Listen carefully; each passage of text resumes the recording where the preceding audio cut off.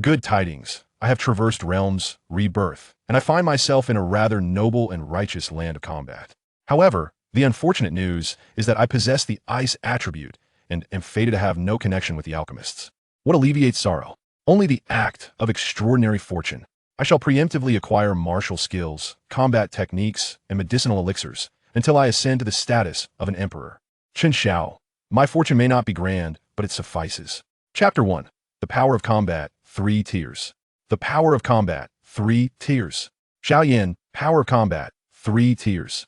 Level Low. The spirited and exhilarating proclamation resonated, followed closely by a cacophony. While the first 3 tiers of combat power are indeed trivial, as anyone can attain them, when prefixed with the title of a child just over 4 years old, their intrinsic value skyrockets. At least, this is the case in the diminutive city of Wutan. The distance was too great for Chen Xiao to discern the chaotic discussions of the onlookers, yet he could vividly conjure the scene in his mind. Shaking his head to dispel the distracting thoughts, Chen Xiao gazed upon the bulging pouch on the wooden table, sunlight cascading down and illuminating the open mouth of the bag, reflecting a blinding radiance. Not 1 coin more, nor 1 less, precisely 2,000 gold coins. This is the price of a life. Reflecting on the 2 significant events that had recently transpired, Chen Xiao found himself lost in thought. Just half a month prior, he had awakened with a splitting headache, soon followed by a flood of memories, and after a prolonged period of digestion, he came to a startling realization. He had traversed realms. The Chen Xiao of Blue Star had perished amidst an avalanche. Born anew in the land of combat, he had spent 2.5 bewildered years before awakening to the memories of his past life. The other significant event was the untimely demise of his only kin in this world, his father, who served as a guard for the Xiao family in Wutan City. 10 days prior, he had met his unfortunate end due to a conflict between the Xiao family and the Oba family in the marketplace. This meant that Chen Xiao had lost his sole reliance in this world. Fortunately, compared to the other 2 prominent families in Wutan City, the Xiao family exhibited a modicum of humanity, and the 2,000 gold coins on the table were a testament to their generosity in light of his circumstances. Moreover, the elder who had delivered the gold coins had explicitly stated that the Xiao family would take full responsibility for Chen Xiao's livelihood until he turned 16. Naturally, Chen Xiao was also expected to perform some tasks for the Xiao family within his capabilities, the specifics of which would be allocated according to his age. In any case, he could not remain idle. As for after he turned 16, Chen Xiao could choose to depart or remain with the Xiao family as a guard, with complete autonomy in his decision-making. There was also a special provision that if he demonstrated exceptional talent in cultivation, he could be specially nurtured by the Xiao family. At 5 years old, achieving 3 tiers of combat power, my talent should be quite commendable. However, the Oba family is not something I can confront in the short term. As the saying goes, a gentleman's revenge is never too late. In this land of combat, without strength, all aspirations are but illusions. Suppressing any inappropriate thoughts, Chen Xiao rose to secure the pouch of gold coins, tucking it beneath his bed. He then sat cross-legged on the bed and began his silent cultivation. Immersed in his practice, time flew by swiftly. When Chen Xiao next opened his eyes, the sun was already setting. Chen Xiao leapt from the bed and meticulously smoothed out the slightly wrinkled bedding until it appeared immaculate before stepping outside. Upon arriving in the square, he found the gathered crowd had long since dispersed, leaving only a few guards to organize and transport the testing stone tablets and other items. Chen Xiao followed them into the room where these miscellaneous items were stored, diligently wiping them down with a cloth. Thanks to his youthful age, the tasks assigned to him by the elder of the Xiao family did not require much effort, yet it still took him half an hour to complete each time. Chen Xiao, just do a quick job. If you take too long, you'll end up with cold food.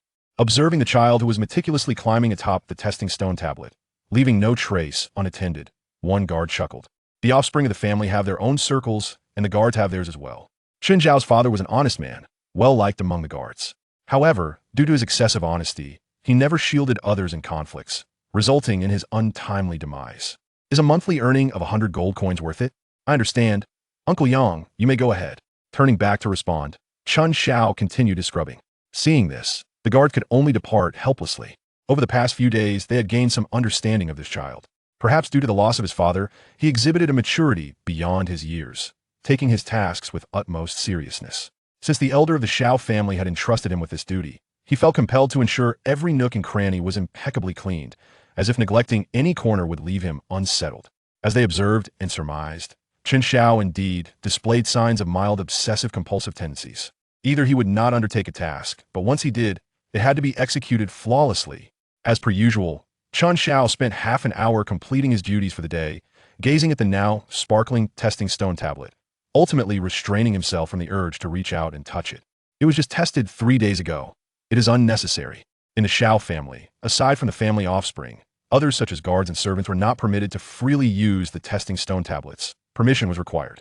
However, with the advantage of proximity, Chen Xiao, who frequently interacted with these items, was a minor exception. After washing the cloth and folding it neatly, Chen Xiao finally exited the storage room. On his way to the dining hall, Chen Xiao heard a burst of laughter and looked toward the source, spotting a brightly dressed little boy surrounded by several children, awkwardly practicing his punches in the square. Cousin Xiao Yan is so impressive. I've been practicing the wind strike fist for half a month, yet I feel it's not even as good as Cousin Xiao Yan's practice in a single day. That's certainly true. Xiao Mei, you're just not cut out for fighting. Young Master Xiao Yan could make you cry with just one punch. Xiao Yan, Chen Xiao squinted to observe. This little boy was the renowned Emperor Yan of the vast world. Alas, he was merely a budding genius at this stage, and his potential as the emperor was not yet discernible. It is said that seeing a fellow villager brings a sense of familiarity, yet the contrast amidst desolation remains stark. Chen Xiao silently withdrew his gaze. Even at the third stage of combat power, one could practice rudimentary combat techniques. With the acquisition of strength comes the imperative to learn how to harness it, which is a natural progression. However, it is generally uncommon for individuals to commence their training at the third level, as it is often seen as a laborious endeavor that yields little reward. During this period, the enhancement of one's cultivation is of paramount importance. This combat technique is entirely unfamiliar to me. It seems merely an opportunity to sample something new. The techniques within the Xiao clan appear to be rather mediocre in nature. In this regard, one must look towards that Xiao Suner. I recall a technique called infancy or something similar, which is likely to surpass the quality of all techniques possessed by the Xiao clan. While pondering these thoughts, Chen Xiao abruptly halted his steps. In that fleeting moment, he distinctly sensed that his mind had acquired additional knowledge. Upon calming his thoughts and examining further, Chen Xiao felt his heartbeat quicken slightly. Yin Fanji, a high-level combat technique of the mysterious rank, capable of being advanced. Advanced subsequent. All events stem from internal strife, aimed at thwarting Xiao Yan's attempts to ascend. Current advance opportunities 1. Would you like to advance? Chapter 2. The advance of Foundation Establishment liquid after hastily finishing his dinner in the cafeteria. Chen Xiao made his way through the night directly to the back mountain of the Xiao family. The living quarters were frequently traversed by others, clearly unsuitable for carrying out private matters. He chose a clean piece of blue stone to sit upon, gradually sinking his consciousness into his mind. The advance information regarding the Yin Fan strike persisted, confirming that everything prior was not a mere illusion. Would you like to advance? No. Suppressing the fluttering in his heart, Chen Xiao resolutely chose to decline. The first reason was due to the subsequent conditions that required him to prevent Xiao Yan from climbing over the wall to Xiao Suner's side. However, as of now, Xiao Sun had yet to arrive at the Xiao family, making it unlikely that the subsequent condition could be fulfilled in the short term, thus rendering it unnecessary to squander the only opportunity for advancement. Furthermore, the advanced combat techniques of the Xian rank were far too sophisticated for the Douqi stage, and even if acquired, he would not be able to cultivate them. Was there a limitation to this advance? If the subsequent conditions were fulfilled, would they refresh? Chen Xiao realized that this might be what is referred to as a golden finger, albeit a rather abrupt one, devoid of any accompanying manual, leaving him to explore it slowly. Reflecting on the scene that triggered the advance earlier, Chen Xiao began to form some conjectures. He promptly calmed his mind, concentrating on the Foundation Establishment liquid that the esteemed apothecary had prepared for Xiao Yan. In the Douqi Continent, cultivation at the Douqi stage was exceedingly slow due to the fragility of the meridians, making the use of external aids generally unfeasible. Practitioners could only accumulate energy day by day. However, exceptions existed.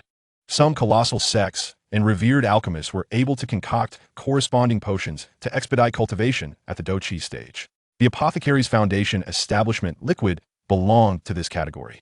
If he could obtain this liquid, Chen Xiao's cultivation at the Douqi stage would undoubtedly accelerate significantly, saving him a great deal of time. Just as he was contemplating this, the information for the advance in his mind suddenly shifted. Foundation Establishment liquid, second-grade elixir, available for advancement. Subsequent condition, become friends with Xiao Yan. Current available advances, 1. Would you like to advance? Could even physical items be advanced? Chen Xiao gradually discerned the conditions for this advance as emergence. It seemed that having a desire for something could trigger it. Yet, he could not quite grasp why the subsequent condition for advancing the infant strike was to prevent Xiao Yin from climbing the wall, while the advance for the Foundation Establishment liquid required him to become friends with Xiao Yin. He had some guesses, yet remained uncertain. Nevertheless, it mattered little. The night was still young, and Chen Xiao had ample time to explore at his leisure, temporarily suppressing the impulse to directly advance for the Foundation Establishment liquid. He once again opted for refusal. Combat techniques were one thing, but what about the cultivation methods? What about the burning technique that Han Feng longed for? Burning technique, low-level yellow rank cultivation method, available for advancement. Subsequent condition, revive Yao Chun. Could it truly be? Chen Xiao's eyes brightened, feeling a surge of delight at the potential of this advance. The burning technique was indeed the foundation of Xiao Huahua's path to mastery. Its allure was beyond question. However, Chen Xiao still declined. At the Douqi stage, cultivation methods were of no use. Moreover, the subsequent condition was far too arduous. Even if everything were to go smoothly, it would be impossible to achieve in less than a decade or 8 years. Furthermore, Chen Xiao was uncertain of his own attributes in the future, deeming it unnecessary to waste the opportunity for an advance. The great heavenly transformation palm? A thought flickered in his mind as he recalled a particularly memorable combat technique. Great heavenly transformation palm, heavenly rank combat technique, not available for advancement. As expected, there were limitations. Heavenly rank was off the table. What about the Earth rank technique? 3,000 thunder moves? 3,000 thunder moves, low-level Earth rank body technique, not available for advancement. Earth rank was also out. Chen Xiao attempted several more memorable Earth rank cultivation methods and combat techniques, as well as elixirs of the 6th rank and above, but unsurprisingly, none were available. The mystery was solved. The limitation of this advance was that it could only be applied to techniques and combat skills of Earth rank or below, as well as elixirs of the 6th rank or lower. The subsequent condition for advancing the Qi gathering powder was to join the Yunlan sect and perform excellently. He had roughly grasped the concept. Through repeated attempts, Chen Xiao finally discerned some patterns.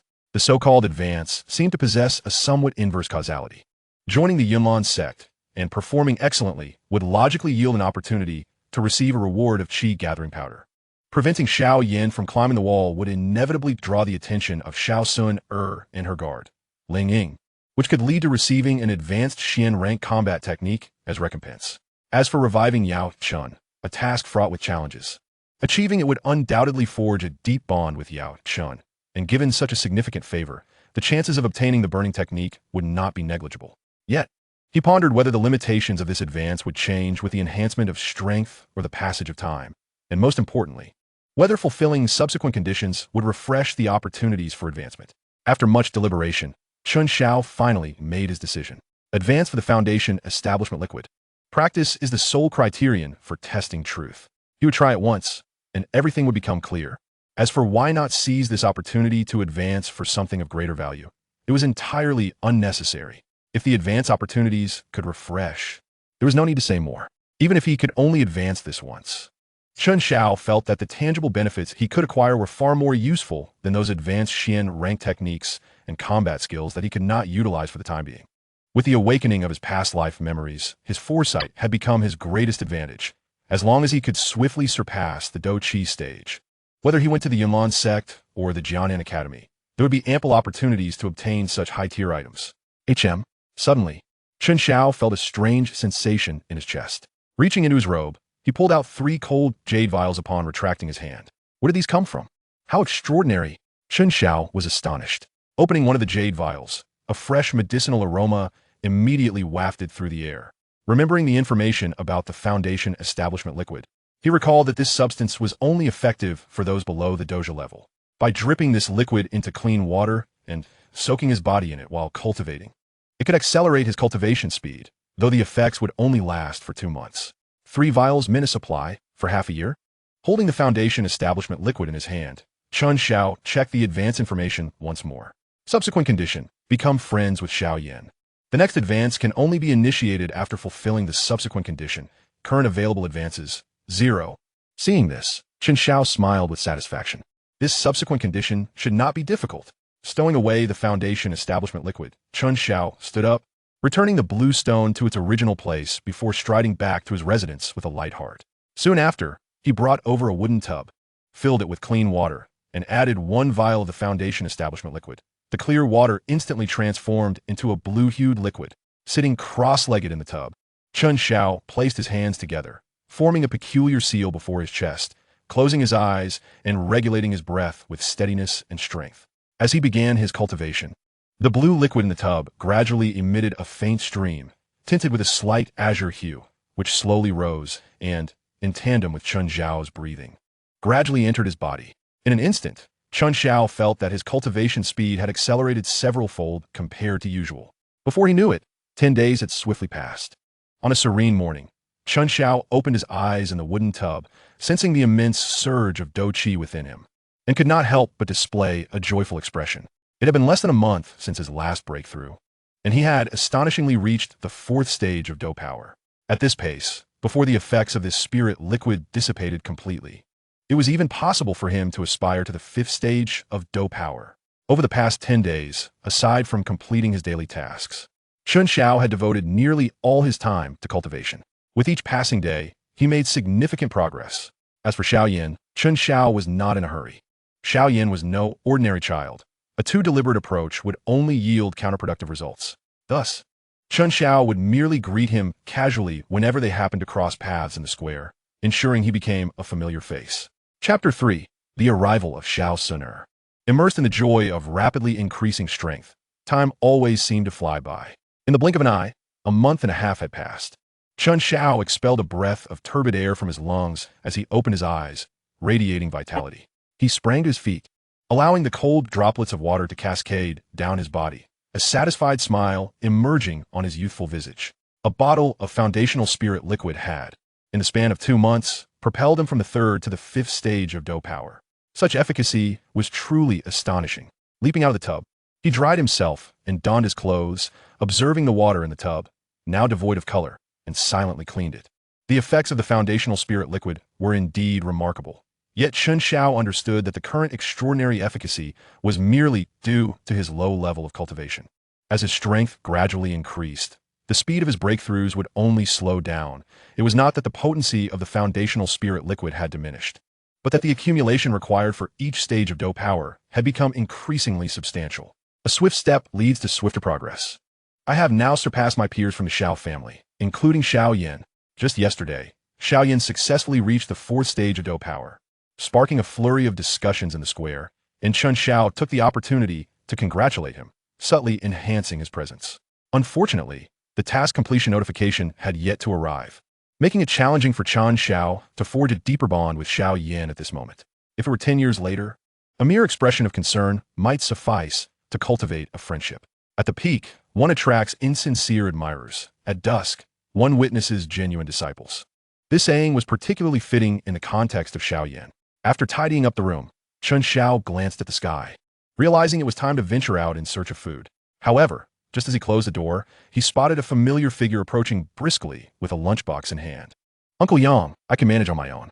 In the past, when engrossed in cultivation, he would often ask Uncle Yang to bring back some food, always providing advance notice. Yet today, despite not having requested anything, the man still returned with a meal, which puzzled Chen Xiao slightly. Haha, no need to go today. The clan leader has issued a decree forbidding unrelated individuals from approaching the living room. Even many of the Xiao family members have been barred from entry. It won't be easy for you to sneak into the dining hall. Is it that serious? What happened? I'm not quite sure. For what I've heard the main family discuss, it seems a distinguished guest has arrived, and the clan leader along with several elders are quite anxious. Upon hearing this, Chen Xiao's heart stirred. At this juncture, the Xiao family should not have any major events occurring. If anything, could it be that Xiao Suner had been sent here? The more he pondered, the more plausible it seemed. All right, thank you, Uncle Yang. Please try to avoid wandering around today. If the clan leader and the others are so concerned, it could very well be a guest from the imperial capital. We cannot afford to offend them. With a kind reminder, Uncle Yang handed the lunchbox to Chen Xiao before departing. Chen Xiao couldn't help but chuckle. If it truly was Xiao Suner, then one would be hard-pressed to find someone as precious as her across the entire northwestern continent. Yet, he recalled that the Jianan Academy also had a fallen princess. Shaking his head slightly, Chen Xiao returned to his room. Whether Xiao Suner arrived or not was of no consequence to him. His priority was to fill his belly and continue his cultivation. Meanwhile, the Xiao family's lockdown lasted nearly an hour before easing. Shortly thereafter, news began to circulate. Today, A branch family member of the Xiao clan had brought a girl to the Xiao family. Yes, it was that simple. This information was released by the clan leader, Xiao Zhan, and the three elders, rendering its authenticity unquestionable. As the Xiao family members engaged in fervent discussions, the girl had already been settled in the most central living area of the Xiao family, next to the courtyard of Xiao Yin and his brothers. After sending away the servants who had helped settle her in, the delicate and adorable girl, standing at less than 1 meter tall, closed the courtyard door, her clear eyes reflecting a hint of confusion as she surveyed her entirely unfamiliar surroundings. The blazing sun cast its heat, yet the solitary girl felt a chill, instinctively tightening her beautiful little outfit. Suddenly, a ripple emerged from the shadows, and a figure silently stepped forth, unnoticed by anyone in the Xiao family. Clad in a black robe that concealed their face, the figure gazed at the lonely girl in the courtyard and could not help but let out a silent sigh.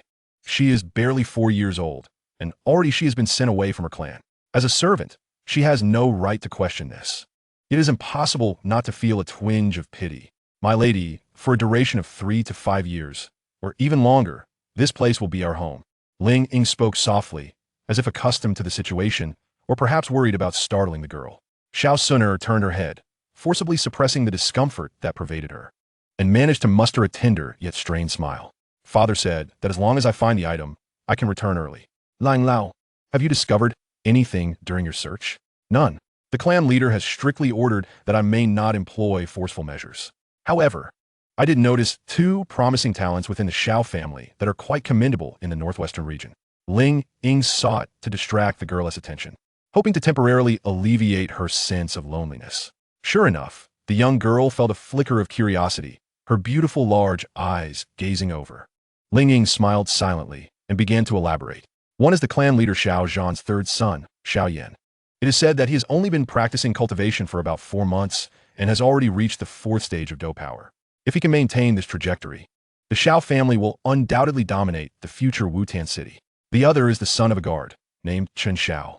He has also recently begun cultivating, yet he has already attained the 5th stage of power, surpassing even Xiao Yan. However, it seems the Xiao family is unaware of this. If they do not seize the opportunity, they may miss out on a little genius. Hearing Ling Ying's teasing tone, Xiao Suner offered a faint smile, acknowledging the compliment. The arrival of Xiao Suner did not bring about significant changes to the Xiao family. Only the younger generation of direct descendants received warnings from their elders to avoid provoking her, sensing that her identity was anything but ordinary. As for the ordinary clansmen, they were only aware of the arrival of a rather incongruous little girl within the family, whom they occasionally glimpsed. Chen Xiao had also seen Xiao Suner from a distance on 2 occasions. Regardless of how stunning she might become in the future, at present, she appeared no different from any ordinary girl, save for her exquisite cuteness. Time flew by, and the years slipped away. In the blink of an eye, for months had passed. Now 4 years old, Xiao Suner seemed to have discovered a way to pass her lonely hours, eagerly embarking on her cultivation journey. It was at this juncture that her meridian issues began to gradually manifest. Meanwhile, Chen Xiao had exhausted the 3 portions of foundational elixir he had previously acquired. With the assistance of these 3 elixirs, the 5.5-year-old Chen Xiao had achieved a combat power of 6 segments. This level of cultivation placed him far ahead of his peers in the Xiao family, and indeed, throughout the entirety of Wutan City. With the foundational elixir depleted, he was fortunate that the persistence he had shown over the past 6 months had yielded substantial results. Even Xiao Yin, who had also traversed into this world, could not dismiss a cordial nod of acknowledgement after half a year. At this moment, the information in Chen Xiao's mind also underwent a transformation. Having established a nodding acquaintance with Xiao Yin, the preliminary follow-up has been completed after the first prepayment. Current available prepayment times. 1. Chapter 4. The moon is bright and the stars are few, catching a big black rat. Observing the newly refreshed opportunity, Chen Xiao's face broke into a joyful smile. He had initially thought that becoming friends with Xiao Yin would be an easy feat. Little did he expect it would take a full 6 months to merely establish a nodding acquaintance. Now, with a combat power of 6 segments, he had long qualified to practice combat techniques. Being without skills was ultimately not an option. He resolved to prepay for the Yin Fan strike to cultivate self-defense. With these thoughts in mind, Chen Xiao quickly made a decision. It is often said that children change dramatically day by day, and this was not an exaggeration. In just half a year, Chen Xiao had grown noticeably taller. Moreover, having left a reliable impression on others from a young age, Several elders of the Xiao family frequently enlisted his help with errands, which inevitably took him away from the Xiao residence. On one such occasion, Chen Xiao witnessed two mercenaries engage in a fierce brawl in the market, showing no regard for those around them, resulting in several unfortunate stall owners being caught in the fray. In this world, without a modicum of strength, one would not even be qualified to watch the spectacle unfold. Understanding this clearly, Chen Xiao grew increasingly eager to cultivate combat techniques. The Yin Fan Strike was a high-level Xian tier combat technique. Its cultivation was sure to be challenging. Although in the original timeline, Xiao Yin began practicing the same high-level Xian tier technique, even said to rival Earth tier techniques like the 8 Extremes Collapse. This was under the guidance of Yao Chun. Chen Xiao did not possess such a mentor, nor did he aspire to master the Yin Fan Strike completely. He merely aimed to grasp a portion of it, which would suffice to surpass ordinary yellow tier techniques and afford him a degree of self-protection. More importantly, according to the timeline, Chen Xiao estimated that the moment Xiao Yin attempted to scale the wall was drawing near. After all, Xiao Sun's meridian issues had already become apparent. Just days prior, Chen Xiao had seen her little face pale, which was quite alarming. Thus, after this prepayment for the Yin Fan Strike, the subsequent completion should not take long. This high-level Xian tier technique was too valuable to pass up. Would you like to prepay for the Yin Fan Strike? Yes. Without hesitation, Chen Xiao nodded in affirmation. In the next instant, he felt a throbbing sensation in his forehead, as if a wealth of information had flooded his mind.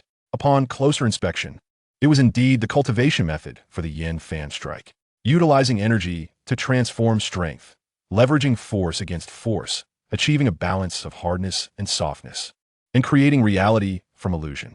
Simply reaching the initial stage would allow him to rebound approximately 10% of the enemy's attack power, and mastering it fully would enable him to reflect 60%. Rebounding 60% of a full 10% greatly reduced the difficulty of dealing with the remaining 40%. This was truly an extraordinary skill for overcoming the strong with the weak. It was no wonder it was a high-level Xian tier technique. Indeed, it was impressive and bore some resemblance to the Tai Chi he had practiced previously, with minimal physical requirements. After attempting to comprehend it, Chen Xiao patiently awaited the subsequent information. Follow-up. A corner dog will jump over the wall, prevent Xiao Yin from engaging in uncivilized behavior, and practice boxing in the back mountain for half a month. Only upon completing the follow-up can the next prepayment be initiated. Current available prepayment times: 0. What was going on? Chen Xiao was somewhat taken aback. Did the follow-up of the same item change at different points in time? He distinctly remembered that the last time he checked, it only required stopping Xiao Yin from climbing the wall. However, upon reflection, it made sense. Chen Xiao speculated that if he were to become a Douling or even higher, prepaying for a Qi gathering pill would certainly eliminate the need for such complexities. I will study you thoroughly in due time. With these thoughts in mind, Chen Xiao tidied up the room, then conducted a routine check of the gold coins hidden under his bed. A spatial ring was indeed a marvelous item, but alas, he did not possess one. After completing his tasks in the storage room, he had dinner and then headed straight for the back mountain. However, to conveniently keep an eye on Xiao Sun's courtyard, he did not scale the mountain. Instead, he selected an open area from which he could begin practicing the Yin Fan Strike. Whoosh, whoosh. The sound of his punches cut through the air, appearing quite impressive. Yet, Chen Xiao was acutely aware that this was a manifestation of his lack of understanding, as the Yin Fan Strike was never known for its brute force. Moreover, the need to keep an eye on Xiao Sun's courtyard during practice further hindered his comprehension. Haste makes waste. For now, he decided to focus on stretching and conditioning his body, allowing it to acclimate. With this shift in mindset, Chen Xiao practiced with greater abandon.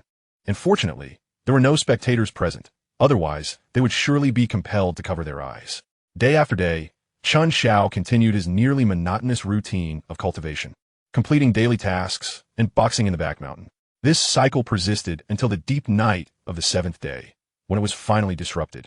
On that night, while practicing at the mountain's peak, Chen Xiao clearly spotted a sneaky figure slipping out from the courtyard adjacent to Xiao Sun, glancing back with every step. Indeed, due to the small stature and black clothing, from a distance, it resembled a large black rat. Finally, I have been waiting for you. Chen Xiao was entirely certain that this little black rat was none other than Xiao Yin. With such furtive behavior, it was not difficult to surmise his intentions. As the third young master of the Xiao family, would he need to act in such a manner if his intentions were honorable? Without a moment's hesitation, Chen Xiao swiftly descended the mountain. While his 6-segment combat power was not particularly fast, covering a few hundred meters was a matter of mere seconds. By the time Chen Xiao reached the back of the two courtyards, Xiao Yin had just begun to scale the wall. Meanwhile, inside Xiao Sun'er's room, the seemingly clandestine actions of Xiao Yin did not escape the keen perception of Ling Ying, the strongest Do Huang of the ancient clan. Miss, Xiao Yin is acting suspiciously, attempting to sneak over the wall. I shall present him before Xiao Zhan. Let us see how he explains himself, Ling Ying declared, preparing to take action. Unfortunately, he was halted by Xiao Sun'er. Slow down, elderling. The texts all say to catch a thief, one must catch the goods. You conceal your presence while I feign sleep, and we shall observe what cousin Xiao Yin intends to do. If his intentions are dubious, it will not be too late for you to intervene. The young girl, still innocent, remained oblivious to the fact that this seemingly meticulous decision could very well exact an unimaginable price. Ling Ying, unwilling to let his young mistress encounter even the slightest danger, found himself torn between his desire to protect her and his inability to defy Xiao Sun'er's orders. Just then he chuckled. Miss, it appears our efforts may not be necessary. Chen Xiao has returned from his training and has spotted Xiao Yin. However, it remains uncertain whether he will intervene. Before Ling Ying could finish his thought, both heard a loud thud from outside, quickly followed by a muffled cry that was clearly being stifled, clumsily rising from the ground. Xiao Yin scanned his surroundings with caution, yet found no trace of anyone. What in the world? He muttered, rubbing his swollen forehead before sheepishly retreating. Clearly unable to identify the culprit, he suspected that his mysteriously enigmatic cousin was issuing a warning. Having barely ascended the wall, he had already been discovered, and the fact that he had sensed nothing throughout only served to highlight the peculiar prowess of his cousin. At that moment, he dared not entertain any further reckless thoughts. You are the illustrious Flame Emperor, and such a sordid history should not mar your reputation.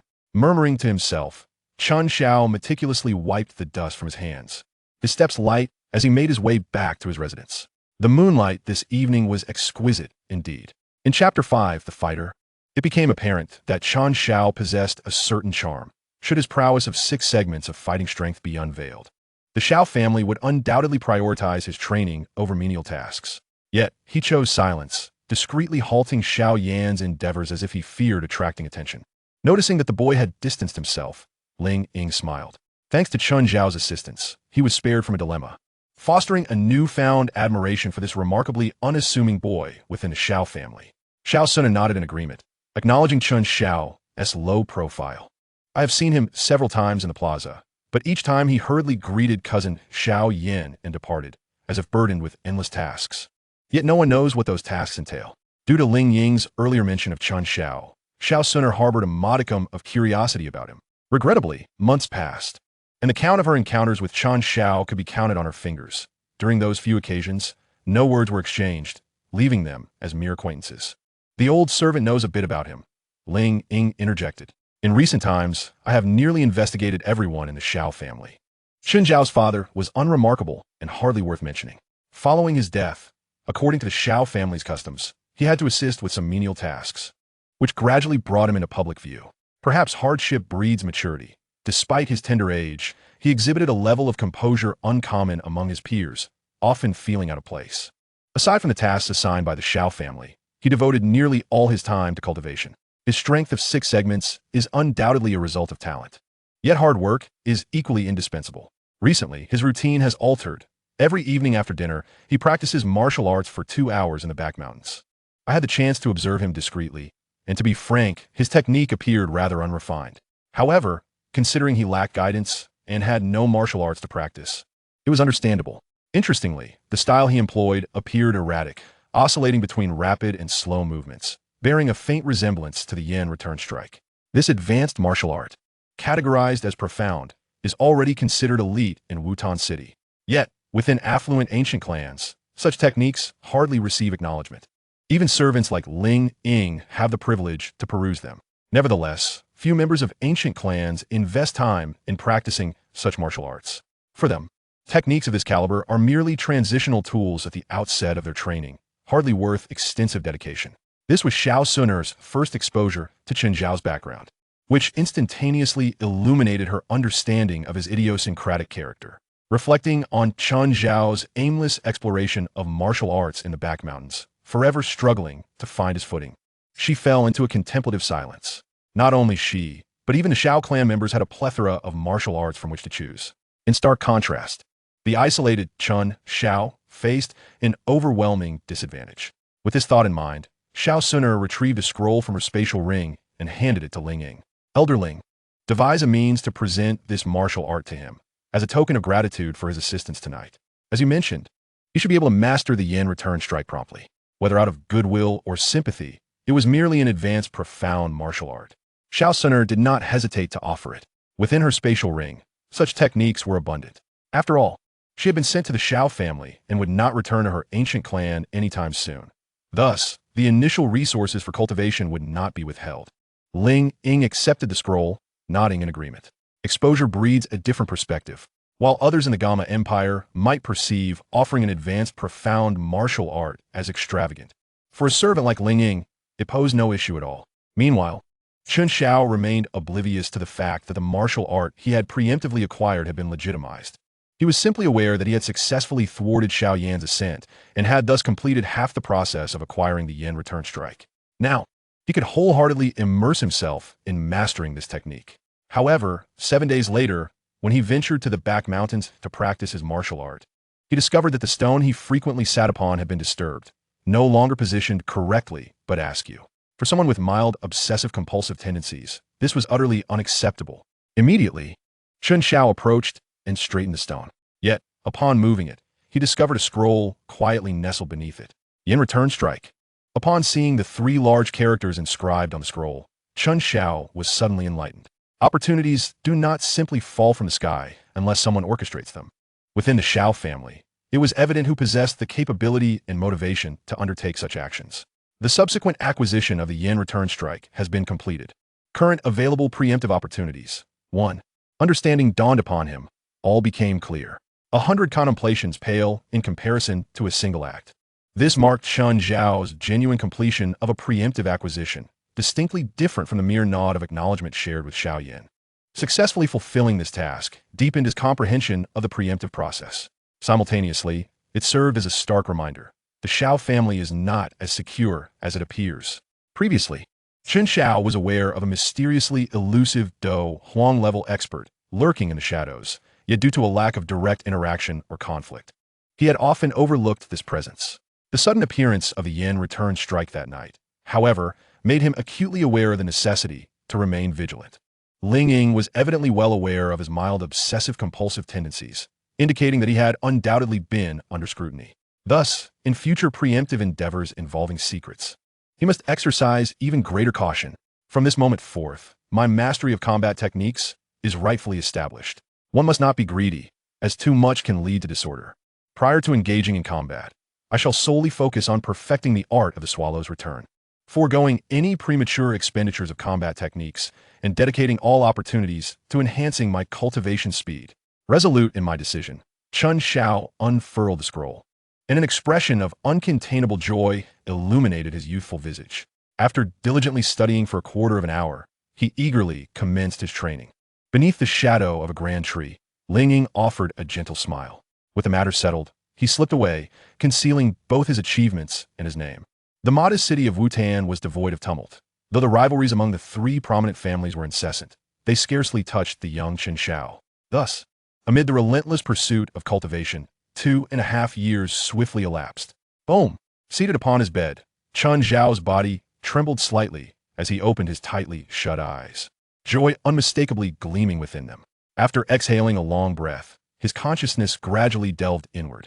Inner vision, this auxiliary skill, attainable only by those of the fighter rank, allows one to gain deeper insight into their internal state as their strength increases.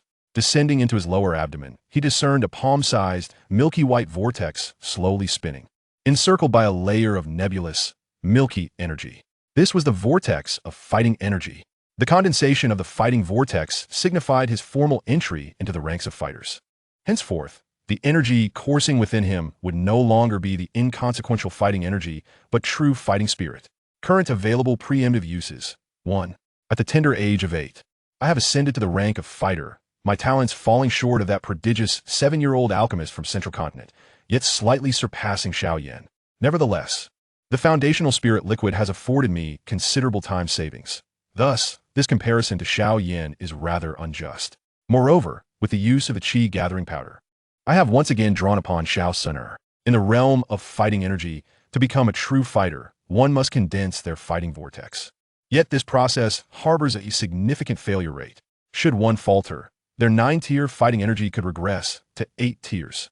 Even more perilous is the absence of a safety net in this condensation. An unfortunate individual might fail repeatedly, becoming ensnared in an interminable cycle. The Qi gathering powder serves the purpose of ensuring that one with 9-tier fighting energy can achieve a 100% success rate in condensing their fighting vortex.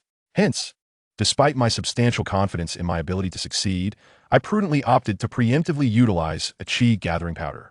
As anticipated, the aftermath of utilizing the Qi gathering powder differed significantly from the initial stages. I merely needed to forge a sincere friendship with Xiao Suner. I recall that when I first contemplated the Qi gathering powder, joining the Yunlan sect and excelling therein was a prerequisite.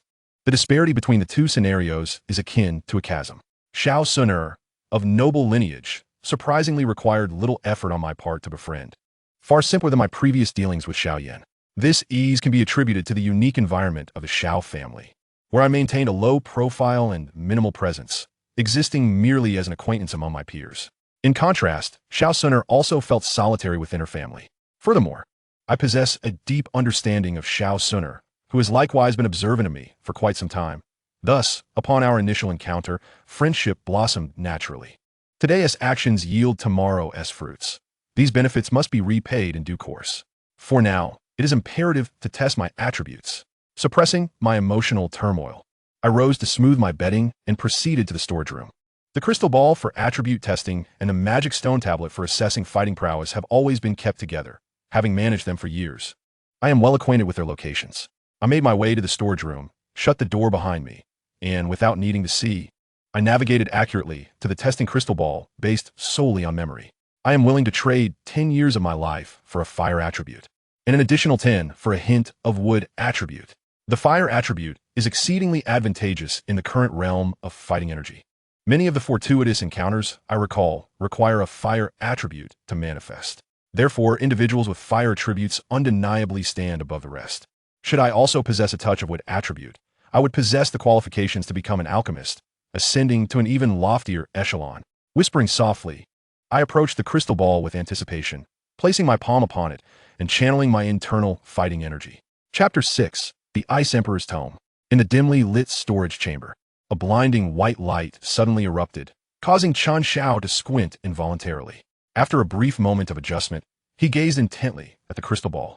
Ice, confirming my attribute. A ripple of emotion coursed through me.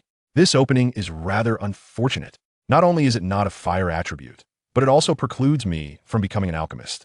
At the very least, I cannot trust the elixirs crafted by others. I distinctly remember that in the original timeline, Yao Chun had meddled with the elixirs concocted for the esteemed Jinjuan.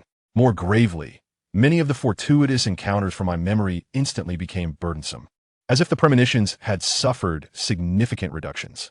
Damn it, I forgot that the lifespan of the Opapa is less than 20 years. Slightly shaking my head, I sighed deeply, resigned to accept this outcome. Life is often riddled with disappointments. It is impossible for everything to unfold as one wishes.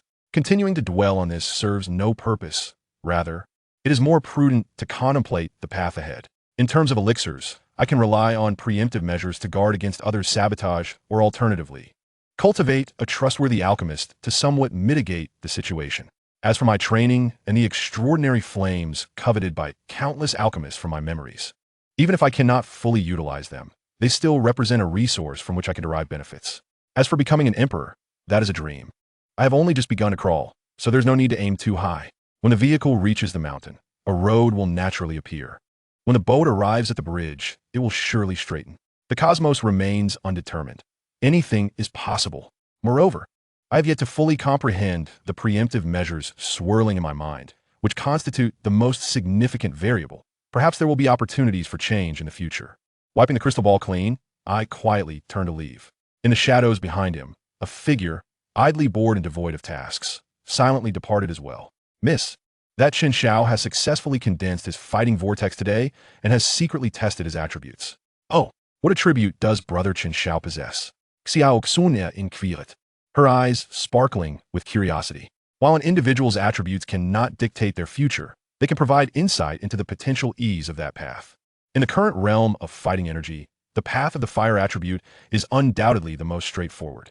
Additionally, the attributes of gold, wood, water, and earth each possess their unique advantages and are relatively common. Lastly, there exist rare individuals with special attributes, such as the shadowy Ling Ying before her. Born with the dark attribute, he faces challenges in finding suitable combat techniques for cultivation. Fortunately, he is backed by an ancient clan. Otherwise, he might not have achieved his current stature. It is ice. Ice. Well, that's fortunate. The path of the ice attribute is not particularly difficult to traverse.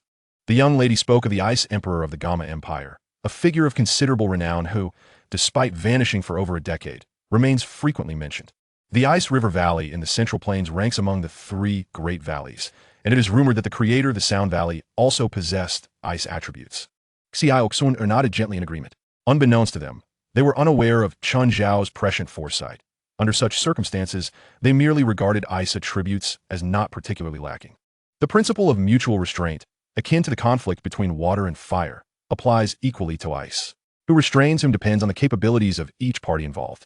In the face of an absolute disparity in strength, even a Do Wang wielding extraordinary flames could be effortlessly vanquished by an ice attribute powerhouse of Do Zone caliber with a mere swipe.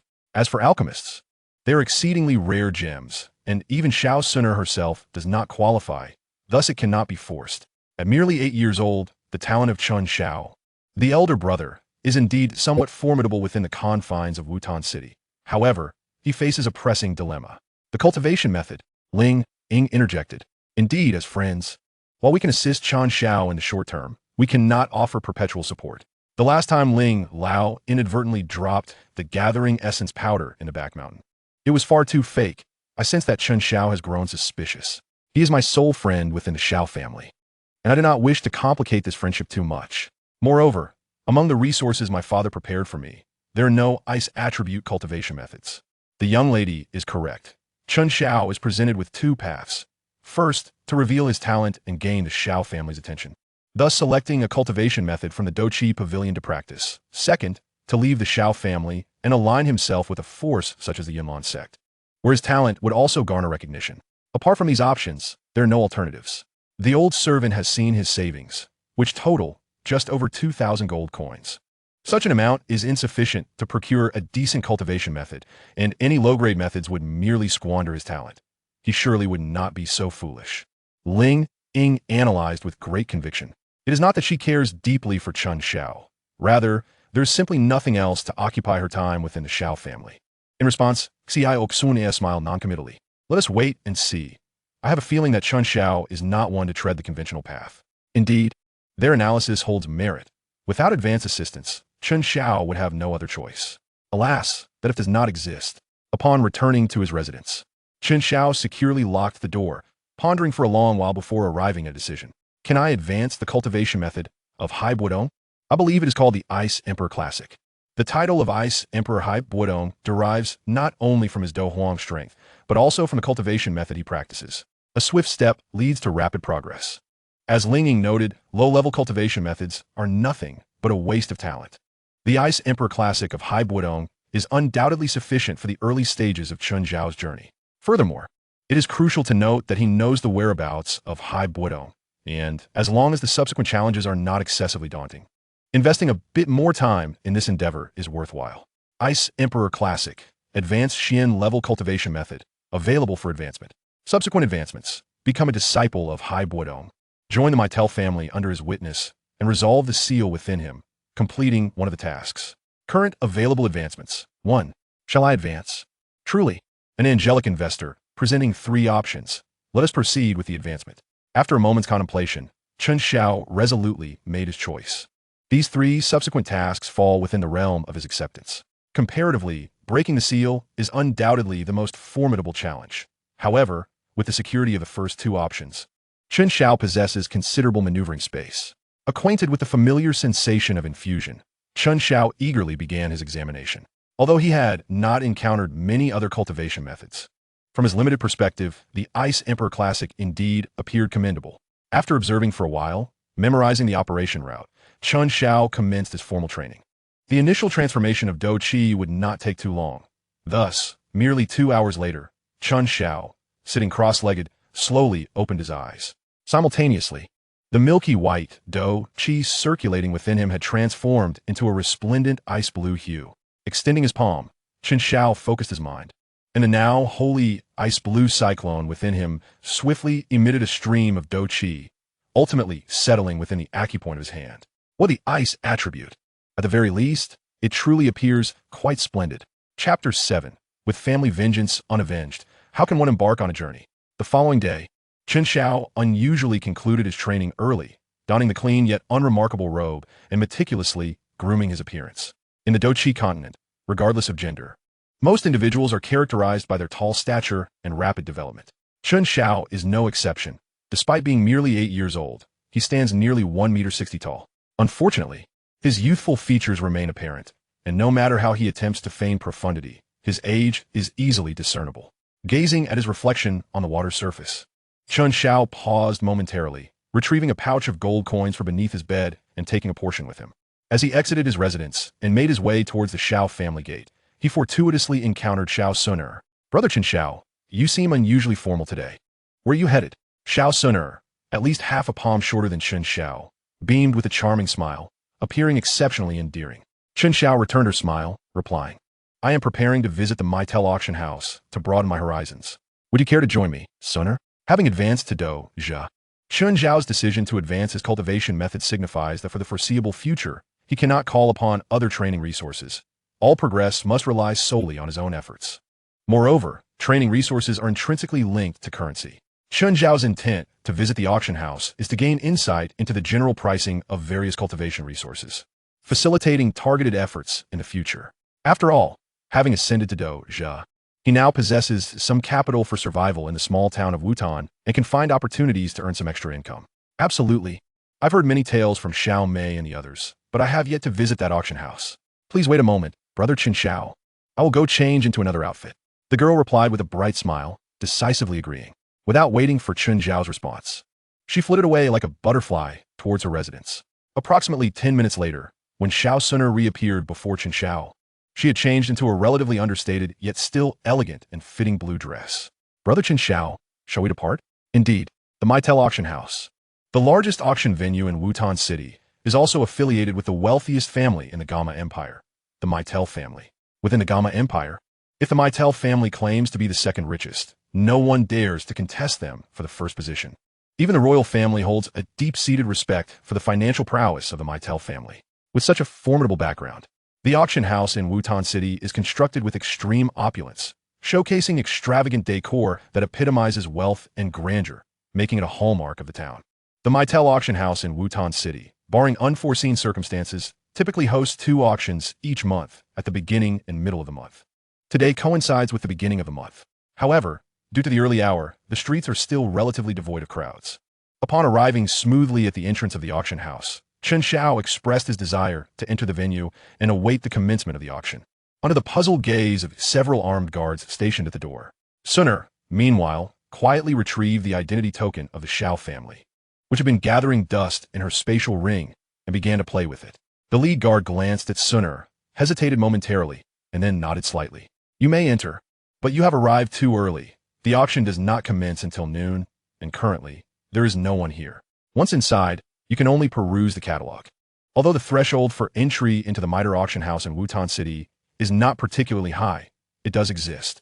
However, it is certain that there is no age restriction. Thus, after confirming Suner's identity, there was no need for further inquiries. The Xiao family is one of the 3 prominent families, and they are undoubtedly esteemed guests here. To illustrate, even if Suner produced a token from an ancient clan, it would not carry the same weight as the Xiao family's name. This exemplifies the significance of local power dynamics. "I understand. Thank you very much," Chen Xiao said with a nod of gratitude. Being able to examine the catalog was already sufficient, especially since he lacked the financial means to participate in the bidding. As they crossed the threshold and entered the hall, it was unsurprising to find it completely empty, save for a few pamphlets scattered on the lower seats. "Thanks to you, Suner. Otherwise, I might have had to exert considerable effort to gain entry." Choosing a corner seat, Chen Xiao smiled at Suner in appreciation. He even harbored some suspicion that she had anticipated such a scenario before agreeing to accompany him. Compared to her peers, Suner displayed a remarkable maturity. "Brother Chen Xiao, you're being too formal. I genuinely wish to take a stroll. I simply lacked company before. Very well, then. Should you wish to venture out again, feel free to call upon me anytime. Understood. By the way, Brother Chen Xiao, do you have anything in particular you wish to acquire today? Noticing Chen Xiao had picked up a catalog, Sun curiously leaned closer to inquire. She was aware that Chen Xiao was in urgent need of cultivation resources. Yet she also knew that his savings were quite limited. For that reason, she had prepared a small gold card today, ready to lend him funds should he ask. Mainly to familiarize myself with the available cultivation resources. I have spent most of my time at the Xiao family, running errands for the elders, and have had little opportunity to pay attention to these matters. If I had to mention something I wished to purchase, it would be a black robe to disguise my identity before departing. My youthful appearance is a significant hindrance. With this face, others will instinctively perceive me as a child, which is highly detrimental to any side ventures. Those with good intentions might overlook me, while those with ill intentions could exploit me. I am confident I will not be easily manipulated, but I prefer to avoid unnecessary troubles. Thus, acquiring a black robe is imperative. Xun Yan nodded in understanding. Having gleaned some insight into Chen Xiao's intentions, it seemed that he had no immediate plans to leave the Xiao family, which was good news for her. Without him, her days would likely be much duller. I won't be leaving anytime soon. I have yet to avenge my family's grievances. How could I embark on a journey? Chen Xiao candidly expressed his thoughts. His affairs were never a secret within the Xiao family. Over the past few years, he and Sun had interacted quite frequently, and it was evident that even a person of Ling Ying's intellect would have thoroughly investigated his background. Historical patterns supported this assumption, thus there was no need for concealment. It is only natural for a son to desire vengeance. Such sentiments are entirely reasonable. Of course, the primary reason for his hesitation lay in his current lack of strength to support an expedition. As a mere fighter, venturing out alone without support, encountering even a slightly formidable foe, or unfortunate enough to cross paths with a magical beast could lead to a life-or-death struggle. Based on Chen Xiao's preliminary estimation, he believed that once he possessed the capability to take on the Uba family single-handedly, he would then have the qualifications to travel independently. Moreover, by that time, he would be of a more suitable age. Chapter 8, a year later. After perusing the auction catalog, Chen Xiao discovered numerous items he currently lacked. For instance, healing potions for emergencies. Even a first-grade healing elixir starts bidding at 1,500 gold coins. Potions for restoring fighting spirit, such as the first-grade rejuvenation elixir, begin at 1,800. Potions that enhance cultivation speed. The most basic enhancement elixir is of the second grade, with prices soaring to 2,000. Low-grade spatial rings start at 50,000, and to secure one must at least double that amount. After tallying these figures, Chen Xiao felt a headache coming on. He was in dire need of funds, an abundance of funds. Initially, he had planned to leverage his free time to earn some extra coin, subsequently using those funds to purchase potions to aid his cultivation. However, upon reviewing the catalog, he realized he had vastly underestimated the situation. In Wutan City, a typical fighter has limited avenues for supplementary income, primarily assisting with transport for various families as guards, which is not only time-consuming but also yields meager rewards. It is precisely for this reason that many independent fighters often adopt mercenary titles and occasionally venture into the magical Beast Mountain range, although it is perilous. Good fortune can yield returns that last for 3 years. Does Brother Chen Xiao have anything in mind? Xun Ye gently inquired, having observed that Chen Xiao had finished with the catalog. Having spent nearly an hour in the venue, as more individuals began to enter, speaking became increasingly inconvenient. Chen Xiao shook his head slightly, placing the catalog back in its rightful place, and rose to suggest they step outside to converse. Sun smiled and nodded, rising without a hint of hesitation to follow him. The so-called auction items were hardly worthy of her attention. Today was simply an opportunity to accompany Chen Xiao and relieve her mind. Under the puzzled gazes of the guards, the two exited the auction house. Chen Xiao promptly entered a nearby shop to purchase a loose-fitting black robe for future use. Xunia, what level of strength do you think is necessary to move freely around the outskirts of the magical Beast Mountain range? As they walked side by side down the street, Chen Xiao casually initiated the conversation. The magical Beast Mountain range is quite close to Wutan City, and even from the back mountains of the Xiao family, one could see the outline of the range. After examining the auction catalog, Chen Xiao realized a pressing issue. Relying on conventional channels to earn enough resources for daily cultivation was fundamentally improbable. Thus, he needed to devise alternative strategies. Conveniently, Chen Xiao recalled a cave within a magical Beast Mountain range that could allow him to amass wealth rapidly, providing ample resources for his initial cultivation. However, based on his memory, he only possessed vague information about the cave, and locating it would require some time. Does Brother Chen Xiao wish to venture into the magical Beast Mountain range for training? Sun considered that it was still somewhat premature. In Wutan City, many mercenaries frequently ventured into the Beast Mountain range, and those of fighter rank typically returned bearing various injuries. It was said that they seldom operated alone, always teaming up. Yet, even so, casualties were not uncommon.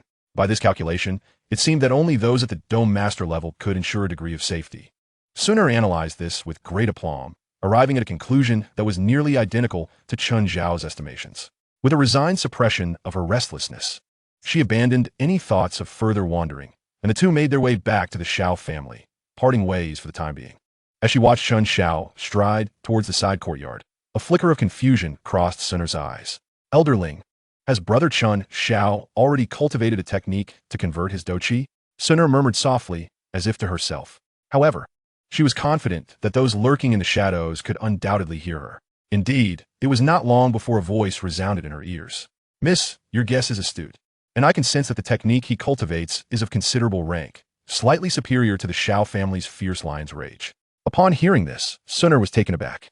The fierce lion's rage of the Xiao family was renowned in Wutan City, classified as a mid-level Xian rank technique. Since Chen Xiao's technique surpassed it, the answer was evident. A high-level Xian rank technique. Ling Ying and Xiao Sun believed they knew Chen Xiao thoroughly, yet they could not fathom the origins of his technique. Adversity breeds growth, and desire fuels ambition. A visit to the Mitre auction house had intensified Chen Xiao's dedication to cultivation, to the extent that he even replaced his sleeping hours with training. Although sleep is not a necessity for those immersed in cultivation, prolonged wakefulness still imposes a mental burden. Nevertheless, Chen Xiao maintained this state for a full year. In the Xiao family's rear mountain, aside from the occasional Xiao family disciples bathing in the pond, the area was typically desolate and silent. Xiao Yan, who had yet to recover from his recent fall, seldom came here either. This solitude facilitated Chen Xiao's daily cultivation, and by now he had achieved the rank of an 8-star fighter and had even progressed to the intermediate level of the Yin counterattack technique, enabling him to rebound 30% of an enemy's attack power. However, such a monumental change had gone unnoticed by the entire Xiao family, save for Xiao Sun and Ling Ying. It may sound rather unbelievable, yet it was the stark truth. The reason for this ignorance likely stemmed from Chen Xiao's rather simplistic social interactions. Even the few guards who frequently encountered him merely noticed he appeared more spirited, completely unaware that this child they had watched grow was now, unbeknownst to them, surging ahead. After practicing the already familiar Yin counterattack once more, Chen Xiao withdrew his fists and stood still. With 8-star fighter status and the Yin counterattack at the intermediate level, I should possess a certain degree of self-preservation against a 1-star Dome Master. In theory, of course. After all, he had zero practical experience. Gazing towards the silhouette of the Beast Mountain range under the moonlight, Chen Xiao made up his mind, then departed without looking back. Upon returning from the rear mountain and passing behind Xiao Sun's courtyard, Chen Xiao hesitated momentarily before deciding to bid her farewell. Is Brother Chen Xiao planning to head to the Beast Mountain range? Before he spoke, Sun had already deduced his intention from his demeanor. Among the entire Xiao family, she alone was privy to Chen Xiao's plans. Unyielding diligence was not the ultimate solution. A brief foray into practical experience was necessary to avoid becoming a tragic stepping stone in future battles, though it should not take too long. The girl nodded slightly, wishing Chen Xiao a bountiful return. Chen Xiao smiled and nodded, refraining from further words. The Beast Mountain range was not far, and if all went smoothly, he would be back in about 10 days. There was no need to make it seem like a parting of life and death. After leaving Sun, Chen Xiao sought out the elder who usually assigned him tasks to inform him of his impending departure for a few days. Having made all necessary arrangements, he returned to his quarters and retrieved the remaining few hundred gold coins from beneath his bed. Over the past year, he had spent over 2,000 gold coins on an enhancement pill to aid in his training, as well as a map. After quickly organizing his belongings, Chen Xiao completed his personal grooming and refrained from intensive training. Tonight, he would conserve his energy. Chapter 9, Beast Town. As dawn broke, a solitary figure stealthily emerged from the Xiao family's main gate. It wasn't he until he exited Wutan City that the morning light fully illuminated the surroundings. Chen Xiao took some food from his pack to quell his hunger while referring to the map to orient himself. Qingshan Town this way. Folding the map, he hastily swallowed his meal and quickened his pace towards the northeast. While it was possible to enter the Beast Mountain range from the vicinity of Wutan City, Chen Xiao's primary objective was to locate the cave from his memories, with training serving as a secondary goal. Thus, entering the Beast Mountain range via Qingshan Town was undoubtedly the most favorable choice for success. Under the blazing sun, the scorching heat cracked the earth beneath him, and as his feet struck the hardened soil, waves of warmth surged upwards, causing him to sweat profusely while cursing the wretched weather. Yet, amidst this expansive dirt road, a figure of modest height hurried along, starkly contrasting with the leisurely pace of those around him. After traversing several hundred meters, he spotted the stone marker bearing the name Qingshan Town. Chen Xiao lifted his gaze, his youthful face displaying signs of fatigue. Yet remarkably, not a single bead of sweat adorned him. The ice attribute is quite practical, he mused, pleasantly surprised that a journey estimated to take 3 days had only taken 2. With a smile, he adjusted his black cloak and strode into the town. Qingshan Town, due to its proximity to the Beast Mountain range, was often referred to as Beast Town. Within the town, the most populous crowd consisted of mercenaries who danced on the edge of danger, often found in groups, arms crossed, animatedly discussing the fairest women, the strongest spirits, and the fiercest magical beasts in town. As he walked along the cobblestone streets, Chen Xiao, though cloaked in black and attempting to conceal his slender figure, inevitably attracted some glances. In Qingshan Town, wearing a black cloak or a wide-brimmed hat to obscure one's appearance was not uncommon. However, the reason Chen Xiao garnered attention was simply that mercenaries could instantly recognize that a figure of his stature was, more often than not, underage. It was a rarity for someone of such youth to roam the streets of Qingshan Town. Fortunately, they remained unaware of Chen Xiao's true age. Otherwise, their astonishment would have only deepened. Ignoring the stares, Chen Xiao surveyed the shops lining the streets in search of lodging. After 2 days of relentless travel, compounded by the constant use of Douqi to cool himself down, he was evidently not in the ideal state for entering the Beast Mountain range. Qingshan Town was small, yet due to its advantageous location, it was bustling with activity. With keen interest, Chen Xiao explored the area until a spacious apothecary caught his eye. Wanyaozhai. The shop appeared rather ordinary aside from its size, yet Chen Xiao's attention lingered because of one particular individual inside. At the tender age of 8.5, Xiao Yin finds himself accompanied by a girl older than him, who, at this juncture, should have already arrived at the Wanyaozhai. Chen Xiao, with a slight tilt of his head, peeks inside, and, as anticipated, spots a girl clad in a white dress engaged in earnest conversation with a mercenary, who has a limp in his right arm. Behind the mercenary, 3 others are patiently waiting in line. Due to the angle, Chen Xiao discerns that the girl appears to be standing on a wooden box, which accounts for her comparable height to the mercenaries. Her demeanor exudes a maturity that surpasses even that of Sun'er, easily overshadowing her age. After a brief assessment, Chen Xiao diverts his gaze. It seems futile to discuss beauty or physique at such a tender age, as they have yet to fully blossom. This girl, likely the little medical sage, leaves an impression on Chen Xiao as gentle and serious.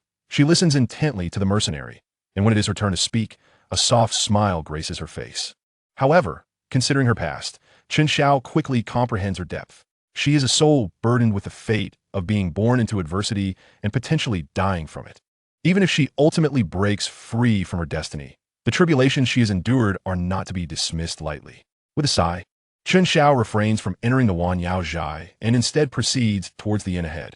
Just as he passes by the entrance, the girl at the counter hands a pouch of medicinal powder to the mercenary, and, seizing the opportunity to gaze outside, she briefly catches sight of someone scrutinizing her from the street. Alas, she fails to catch them. Yet, upon reflection, she realizes that her growing reputation over the years at Wanyaozhai has garnered the curiosity of local mercenaries, and perhaps that was the case just now. With this thought, she shifts her attention back to the approaching mercenary. The quiet night slips by in silence. As dawn breaks on the following day, Chen Xiao awakens promptly, his biological clock finely tuned from years of diligent cultivation. After a night of rest, the fatigue of his travels dissipates, replaced by a vibrant energy. Peering through the wooden window at the emerging light, he sits cross-legged, forms a seal with his hands, and gradually closes his eyes once more. The adage, "The morning sets the tone for the day," rings true. Over the years, he has noted that his progress in morning cultivation surpasses that of any other time. With the intention of entering the monster Beast Mountain range without haste, Chen Xiao plans to team up with local mercenaries a few times to gain experience while familiarizing himself with the terrain surrounding the mountains before embarking on a solo quest to locate the cave. His training in Douqi continues for an hour. The sunlight filters through the window, casting dappled patterns on the ground. Gradually, he opens his eyes, dispersing the seal in his hands, and exhales a faint blue mist. At this pace, achieving the rank of a 9-star Douqi will require another fortnight, and subsequent breakthroughs will demand even more time. Murmuring to himself, Chen Xiao gazes toward the direction of the monster beast mountain range. What alleviates worries? Only the promise of wealth. The treasures hidden within that cave represent his opportunity to alter his circumstances. Leaping from his bed, he practices the yin fan strike to limber up, then tidies himself before departing the inn. On the street, numerous mercenaries intending to venture into the mountains today are already rallying their teams, while several employers stand aloft, seeking to recruit. The bounty for hunting 4 second-tier firefoxes is enticing, with a handsome reward and additional bonuses for a job well done, particularly for those above 6-star rank. Similarly, 2 4-star fighters are sought for hunting the Qingmu wolf, and those with experience are prioritized for finding the snake's spirit purple fruit. Chapter 10. First foray into the Monster Beast Mountain Range. Within the Monster Beast Mountain Range, monstrous beasts roam freely, posing grave dangers.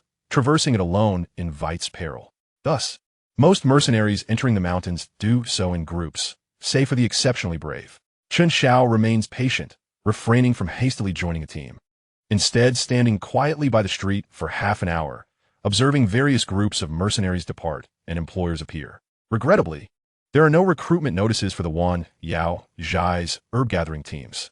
In Chen Xiao's mind, accompanying Wan Yao Zhai's herb-gathering team into the Monster Beast Mountain Range should facilitate the search for the cave. 6-star fighters, another one, a mercenary exclaims, brandishing a pouch of coins while scanning the crowd with keen eyes, eager to hunt the firefox. In a small Qingshan town, apart from a few major mercenary groups, the majority consist of low-tier fighters, making the 6-star requirement somewhat daunting, which explains the mercenary struggle to gather a team. Observing this, Chen Xiao decides to seize the moment, pushing through the crowd. He calls out. The mercenary, perched high, glances down, his dark brows knitting slightly. Little brother, you can't be of age yet. I'm looking for fighters above 6 stars. He emphasizes the word fighting, clearly skeptical of Chen Xiao's capabilities given his youth. Explanations seem feeble. Actions speak louder than words. Chen Xiao scans his surroundings and quickly spots a tree the thickness of a bowl. Without further ado, he strides forward, inhales deeply, and a layer of icy blue Douqi envelopes his palm like a shimmering veil. After a brief pause, he lets out a fierce shout, his hand infused with incredible might, striking the trunk with considerable force. With a crisp crack, the tree, robust as it was, topples to the ground amidst the astonished gazes of onlookers, sending dust swirling into the air. How about that? Chen Xiao challenges the mercenary above. The mercenary grins and leaps down, clapping Chen Xiao's shoulder twice. Well done. You're the one. Here's your reward. Following the customary rule of payment first, work later, most mercenaries prefer this arrangement, as no one knows if they will return alive, and those with families wish to leave something behind. The mercenary retrieves 2 gold coins from his pouch and hands them to Chen Xiao. Chen Xiao, puzzled, realizes he had stood by for a full half hour without witnessing any deductions from others' rewards. He feels singled out and seeks clarification. Little brother, do not misunderstand. I, Wang Ming, am quite satisfied with your strength. However, you did smash my tree, so 2 gold coins seem fair compensation, don't you think? The burly man spreads his arms as if seeking judgment from the crowd. The group of mercenaries nods in agreement. Chen Xiao can't help but chuckle at the absurdity. All right, it was indeed my oversight. That's the spirit. Now hurry up, we're heading into the mountains in 15 minutes. With another pat on Chen Xiao's shoulder, Wang Ming gestures for the remaining 5 recruits to step forward. A swift glance reveals 4 6-star fighters and 1 7-star fighter among them. As for Wang Ming, his strength aligns with Chen Xiao's, marking him as a formidable presence among Qingshan Town's mercenaries. The 5 mercenaries shook their heads in unison. They were no strangers to such endeavors, and all necessary preparations had long been made. Chen Xiao, devoid of any possessions, similarly nodded in agreement, signaling his readiness. All right, let us hasten our pace and venture into the mountains, striving to return early. Otherwise, we may miss out on the first course when seeking the ladies. Wang Ming jested crudely, eliciting knowing chuckles from the other mercenaries. Chen Xiao offered a dry laugh, opting not to interject. in a world where entertainment was severely lacking.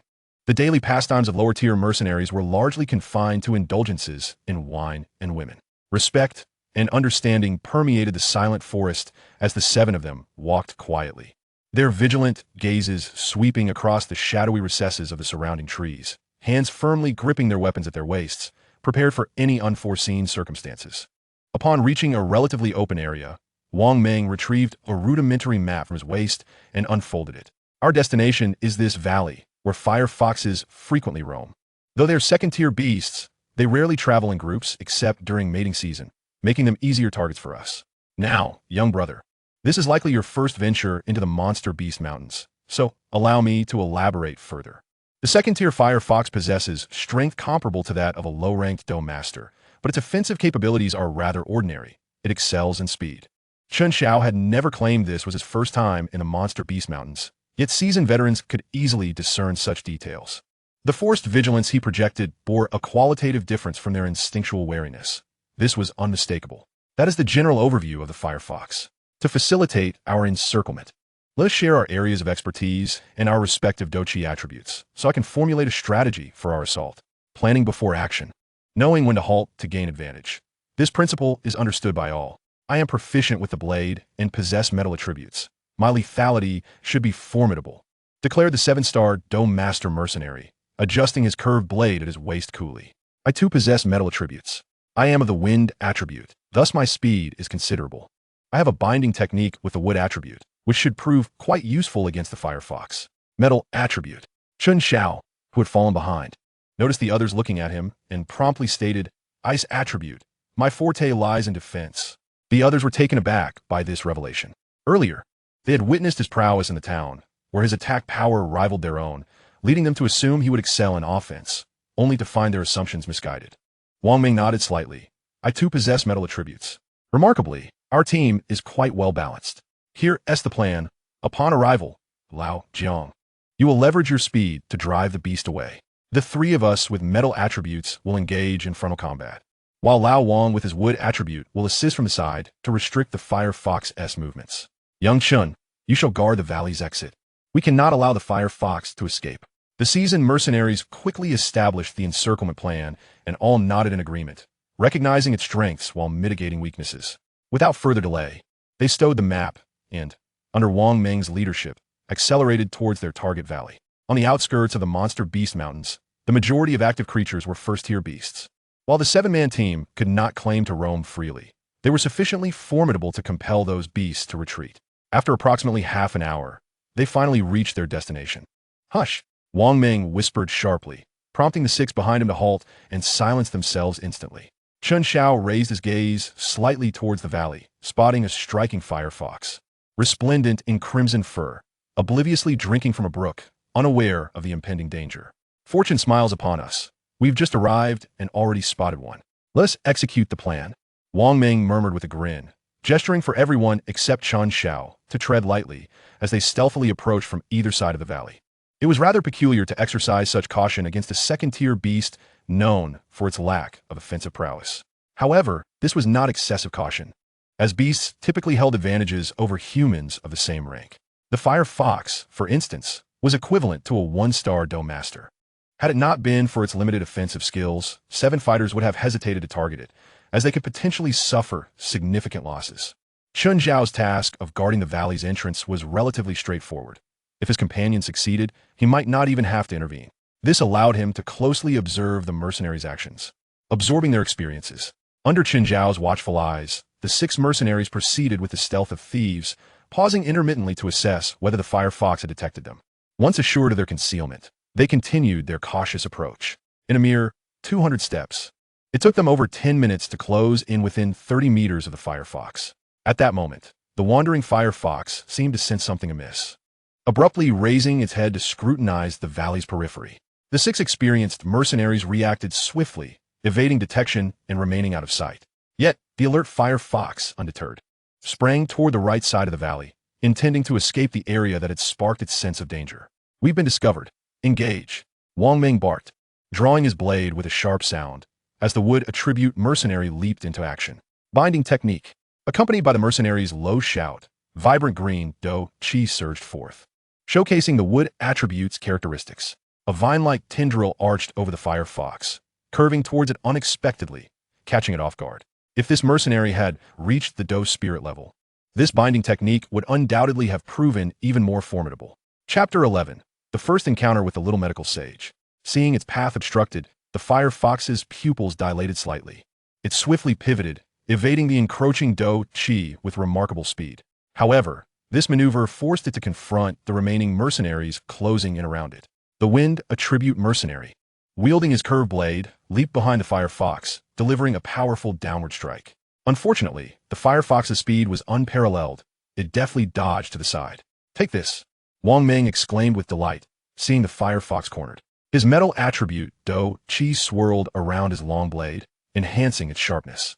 The other 3 metal attribute mercenaries, displaying remarkable teamwork without a word exchanged, simultaneously struck from various angles.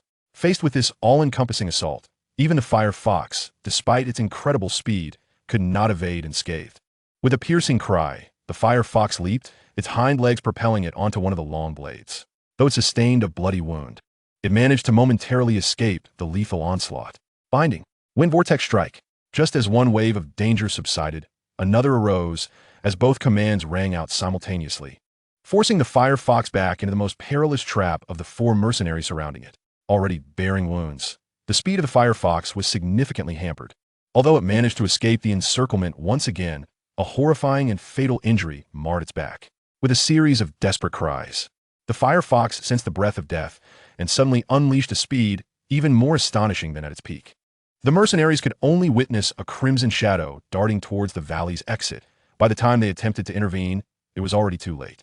Chen Xiao, who had been observing the entire scene, had long awaited this moment. Watching the scarlet figure rush towards him, he unhesitatingly assumed a stance, channeling his internal fighting spirit with swiftness. The swallow return strike resonated with a muffled thud. Chen Xiao felt a tremendous force surge through his arm, sending him stumbling back several steps before he could regain his balance. As for the fire fox, it now lay lifeless on the ground, devoid of any vitality, its head bearing a distinct indentation. The hurried footsteps of 6 mercenaries soon approached the valley's mouth. Gazing at the deceased fire fox and the grievous wound upon its head, they turned to Chen Xiao with astonishment, as if questioning, "Is this truly the defensive prowess you claimed? Do you believe it was its own recklessness that led to its demise?" Chen Xiao rubbed his reddened arm, a look of helplessness etched on his face. His current state was indeed rather fragile. While the swallow return strike was effective, his physical injuries could not be overlooked. Alas, yet another necessity for expenditure had emerged. "Indeed, we certainly believe you. Brother Chen, I am Wang Xiong, having roamed Qingshan town for several years. Should you have any uncertainties in the future, feel free to inquire with me." The first mercenary, possessing a wood attribute, snapped back to reality, a hearty smile illuminating his rugged face, brimming with warmth. The others followed suit without delay, introducing themselves in turn. "Brother Chen, I am Jiang Yang, Zhang Huaqiang, Lu Russian." Soon enough, the entire group of mercenaries had shared their names, formally establishing an acquaintance with Chen Xiao. Though their abilities might be modest, their discernment was certainly not lacking. It was evident that Chen Xiao, at such a young age, possessed strength surpassing theirs, hinting an even more formidable future, perhaps accompanied by a background they could only envy. Under such circumstances, forging connections was undoubtedly advantageous. Who knew what unexpected rewards might arise? Seeing the opportune moment, the group eagerly approached him. Chen Xiao clasped his fists in response, though he couldn't help but smile wryly within. At present, he found himself in even more dire straits than these mercenaries. How could he afford to extend a helping hand to others? "Wang Meng, you handle the fire fox." The latter nodded slightly, and with a deft hand began to skin the creature with remarkable skill, completing the task in less than 3 minutes. The result was commendable, with only 2 cuts on the pelt. You see, those nobles in the grand cities have a particular fondness for such pelts. Any successful hunt will surely yield no trouble in selling them. Wang Meng's face lit up with glee as he stowed the pelt away, eager to share its potential uses. "Regrettably, our luck has been rather average. We have not found any magic crystals. Magic crystals, or magic cores, are not consistently produced by low-tier magical beasts, heavily influenced by fortune. On a fortunate day, one might obtain a magic core from a first-tier beast, while on an unfortunate one, even a third-tier beast might yield nothing. Only magical beasts at the spirit fighting level, or 4th tier, can reliably produce magic cores. Should you manage to extract a magic core, we will undoubtedly feast upon you tonight. Several mercenaries chuckled at Wang Meng's musings. Magic cores are often considered the essence of magical beasts, and their value typically surpasses that of the beast's flesh and pelt combined. For a second-tier firefox, should it yield a magic core, its worth would far exceed that of its entire being. Furthermore, the market demand for magic cores far surpasses that of the exquisite pelts, owing to their extensive applications. They are not only essential for alchemists in concocting potions, but can also be imbued into weapons. Weapons enhanced with magic cores not only possess increased destructive power, but also exhibit the alluring effect of amplifying fighting spirit, making them highly coveted among the ranks of warriors in the fighting spirit continent. Haha, as long as luck is on our side, everything will be fine. Let's take a short rest. I will scatter some fragrant bait in the valley and wait for the foxes. With a hearty laugh, Wang Ming ventured deeper into the valley. Having set a goal to hunt 4 firefoxes, he was undoubtedly well prepared. Perhaps due to the effectiveness of his bait, or perhaps because fortune favored the group that day. They successfully completed their objective in just half a day. It is worth mentioning that none of the subsequent 3 firefoxes yielded a single magic core. During the hunt for the last 3, Chen Xiao once again intervened, resulting in another bruise on his left arm. Now he bore symmetrical marks on both arms. Brother Chen, you should visit Wanyaozhai later. Otherwise, it may swell up significantly. Though it's not severe, it will inevitably ache for a couple of days. This is a common occurrence for newcomers entering the magical beast mountains. The more injuries one sustains, the tougher they become, much like us. Wang Ming offered a kind reminder as they made their way back to Qingshan town in good spirits. Chen Xiao nodded slightly. Treating injuries with potions was far too extravagant for him at present, and he could hardly afford it. In this context, the reasonably priced Wanyaozhai was indeed an excellent option. The journey continued smoothly. Upon their return to Qingshan town, it was just past the hour of shun. After a brief exchange, the 7 dispersed. Chen Xiao quickly filled his stomach in town before heading straight to Wanyaozhai. Perhaps due to the absence of many mercenaries returning from their labors at this hour, the spacious Wanyaozhai felt quite empty, with only a handful of patrons scattered about. Chen Xiao's gaze swept around before finally settling on the white-dressed girl standing atop a wooden crate, reminiscent of her appearance the day before. As Chen Xiao approached, the girl recognized him, and her eyes flickered with surprise before quickly dissipating into her characteristic smile. "Where are you hurt?" Her voice was soft, akin to moonlight cascading over a tranquil lake, gentle and soothing, imbued with a dreamlike tenderness that instantly calmed the mind. Chen Xiao returned her polite smile, rolling up his sleeves to reveal the reddened areas on both arms. The girl glanced over, and under Chen Xiao's watchful gaze, she extended a delicate, fair finger and gently poked at the injury. "Does it hurt?" "Just a little, and it feels warm." "Yes, I can feel it. It's nothing serious. Just take this medicinal powder to apply, and it should reduce the swelling by morning. However, your body remains quite frail. Intense collisions can easily lead to injuries. Try to avoid them as much as possible. 3 gold coins, or you may substitute with medicinal herbs or other miscellaneous items." "I understand. Thank you." Accepting the medicine pouch from the girl, Chen Xiao produced 3 gold coins for payment. This truly highlights the distinction between a physician and an alchemist. Should one assume the role of an alchemist, even the most commonplace first-tier pill could hardly be deemed inexpensive. However, the girl's words served as a poignant reminder to Chen Xiao that his frail physique could ill afford the rigors of intense combat. Perhaps it was time to acquire a weapon to provide some measure of protection. Chapter 12. The Experience of Death. The sun had scarcely risen, heralding a new day. Upon awakening from his cultivation, Chen Xiao cast a glance at his exposed arms. The efficacy of the little medicine fairy's medicinal powder was remarkable. In just one night, he had fully regained his normal state. Experiencing such benefits, Chen Xiao began to comprehend the reasons behind the girl's substantial popularity. For those of modest means in the lower echelons, seeking treatment from the little medicine fairy indeed offered exceptional value. Today, the plan was to venture into the mountains once more. Leaping from his bed, Chen Xiao diligently practiced the swallow's return technique several times, estimating that it was nearly time to depart the inn to accept a mission, with the dual purpose of familiarizing himself with the environment and gaining experience. After confirming that the Wanyao Pharmacy's herb-gathering team would not be entering the mountains today, Chen Xiao once again joined a hunting party targeting first-tier blackly wolves. The only distinction this time was the increased quantity required, yet the danger level remained relatively low, owing to his prowess as an 8-star doe fighter. Chen Xiao felt no sense of threat during this endeavor. The subsequent days unfolded in a similar fashion, accepting missions, venturing into the mountains and returning to Qingshan town. Apart from one incident in which he stumbled upon a mercenary's corpse and scavenged a dagger, the remainder of his experiences were unremarkable. This pattern persisted until the morning of the 7th day, when Chen Xiao finally awaited the recruitment mission from Yao Pharmacy. They were seeking 50 doe fighters of 2 stars or above to venture into the Monster Beast Mountain range for herb gathering. "Everyone, please hurry." The shout momentarily hushed the bustling street, and soon after, a throng of mercenaries rushed toward the middle-aged man clad in Yao Pharmacy attire. Mercenaries, when accepting missions, often exercise discretion. Simple tasks with generous commissions are perpetually the first choice, while those fraught with peril are generally avoided. Yao Pharmacy could be considered a small powerhouse in Qingshan town, as evidenced by their recruitment of 50 mercenaries at once. Even more enticing was the fact that their remuneration surpassed that of other employers' herb-gathering tasks, making them exceedingly popular under such conditions. Having waited long, Chen Xiao was determined not to let this opportunity slip away. He surged forward amidst the crowd toward the middle-aged man, utilizing his slightly superior strength. Despite his lack of height, he managed to push his way to the front and successfully secured a spot. After a brief interval, the mercenary team of 50 was assembled, escorting Yao Pharmacy's herb-gathering team into the mountains with great fanfare. In the absence of danger, the escort mission was remarkably leisurely, affording Chen Xiao the opportunity to firmly etch this route into his memory.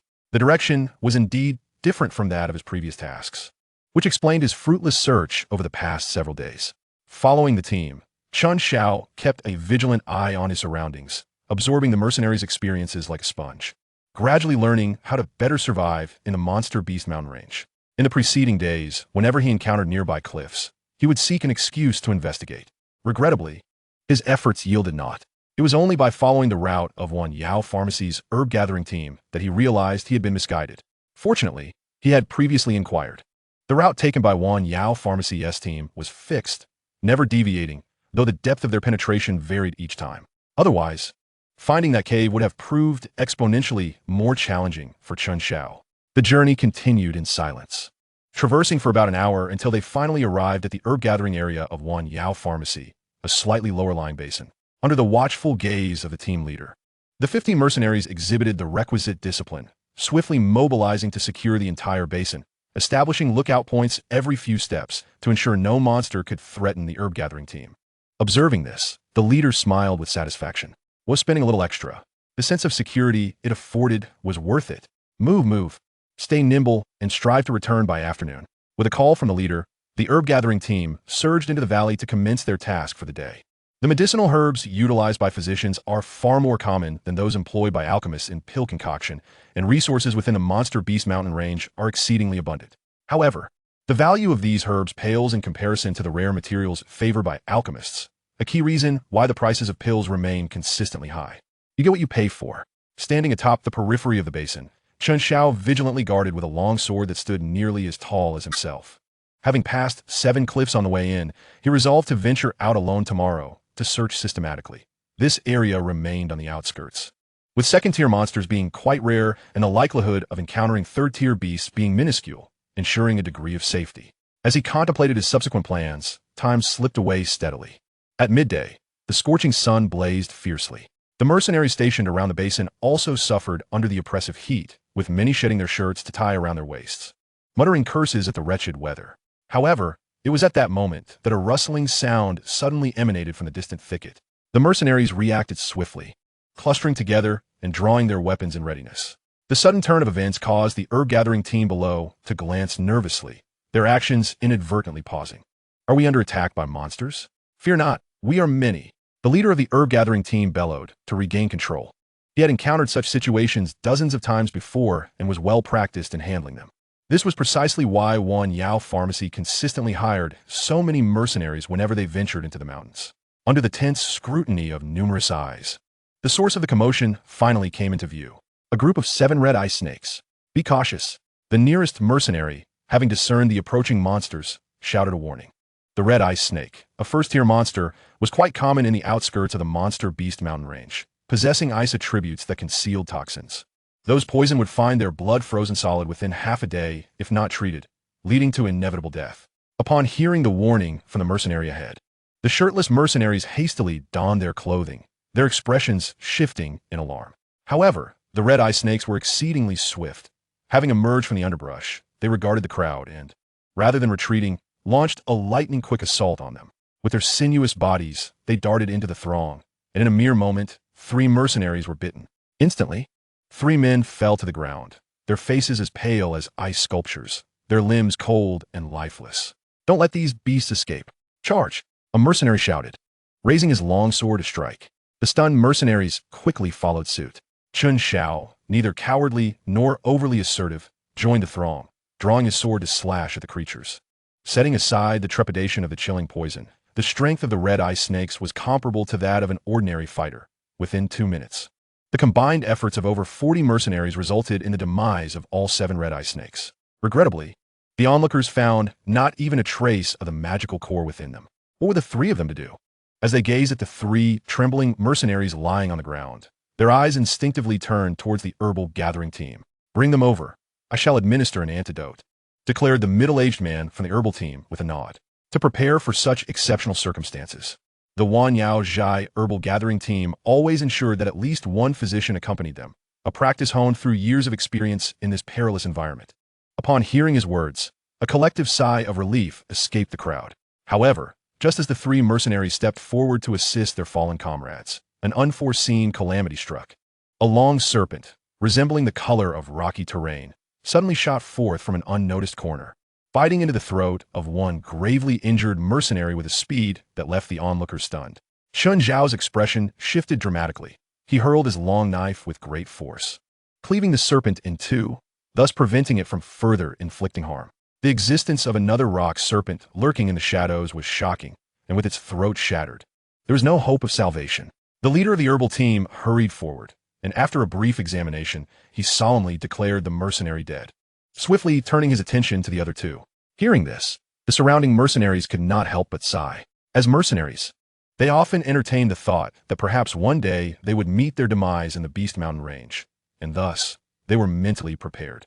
Therefore, they lived each day to the fullest within their limited means, yet witnessing a comrade perish before their eyes still stirred deep emotions within them.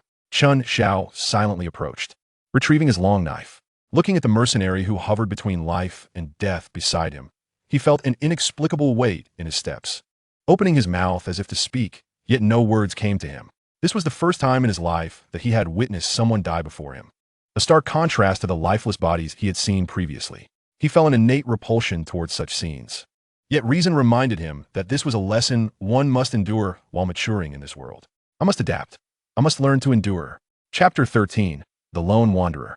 Watching as a few temporary companions buried the deceased mercenary, Chen Xiao turned his gaze towards the severed rock serpent on the ground. As its name suggests, the rock serpent is a serpentine magical beast that dwells within cliff faces, classified as a first-tier creature. This beast, utilizing its elongated body akin to wings, can glide briefly through the air like a falcon, and due to its mutated stone attribute, its body is as hard as rock, rendering it virtually impervious to ordinary fighters. Rock serpents typically inhabit cliff faces, and their presence here indicated that another cliff must lie nearby. Chen Xiao recalled that during the exploration of cave, Hua Hua and Xiao Yixian had encountered such a creature. Could this be the same location? A hint of doubt stirred within him, yet he could not be certain. After all, rock serpents were not particularly rare. However, the presence of another cliff nearby provided Chen Xiao with an additional target for future searches. "You handled that rock serpent with remarkable skill. Are you considering joining a mercenary group? I could recommend you." An approaching mercenary adorned with a badge inquired with a smile. The badge bore a mountain emblem and the characters Qingshan, signifying his affiliation with the Qingshan mercenary group. It was not only this man, but nearly half of the 50 mercenaries who had accepted the Wan Yaozhai mission today wore the same insignia. During his week in Qingshan town, Chen Xiao had also gleaned some information about the local mercenary factions. The town was home to 3 prominent mercenary groups: the Qingshan mercenary group, the Wolfhead mercenary group, and the Mad Lion mercenary group. Each of these groups boasted formidable fighters at the fighter level, with the Qingshan mercenary group undoubtedly the strongest among them. "Thank you. I will consider it," Chen Xiao replied, not intending to linger in Qingshan town for long, thus politely declining the offer. The man detected the underlying message in his response, a flicker of regret crossing his face. Yet, given Chen Xiao's displayed prowess, he remained undeterred in his pursuit. "Any decision should not be made lightly, I understand. However, Should you ever contemplate joining a mercenary group? Do give the Qingshan mercenary group a thought.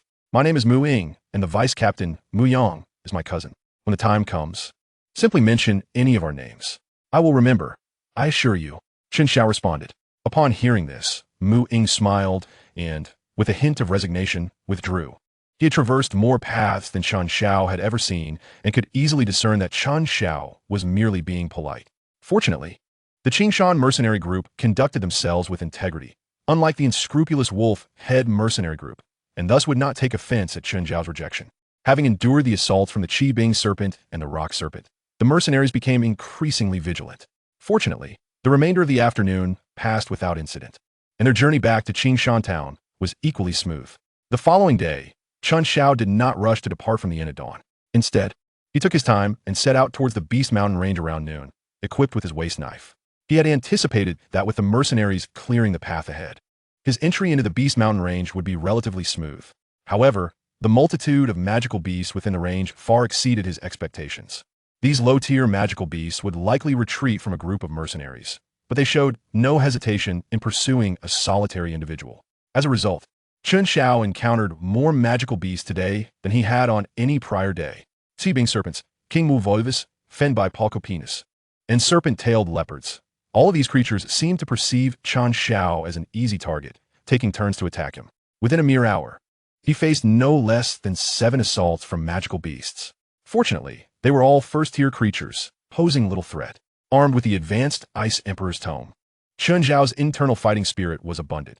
Even after 7 consecutive battles, he showed no signs of fatigue, having adapted over these past few days. First-tier magical beasts no longer posed any threat to him. However, being relentlessly pursued by magical beasts was not sustainable. At this rate, he could only explore a maximum of 3 cliffs today. After severing the claws of Qing Mu Wolf and finding no magical core, Chen Xiao couldn't help but shake his head. Indeed, the spoils from these magical beasts could fetch a handsome sum in Qingshan town, even surpassing his previous commissions combined. Yet, hunting magical beasts was not his objective.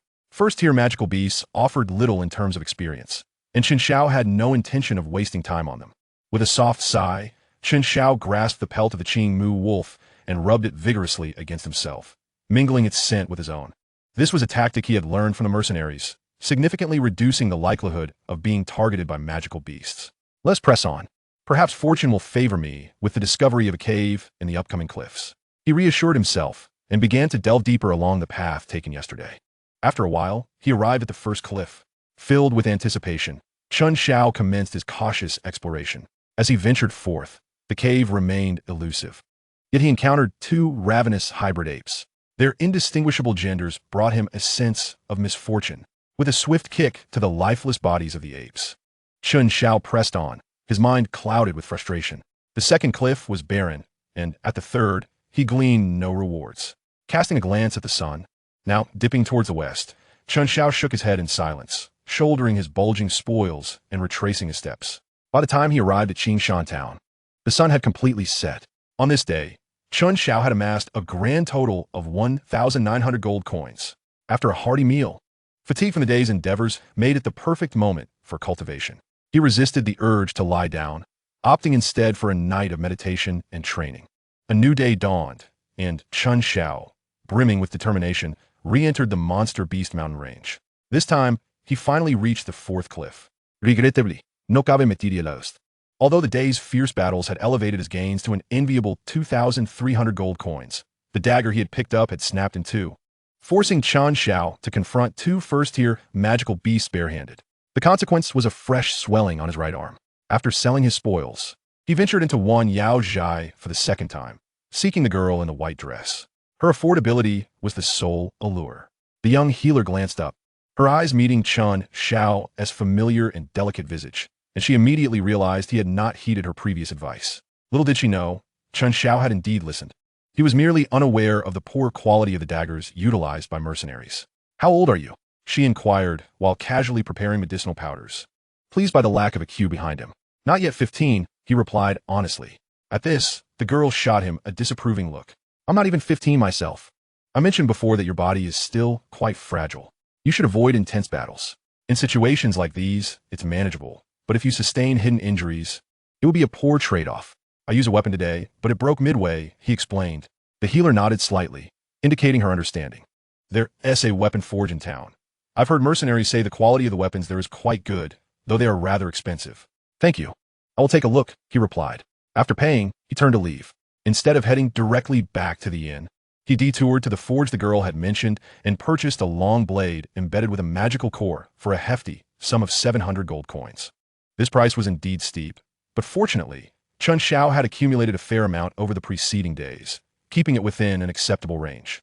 Days slipped by, and after 5 more had passed, Chen Xiao sat cross-legged on his bed, his body trembling slightly as he slowly opened his tightly shut eyes, joy radiating from his expression. A 9-star fighter, he had broken through slightly ahead of schedule. It appeared the frequent battles had borne fruit. Though he had not encountered genuine peril during his solitary days in the Monster Beast mountain range, the fatigue he felt each day was palpable. Yet he had not neglected his training upon returning to Qingshan town. Now, reflecting on it all, every effort was worthwhile. Today, he was determined to reach the cliffs near the medicinal gathering area of Wanyaozhai. With the upgrade of his weapon and the accumulation of experience, his strength had risen significantly, instilling him with newfound confidence. Chapter 14. The Roar of the Wild Lion. As dawn broke in the east, Chen Xiao, having filled his stomach, meticulously checked the items he had prepared, ensuring nothing was amiss before shouldering his pack and setting off towards the Monster Beast mountain range. Perhaps fortune was smiling upon him, or perhaps his enhanced strength quickened his pace. Today, he encountered far fewer beasts obstructing his path than in previous days. After traversing rugged terrain, he finally reached the familiar medicinal gathering area of Wanyaozhai by afternoon. A smile of anticipation graced his face as he beheld the well-known basin. Without hesitation, he hid his pack and unsheathed his long blade, setting off to explore the surrounding thickets. Suddenly, a crimson ice snake hung suspended from a branch, attacking without hesitation upon spotting the intruder. Chen Xiao stepped back to evade, drawing his blade, which glimmered with icy blue light as he delivered a decisive strike, slaying the creature. A magical core? He marveled. This was a first. Skillfully, he dissected the crimson ice snake's carcass, discovering a faintly glowing ice blue crystal, slightly larger than a thumb joint. Chen Xiao was pleasantly surprised. However, upon reflection, he realized he had slain over 100 magical beasts in recent days. Even though low-tier beasts had a low probability of yielding magical cores, it was time for him to receive his due. After carefully cleaning and storing the noteworthy magical core, Chen Xiao continued to forge ahead with his blade, searching for the cave. After nearly an hour, he had thoroughly scoured the area surrounding the basin. Ultimately, perseverance bore fruit, leading him to a steep cliff adorned with lush greenery below, a sight of exquisite beauty. Delighted, Chen Xiao's expression brightened. It closely matched his memory of the cave's description. He quickly turned back to retrieve his hidden pack.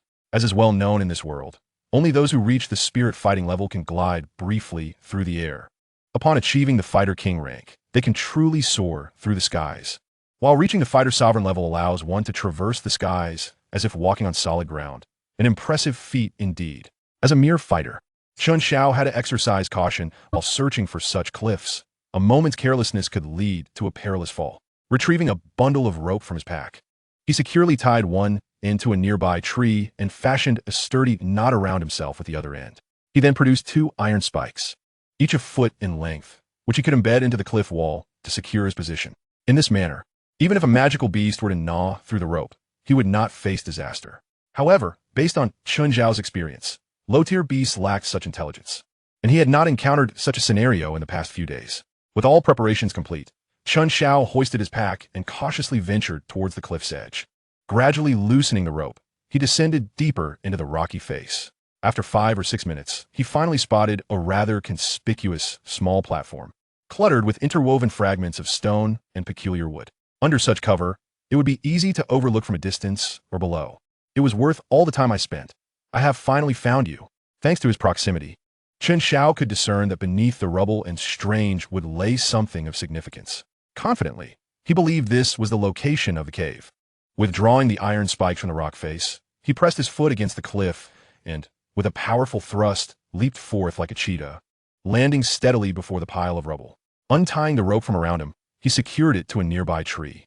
Gazing at the chaotic heap of stones and wood before him, Chen Xiao took a deep breath, channeling his fighting energy throughout his body. unleashing a fierce surge from his palms. With a resounding crash, the sound of rolling stones and splintering wood intertwined, rendering the small platform a scene of utter disarray. Chen Xiao once again wielded his hands to clear the area. After a series of vigorous strikes, the debris and wood shavings on the small platform were swiftly swept away, significantly expanding the space. Having completed this task, Chen Xiao turned his gaze towards the cave that had been unveiled. Without the obstruction of trees and rubble, the ample daylight illuminated the cave's interior, revealing its mysterious ambience. The entrance was narrow, accommodating only 2 or 3 individuals at a time, and the interior remained dimly lit. Yet a subtle glow emanated from within, imparting an aura of intrigue. Recalling the original trajectory, where Hua and Xiao Yixian encountered no danger here, Chen Xiao cautiously ventured into the cave with heightened vigilance. Progressing slowly for several minutes, he encountered a stone door exuding a faint yellow light that barred his path. Chen Xiao struck it with force, but it remained steadfast. Attempting to brute force his way through proved somewhat challenging, even for him. Remembering the adage, within 7 steps, there is a solution, he bent down and meticulously searched the surroundings. Without expending much effort, in less than 5 minutes, he discovered a small protrusion beside the stone door. Using his blade in place of his hand, he pressed down firmly. In response, with a series of creaking sounds, the tightly shut stone door rumbled upward, revealing a passage beyond, from which a brighter yellow light emanated, dispelling the surrounding darkness. Taking out a fire stick, he ignited it and tossed it inside. After half a minute without any incident, Chen Xiao stepped boldly into the cave. After walking a dozen steps, he found himself in a spacious stone chamber. The chamber appeared quite simple and empty, with moonstone embedded in the walls for illumination. At the center stood a chair, upon which rested a stark white skeleton. "My apologies for the intrusion," Chen Xiao murmured with a slight bow, before shifting his attention elsewhere. In front of the chair lay a long, wide stone platform, adorned with 3 locked stone boxes arranged neatly. Additionally, in 3 corners of the chamber, mounds of gold coins were carelessly piled, reaching a height of about 1 meter. A quick estimation led Chen Xiao to realize that there were likely hundreds of thousands of coins. "My goodness, all of this belongs to me." Unable to suppress the grin on his face, he strode forward, scooping up a handful of coins, relishing the delightful sound they made as they cascaded through his fingers. After years of poverty, such wealth was intoxicating. Rolling amidst the coins in sheer exuberance, Chen Xiao gradually composed himself. His gaze then shifted to the final corner of the stone chamber. Here, instead of coins, there was a small flower bed made of earth. Various medicinal herbs were planted within, releasing a rich and complex fragrance. Many of the herbs were unfamiliar to him. Regaining his composure, Chen Xiao understood that the value of these herbs far exceeded that of the estimated hundreds of thousands of gold coins. He recalled that one essential herb for crafting the blood lotus pill, which Hua needed, was found here. Contemplating how to transport all these herbs proved to be a headache. Surveying the scene, for the first time, Chen Xiao experienced the blissful dilemma of abundance. With 3 mounds of gold coins and numerous herbs, even if he were to burst his bag, he couldn't carry it all. Lacking a spatial ring only compounded these troubles. He resolved to make multiple trips and, upon reaching Wutan City, to acquire a spatial ring without delay. Resolute, Chen Xiao approached the stone platform. His gaze quickly fell upon the skeleton's hand, where 3 black keys dangled from its joints. Once again, "Thank you, esteemed elder," he murmured, retrieving the keys and attempting to unlock the stone boxes. 3 keys for 3 boxes. Even if he made a mistake along the way, it would be easy to match them. Soon, the first stone box yielded to Chen Xiao's efforts. Inside lay a dark red scroll, Roaring Lion's Hymn, a high-level Earth-tier combat technique. After a brief examination, Chen Xiao nodded in satisfaction. True to its name, the Roaring Lion's Hymn condensed the practitioner's fighting spirit into the illusion of a roaring lion, unleashing attacks upon foes. Based solely on the description, it was a standard high-level Earth-tier technique. Though lacking in distinctive features, it undoubtedly surpassed the average level. He decided to take it and practice in his spare time. Removing the stone box, he stored the scroll in his bag, opting to leave behind the heavy and cumbersome boxes that served no further purpose. Turning his attention to the second stone box, its contents were soon revealed to be a black scroll. Wings of Eagle? Before lifting it, Chen Xiao had a hunch. In the original trajectory, 2 of the 3 stone boxes had fallen into the hands of Xiao Yixian and Xiao Yan, proving significant in the early stages. While the Roaring Lion's Hymn was seized by the Wolf-Head mercenary group, garnering little renown. Reaching out, he extracted the black scroll from the box and scrutinized it closely. eventually fixating on the small text along the edge. High-level Earth-tier flying combat technique. Wings of the eagle. Indeed, a smile spread across Chen Xiao's face as he resisted the urge to open it immediately for training, instead securing it close to himself. Also a high-level Earth-tier technique. The wings of the eagle far surpassed the roaring lion's hymn in value. This flying technique was a rather peculiar secret art, allowing practitioners to extend two small auxiliary veins from their back, enabling them to manifest wings and soar through the air, even if they had not yet reached the Douwang level. This alone would captivate practitioners below that rank. In the original trajectory, Xiao Yan was often mistaken for a Douwang due to this very technique, allowing him to indulge in a few moments of grandeur. The swallow's return countered the strong with the weak. The roaring lions him bullied the weak, and if things turned sour, one could always escape with the wings of the eagle. As he daydreamed about these possibilities, Chen Xiao's spirits soared even higher. With today's bountiful gains, he could finally equip himself more comprehensively, diversifying his methods, an immense leap forward. Finally, he approached the last stone box. With a swift motion, he opened it to reveal an ancient scroll adorned with vibrant colors. 7-colored poison scripture. A cursory glance revealed it contained numerous recipes for poisons and various related anecdotes. For instance, the last entry detailed the terrifying physique known as the Calamity Poison Body. The Calamity Poison Body, a peculiar affliction, could rapidly enhance its wielder's power by consuming toxins. Method of identification. A slender, iridescent line manifests on the lower abdomen, growing in accordance with the concentration of toxic energy within the body. When this vibrant line extends to the vicinity of the heart, it signifies the peak moment of the cursed toxic body, during which the bearer will endure excruciating pain from myriad toxins. Born of misfortune, perishing in misfortune. This is the inevitable fate that binds every bearer of the cursed toxic body. Beyond this introduction, the tome of toxins meticulously enumerates the various forms of devastation wrought by the cursed toxic body. In essence, it leads to a complete loss of reason, blurring the lines between human and beast, reducing one to a mere machine of slaughter.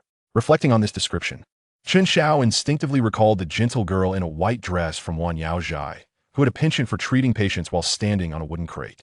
Who could have imagined that such a tender-hearted girl would eventually transform into the infamous heavenly poison maiden? My strength may be limited, yet I firmly believe that no fate is immutable. If one can shatter destiny, then I, endowed with greater advantages, can surely do the same. Contemplating the girl's future filled Chen Xiao with inspiration, invigorating his resolve even further. Not wishing to continue perusing the tome of toxins, he snapped back to reality and stowed it away in his pack. While alchemists might dismiss such matters, the unqualified Chen Xiao found them exceedingly intriguing. The myriad poisons contained within could be concocted for self-defense, serving as a viable means of protection. After collecting the contents of the 3 stone boxes, Chen Xiao turned his attention to the desiccated bones before him. Crouching down for a meticulous examination, he soon discovered a small scroll nestled within the crevices of its bony arm. My apologies. Offering a courteous apology, Chen Xiao carefully disassembled the bony arm to retrieve the ancient scroll, subsequently reassembling the skeletal limb in its original position. Gazing at the palm-sized fragment of a map, he realized that, without prior knowledge of the script, one would be utterly unable to discern what the cryptic symbols represented. The pure lotus demon fire. How alluring it is. Alas, it holds no utility for me, though it might serve well for fishing. As he toyed with the fragment, a rather nefarious scheme began to take shape in Chen Xiao's mind. According to conventional reasoning, if in the future Xiao Yan and his master were to acquire a fragment of the map, they would undoubtedly recognize its significance regarding the pure lotus demon fire. Ranked 3rd on the list of extraordinary flames. Naturally, they would place great importance on it, driven by desire. Thus, if he were to obtain the fragment in advance, would it not allow him to wield influence over the affairs of others? In situations where he found himself in need of elusive pills or similar items, a mere presentation of the map fragment would surely elicit greater eagerness from the duo than from anyone else. As for the number of fragments, conventional methods could not divide them, but the celestial being in the desert possessed that very capability. Do not inquire how he accomplishes this. Simply know that he can indeed do so. Should he succeed in splitting one fragment into 2, he could further divide it into 4, and subsequently into 8. He was merely one fragment shy of completion. Truly, it was the final fragment. Imagining Xiao Yan's earnest endeavors to collect the fragments, Chen Xiao could not suppress a capitalist grin. Once I secure the next fragment, I shall find an opportunity to bestow one upon you. With a teasing smile, Chen Xiao tucked the fragment close to his person. If utilized wisely, the value of this fragment is incalculable. Having procured the most precious items, Chen Xiao once again directed his gaze towards the small flower bed. He then retrieved several lightweight wooden boxes and a small shovel from his pack, beginning to excavate the soil along with the roots. Due to the limited number of boxes, Chen Xiao was compelled to selectively unearth only the most extraordinary-looking herbs. For instance, the ice spirit flame grass. This herb features leaves in both white and red. The white stems are adorned with crystalline structures, while the fiery red crowns resemble flames in full bloom. The stark contrast of colors and properties manifesting in a single plant is nothing short of miraculous. Surrounding it, a gentle mist envelopes, imparting an ethereal quality, clearly indicating it is no ordinary specimen. Another example is a plant bearing several pure white fruits, eliciting involuntary salivation. After filling several wooden boxes, approximately 1/3 of the herbal bounty in the flower bed had been collected. Wait for me. I shall surely return for you next time. With the boxes secured in his pack, Chen Xiao approached a mound of gold coins, collecting as much as his pack could hold until it bulged with weight, at which point he reluctantly ceased. Exiting the stone chamber with his hefty pack, Chen Song attempted to activate the mechanism. With a resounding crash, the stone door fell shut. Upon reaching the outer platform, Chen Xiao meticulously examined the ropes affixed nearby, ensuring their integrity before hoisting himself upwards. Although this location was concealed and seldom frequented, a modicum of discretion was prudent. Upon reaching the cliff summit, Chen Xiao pondered briefly before setting down his pack. He then spent a quarter of an hour gathering branches and rubble to restore the cave's entrance to a semblance of its former state. Satisfied with his inspection, he did not linger, but rather retraced his steps with the pack in tow. Along the way, he encountered a few oblivious magical beasts. Although they posed no threat to Chen Xiao, they significantly delayed his return to Qingshan town. By the time he entered the town, night had fully descended, the sky adorned with a myriad of stars. Taking a less traveled path back to the inn, he concealed his pack and promptly re-entered Wanyaozhai for the third time. Just as he was preparing to tidy up after the day's consultations, he saw a familiar figure enter, a hint of exasperation crossing her beautiful features. What injury has occurred this time? I am uninjured. I have come to purchase a set of tools for preparing medicinal herbs, Chen Xiao replied, shaking his head. The lion's roar and the eagle's wing must be put to good use, and the tome of toxins is no different. As the saying goes, to excel in one's craft, one must first sharpen their tools. A proper set of instruments is indispensable for learning to concoct poisons. Fortunately, Wanyaozhai offers such services. I shall retrieve them from the second floor. If you do not mind, you may take this set with you. Let us stick with these. There is no need for such trouble. Very well. As per usual, 2 gold coins will suffice. Today, I shall offer a different payment method. I suddenly recalled a few methods for concocting medicines that you might find intriguing. Chen Xiao smiled as he picked up the paper and pen from the table. He intended to keep the tome of toxins for his own use, as revealing the existence of the cursed toxic body to the little medical fairy at such an early stage was not advisable. Chapter 16. Who truly profited?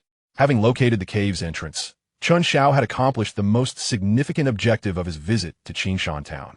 However, due to the plethora of items within the stone chamber and the disturbances caused by magical beasts along the way, he could only make a single round trip each day.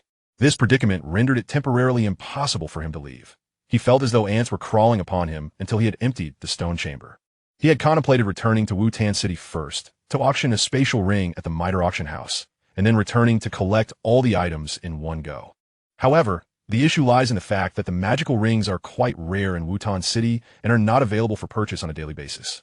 Even during the auctions at the beginning and middle of the month, they sometimes do not make an appearance.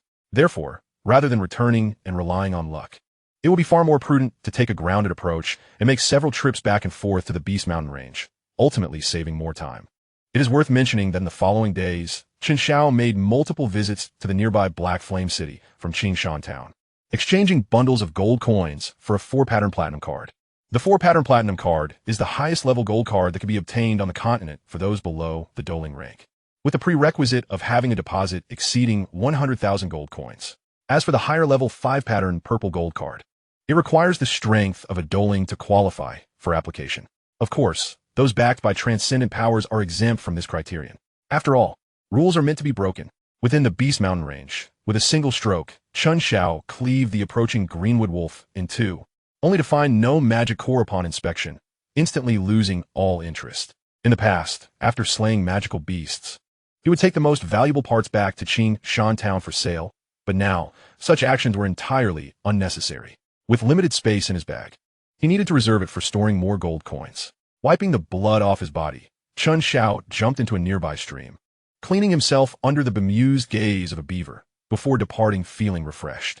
As a 9-star dojang, he had undoubtedly become a small tyrant in this outer region, with his current training yielding only mediocre results. However, it was merely a side endeavor, and he would have ample opportunities in the future. With this thought in mind, Chen Xiao traversed the small basin of the Wan Yao Zhai medicinal herb area and crossed a patch of forest, arriving at the cliff where the cave was located. Entering the stone chamber with ease, and taking advantage of the early hour, he was in no rush to leave with his gains. Sitting cross-legged, he activated the Ice Emperor's Classic to optimize his state, and reached into his robe to retrieve the black scroll he had carried with him. This scroll was none other than the advanced Xian rank flying combat technique, the Wings of the Eagle. Like all objects, this scroll had its weight.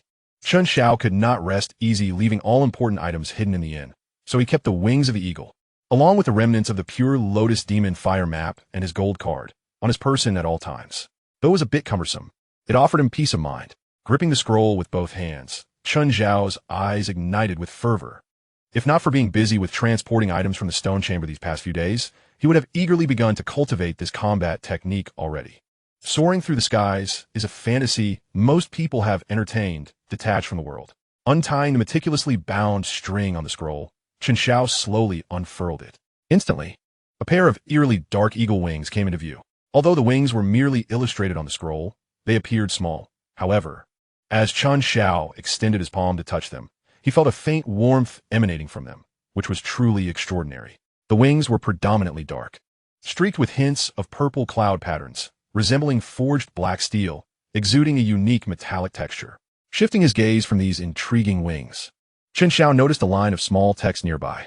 Black Flame Purple Cloud Eagle, a 5th-tier flying magical beast, is said to possess a sparse bloodline of the ancient phoenix. Its flying speed ranks among the fastest of all flying magical beasts, with a cunning and ferocious nature, making it extremely difficult to capture. Residing only in the southern region of the continent, known as the Cloudy Mist. This combat technique, named the Wings of the Eagle, also referred to as the Purple Cloud Wings, was developed through the efforts of myself and several friends over 3 years to successfully capture a Black Flame Purple Cloud Eagle, utilizing secret methods to extract its wings. This scroll was drawn with my Douqi just before my demise and can accommodate only one person in its cultivation. Take heed. A 5th-tier magical beast is comparable in strength to a human Do Wong. The extraction of its wings through secret methods was what allowed for this combat technique to exist. And it suddenly dawned upon Chen Xiao why these wings appeared so enigmatic. He recalled that within these wings lay the unconscious soul of the Black Flame Purple Cloud Eagle. Or perhaps instinct will be a more accurate term, and he would need to exercise caution during cultivation. Taking a deep breath, Chen Xiao turned his attention to the cultivation methods detailed on the scroll. Upon seeing the clear instructions, he felt reassured knowing that even in the event of failure, his life would not be in jeopardy, as he would merely fall into a state of unconsciousness at worst. The magical beasts nearby had diminished in number after several days of clearing, or else Chen Xiao would not have ventured to the other end of the medicinal herb area to engage with magical beasts. Moreover, humans rarely trod this area, otherwise, it would not have taken several years for the little healer to discover the cave. Given all of this, even if Chen Xiao were to fail in his cultivation and be knocked unconscious for 3 days and nights, he would not face significant danger. The stronger one's soul power, the simpler it becomes to cultivate this combat technique, and his soul strength should not be lacking. Chen Xiao had never tested his soul power, and Wutan City did not possess the means to do so. However, one could still glean insights into a person's soul strength from various subtleties. For instance, memory. After awakening memories from his past life, Chen Xiao had distinctly felt his memory had sharpened somewhat. The most immediate proof of this was the 7-colored poison classic he had perused just days prior. At that time, he had merely skimmed through it. Yet upon returning to Chen Xiao town, he was able to effortlessly recite numerous potion preparation methods. From this, it could be inferred that he possessed some advantage in terms of soul power. Resolute in his decision, he glanced at the entrance of the stone chamber. After a moment of contemplation, he pushed the green stone platform over to block the entrance. With all preparations complete, he no longer hesitated. slowly extending his hand to rest upon the scroll, gently pressing down on the soft, pitch-black wings while closing his eyes. No sooner had his palm made contact with the wings than a savage cry erupted from within.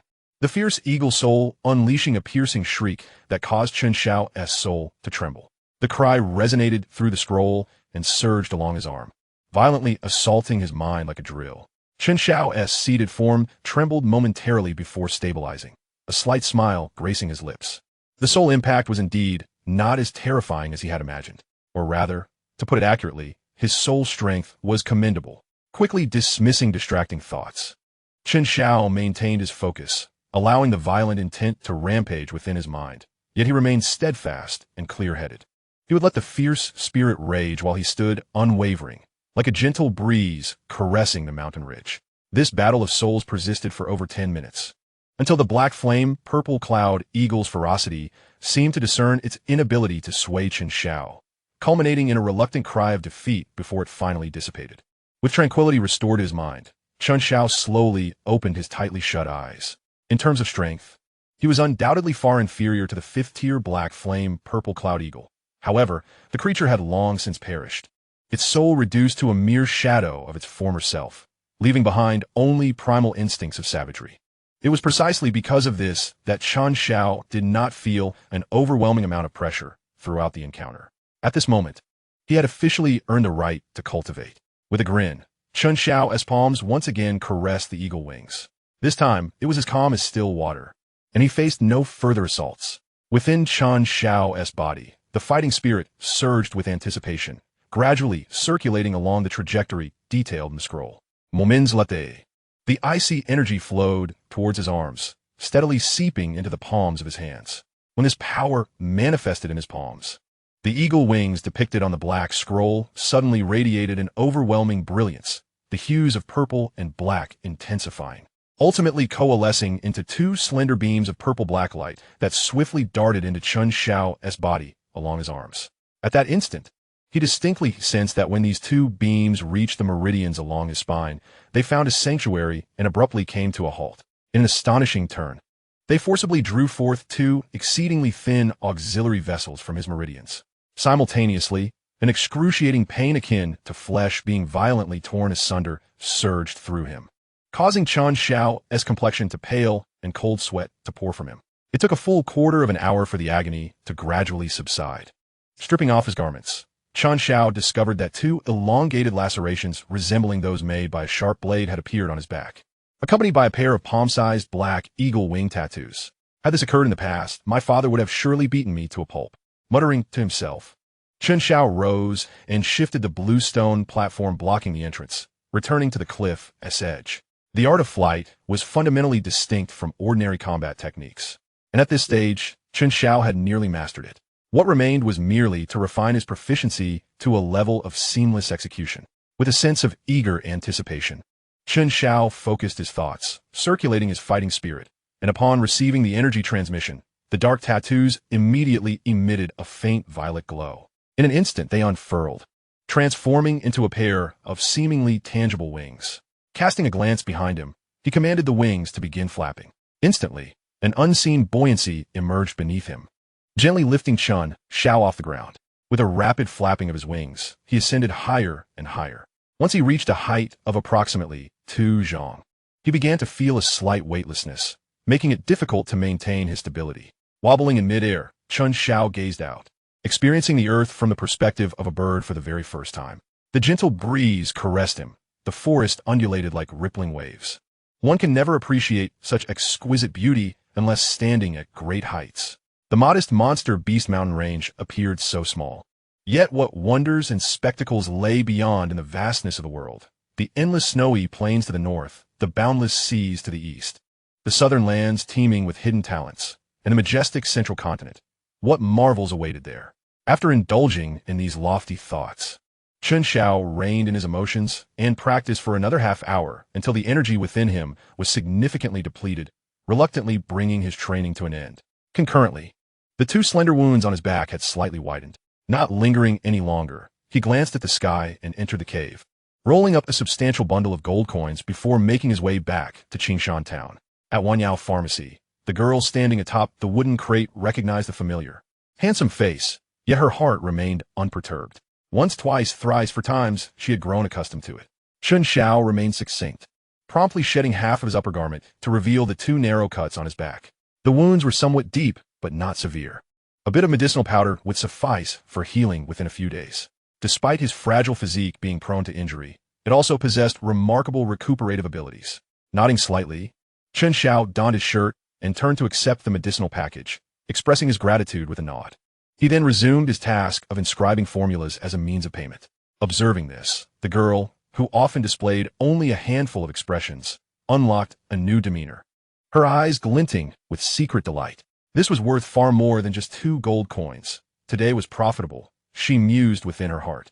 Chen Xiao set down the pen and exhibited a smile, silently congratulating himself for saving 2 more gold coins. Chapter 17. Returned to Wutan City with the successful cultivation of the purple cloud wings. Although Chen Xiao was still in the familiarization phase, it had already begun to greatly assist him. Take, for instance, the monsters surrounding the outskirts of the Monster Beast mountain range. 99 of them roamed the ground or swam in the water. The number capable of flight was exceedingly scarce. Thus, by merely soaring 2 zhang high, Chen Xiao could evade the majority of troubles, significantly accelerating his travel speed. Thanks to the purple cloud wings, he emptied the treasure trove within the cave in just 3 days, depositing all the gold into his gold card. A total of 813,296 gold coins. Please accept, esteemed guest. The slender maid, with a charming demeanor, presented the gold card with a radiant smile, undeterred by the fact that the figure before her in black robes was shorter than herself. Chen Xiao remained silent as he accepted the card, nodding in gratitude before departing without a backward glance. Over 800,000 gold coins represented all his current wealth. Of that, 99 had been acquired from a cave, with only a small portion coming from hunting monsters. After exiting Black Flame City, Chen Xiao spent half an hour returning to the inn in Qingshan Town, packing the hidden boxes of medicinal herbs before shouldering the bulging bundle and heading to Wanyao Pharmacy. At noon, with most mercenaries bustling about, the spacious hall felt particularly desolate. Upon seeing Chen Xiao enter with his package, the girl in the white dress atop the wooden crate displayed a flicker of curiosity. I am leaving Qingshan Town. May I borrow some of the medicinal powder you typically use for my reserves? Upon hearing this, the little healer suddenly understood.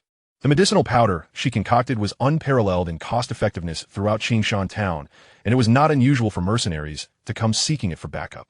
If I give you everything, I won't have any left for today. However, if you still possess that formula, I could consider it, she replied. Placing the bundle aside, Chen Xiao picked up paper and pen to begin inscribing. Initially, the girl stood behind the counter, curiously observing, but as Chen Xiao continued to write more and more, she had no choice but to hastily ascend the stairs, returning with an armful of bottles and jars. A quick glance revealed at least 14 or 15 vials. Chen Xiao raised his gaze, skepticism evident in his eyes. At that moment, silence spoke louder than words. The little healer chuckled awkwardly, assuring him that this was indeed all she had, and not a single bottle remained. Chen Xiao nodded and continued to write diligently. Once back atop the wooden crate, the girl fetched paper and glue, meticulously labeling each bottle of medicinal powder. There were powders for treating injuries, stopping bleeding, and resolving bruises. Among others, an extensive assortment covering nearly every common ailment. After a quarter of an hour, Chen Xiao set down his pen and handed several pages of formulas to the girl. At this point, he had copied everything from the 7-colored poison scripture, except for the scroll concerning the calamity poison body. Thank you. I know that even if I offered all my medicinal powders, it wouldn't equate to this many formulas. However, I genuinely enjoy researching these matters. And today, I shamelessly took advantage of you. The girl confessed with sincerity, a hint of embarrassment in her voice. Chen Xiao shook his head slightly, opting not to elaborate, which left the girl feeling somewhat puzzled. Opening the bundle, he began to fill the bottles. His gaze fell upon the delicate inscriptions on each vial. The script both graceful and precise, reflecting the character of its bearer. Thank you for your care these past days. I take my leave now. No need for thanks. By the way, what is your name? Chen Xiao. I am known as the Little Medical Immortal. Ah, I am aware. Your reputation in Qingshan Town is quite notable. With a faint smile, Chen Xiao hoisted his bundle onto his back, waved farewell, and proceeded towards the exit of Wanyao Zhai. His mission had been accomplished, and it was time to return and ponder the experiences he had gathered. As Chen Xiao stepped out of Qingshan Town, Three mercenaries adorned with wolf head insignias exchanged glances, their eyes lingering on the alluring package before silently trailing behind him. This lad is no ordinary person. On his first day in Qingshan town, he displayed the prowess of a six-star fighter. He has ventured into the Beast Mountain range multiple times, yet returned unscathed. It would be unwise for the three of us to act alone. Taizhan, go back and summon a few more people. We shall follow him for now, declared a sharp-featured mercenary with seriousness. Upon hearing this, the mercenary named Taizhan nodded and swiftly turned back. As Chen Xiao walked along the bustling avenue, he cast a fleeting glance over his shoulder, shaking his head inwardly. The Wolfhead mercenary group was indeed a mere blemish in the otherwise vibrant Qingshan town. However, with the support of the Ziyun Wing, Chen Xiao felt no fear towards anyone in this town. Thus, he took a detour and continued on his way. Half an hour later, a cluster of mercenaries surrounded a young man of considerable stature, following the trail marked along the road to a dense forest. Why does the trail end here? Young master, there are two corpses. It's the skinny monkey and the fat one. Damn, to fail in stealing and end up losing. But that little brat dares to kill members of the Wolfhead mercenary group. This matter is far from over. 2 days later, outside Wutan City, Chen Xiao gazed at the small town he had lived in for 9 years, shedding his black cloak to reveal a benign smile. When he had departed from Wutan City, he possessed nothing, not even the means to procure the most basic resources for cultivation. Yet now, upon his return, his wealth could rival that of the three prominent families, bolstering his confidence. In fact, in terms of cash flow and the foundational techniques he had acquired, the three families could not compare to him. The next time he left, it would undoubtedly be for an extended journey. Murmuring softly, Chen Xiao made no further delay and strode purposefully towards Wutan City. Upon entering the city, he was taken aback by the unusual hustle and bustle. The volume of people on the streets had surged beyond all previous experiences. It was as if the population of Wutan City had ballooned 3 to 4 times in just a month. Moreover, this throng was converging towards the central square of the city. Could it be that the recruitment team from Canaan Academy had arrived? As he passed the central square, the densely packed crowd left Chen Xiao astounded. He stood on tiptoe to glimpse inside, but aside from a banner fluttering in the wind, he could see nothing but heads packed tightly together. Oh well, it is of no concern to me. Chen Xiao shook his head in resignation and made his way back to the Xiao family. Within the Xiao household, the younger members had all been drawn to the excitement of Canaan Academy's recruitment, flocking to the central square, leaving the training grounds eerily vacant. This fortuitously allowed Chen Xiao to return to his residence unnoticed by most. Naturally, this did not apply to Xiao Suner, who resided in the most central location. The Peak Do Huang, Ling Ying, was a force too formidable for the small Wutan city. The movements of a Xiao family could hardly escape his perception. Miss, Chen Xiao has returned, now a 9-star fighter. It seems he has had a fruitful journey. Upon hearing Ling Ying's report, the demure girl seated in the courtyard with a book smiled gently. The Beast Mountain range of the Gamma Empire indeed served as an ideal training ground for fighters and masters, where one first contended with beasts before facing humans. Many renowned powerhouses had risen through such gradual progress. Indeed, the human heart is difficult to fathom, while beasts are far more straightforward. Although Chen Xiao's temperament is relatively stable, he remains somewhat naive compared to those who have faced countless life and death battles. This slow growth is quite appropriate. Ling Ying responded with a smile, and suddenly, his figure melded into the shadows. He is approaching. He must be seeking the Mississippi. I shall take my leave. Suner did not respond further, continuing to peruse the ancient texts in her hands, as if entirely absorbed. However, her peripheral vision occasionally flickered towards the entrance of the courtyard, betraying that she was not entirely indifferent, retaining the youthful nature typical of her age, albeit well concealed most of the time. As time passed, rhythmic footsteps soon echoed from outside the courtyard. Top, top! Chen Xiao knocked on the courtyard door, drawing the attention of the girl seemingly lost in her literary world. Xunia, may I enter? Big brother Chen Xiao, when did you return? Suner, clad in a green dress, looked up in surprise, rising to personally welcome him inside. Her expression of surprise genuine. Chen Xiao chuckled softly, not believing that a person of his stature could approach without Ling Ying noticing. Nevertheless, he chose to keep the insight to himself. I just got back and tidied up my room a bit. During my time in the Beast Mountain range, I fortuitously found some seemingly valuable herbs, but unfortunately, I couldn't identify some of them. I recalled that you have a vast collection of books, so I came to borrow a few to broaden my knowledge. In previous years, Chen Xiao had been preoccupied with rigorous training, leaving little time for reading ancient texts. and his living conditions had not permitted it either. This had resulted in his understanding of the world primarily stemming from experiences accumulated before the age of 5 and memories from his previous life. Such a gap posed no problem within the Xiao family. Yet his recent expedition to the Beast Mountain range had made him acutely aware of this shortcoming. Just like the herbs he encountered in the cave, many were unfamiliar to him, let alone knowing how to utilize them. Hence, it was essential to read more, to avoid the wastage of resources. I see. Big brother Chen Xiao, please wait a moment. I will go inside to find some. Xuan nodded in realization, calling out before dashing into the house. After 2 or 3 minutes, she emerged holding several ancient texts. Whether she had found them or retrieved them from her spatial ring remained a mystery to anyone. Big brother Chen Xiao, these two are both regarding herbs. Once you memorize them, as long as they're not exceedingly rare, you should be able to identify them. The other books cover a broader range, including many treasures of heaven and earth, along with some interesting anecdotes that I particularly enjoy. This was no falsehood. Chen Xiao had often seen her engrossed in these very volumes. Thank you. Chen Xiao nodded in gratitude, reaching out to take them, but Suner playfully withdrew them behind her. Meeting Chen Xiao's puzzled gaze, she smiled mischievously and said, "This month has been rather dull, and since you have had such rewarding experiences, would you mind if I accompanied you to satiate my curiosity?" Chen Xiao fell into a moment of contemplation, then nodded in agreement. With the presence of a shadow of Voldemort, even if he were to refuse at this moment, there would be countless ways for Suner to uncover the truth. Moreover, the items he brought back required concealment from others. But with Suner, there was absolutely no need for such secrecy. After all, she was unimpressed. Certainly, I am grateful to have Suner assisting me in discerning the truth.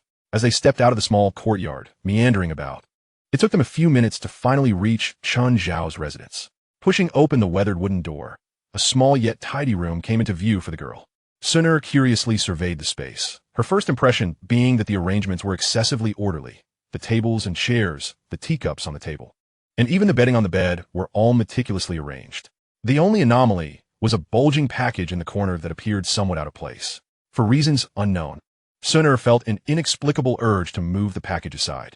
Aside from that, the room was remarkably clean, far from the state one would expect from a place abandoned for a month. Could this package be the spoils of Brother Chen Xiao?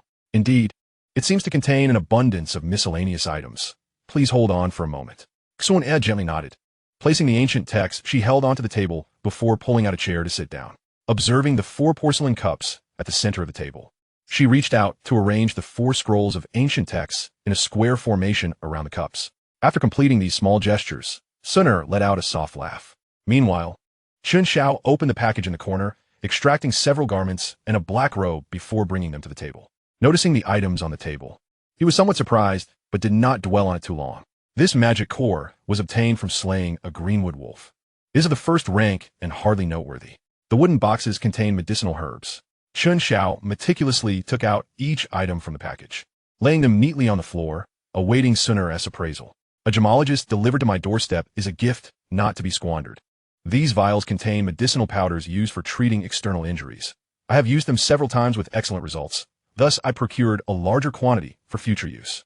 This scroll of the 7-colored poison scripture and the roaring lion's chant were serendipitous acquisitions, arguably my greatest gains from this venture. As he retrieved the final 2 scrolls, Chen Xiao remarked, "The fragmentary map and the card of coins are always carried with me, while the purple cloud-wing scroll, once cultivated, became useless and was subsequently destroyed by Chen Xiao." Gazing at the wooden boxes filling nearly half the room and the scrolls on the table, Suner was also taken aback. She had heard from Ling Ying that Chen Xiao had made considerable gains, initially thinking it referred to the effects of his training and his increase in strength. She never anticipated he would possess such a wealth of treasures. While they may not hold much value for her, for Chen Xiao, who was merely a 9-star Do fighter, this was indeed a windfall. Even the 3 prominent families of Wutan City would be envious upon seeing these items. I shall not concern myself with the 7-colored poison scripture and the roaring lion's chant, as Suner held little interest in them. Let us discuss these medicinal herbs. This one is the purple-blue leaf, which has limited effects when consumed directly, but is essential for the refinement of certain pills. Brother Chen Xiao could seek an opportunity to sell it. This one is the white spirit ginseng fruit. It serves as a natural healing tonic. Not much inferior to recovery pills, but should surpass the medicinal powders Brother Chen Xiao possesses, making it wise to carry a few for emergencies. This one is the snow lotus seed. This one is Without pause, Sooner explained the various medicinal herbs with clarity, even detailing their effects, and did not forget to advise Chen Xiao on which ones to keep for future use and which could be sold. Observing this girl, younger than herself, who seemed to possess an encyclopedic knowledge, made her appear almost omniscient. In contrast, Chen Xiao felt somewhat diminished in her presence. Oh, there is even an ice spirit flame grass. It seems Brother Chen Xiao is fortunate, as this herb is a significant boon for those with ice attributes. With it, Brother Chen Xiao is likely to break through to the Dome Master level with ease. More importantly, it can be consumed directly. While its effects may not match those of refined pills, it can still yield about 80% efficacy. Upon hearing this, Chen Xiao, who had been momentarily lost in thought, suddenly looked up. He had only known that the ice spirit flame grass was a necessary ingredient for concocting the blood lotus pill, never considering its potential for cultivation. Now, hearing Sunner's reminder, he grasped the true value of the ice spirit flame grass for himself. However, upon reflection, it made sense.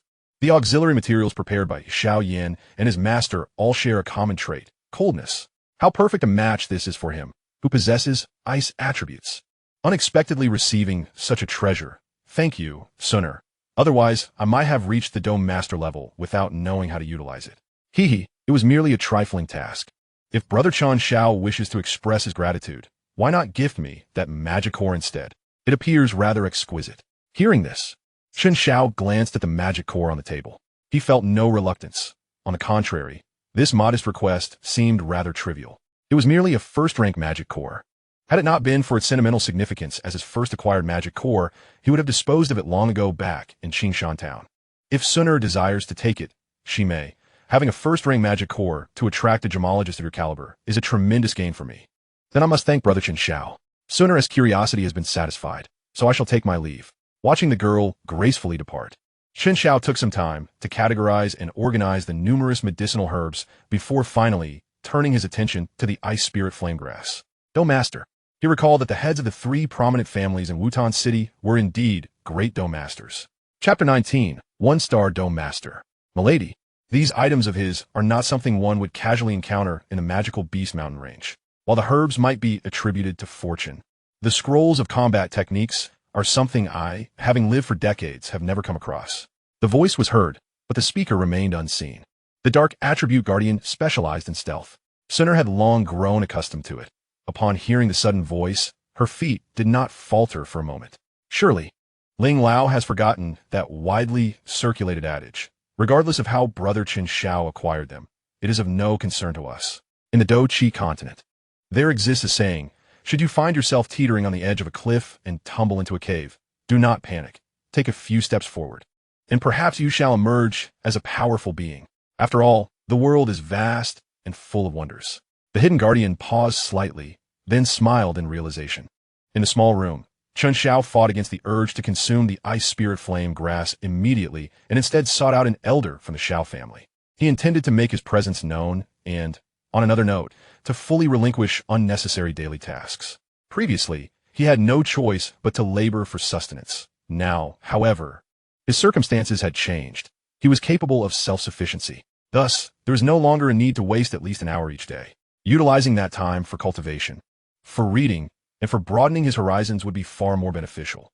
As for the provisions, you may handle them as you see fit. The rent can be waived. For the Xiao family has no shortage of this small piece of land. Moreover, you are growing up. You must consider more carefully whether to stay or leave in the future. I understand. Thank you, Elder. Having expressed his gratitude, Chen Xiao then took his leave. The elder named Xiao Shi has been the most frequently encountered member of the Xiao family over the years, possessing a remarkable sense of humanity. As night fell, numerous youths from the Xiao clan congregated in the martial arts arena, spiritedly discussing the Canaan Academy. The annual enrollment at Canaan is considered a grand affair in Wutan City, with young men and women from various families taking immense pride in the prospect of entering this esteemed institution. Did you all see those enrollees from the recruitment team? They may not be very old, but each one is frighteningly powerful. If I could gain admission to Canaan Academy, would I also become as strong as they are? That mentor is truly formidable. I feel he is even more powerful than our clan leader. Alas, the admission standard for Canaan Academy are exceedingly high. I am only at the 5th stage of combat prowess, and I wonder if I will ever meet the requirements. Do not dwell on that. Among us, perhaps only Cousin Xiao, Yan will be able to meet the criteria within 2 or 3 years. Listening to the praises of the girl in the pink dress, Xiao Yan, seated in the center, found her words somewhat childish, yet he could not help but smile. 2 or 3 years. Why should it take so long? Xiao Yan scoffed inwardly. Already possessing the 7th stage of combat prowess, he was confident he would qualify for Canaan Academy within a year. However, he had yet to decide whether he would actually attend. At present, no one from the Xiao family had ever entered Canaan Academy, which left Xiao Yan with little understanding of this renowned institution. Meanwhile, Chen Xiao, a fervent admirer of Canaan Academy, sat cross-legged on his bed, eyes closed.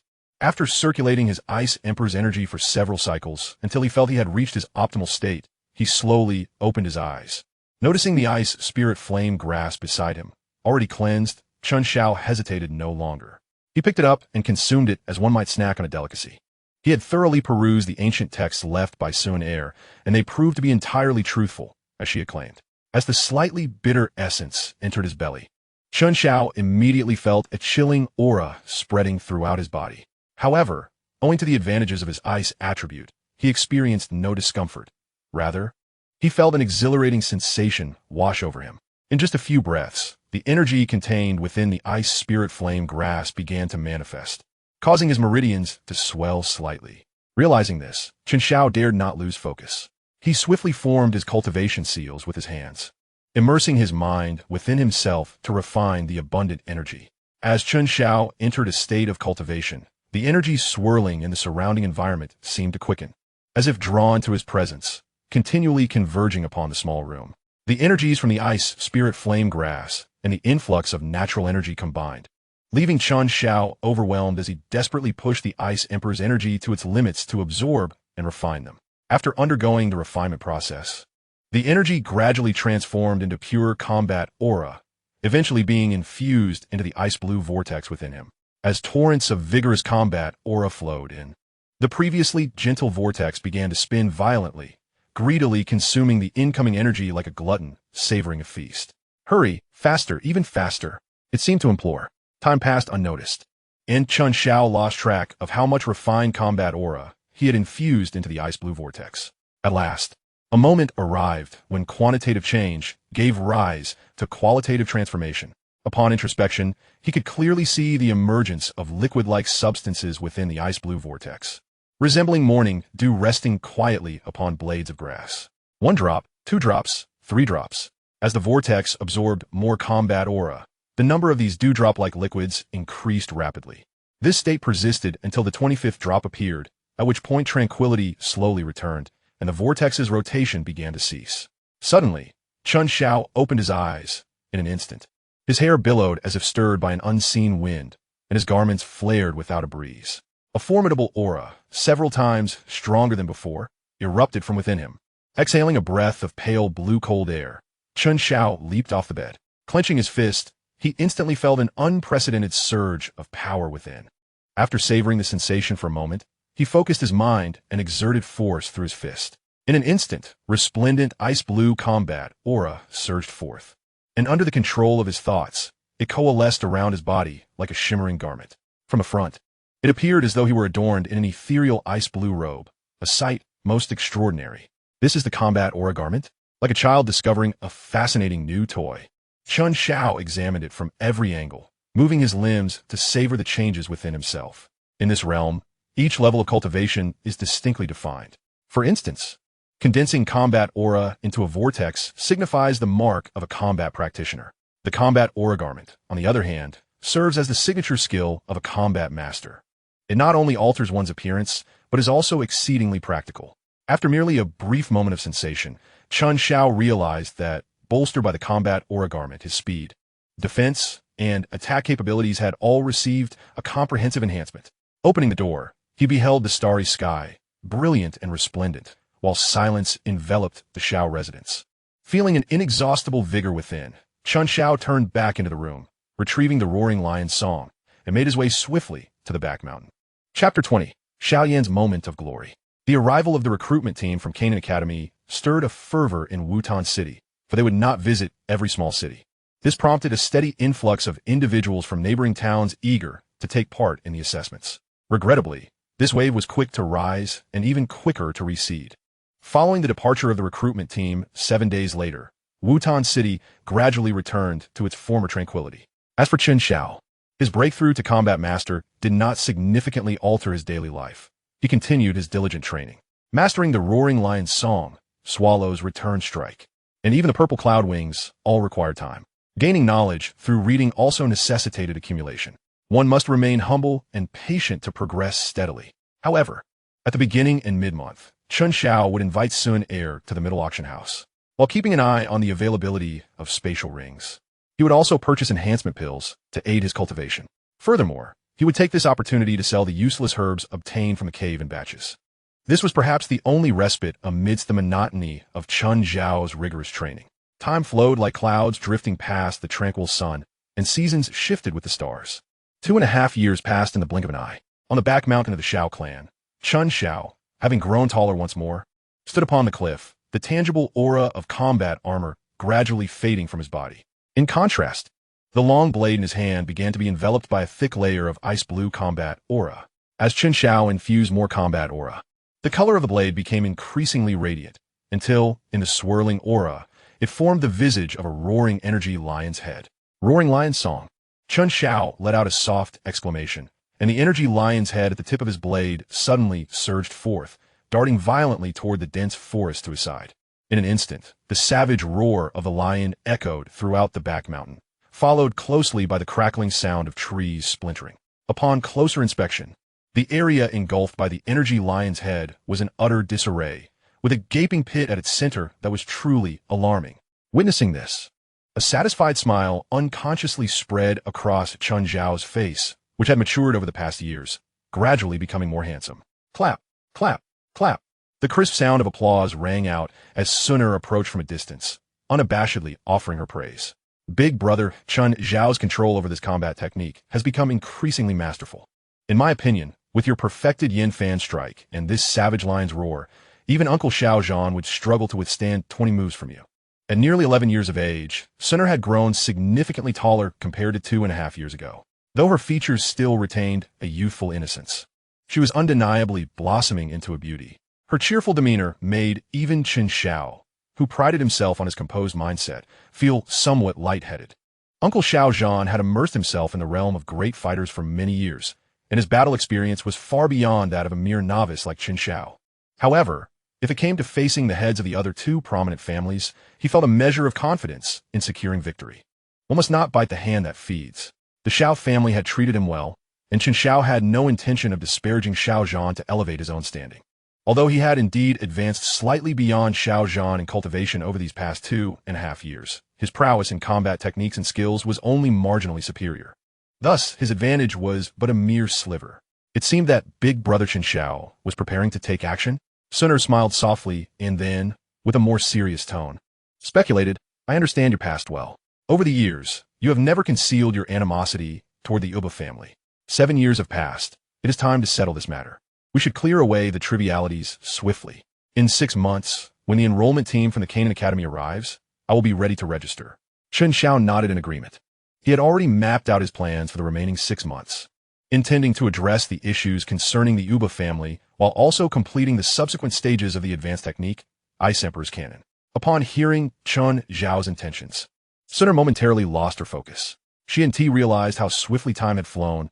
It had been years since they arrived at the Xiao family. Reflecting on her own duties, Suner felt a twinge of anxiety. Over the years, Ling Ying had thoroughly searched the Xiao family both inside and out, yet found nothing of what she sought. This could only mean one thing. That item was likely being carried by a high-ranking member of the Xiao family. Although Suner had her suspicions, she could not resort to forceful methods, making her predicament rather difficult. Regaining her composure, Suner offered a resigned smile. Let us not dwell on that for now. Big brother Chen Xiao, we should return quickly. Uncle Xiao Zhan announced to the entire clan last night that there would be a significant announcement at noon today, and everyone must attend. Given Suner's status, she naturally need not concern herself with such matters. However, since they were in the Xiao residence, it was only courteous to show respect. Chen Xiao recalled this and immediately stowed his long blade into his spatial ring. This low-level spatial ring had cost him a staggering 90,000 gold coins at the miter auction house. Although its capacity was limited to less than 2 cubic meters, it sufficed for Chen Xiao's current needs.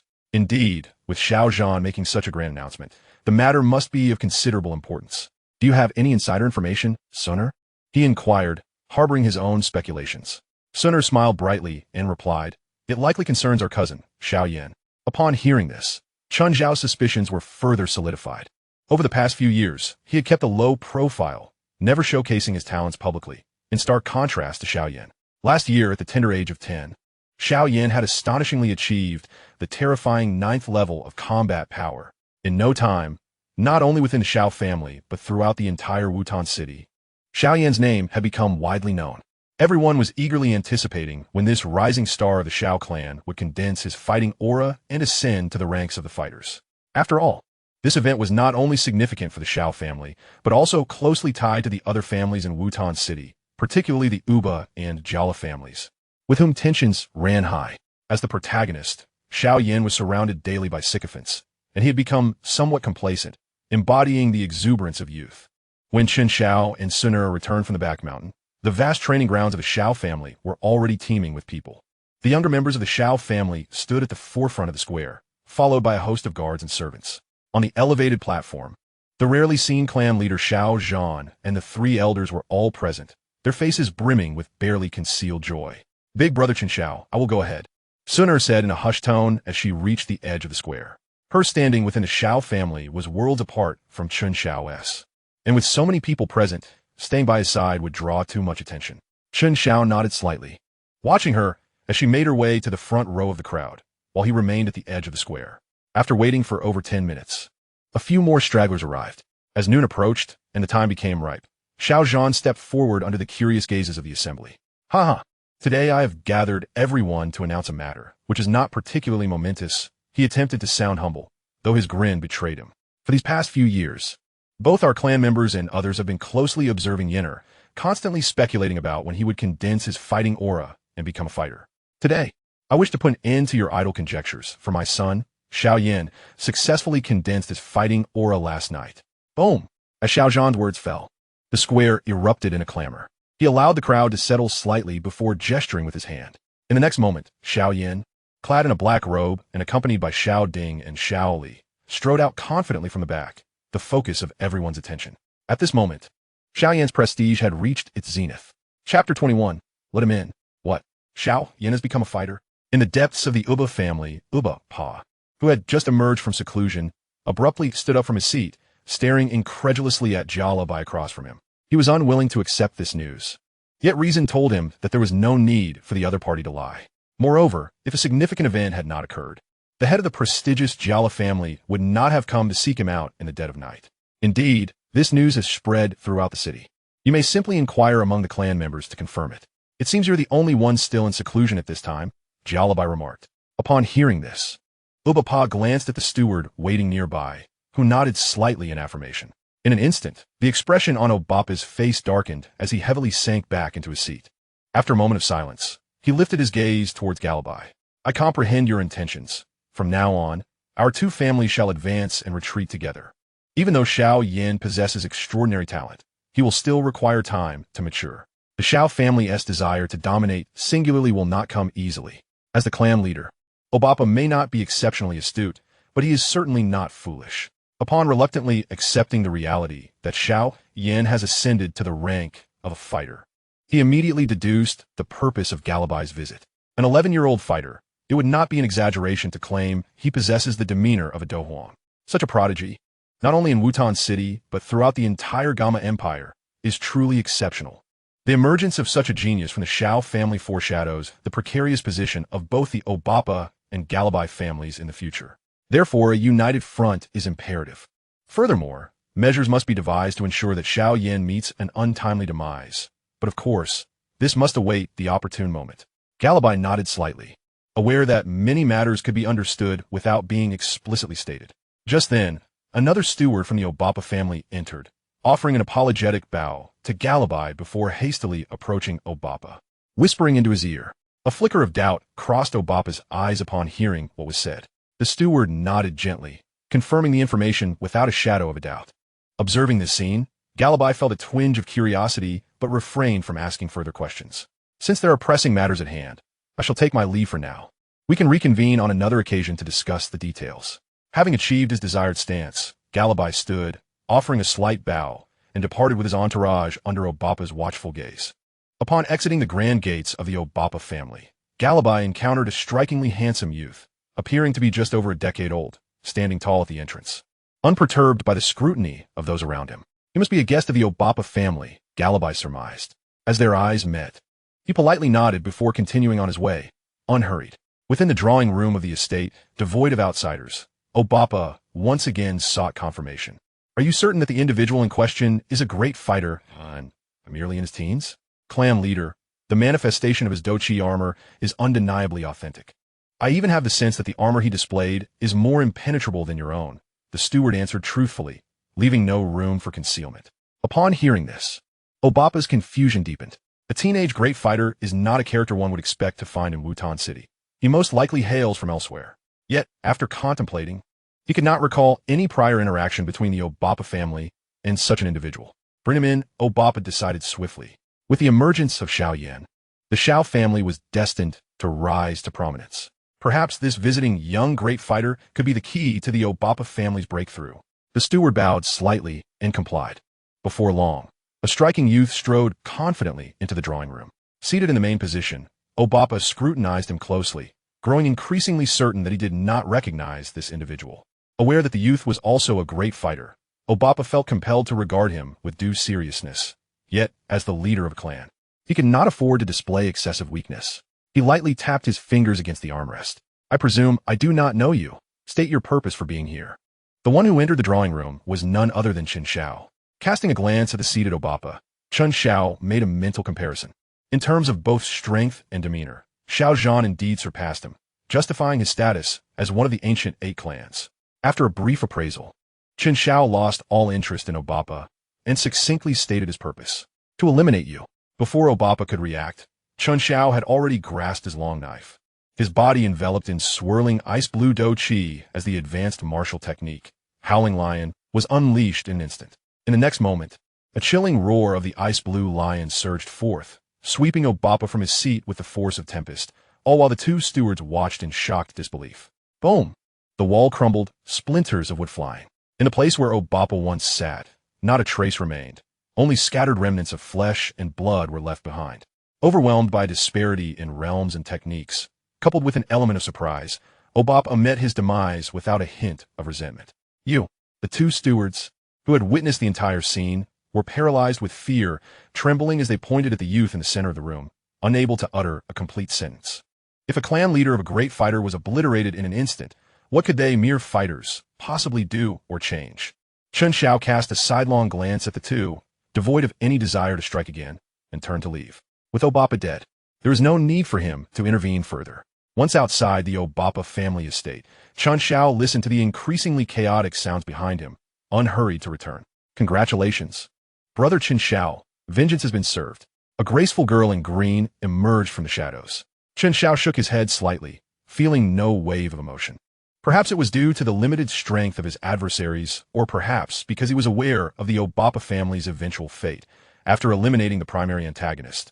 He found no joy, only a tranquil sense of having fulfilled his duty as a son.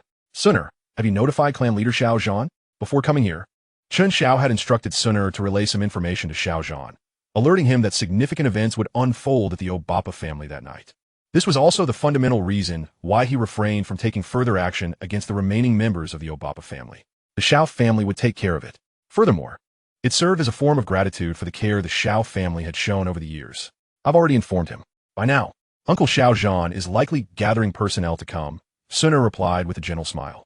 Ordinary individuals might dismiss the notion of the Obapa family facing disaster.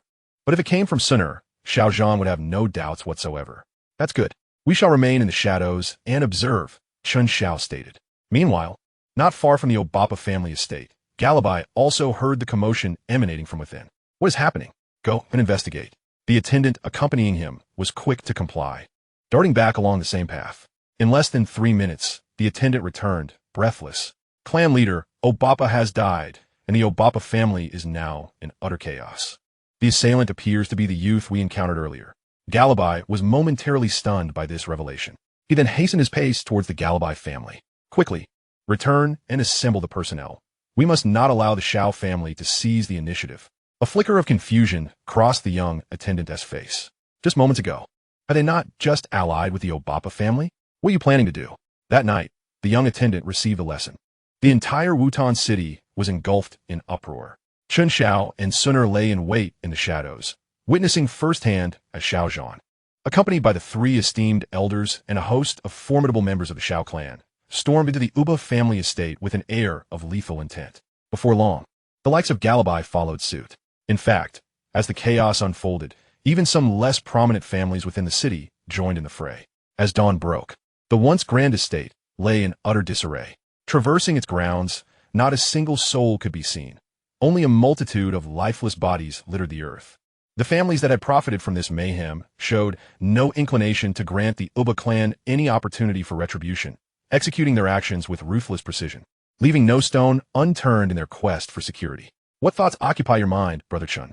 Suner inquired, her curiosity piqued as she followed closely behind Chen Xiao. Insuring nosrets linger da noticed. The law of the jungle governed this world, and such tragedies unfolded daily across the continent. Suner was well aware of this truth.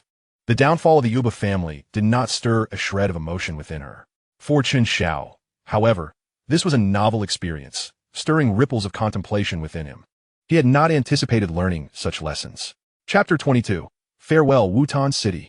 As was his custom, Chen Xiao returned to the Xiao family, with Suner trailing closely behind. Upon stepping through the threshold, he spotted Xiao Zhan and the three elders observing them from a distance, seemingly awaiting something. It appeared that Chen Xiao's presence had been revealed. Suner, perceptive as ever, deduced the situation from their expressions. Chen Xiao nodded slightly, harboring no further thoughts. Previously at the Xiao family, Chen Xiao had refrained from accruing too many debts of gratitude, opting to conceal his true prowess. He endeavored to perform his daily tasks flawlessly, ensuring no one could find fault, thus exchanging labor for sustenance. Now that he had resolved to depart, revealing his strength would pose no complications.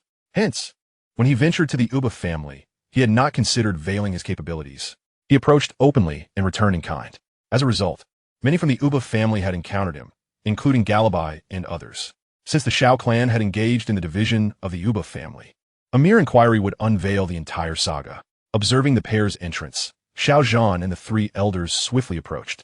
Suner's identity was self-evident. As for Chen Xiao, his ability to single-handedly take down Uba Pa warranted them treating him with utmost respect. Uncle Xiao Zhan, esteemed clan leader, and venerable elders, he greeted. Xiao Zhan and the three elders had prepared an elaborate discourse.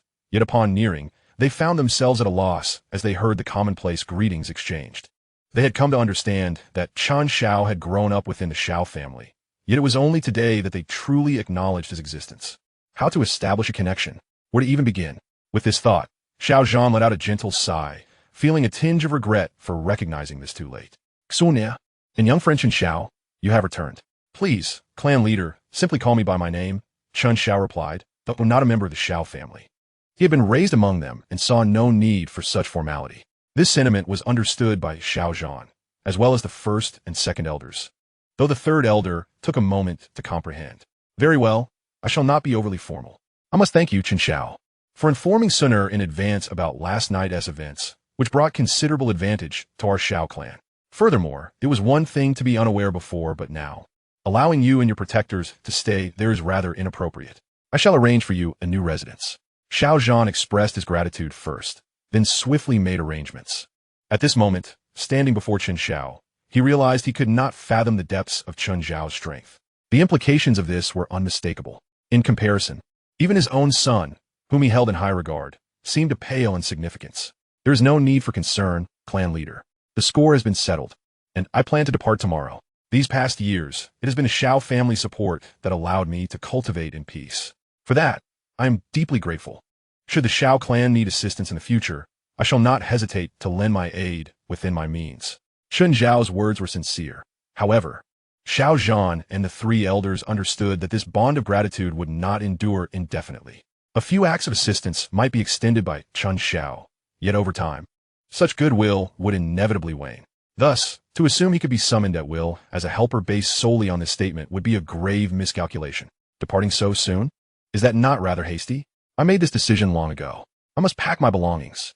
Clan leader, esteemed elders, I bid you farewell. With a slight bow, Chen Xiao spoke no further and proceeded directly toward his quarters, with Sun Er closely following. As they watched the two recede into the distance, the third elder grew somewhat anxious. Clan leader, we should discuss arrangement for their send-off. While our Xiao clan may not be large, we can certainly offer some cultivation resources to foster goodwill. That would be of mutual benefit. At these words, Xiao Zhan remained silent, merely shaking his head. The first elder interjected, "Let it go, third elder. Excessive efforts can backfire. If Chen Xiao truly wished to deepen our relationship, he would have revealed his strength long ago. With his talent, would we not prioritize his cultivation? Indeed, he is Chen Xiao, not Xiao Chen. Maintaining our current bond of gratitude is sufficient. Forcing a connection would only breed resentment. He is a man of clear grievances and gratitude, as evidenced by his actions regarding the Uba family. Since he has spoken thus today, should our Xiao clan face trials in the future, he will surely not stand idly by." The second elder concurred. Upon hearing their words, the third elder finally grasped the situation. It seemed that Chen Xiao's acknowledgement of the Xiao clan's care over the years was commendable. Had he been a colder individual, he could have severed ties entirely without a second thought. Alas, we discovered this too late, or rather, he concealed himself too effectively. Perhaps only Sun Er among the entire Xiao clan has some inkling. The third elder accepted the reality, sighing in contemplation. The past is unchangeable. The future must be seized with vigor. Xiaoyan's talent is also a rare gem, and once he matures, he may forge deeper connections with Chen Xiao. In this light, the future of the Xiao clan appears promising, does it not? The first and second elders envision this future, their aged faces lighting up with smiles. Indeed, at this juncture, the atmosphere among the Xiao clan's upper echelon was remarkably harmonious. Unfortunately, such tranquility might not endure for long. Elsewhere, Chen Xiao's packing was merely a pretext. With the existence of space rings, he had always kept essential items close at hand. As for the bedding and miscellaneous items in his small abode, he had no intention of taking them. They were unnecessary and overly cumbersome. With a limited capacity in a low-grade space ring, he needed to be judicious with his choices. Thus, after a brief circuit, he led Sun Er to the back mountain of the Xiao family. Today, there would be no cultivation nor combat practice. Instead, he would recline and watch the clouds drift, indulging in a fleeting moment of leisure. Gazing up at the expansive azure sky dotted with fluffy, white clouds, Chen Xiaoshu cast a sidelong glance at the girl seated quietly beside him, Sun Er. The girl turned her gaze towards him, and Chen Xiaoshu found words hovering on the tip of his tongue, only to swallow them back with a chuckle as he shook his head. Initially intending to convey some parting sentiments, he reconsidered. After all, there would be ample opportunities to reunite in the future, and he did not wish to dampen the mood. He recalled that his elder brother had mentioned plans to attend the Canaan Academy 6 months hence. Sun Er, deep in thought, realized that the only chance to see Chen Xiaoshu again would be when he returned to enroll, leaving little room for the notion of numerous encounters. The typically obedient girl showed a rare, playful side today, her innocent, clear eyes blinking as if genuinely puzzled. Chen Xiaoshu couldn't help but chuckle lightly. Wutan City felt too small for someone of Sun Er's grace, and if he remained there, opportunities to meet her would likely diminish. Only by venturing beyond, out of the Jiamat Empire and into the vast northwest continent, could he behold the myriad wonders he yearned for. Perhaps, in doing so, he might also encounter Sun Er at her pinnacle. Sun Er, taken aback, regarded Chen Xiaoshu with a gaze that shifted subtly. To meet at the pinnacle, how beautifully poetic those words were. Perhaps he was unaware of the lofty goal he had set for himself. Thus, Sun Er awaited that day with anticipation. Chen Xiaoshu nodded slightly, choosing not to elaborate further, and savored this rare moment of tranquility. The following day, outside Wutan City, clad in fresh attire, Chen Xiaoshu stepped forth to greet the rising sun. His eyes fixed on the horizon. The past is unworthy of boasting, yet today my thoughts know no bounds. Farewell, Wutan City. Chapter 23. You go and eliminate him.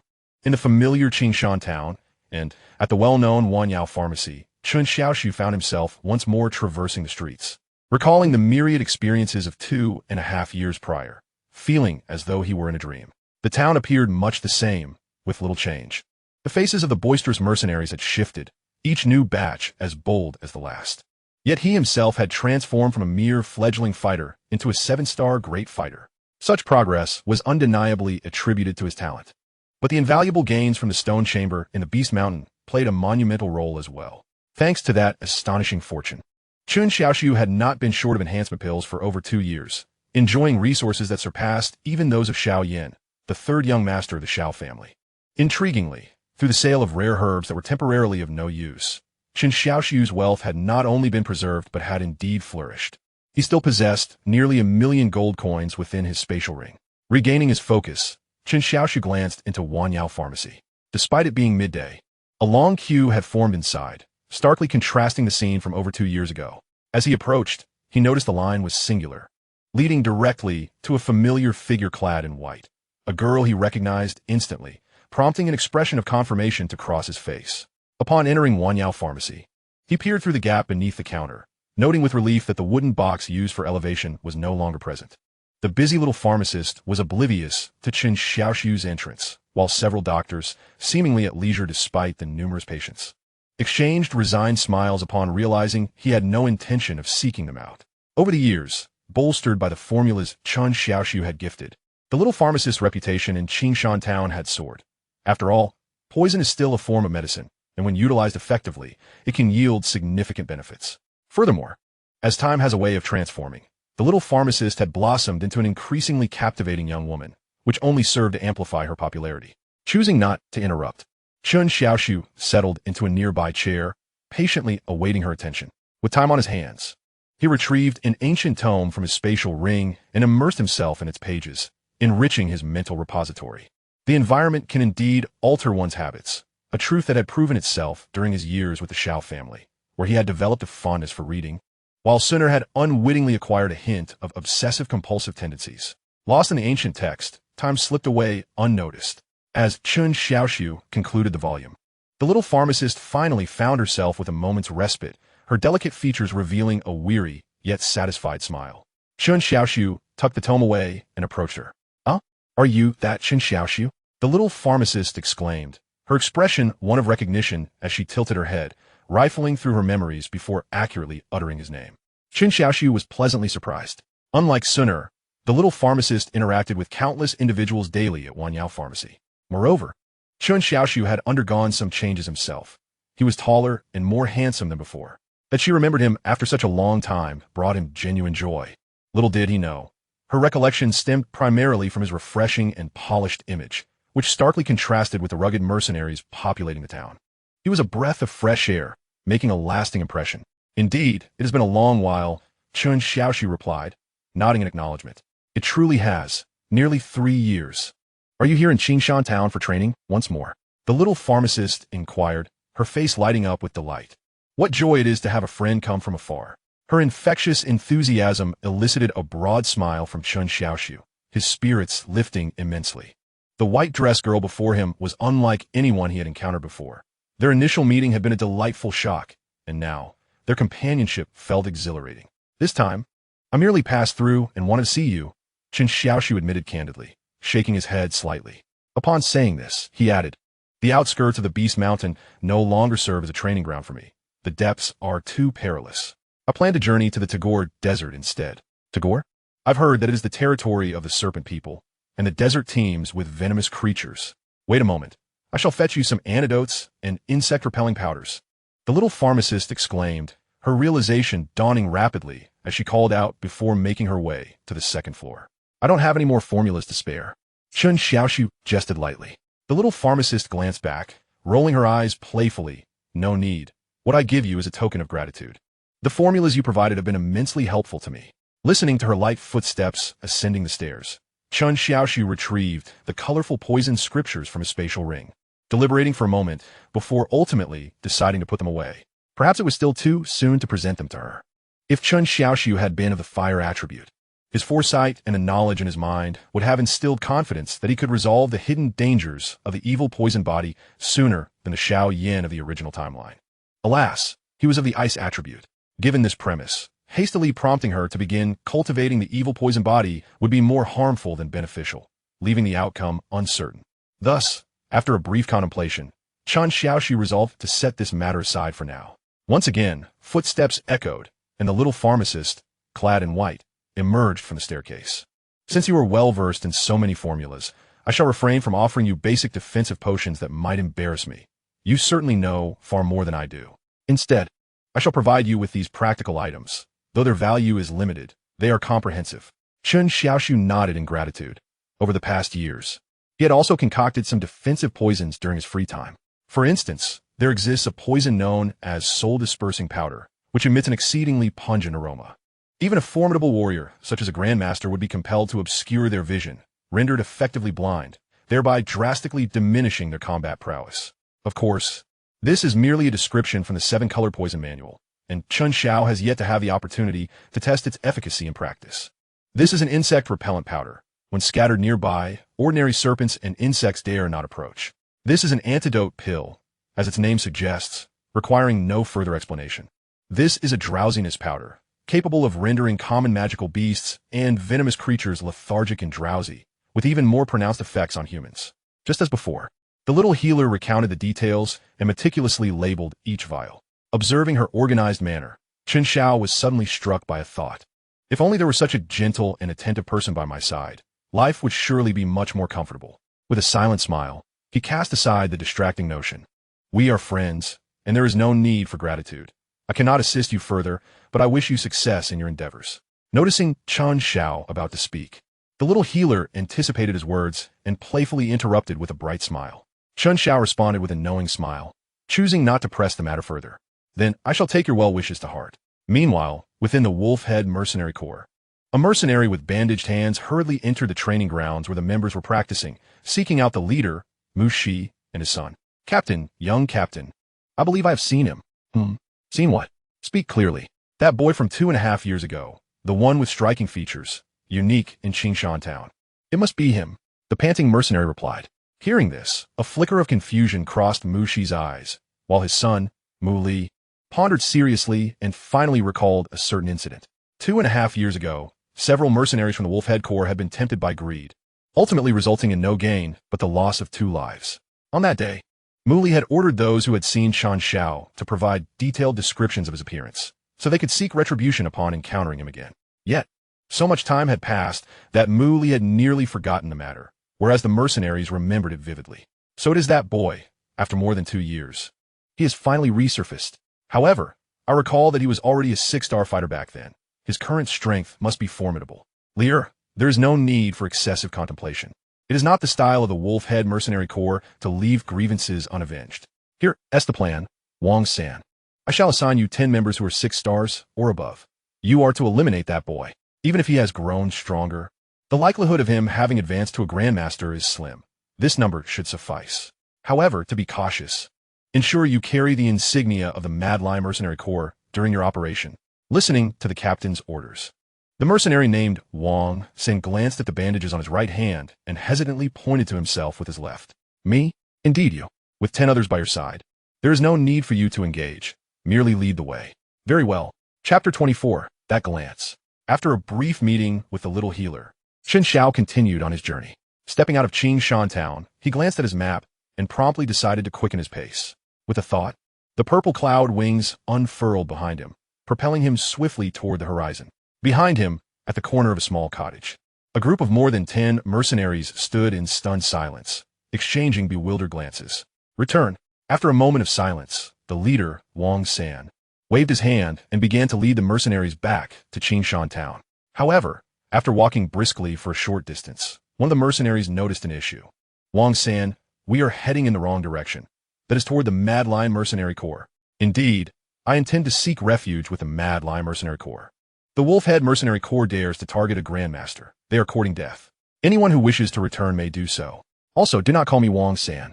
That name died today. I shall henceforth be known as Tang. After a moment of hesitation, the mercenaries gritted their teeth and followed suit. As the leader stated, if the Wolf-Head Mercenary Corps dared to target a grandmaster today, they would not hesitate to scheme against an emperor tomorrow. Continuing to linger in such a dangerous environment would eventually lead to a gruesome demise. We must flee. Unbeknownst to the group, Mu Shi and his son have been shadowing them from the shadows, observing the entire exchange. Father, is that boy truly a grandmaster? What shall we do? I refuse to believe such a monster exists. However, allowing him to live poses no harm, Mu Shi replied solemnly. Yet he was wary of traveling too far down a dark path. The stakes were too high. But father, did you not say that we must avenge our grievances, as is the way of the Wolf-Head Mercenary Corps? Mu Shi shot a disapproving glance at his ineffectual son. You forget countless matters each day. Why not forget this one as well?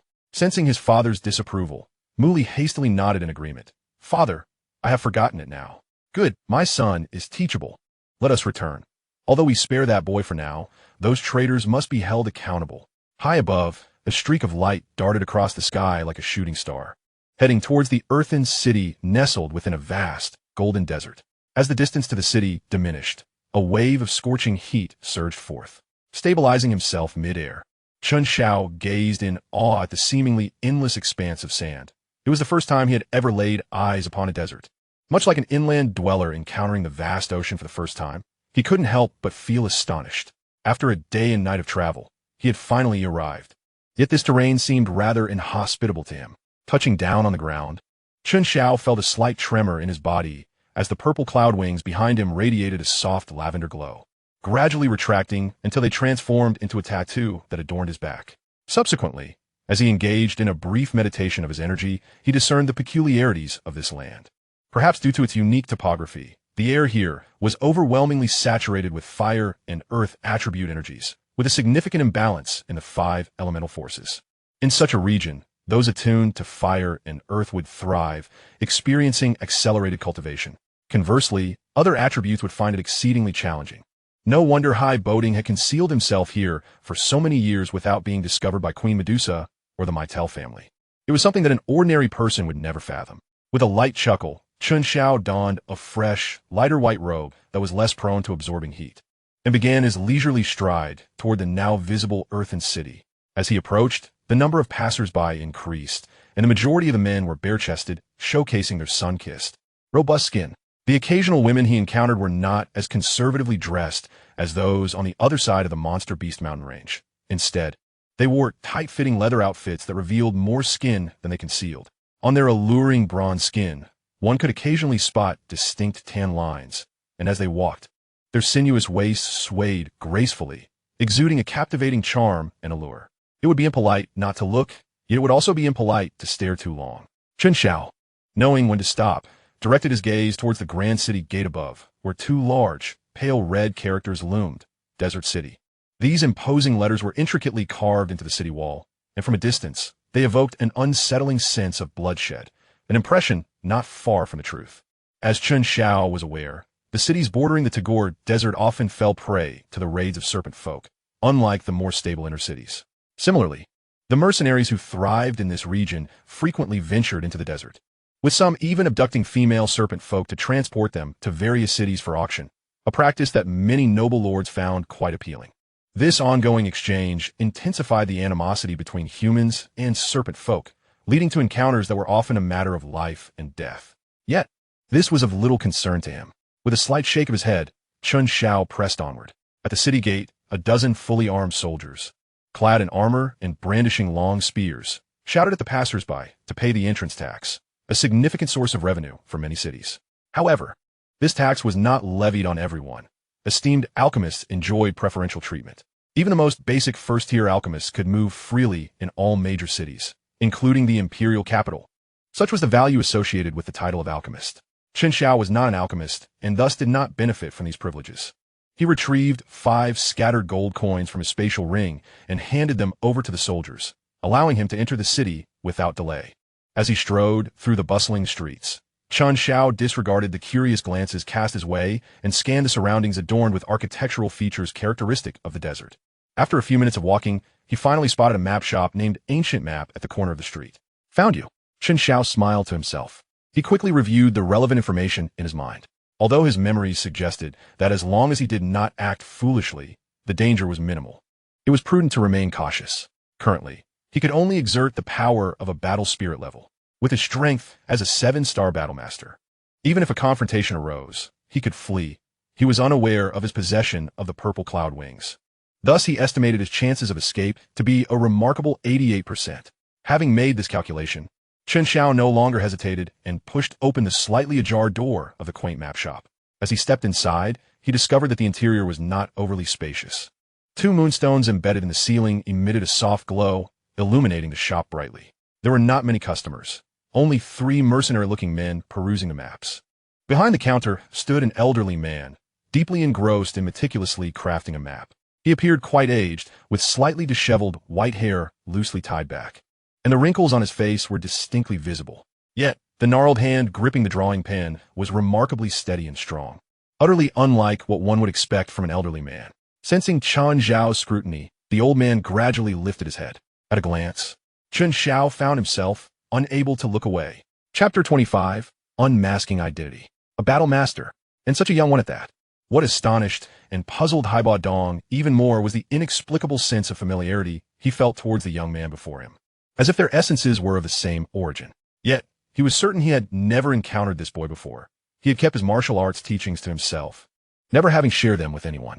Years ago, when some younger members of the Meitel family had shown him excessive deference due to their ice attributes, he had remained tight-lipped. The Ice Emperor's code does not suffer fools. The maps are on the counter. Feel free to select whatever you wish. If you cannot find what you seek, you may ask me, Haiba Dong said, suppressing his curiosity and showing no intention of introducing himself. He decided to observe further. Chen Xiao nodded slightly, not in a hurry to rush the process. This follow-up had already been delayed for so long that he could afford to take his time. Moreover, with nearly half a year remaining before the enrollment team from the Canaan Academy would arrive, he had ample time to spare. Additionally, to complete this follow-up, Chen Xiao had meticulously prepared 7 plans labeled A through G. Today's visit was merely a formality. Without engaging in prolonged conversation with Haiba Dong, Chen Xiao began to browse the shop like an ordinary customer. The Tagore Desert was indeed a suitable place for training, and having a detailed map in advance was essential to avoid getting lost in the vast sands. After examining several maps, he selected the most exquisite and detailed one. Yet he did not rush to pay. He continued to wander about the shop. Before long, he was drawn to a corner where an ancient wooden rack held a haphazard collection of yellowed maps. These maps bore signs of damage, suggesting they were failed attempts at map-making. Chen Xiao casually flipped through them until a small, torn image, no larger than his palm, caught his eye. With just a glance, he could ascertain that this fragment was of the same origin as the one he had acquired in the Beast Mountain stone chamber, albeit half its size. Realizing that Haiba Dong had intentionally placed it here as bait, with the other half concealed elsewhere, Chen Xiao smiled and returned it to its original spot. Patience was key. If he were to take it, he would need to acquire the hidden half as well, for otherwise, it would hold no significance. At the counter, Haiba Dong appeared engrossed in his map-making, yet his attention remained fixed on Chen Xiao, observing him closely, even as the lines he drew became erratic. Upon noticing that Chen Xiao had discovered his bait, Haiba Dong's eyes narrowed slightly. However, seeing that Chen Xiao seemed disinterested in the torn map, he could not help but shake his head internally. Perhaps he had been overthinking it. He had left that torn map in the shop for years, and while many had stumbled upon it, the outcome was always the same, discarded without a second thought. Little did anyone know, he had once ventured to the brink of death for that scrap of a map, and the scars he bore were a testament to that struggle. Unfortunately, despite years of study, he had gained nothing from it. Otherwise, he would not have resorted to using it as bait. Old sir, how much for this map? Chen Xiao approached with the chosen map in hand. Haiba Dong gave a casual glance at the map and replied nonchalantly, 500 will do, 200 is fine, or you may take it for 100. Is this how you conduct business? Chen Xiao was taken aback. However, upon reflection, he realized that Haiba Dong operated this map shop not for profit. With connections to the Meitel family, gold held little value for him.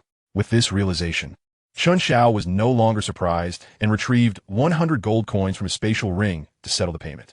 Yet, Haiba Dong did not even glance at the coins piled on the counter. Instead, he fixed his gaze on Chen Xiao's eyes. Young man, are you not curious? Or perhaps you are quite familiar with this old man. Noticing that Chen Xiao had not gleaned any clues from his previous observations, Haiba Dong could not restrain himself and spoke up to probe further. Upon hearing this, Chen Xiao instantly realized that he had reacted too quickly, leaving a flaw for the other party to exploit. These old foxes were all seasoned in the art of cunning. A single word, a fleeting glance, a subtle gesture, each may carry profound significance. In contrast, I find myself in need of further practice. As thoughts raced through his mind, Chen Xiao swiftly abandoned the gradual approach of Plan A. Plan B activated. Without hesitation, Chen Xiao retrieved a VIP card crafted from crystal, issued by the Miter Auction House. Over the past few years, he had engaged in numerous transactions with the Miter Auction House in Wutan City, thus earning his esteemed status. Moreover, he had learned that the Miter family issued VIP cards in 5 distinct tiers. The card in his possession was neither too high nor too low, precisely at the 3rd tier. While his understanding was limited, he had occasionally glimpsed a portrait there, which, according to their claims, depicted the Ice Emperor. one of the 10 strongest individuals of the previous generation in the Gamma Empire, and the likeness bore a striking resemblance to the old gentleman. When one is away from home, it is unwise to be overly honest. One must learn to speak with confidence. After all, as long as there is no way to verify the truth, no one could definitively accuse you of lying. Having remained hidden in the desert city for many years, he had not been in contact with the Miter family, and many might assume he had perished. However, given Tangshan's disposition, as long as his body remained undiscovered, he would undoubtedly continue searching for him, subsequently commissioning portraits to be distributed to various Miter auction houses across the cities, which could serve as a plausible explanation. Additionally, Chen Xiao's attire and his fair complexion were sufficient evidence to suggest that he indeed hailed from the other side of the Beast Mountain range. Thus, his words possessed a certain degree of credibility. You have mistaken me. I am no Ice Emperor. Hai Buodong, with no intention of returning to the Miter family, quickly denied the assertion. Otherwise, should the mercenaries within the shop overhear and spread the news, he was certain that within 3 days, Tangshan would personally come seeking him. While the thought was commendable, Chen Xiao paid it no heed. Since he intended to speak openly, there was no point in being evasive. Initially, he too had been uncertain whether the old gentleman was indeed the Ice Emperor. After all, in his perception, the man was merely adoling. However, your probing has strengthened my conviction, albeit I find it perplexing why the once renowned Ice Emperor has become so feeble that he dares not openly reveal his identity. Why is that? It is simply due to being sealed away. Chen Xiao's words instantly brought forth painful memories for Hai Buodong, reminding him of the past he wished to forget and the woman in the desert who instilled such terror in him that he dared not set foot in the sands again. This scar, once exposed, was excruciatingly painful. As Chen Xiao uttered perilous words, his internal fighting spirit had already begun to circulate quietly. In the shop, the mercenaries who appeared to be studying maps had, in fact, been eavesdropping intently on Chen Xiao's earnest declarations, and they could not help but look up in astonishment. Hai Buodong cast a cold glance at them, his demeanor becoming frigid. With a swift motion of his sleeve, the shop's door swung open, and his piercing gaze fell upon the mercenaries, a clear warning in his eyes. Upon seeing this, the mercenaries dared not linger. They hastily abandoned their maps and scrambled for the exit. The atmosphere, charged by Chen Xiao's aura and the presence of the suspected Ice Emperor, weighed heavily upon them. Before long, the once crowded shop was left with only Chen Xiao and Hai Buodong. Young man, you have deliberately exposed my identity. What is your intention? Speak your purpose. The pretense was shed, and Hai Buodong's demeanor shifted dramatically, his gaze sharpening, the aura of a doling flickering in and out of existence. Chen Xiao, seemingly unfazed by the pressure, smiled slightly and articulated his objective. I wish to make a transaction with the Ice Emperor. Chapter 26. What is desired? Hai Buodong's imposing presence promptly diminished as he scoffed lightly. If you are aware that I am the Ice Emperor, then you should understand that a transaction requires mutual benefit and commensurate strength. I do not believe that a mere Great Dome Master like yourself can offer anything that would pique my interest. Were the Ice Emperor still at his zenith, I would simply walk away. However, in his current diminished state, I can see that I might entertain the prospect of a deal. Unperturbed by Hai Buodong's skepticism, Chen Xiao introduced himself and continued, I have encountered numerous tomes, among which one particularly stands out, mentioning a queen of the serpent people in the Tagore Desert who possesses a sealing technique capable of causing the afflicted to gradually lose their strength. The Ice Emperor's recent display of power, outwardly formidable yet fundamentally lacking, bears a striking resemblance to this description. Upon hearing the mention of that woman, Hai Buodong struggled to maintain his composure, yet a shudder coursed through him. No one was more qualified to speak about the Medusa Queen's serpent sealing spell than he. It was precisely this curse that had caused him torment over the years. What do you wish to convey? Be direct. I can devise a way to have the Medusa Queen lift your seal, and you can employ the Miter family's resources to send a powerful escort with me into the Serpent People's territory for protection. From what Chen Xiao understood, the Medusa Queen was not as senseless as the lower-tier Serpent People, as long as she was not provoked and with a powerful escort. The likelihood of her direct intervention would be minimal. After all, the Serpent People resided in Tagore, and their survival was already precarious. There was no need for her to unwittingly invite formidable enemies upon her kin. Chen Xiao's plan B involved leveraging the knowledge stored in his mind and exploiting the information gap to persuade the Medusa Queen to aid Hai Buodong in breaking his seal. At this juncture, the Medusa Queen had yet to discover the Blue Lotus Earth Heart Fire and was still preoccupied with her struggles to break through to the Dozone level. If Chen Xiao used the information about the Blue Lotus Earth Heart Fire as leverage, he might indeed be able to sway her. Of course, he did not wish to overestimate his chances. However, as long as there was a possibility of success, and he could achieve a safe retreat, it was worth attempting. Among the 3 subsequent options presented in the Ice Emperor's tome, Chen Xiao was most inclined toward unsealing Haibuodong. Not only would he gain an ally, but he would also avoid unnecessary constraints. In contrast, either apprenticing under Haibuodong or joining the Miter family would only serve to entangle him further. A choice made out of desperation. That woman is not as amenable as you imagine. What reason does she have to heed your words? With the Miter family's resources, summoning a Do Wang or even a Do Huang is a trivial task. If all else fails, Tangshan himself is a Do Wang. Thus, ensuring your safe passage into and out of the Tagore Desert should not pose a significant challenge. Yet, Haibuodong harbored a deep-seated bias against the Medusa Queen. He could not bring himself to believe that Chen Xiao could persuade her. Naturally, I am aware of something she covets dearly. The illustrious queen of the Serpent People. Powerful and commanding, what could she possibly lack? The opportunity for the Serpent People to transcend the desert and ascend to a higher realm of existence. The treasures of heaven and earth. The Medusa Queen is still human, and as a queen of her people, the Ice Emperor truly believes she is devoid of desires? Haibuodong fell silent. Indeed, being human entails having aspirations.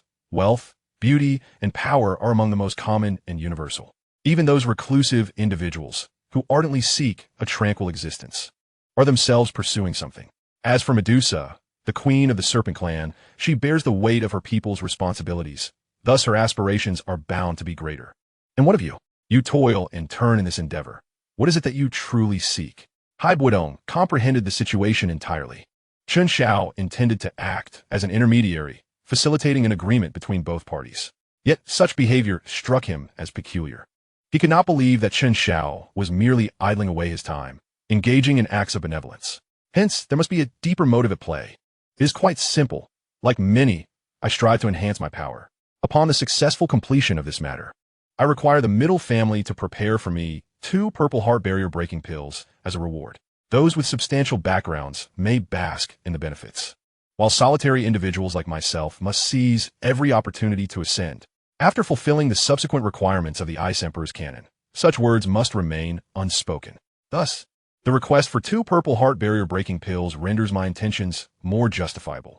The purple heart barrier breaking pill is a pinnacle grade 4th tier elixir, a potion capable of directly augmenting one's strength. However, its effects are limited to those at the Great Fighter stage. Consuming one grants a single star increase in power, and one may take it consecutively up to 2 times. Currently, as a 7-star Great Fighter, should I acquire 2 purple heart barrier breaking pills, I would ascend to a 9-star Great Fighter. Further still lies the realm of Do Spirit. Haibuodong silently nodded in agreement. This reasoning held merit. Within the Jiama Empire, a 4th-tier pinnacle elixir is undoubtedly a luxury, and those capable of refining such potions number scarcely in a handful. Without substantial backing, the average individual would find it nearly impossible to obtain. Of course, the middle family possesses this capability.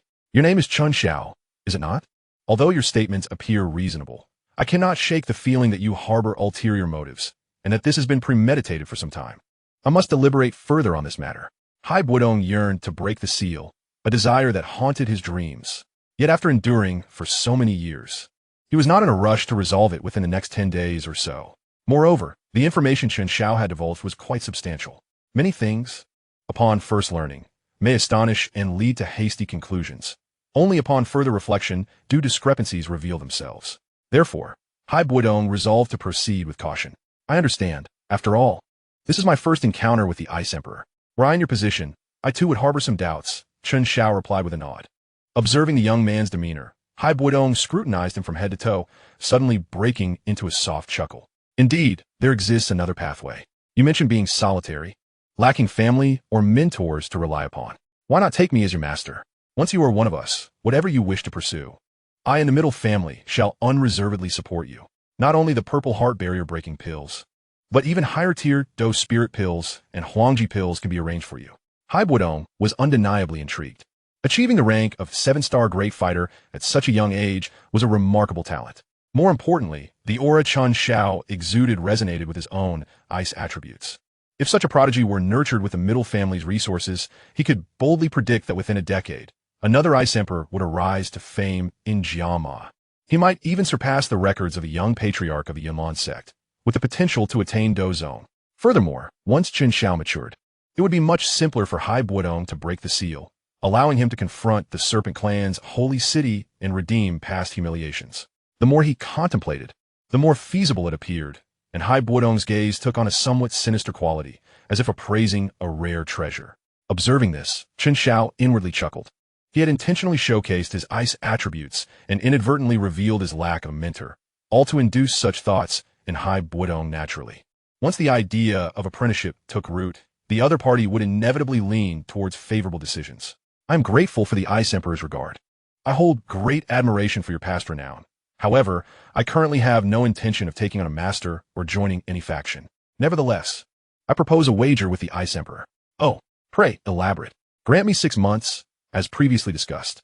Allow the middle family to cooperate as much as possible. If I am unable to break the seal within this period, I shall abide by your wishes, whether it be taking you as my master or joining the middle family. Chapter 27. Sparring. The thoughts of the youth are often most easily discerned by an old fox, for they are typically naive and their intentions lie plainly upon their faces. Hai Buodong scrutinized Chen Xiao for a moment, noticing his sincere expression that appeared devoid of deceit, coupled with the fact that this endeavor would yield him only benefits. He ultimately nodded in agreement. Very well, I shall accept this wager. Shortly, I will send a message to Tung Shan to begin preparations. Within 10 days, we should be able to summon a sufficiently powerful ally. Upon hearing this, Chen Xiao nodded and smiled. From his understanding, Hai Buodong's reputation was generally favorable. He was not the type to act against someone without reason, which was why Chen Xiao dared to approach him boldly.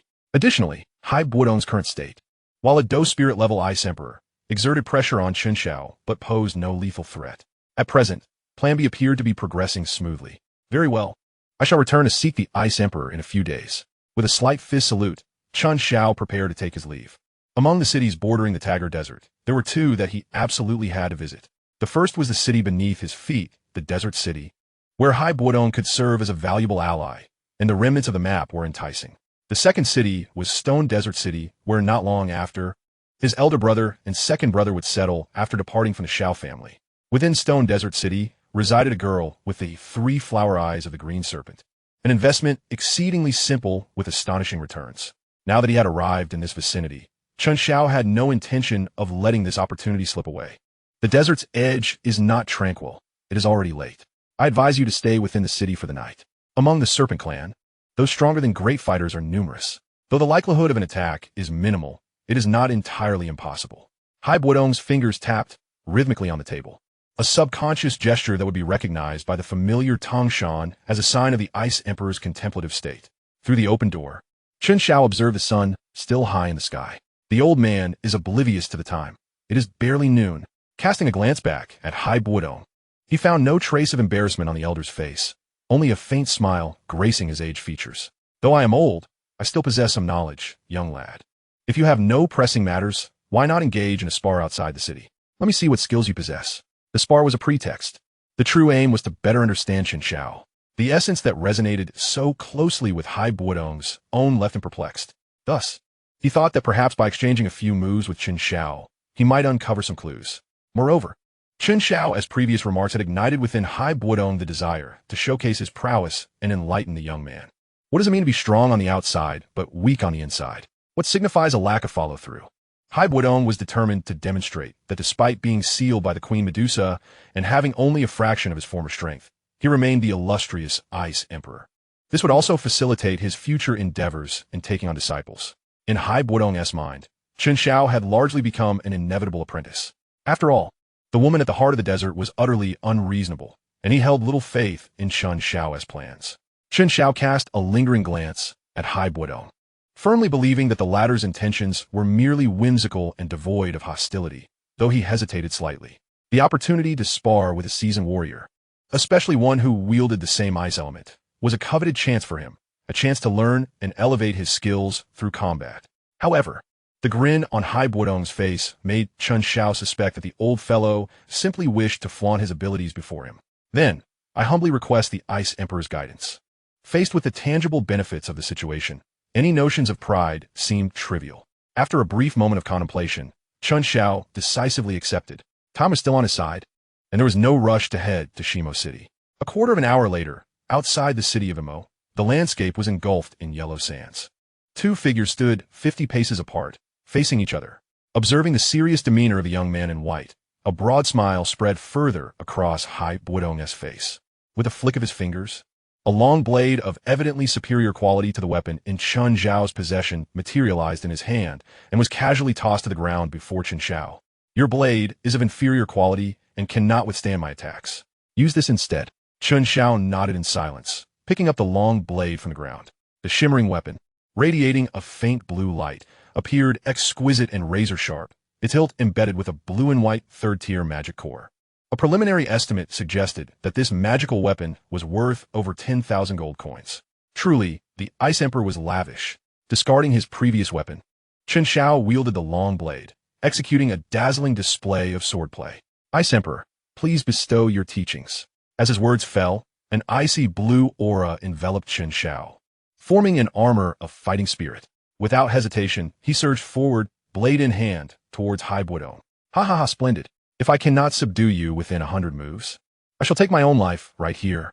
Hai Buodong's laughter resonated as he flicked his wrist, condensing his icy blue fighting spirit into a long spear.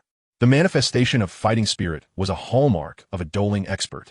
As the blade tip drew near, targeting his face, Hai Buodong simply stepped sideways, effortlessly parrying the sudden horizontal sweep of Chen Xiao's weapon with his spear.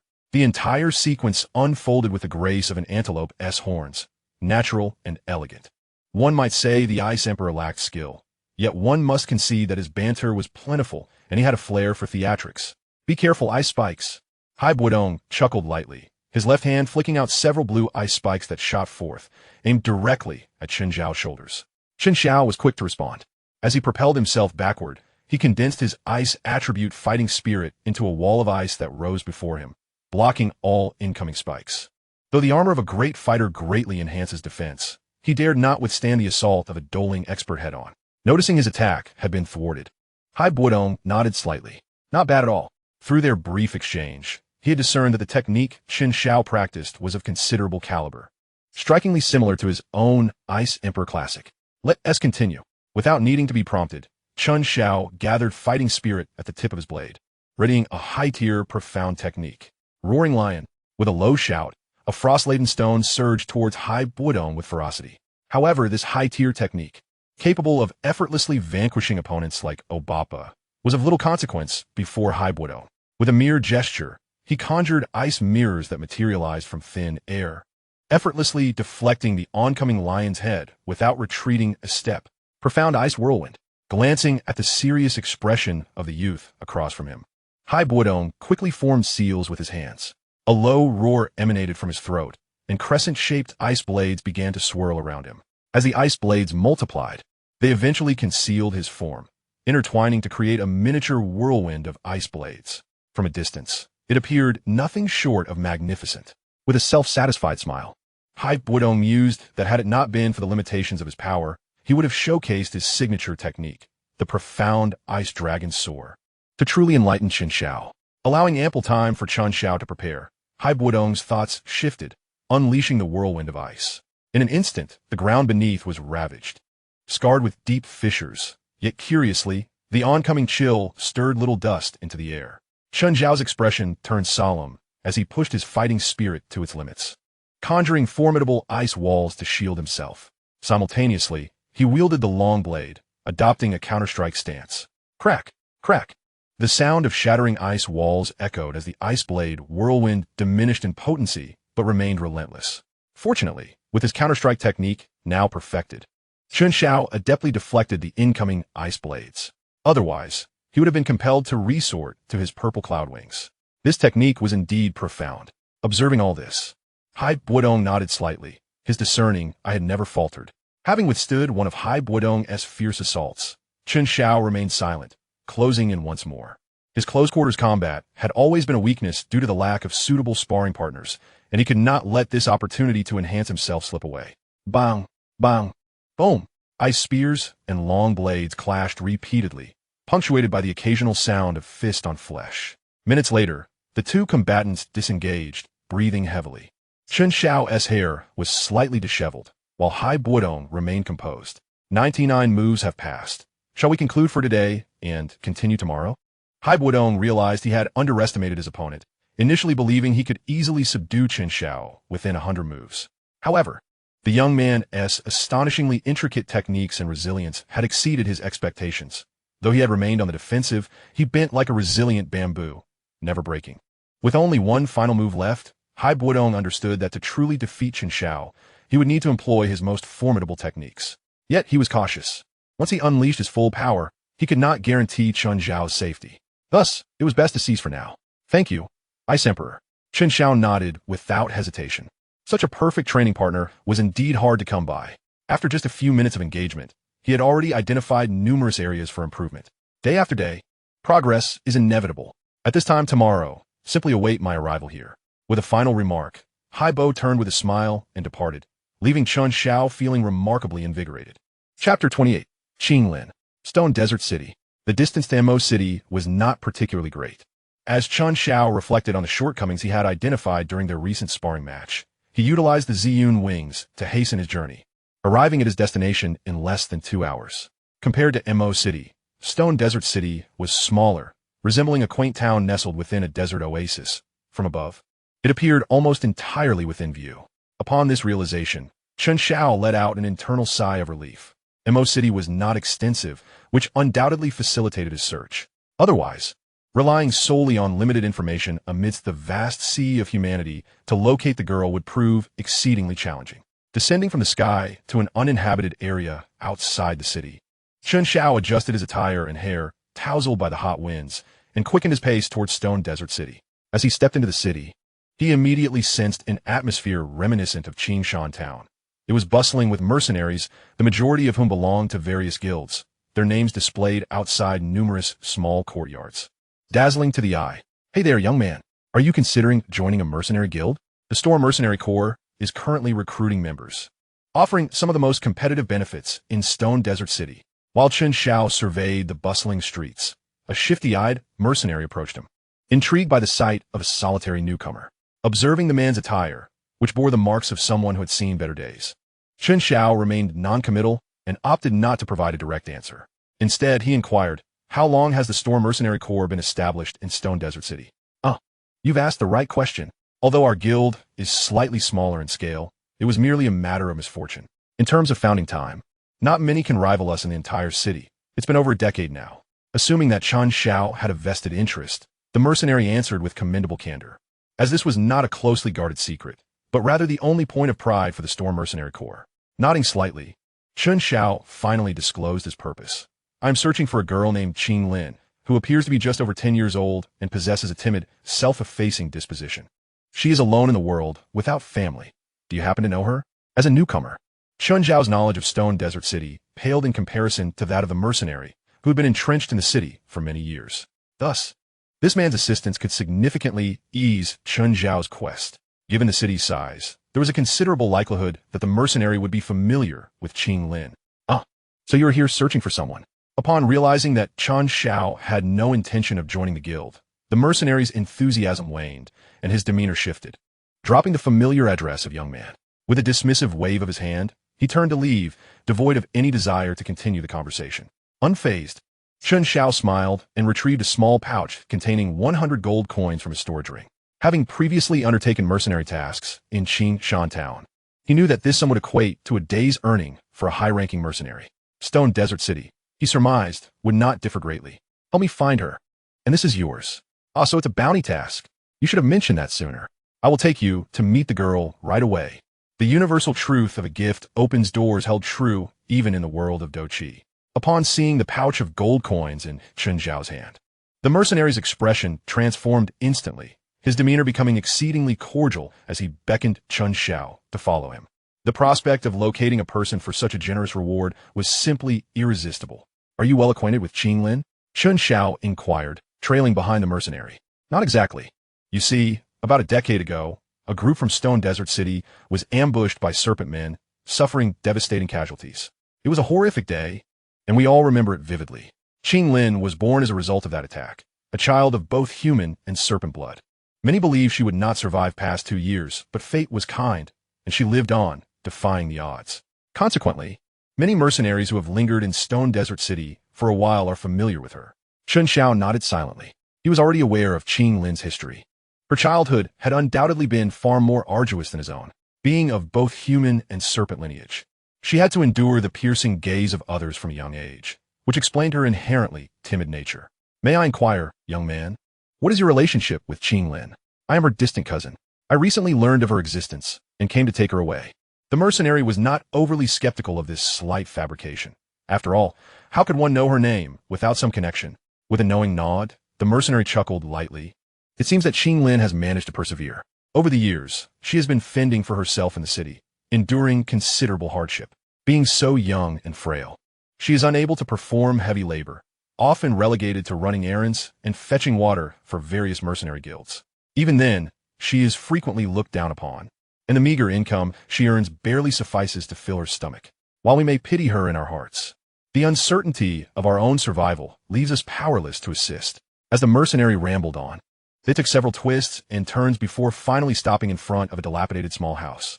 Through the slightly ajar wooden door, Chen Xiao could see a petite girl clad in an oversized gray robe, diligently washing clothes with remarkable efficiency despite her tender age. On the wooden table behind her sat a small bowl containing 2 noticeably hardened buns. Circumstances had forced her into these duties, making her more adept than many adults. The mercenary sighed softly, leaving Chen Xiao uncertain whether his sympathy was genuine or merely for show. Chen Xiao extended the pouch of gold coins to the mercenary, who eagerly accepted it, beaming with delight, and promptly made his way back the way he came without a moment's hesitation. Chen Xiao, undeterred, lingered at the door for a moment before gently knocking. Please hold on a moment. The girl's gentle voice responded from within, and she quickly rose to dry her hands before fully opening the door. Upon seeing Chen Xiao standing at the entrance, a flicker of surprise passed through her eyes. This unfamiliar gentleman appeared significantly younger and more handsome than the mercenaries who typically employed her.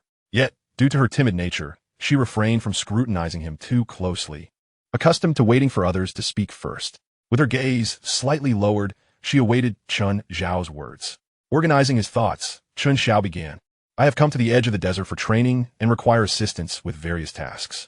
I notice you washing clothes outside, a task you performed with great focus and diligence, and it inspired a thought. I intend to stay in Mo City for the long haul.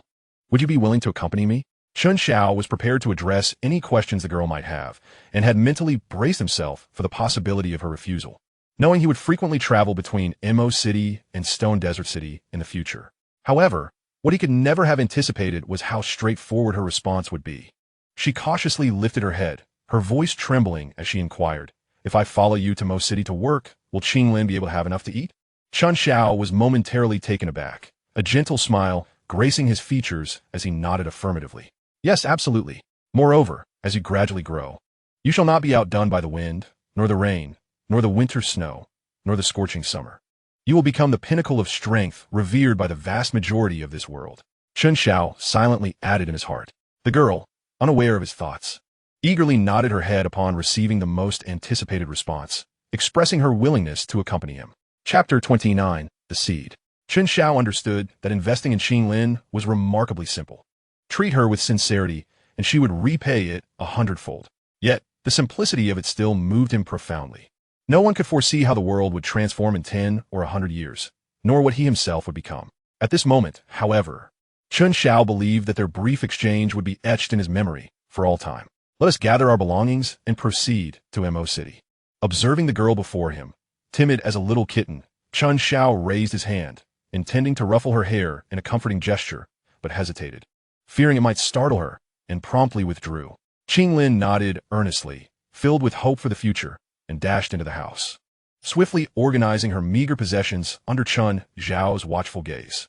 Throughout this process, she did not utter a single unnecessary word. Her experiences in Shimo City had taught her one essential truth. Excessive chatter only invites disdain. Young master, I am ready. In less than 5 minutes. Qing Lin had neatly arranged all the items she intended to take, even tucking the 2 leftover flatbreads from the bowl into her embrace. All right, hand those to me. The journey to Mo City is not far, but it is not close for you either. Chen Xiao remarked, observing the 2 small bundles tied with thin strings. Noticing her momentary hesitation, he added, I possess a storage ring. It will make things simpler. Upon hearing this, Qinglin relinquished her belongings to Chen Xiao. After locking the small dwelling from the outside, the two set off toward the city gates of Shimo City, one after the other. Due to Qinglin's presence, Chen Xiao chose not to hasten his pace with the purple cloud wings, but opted to walk instead, which significantly extended their travel time. By the time the sun began to set, he estimated they had covered only half the distance. Noticing the twilight hour and the fatigue evident on Qinglin's face, Chen Xiao extended his hand. Hold on to me, and I shall carry you over. Otherwise, we will have to navigate in the dark later. In truth, there was no urgency for him to return to Mo City. He could have easily set out the following morning. However, a small selfish thought lingered in his heart. He wished for Qinglin to awaken in a new place, witnessing a fresh sunrise from a different perspective, just as her life was about to turn a new page. As she gazed at Chen Xiao's outstretched hand, Qinglin hesitated. The garment she wore was slightly oversized, a result of her only fitting outfit being washed. If she reached out, her arms would inevitably reveal the delicate blue scales resembling those of a serpent, and she was uncertain whether the stranger would react with the same disdain as the mercenaries from her past. Unbeknownst to her, there was no need for concern. Chen Xiao had already seen her arms back in the small house. No need to worry. I've already seen them when we were in the cottage. Although apprehensive, Qinglin noticed that Chen Xiao's gaze remained unchanged from the first time they met, devoid of any hint of repulsion. Perhaps realizing she was not rejected, Qinglin finally summoned the courage to speak. Do you not find Qinglin's peculiarities distasteful? Her query, though somewhat clumsily phrased, seemed to drain her of all bravery. The timid disposition she had been forced to adopt since childhood could not be altered overnight. Sensing her tension, Chen Xiao gently shook his head. What is deemed normal is merely a standard set by the majority, a means of seeking validation while ostracizing the different. In my view, your uniqueness is of no consequence. You need not concern yourself with the opinions of others, including mine. Moreover, if one were to be pedantic, I find discomfort in asymmetry. When I see two trees of differing heights, I wish to cut them to the same size. Wouldn't such a perspective render me abnormal as well? Therefore, regard the doubtful gazes of others as mere phantoms and boldly forge your own path. Chen Xiao was not typically loquacious, yet he was willing to share more words with this girl beside him. Listening to his words, a glimmer of light seemed to flicker in Qinglin's clear eyes. A seed named self-confidence was quietly sown in her heart, destined to take root and grow into a towering tree one day. Let us proceed. Chen Xiao extended his hand once more. This time, Qinglin no longer hesitated. His icy palm felt cool, and her hand was similarly chilled. They appeared to be kindred spirits. With the aid of the purple cloud wings, their speed increased significantly. Even with Qinglin accompanying him, her weight of less than 100 pounds posed no hindrance whatsoever. In less than an hour, they arrived at Mo City. In this larger city, accommodations were easily found.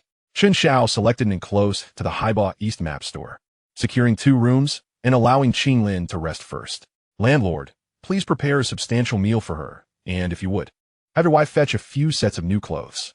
Chen Xiao produced a small pouch of gold coins and handed it to the innkeeper couple.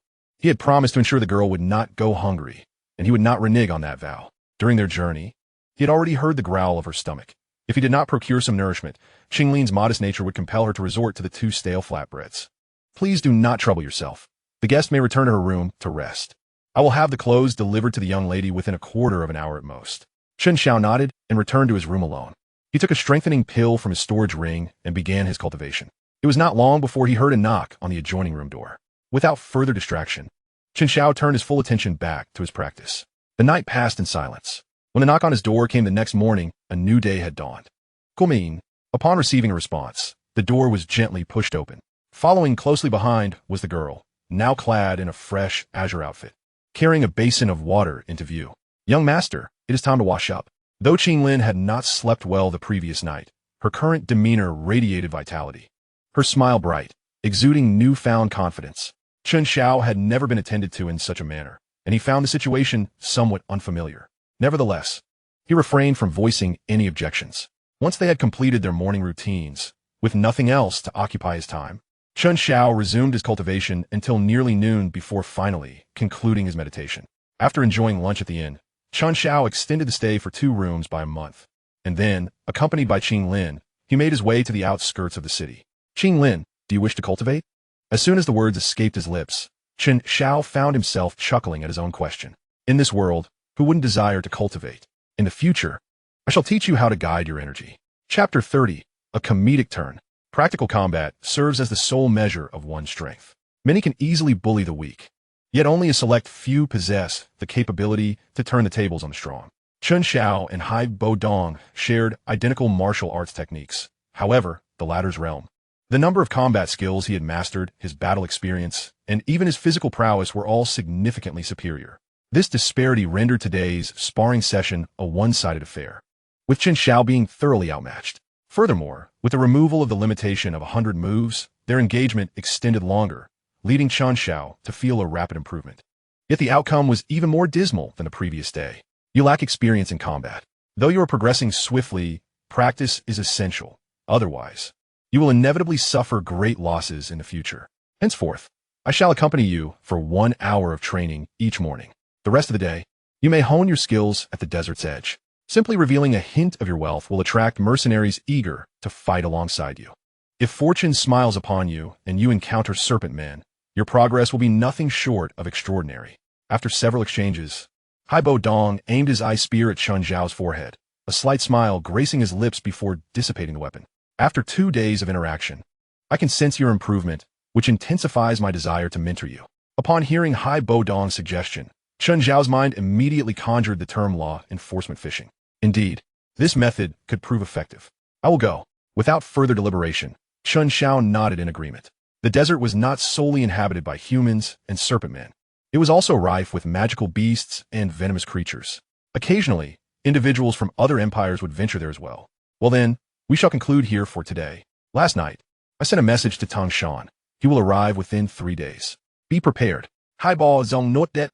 Casting a glance at the nervous Qing Lin standing at a distance, before departing leisurely.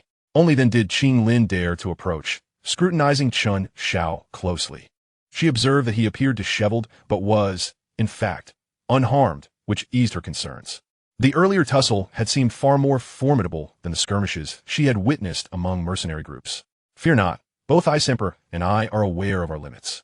Let us return. Today, I will teach you how to guide your energy. In the future, you need not accompany me everywhere during the day. Focus on your cultivation at the inn. Qing Lin nodded, walking alongside Chen Xiao for a while before gently speaking. Young master, may I ask a question? You may inquire about anything. There are no restrictions. Qing Lin was still unaware of the young master's name. I almost forgot. I am Chen Xiao. My name may not be as melodious as yours, but it is fairly easy to remember. Qing Lin nodded, indeed finding it memorable, but then suddenly felt that this could imply her name was more pleasing, and she shook her head vigorously. No, that is not it. Her small face was full of conflict, appearing rather adorable, prompting a chuckle from Chen Xiao. During the subsequent 3 days, Chen Xiao maintained a remarkably regular routine. He would awaken from his cultivation each morning, then engage in combat with Hai Bo Dong outside the city, followed by training in the desert's periphery. Ultimately, he did not resort to the law enforcement fishing method, realizing upon entering the desert that it was unnecessary. Numerous mercenary groups, at least 100, operated in the surrounding cities, with even more active along the desert's edge. Among them were those with malicious intent, adhering to the philosophy that the strong prey upon the weak, particularly targeting those who appeared vulnerable, and Chen Xiao was unfortunately among this latter group. This led him to be constantly targeted, with no shortage of foes to engage. Regrettably, most of these mercenaries possessed mediocre strength, and even in large numbers. They posed little threat to Chen Xiao, compelling him to suppress much of his power to truly appreciate the benefits derived from combat. On the 4th day, in the early morning, Hai Bo Dong had just opened the map store when he noticed several figures soaring through the sky. Their vibrant and colorful energy wings made their identities unmistakable. These individuals were all experts of at least the king of fighters' rank. Fortunately, it was still early, and the streets were nearly devoid of people. Otherwise, such a spectacle would surely incite a commotion. With his keen eyesight, Hai Bo Dong discerned that among the 5 who descended, the most familiar face was Tang Shan. However, he was not at the forefront of the group. The individual clad in a black robe stood in the center, their gender indiscernible, and due to the angle, their face remained concealed. Aside from this figure and Tang Shan, Hai Bo Dong recognized the other 3 at a glance. Nalan Jie of the Nalan family, the Lionheart Marshal of the Gamma Empire, and Yin Shi, known as the Lion King, along with Feng Li, dubbed the Windwalker. These individuals ranked among the top 10 experts in the Gamma Empire. What on earth was Tang Shan planning? Observing this extravagant assembly, Hai Bo Dong furrowed his brow slightly. This was not an endeavor to attack the Serpent Men, and the likelihood of conflict seemed low. Why mobilize such forces? Under Hai Bo Dong's watchful gaze, the five descended gracefully, soon spotting him standing at the entrance. It was only then that Hai Bo Dong recognized the identity of the cloaked figure. It was Yun Yun, the leader of the Yunlan sect, a genuine emperor-level powerhouse. Such strength, rightfully flanked in the center. Oh Hai, it truly is you. As Tung Shan approached, his expression was one of excitement. When you left without a trace, I exhausted all my resources in search of you, but found not a single clue. Hai Bo Dong nodded slightly, momentarily setting Tung Shan aside to greet the other four. Sectmaster Yun, Nailan Jia, Yin Shi, if only I never expected Ting Shan to have invited all of you. Ice Emperor. Ha! The conditions that Ting Shan offered were indeed quite enticing, making it hard to refuse. Ice Emperor, it has been years since we last met. I never imagined we would have the chance to reunite. Yun Yun and the others responded in kind, all noticing that the Ice Emperor state was far from what it once was, yet none dared to voice their observations. After some pleasantries, Hai Bo Dong led the five into the store. Once seated, Tung Shan, who shared the closest relationship with Hai Bo Dong, could no longer contain his curiosity. Old Hai, is your current state a result of that formidable enemy? There are only a handful of emperor-level powerhouses within the Gamma Empire. May I ask which one has set their sights on you? Upon hearing this, Yun Yun and the others perked up, filled with intrigue. Hai Bo Dong had long been a renowned emperor-level powerhouse, unlike the rising stars such as Yun Yun, to have inflicted such a significant loss upon Hai Bo Dong, compelling him to seek assistance. The individual responsible must undoubtedly be a high-ranking Dou emperor. It is with this suspicion that Tung Shan refrained from notifying the royal family on this occasion. After all, there exists a certain individual within the royal ranks who is also a person of interest, although Ting Shan could not fathom the motive behind it. As he felt the gaze of the five individuals upon him, Hai Bo Dong's confusion deepened. Who informed you that I was in peril? Indeed, he had encountered some difficulties, yet these issues could be traced back many years. As it stands, Hai Bo Dong harbored no inclination to seek retribution. Queen Medusa was far too formidable. Hai Bo Dong could hardly conceive of anyone within the Gamma Empire capable of overcoming her. Moreover, Queen Medusa was backed by the entirety of the Serpent Men clan. Not in danger. Tung Shan was taken aback. After a brief moment of contemplation, he realized that he had likely misunderstood the situation, leading to this unfortunate mix-up. This was merely my overzealous concern, mistakenly believing that Hai Bo Dong had encountered danger. With a wry smile, Tung Shan unraveled the sequence of events. Simultaneously, he retrieved a letter from his spatial ring. Upon opening it, he found a simple yet striking message. Seek a powerful ally. Hasten to Desert City for assistance.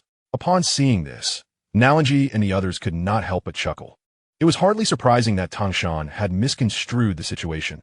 The brevity of the message easily lent itself to misinterpretation. Hai Bo Dong shook his head in resignation. The matter regarding Chen Xiao was somewhat complex, and a few brief phrases on paper could hardly elucidate the intricacies involved. He had intended to elaborate further upon Tung Shan's arrival, but never anticipated that it would spiral into the current predicament. Nevertheless, it was of little consequence. Since the others had already received their remuneration, they could all embark on a journey together later. Chapter 31. The Proud Nalanji. Hai Bo Dong, please elaborate. We are utterly perplexed. Furthermore, if you're not in danger, then what accounts for your current state? Tung Shan took the lead in the conversation, even though today had devolved into a misunderstanding.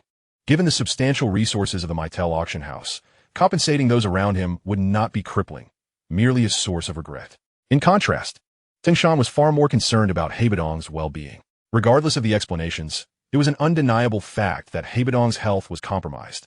As the esteemed elder of the Mytel family, his fortunes were intertwined with those of the clan.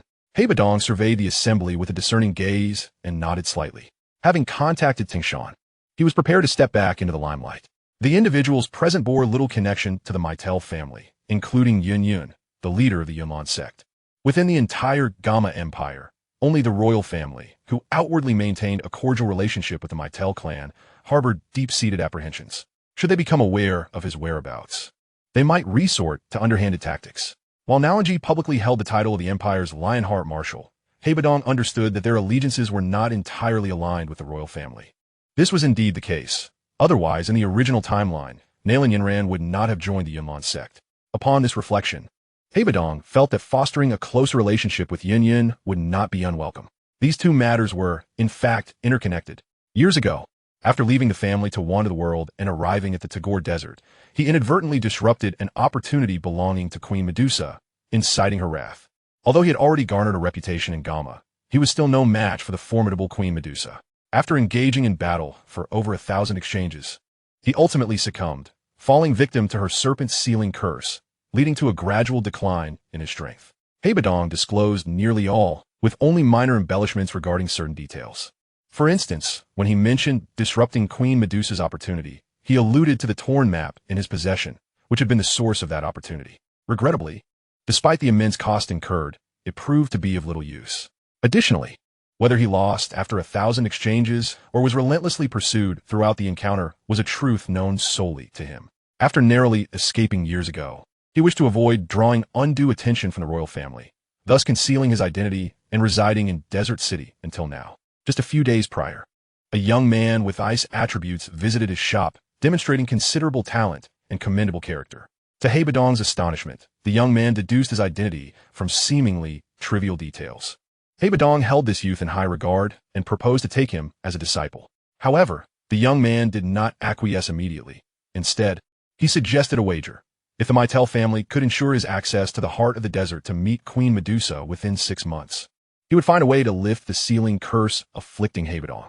Should he succeed, the Mytel family would reward him with 2 purple heart barrier-breaking pills. Otherwise, he would comply with Hebadong's arrangements. Hebadong did not conceal much regarding this matter. However, he emphasized that Chen Xiao possessed ice attributes, intending to prevent Yun Yun from developing any notions upon their meeting. After all, to individuals without a background, the Mytel family was a colossal entity, and the Yunlin sect was even more so. If Yun Yun decided to intervene with more enticing conditions, the Mytel family would indeed find it challenging to compete. Hearing Hebadong's praises, Yun Yun felt a flicker of curiosity. The legendary Ice Emperor Hebadong was renowned for his discerning eye. For him to consider taking on a disciple, and the young man, not yet having agreed, spoke volumes of the latter's talent. He undoubtedly possessed the potential to become a Do Emperor. However, upon learning of his ice attributes, Yun Yun's anticipation waned. It was not that ice attributes were lacking. Rather, they did not align well with the heritage of the Yunlin sect. I see. In the past, Elder Hebadong was quite critical of the younger generation within the family. For this young man to garner such regard from Elder Hebadong, I am eager to meet him, Tangshan remarked with a smile. Out of unwavering trust in Hebadong, Tangshan did not believe that Hebadong's attempt to take on a disciple would end in failure. Even if the young man could indeed persuade Queen Medusa to lift Hebadong's curse. So what? The stakes would remain as agreed, and the opportunity to take on a disciple would persist. These were not mutually exclusive endeavors. Thus, in Tangshan's mind, Chen Xiao, whom he had yet to meet, was already akin to a comrade. I am even more curious about how a mere youth could convince Queen Medusa. Regarding talent, you may recall the engagement I arranged for Yinran. Recently, I received news that her fiancé, Xiao Yin, advanced to the Doja at the tender age of 11. That is certainly impressive. I wonder how he compares to the young man praised by the Ice Emperor. Nalanji chuckled, a smug expression adorning his slightly weathered face. Yet, one cannot help but wonder if, in a few months, upon hearing that Xiao Yin had become a waste, he would still wear such a smile. Or perhaps, in a few years, if he were to fall victim to the mark of poison, would he maintain this demeanor? Observing Nalanji's smugness, Yun Yun and the others silently nodded in agreement. A doja at the age of 11 was not merely impressive. In the Gama Empire, it could be said to be extraordinary. Only Hebadong snickered inwardly. Ah, Xiao Jia, your experience is rather limited. Although he was uncertain of Chen Xiao's exact age, he could ascertain from his appearance that he was surely under 15. A 7-star great fighter, not yet 15 years old. Is he not stronger than your 11-year-old son-in-law? Indeed, he thought to himself, this lad I have my eye on is likely older than the Xiao Yin you mentioned. Hebadong scoffed internally but feigned a laugh. After all, once I see Chen Xiao, my words will be rendered superfluous. As he pondered this, Hebadong suddenly broke into a grin. They VE arrived. Gentlemen, the lad has exited the inn. I shall call out to him to prevent him from making a fruitless journey, waiting for me outside the city. Hebadong stood, pushed open the door, and called out to the youth standing 100 meters away at the inn's entrance, waving his hand. Chen Xiao paused, a hint of suspicion flickering across his mind. Could it be that Tangshan has come? He quickened his pace to approach. Meanwhile, the 5 individuals in the map shop, though they remained inside, could sense the situation outside, including the aura of Chen Xiao, the 7-star great fighter. In an instant, even Yun Yun, who had maintained her composure throughout, displayed a look of astonishment. A 7-star great fighter, so young. No wonder Hebadong is so eager to indulge him in this betting game. Were she in his position, she would be equally enthusiastic. What is ice attribute? With such talent, even without the Yunlan sect's heritage, simply providing the resources for his growth would surely result in achievements surpassing hers, perhaps even those of her master. Tung Shan was momentarily taken aback. Upon regaining his composure, he could not suppress the smile on his face. In stark contrast, Nailan Jie felt his face flush and his nose grow warm, as if something was about to sprout. Yin Shi and Feng Li, the two spectators, had now transformed into jesters. A shared glance revealed the mockery glimmering in their eyes. Chapter 32. Entering the desert. Upon entering the map shop, 5 pairs of eyes fixed upon him intently. Some bore unabashed admiration. Others displayed complex expressions, while some nodded in agreement with smiles, their demeanors amiable. Yet, without exception, each of these 5 individuals was inscrutable to Chen Xiao, their power levels starkly apparent. Notably, the sole woman, clad in a flowing black robe even while seated, could not conceal her striking figure. Her beauty and regal aura were palpable, her presence exuding an unfathomable depth. Names of formidable figures from the Gamma Empire flickered through Chen Xiao's mind, and he quickly formed a hypothesis. Chen Xiao, allow me to broaden your horizons. These individuals are renowned powerhouses within the Empire, and encounters with them are not easily come by, Hebadong proclaimed with a hearty laugh, proceeding to introduce them from strongest to weakest. The leader of the Yunlan sect, Yun Yun, the Lion King, Yin Shi, the Windwalker, Feng Li, the Empire's Lionheart Marshal, the head of the Nailan family, Nailan Jie, and this one at the bottom, the head of the middle family, Tang Shan. Listening to Hebadong's introductions, Chen Xiao's expression turned respectful as he greeted each one. He was quite familiar with Nailan Jie and Yun Yun, yet there was no need to reveal that at this moment. It was indeed unexpected for the middle family to have gathered so many strong individuals. He had initially thought Tang Shan would only invite one additional powerhouse. However, for Chen Xiao, this was undoubtedly a boon, providing him with greater confidence as he ventured into the desert. This time, his safety relied heavily on these esteemed elders. Young friend, there is no need for formality. Since we have accepted the commission, we shall spare no effort. They responded amicably. Even Nailan Jie, whose face was still warm, nodded slightly. This individual may be somewhat of a fence-sitter, but he is not lacking in intellect. Now that I have already exceeded my commitments to you, it is time to witness your performance. I do not wish to rush you, but we must set off soon. After all, the esteemed individuals present are all quite busy, and time is of the essence. Hebadong reclined in his chair, his smile brimming with anticipation. Regardless of whether Chen Xiao's plan succeeded or not, it was undoubtedly a fortuitous turn for him. Either the seal within his body would be lifted, or he would gain this favored disciple. In any case, he would not come out at a loss. As for the risks, they were truly not that high. Many were swayed by the fearsome reputation of Queen Medusa, perceiving her as a capricious and ruthless woman, with any interaction being a gamble of life. Such thoughts even elicited laughter from Hebadong, who himself harbored biases against Queen Medusa. He could not fathom why anyone would consider her, as a clan leader, to be an indiscriminate fool. In Hebadong's understanding, the woman was indeed fierce, yet only towards her enemies and those with ulterior motives against her and the Serpent Tribe. Over the years, he had never heard of Queen Medusa striking without just cause. It was precisely for this reason that the Serpent Tribe could remain secluded in a corner of the Tagore Desert. Moreover, with 5 powerful guardians accompanying Chen Xiao, his safety was further assured. I understand that esteemed elders have traveled far. Please rest in the desert city for a day. At dawn tomorrow, we shall enter the desert. Chen Xiao nodded slightly. Long ago, he had meticulously refined various plans, even preparing multiple responses for when he encountered Queen Medusa. Therefore, with the arrival of these 5 strong individuals, there was no need to delay further. Very well, then tomorrow. Sect leader Yun and esteemed guests, I kindly ask you to take care of this lad, Hebadong said, giving a slight bow to the group, and did not forget to remind Tang Shan to follow Chen Xiao's arrangements. The dynamics of closeness and distance were evident. Yun Yun and the others returned polite bows.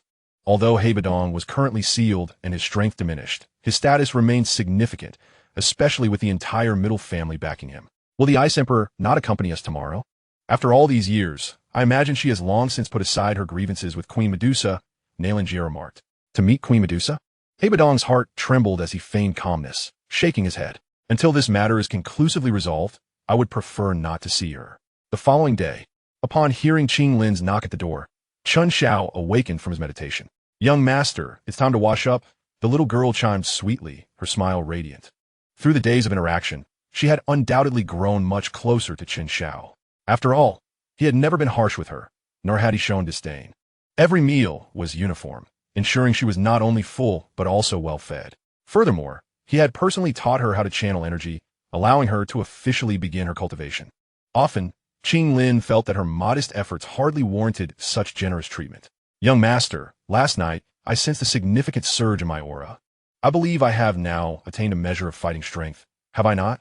As Chen Xiao attended to his ablutions, Qing Lin approached the bedside, meticulously smoothing out the wrinkled bedding while inquiring with anticipation. Indeed, continue to strive. In truth, merely stepping into the realm of cultivation signifies the onset of one's fighting strength. This is merely the beginning. Moreover, before reaching the third tier of fighting strength, the process of cultivation is relatively simple, lacking in substantial merit.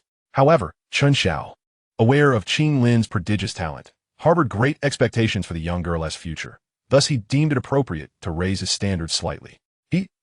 May I accompany you to the outskirts of the city to await that esteemed elder? Qing Lin promised she would not dawdle and would return to her cultivation as soon as the elder arrived. To an outsider, this might seem unnecessary, yet she merely sought to occupy herself with some task. Chen Xiao set down the towel in his hand and gently shook his head. Not today. I must venture deep into the desert, and I may return rather late. You need not wait for me. Please have your dinner first. Upon hearing this, Qing Lin obediently nodded, refraining from further questioning his purpose in the depths of the desert. Departing from the inn, Chen Xiao made his way to the Hai Bodong map shop, where Yun Yun and the others had already gathered. Esteemed seniors, let us set forth. The 5 individuals nodded slightly, and Tung Shan, clad in splendid robes, stepped forward with a smile. The Douqi Desert is quite vast. As you are currently only a great fighter and cannot yet take the skies, allow me to lead the way to save us time. I appreciate it. Chief Tung Shan, Chen Xiao replied without hesitation. The Ziyun Wings were among his few remaining trump cards, having gone undisclosed during his recent spar with Hai Bodong. It was wise to keep some advantages concealed. Without further ado, Tung Shan grasped Chen Xiao's shoulder, unfurling his wings of fighting energy, and soared into the sky. The 4 others followed closely behind, watching as the 6 figures gradually vanished from sight. Hai Bodong retracted his gaze and cast a glance at the tattered fishing map in the corner. Enough of this. It is a useless object. If it proves to be of no value, I shall return it to her when the time comes. Chapter 33. A meeting at noon. In the vast expanse of the desert, a patrol squad comprised of a dozen fully armed serpent people was conducting their routine surveillance around the holy city. Their expressions remarkably relaxed. This area was less than 10,000 meters from the serpent people's holy city, qualifying it as a core region. With the formidable reputation of the queen within the holy city, the patrolling serpent people did not believe any human would dare to cause trouble here. Furthermore, the holy city was the heart of Douqi, and beyond this area, the 8 major serpent tribes fortified the perimeter, rendering it impossible for ordinary humans to approach. Suddenly, a gust of hot wind surged forth, whipping up a cloud of yellow sand that forced the patrolling serpent people to shield their faces and squint their eyes. This damn place, I have truly had enough of it. What do we do? Let's pray. Our current queen is far mightier and more visionary than the previous one. Perhaps she might lead our tribe out of this desert in search of a more suitable place to thrive. As the wind and sand subsided, the group of serpent people grumbled and conversed amongst themselves, remaining oblivious to the 6 figures that had swiftly flown past overhead, rapidly approaching the city's center in the desert. Feng Li, your methods of concealment are becoming increasingly adept, remarked the jovial sure as the 6 landed atop a sand dune several thousand meters from the holy city of the serpent people. The others nodded in agreement, sharing the sentiment. Throughout their journey, the 6 had encountered more than 10 patrol squads from various serpent tribes. Each time, it was Feng Li who took action, waving his sleeve to unleash a torrent of fighting energy, generating winds and sands to obscure their presence. Thus, even as they neared the holy city, they had yet to be discovered, sparing them considerable trouble. Just a trivial trick, hardly worth mentioning. After all, I cannot burden the esteemed Yun Zhongzhu with such minor matters. Feng Li modestly responded, while also complimenting Yun Yan. The world of martial arts is not merely about fighting. The nuances of social interactions are equally significant. Regrettably, Yun Yan merely offered a polite smile, not responding further. Tung Shan paid little heed to their banter, turning his gaze to Chen Xiao. Elder Hai has instructed me to heed your arrangements, Chen Xiao. You may decide when and how we enter the city. At this, Yin Yun and the others also turned their attention to him, provided it would not lead to dire consequences. They had accepted the employment and were willing to extend a courtesy to Hai Bo Dong, as was Chen Xiao. Chen Xiao nodded in gratitude, gazing towards the immense city that loomed in the desert. Esteemed seniors, you are all renowned warriors and need not be overly discreet. Let's proceed directly to pay our respects. The leaders of the 8 serpent tribes will not come to the holy city unless summoned by Queen Medusa. Once we meet her, I urge you all to remain vigilant. Intimidation is absolutely inadvisable. That would be courting death. Even in the absence of the 8 tribal leaders, there remain many formidable individuals within the holy city. However, there is no need to be excessively low-key, as that would only invite disdain. Rest assured, even without your counsel, we would not dare to lower our guard in the presence of the fearsome and illustrious Queen Medusa, and we certainly would not offend her. Tung Shan replied with a slight nod and a smile. With that, Chen Xiao hesitated no longer and promptly set forth once more. The several thousand meters distance posed little challenge for those of the Do Huang and Do Wang level, merely a matter of a few breaths. Tung Shan led Chen Xiao until they hovered about 100 meters from the towering city wall, at which point they came to a halt in midair. At this moment, the soldiers of the serpent people atop the city walls finally sounded their warning horns. Subsequently, the 6 beheld a striking serpent woman unfurling her wings of fighting energy as she soared from the battlements. Human warriors, why do you enter our territory without permission? The serpent woman's gaze was icy. Having observed that the 6 displayed no hostile intentions, her demeanor, while not friendly, was not excessively harsh. Leader of the flower serpent. I am Tang Shan, chief of the Maitel family. I apologize for intruding upon your noble domain today. I seek an audience with your queen. I kindly request that you convey my message. Tung Shan, grasping Chen Xiao's shoulder with one hand, placed the other upon his chest and bowed slightly in greeting. Elegance is eternally timeless. This holy city is the unequivocal core of the serpent people, housing the Medusa temple where each generation's queen resides, alongside the queen's elite guards. The Medusa Serpent Guards. This distinguished unit had earned remarkable accolades during the conflict between the Jiamar Empire and the serpent people, a fact well understood by Chief Nalinjia. The woman named Flower Serpent was the commander of this elite guard, deeply trusted and fiercely loyal. After acknowledging Flower Serpent, Tung Shan lowered his voice to introduce her identity to Chen Xiao. Chen Xiao nodded lightly. He held a modicum of familiarity with Flower Serpent. Across from them, Flower Serpent cast a discerning glance over the 6, perceiving their strengths. One Do Huang, for Do Wang, and a great fighter. The ensemble before them was not only splendid, but also somewhat peculiar, leaving Washir puzzled about their intentions. With no intention of retreating to the city, Washir stood quietly in the high skies, awaiting instructions from behind. She was absolutely certain that Her Majesty the Queen within the temple was observing everything. Whether to meet or to refuse was entirely her decision. Bring them to see this king. Washir did not have to wait long. Soon, a voice laden with a hint of languor reached her ears. Turning gracefully towards the temple, she bowed before returning her gaze to the 6 individuals. Her Majesty the Queen has consented to meet you, esteemed 6. Please proceed into the city. With that, Washir descended to the city gates. In the skies, several powerful figures exchanged glances, slightly astonished. This Medusa Queen truly exudes confidence. While I anticipated meeting her, I did not expect to enter the holy city, murmured Lion King Yen Shi.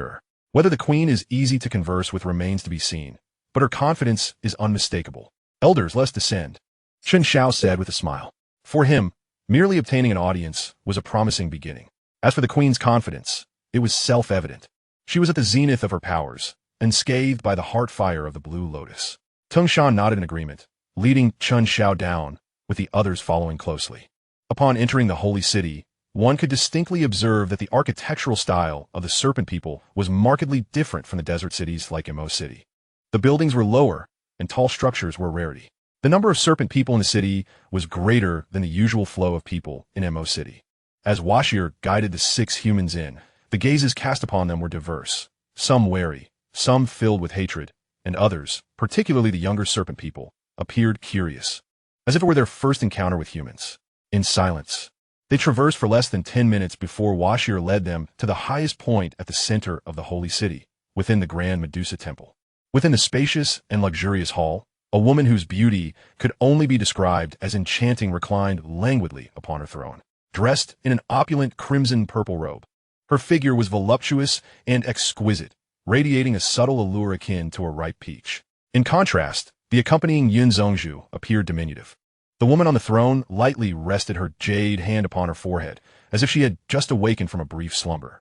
Through the gaps of her arm, cascading locks of dark hair spilled freely, and from beneath her robe extended a purple serpent tail.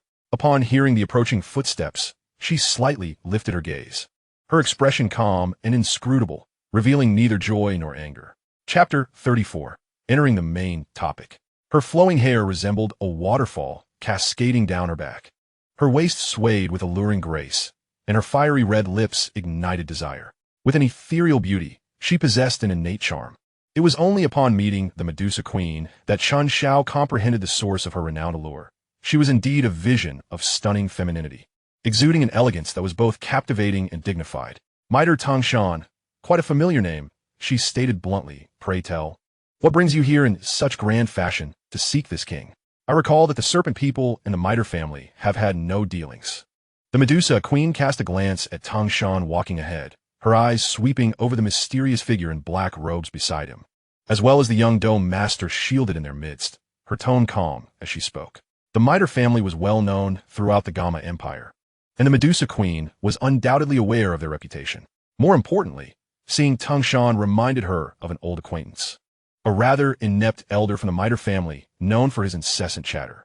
Tangshan offered a polite smile, saluting with a fist to his palm. Thank you, Your Majesty, for granting us this audience. Today, I have come to the Holy City at the request of this junior. He wishes to discuss certain matters with Your Majesty. As a young one, he is yet to engage with many, so if there are any offenses, I humbly ask for Your Majesty's understanding. A courteous demeanor could spare one from blame, and Tangshan had taken the precaution of a preemptive strike. With that, he stepped aside, revealing the young man he had been protecting. It was impossible not to feel nervous under the watchful gaze of a peaked Do Huang, even if the queen did not display any overt hostility. Fortunately, Chen Xiao was no ordinary teenager. His mental fortitude was commendable compared to that of an adult. Taking a deep breath, he stepped forward, slightly raising his hand in greeting.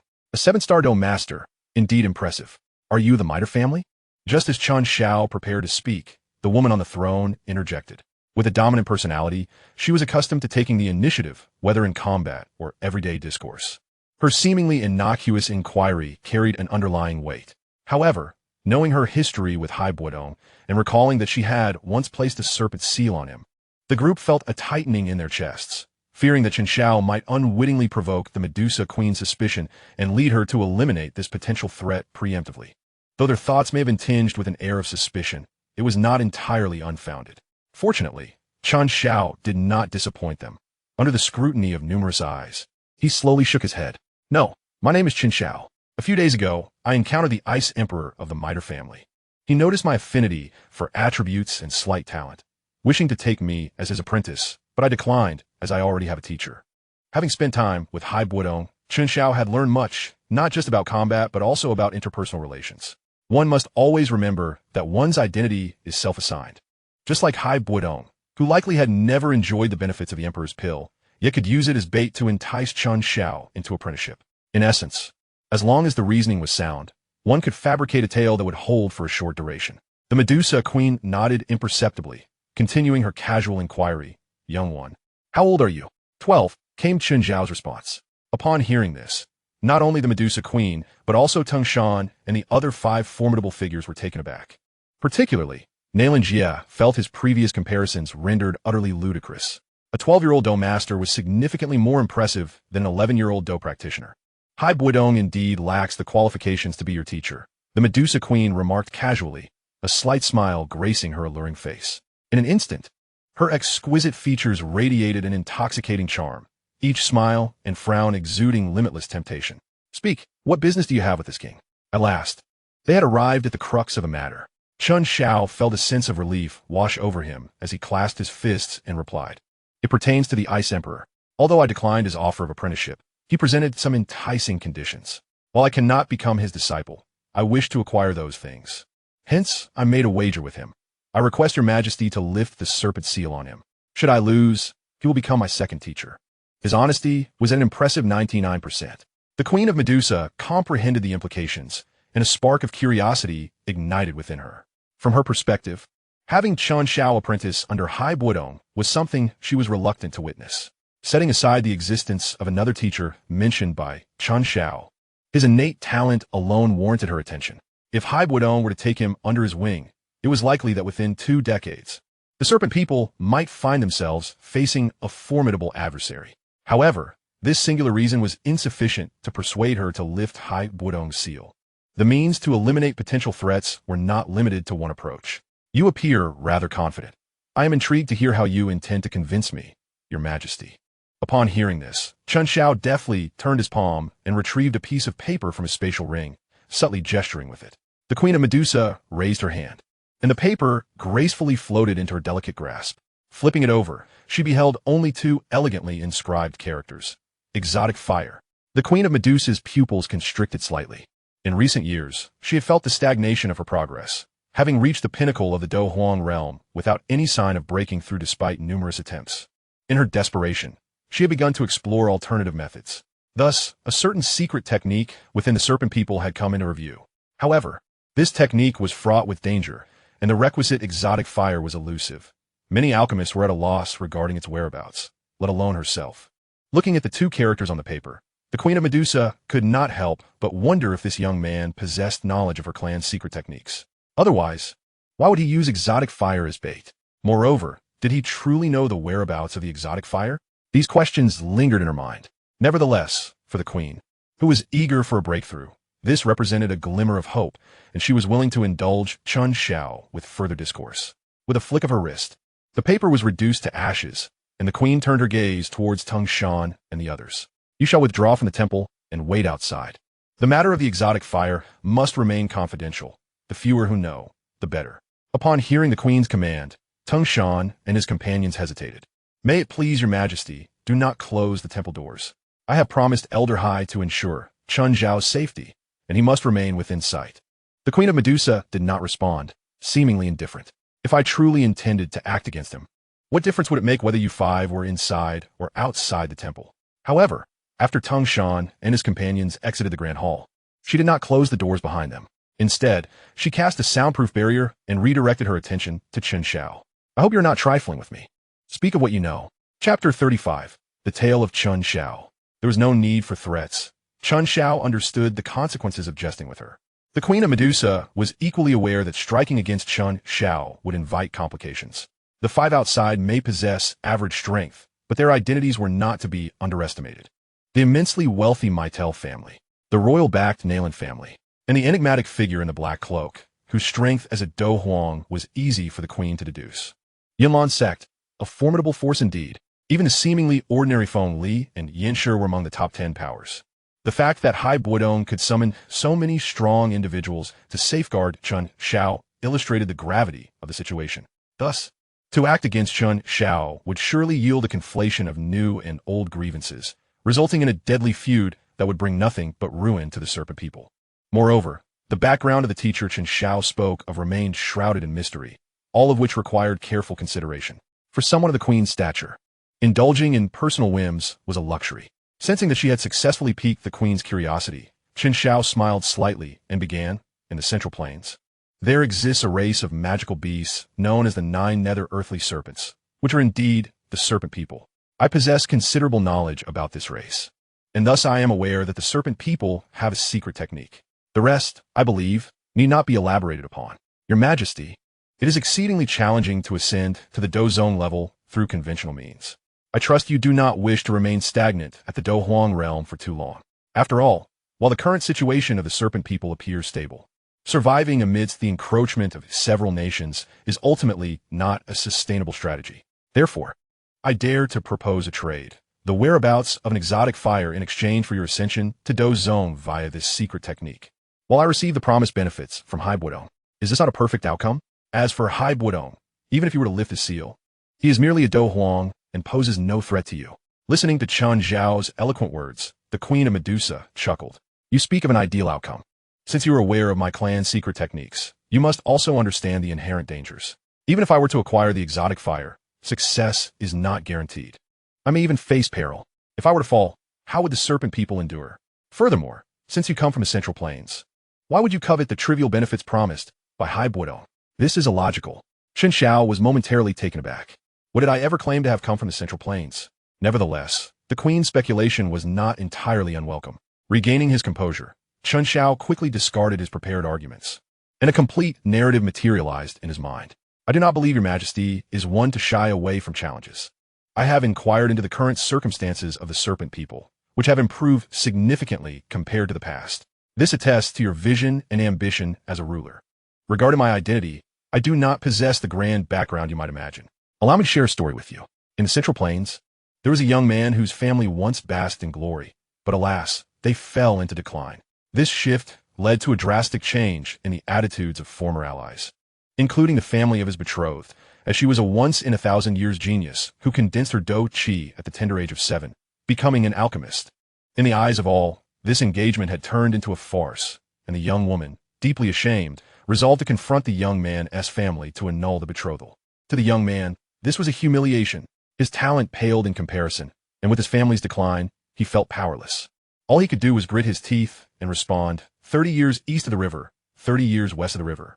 Do not underestimate the youth and poverty. He forged a 3-year pact with the talented maiden. However, deep within, he harbored little confidence. Fortunately, at this juncture, a mysterious elder appeared, took him as a disciple, and led him on a journey of training, allowing the young man's strength to rise steadily, ultimately revealing a glimmer of hope for revenge. Yet, as the 3-year pact remained unfulfilled, whether he would succeed remained uncertain.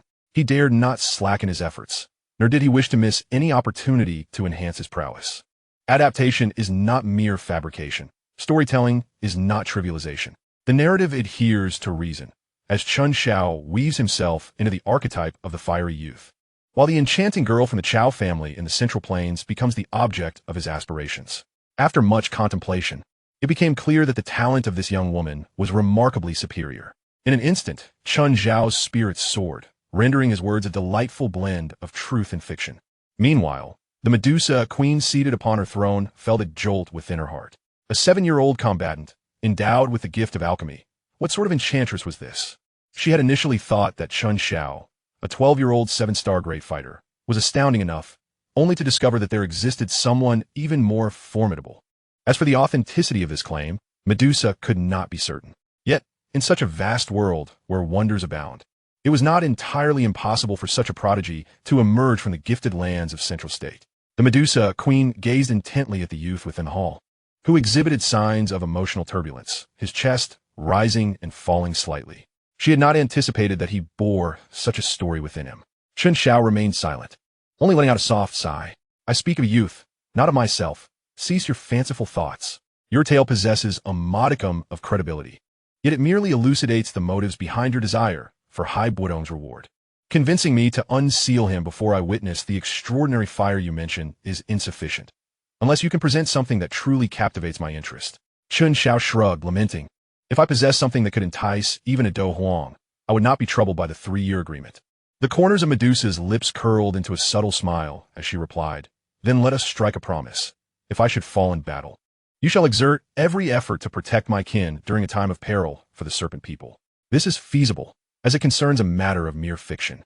Regardless of whether the Medusa queen might one day perish, should that day come, it would merely be a matter of doing one's utmost. Without much hesitation, Chen Xiao nodded in agreement. Agreed, I shall do my best, but I make no guarantees. Medusa nodded gently, her words sounding all the more sincere. It was merely a casual suggestion. I do not believe such a day will ever arrive. Medusa rose gracefully, exuding confidence and composure. However, you are correct in one aspect. I am not one to remain complacent. I accept this transaction, yet I must personally locate the extraordinary fire you speak of before I will unseal Hai Buodong. Should you accept this condition, we shall proceed with our trade. Otherwise, you may depart as you came. Chapter 36. The Fish and the Bear's Paw. To inspect the goods before payment is only reasonable. Chen Xiao nodded decisively. Deal. As for whether the other party would honor the agreement afterward, no one could guarantee that. The only assurance Chen Xiao could provide was that if the other party were to default, he would ensure that the news of the Qinglian Earth Heart Fire would become widely known. In this remote corner of the Northwest, there were many who coveted extraordinary fires. In the future, Xiao Yin and his disciples would desire it, as would Dan Wang Guhi. After a while, Han Feng, the model of filial piety from the Blackhorn region, would dream of it. Each of these individuals could pose significant trouble for the serpent people.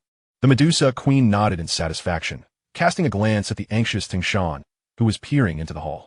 Now, you may reveal to me the whereabouts of the extraordinary fire you mentioned. To the east of Shimo City, amidst the subterranean magma, that is all I know. For more specific details, it would require Her Majesty to send someone to investigate. With an accurate location and the serpent people's familiarity with the desert, I believe we can locate the Qinglian Earthheart Fire within 10 days. Qinglian Earthheart Fire?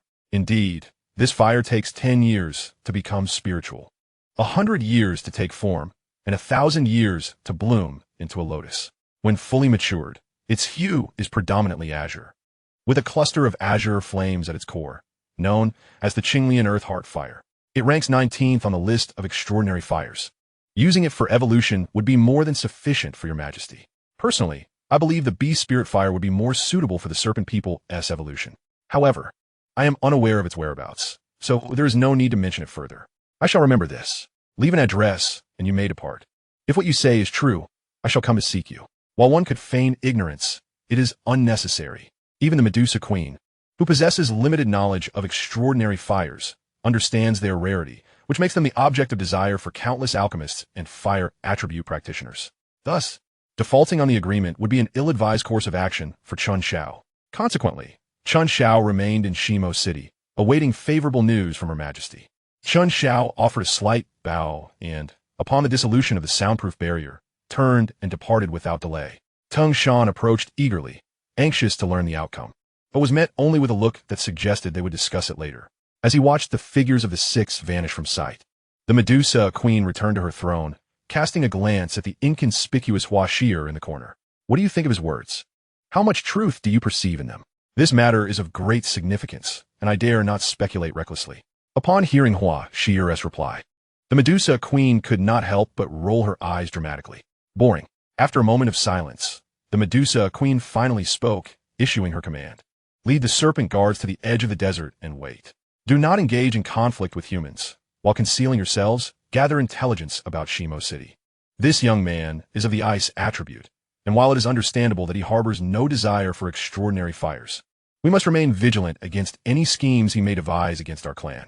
As for the Qinglian Earthheart Fire, I shall seek it myself. Chen Xiao bears no motive to target the serpent people. Yet as the queen of a clan, Medusa must contemplate all possibilities and act with prudent foresight. Otherwise, should she act impulsively, the serpent people might have long since been devoured by the surrounding empires. Understood. Huashir bowed and exited the temple, her alluring form swaying as she departed. By evening, the group of six returned to Shimo City, gathering at Hai Buodong's map shop. Although Hai Buodong made a concerted effort to restrain himself, the intensity of his gaze betrayed his eagerness to learn the outcome. Well, how did it go?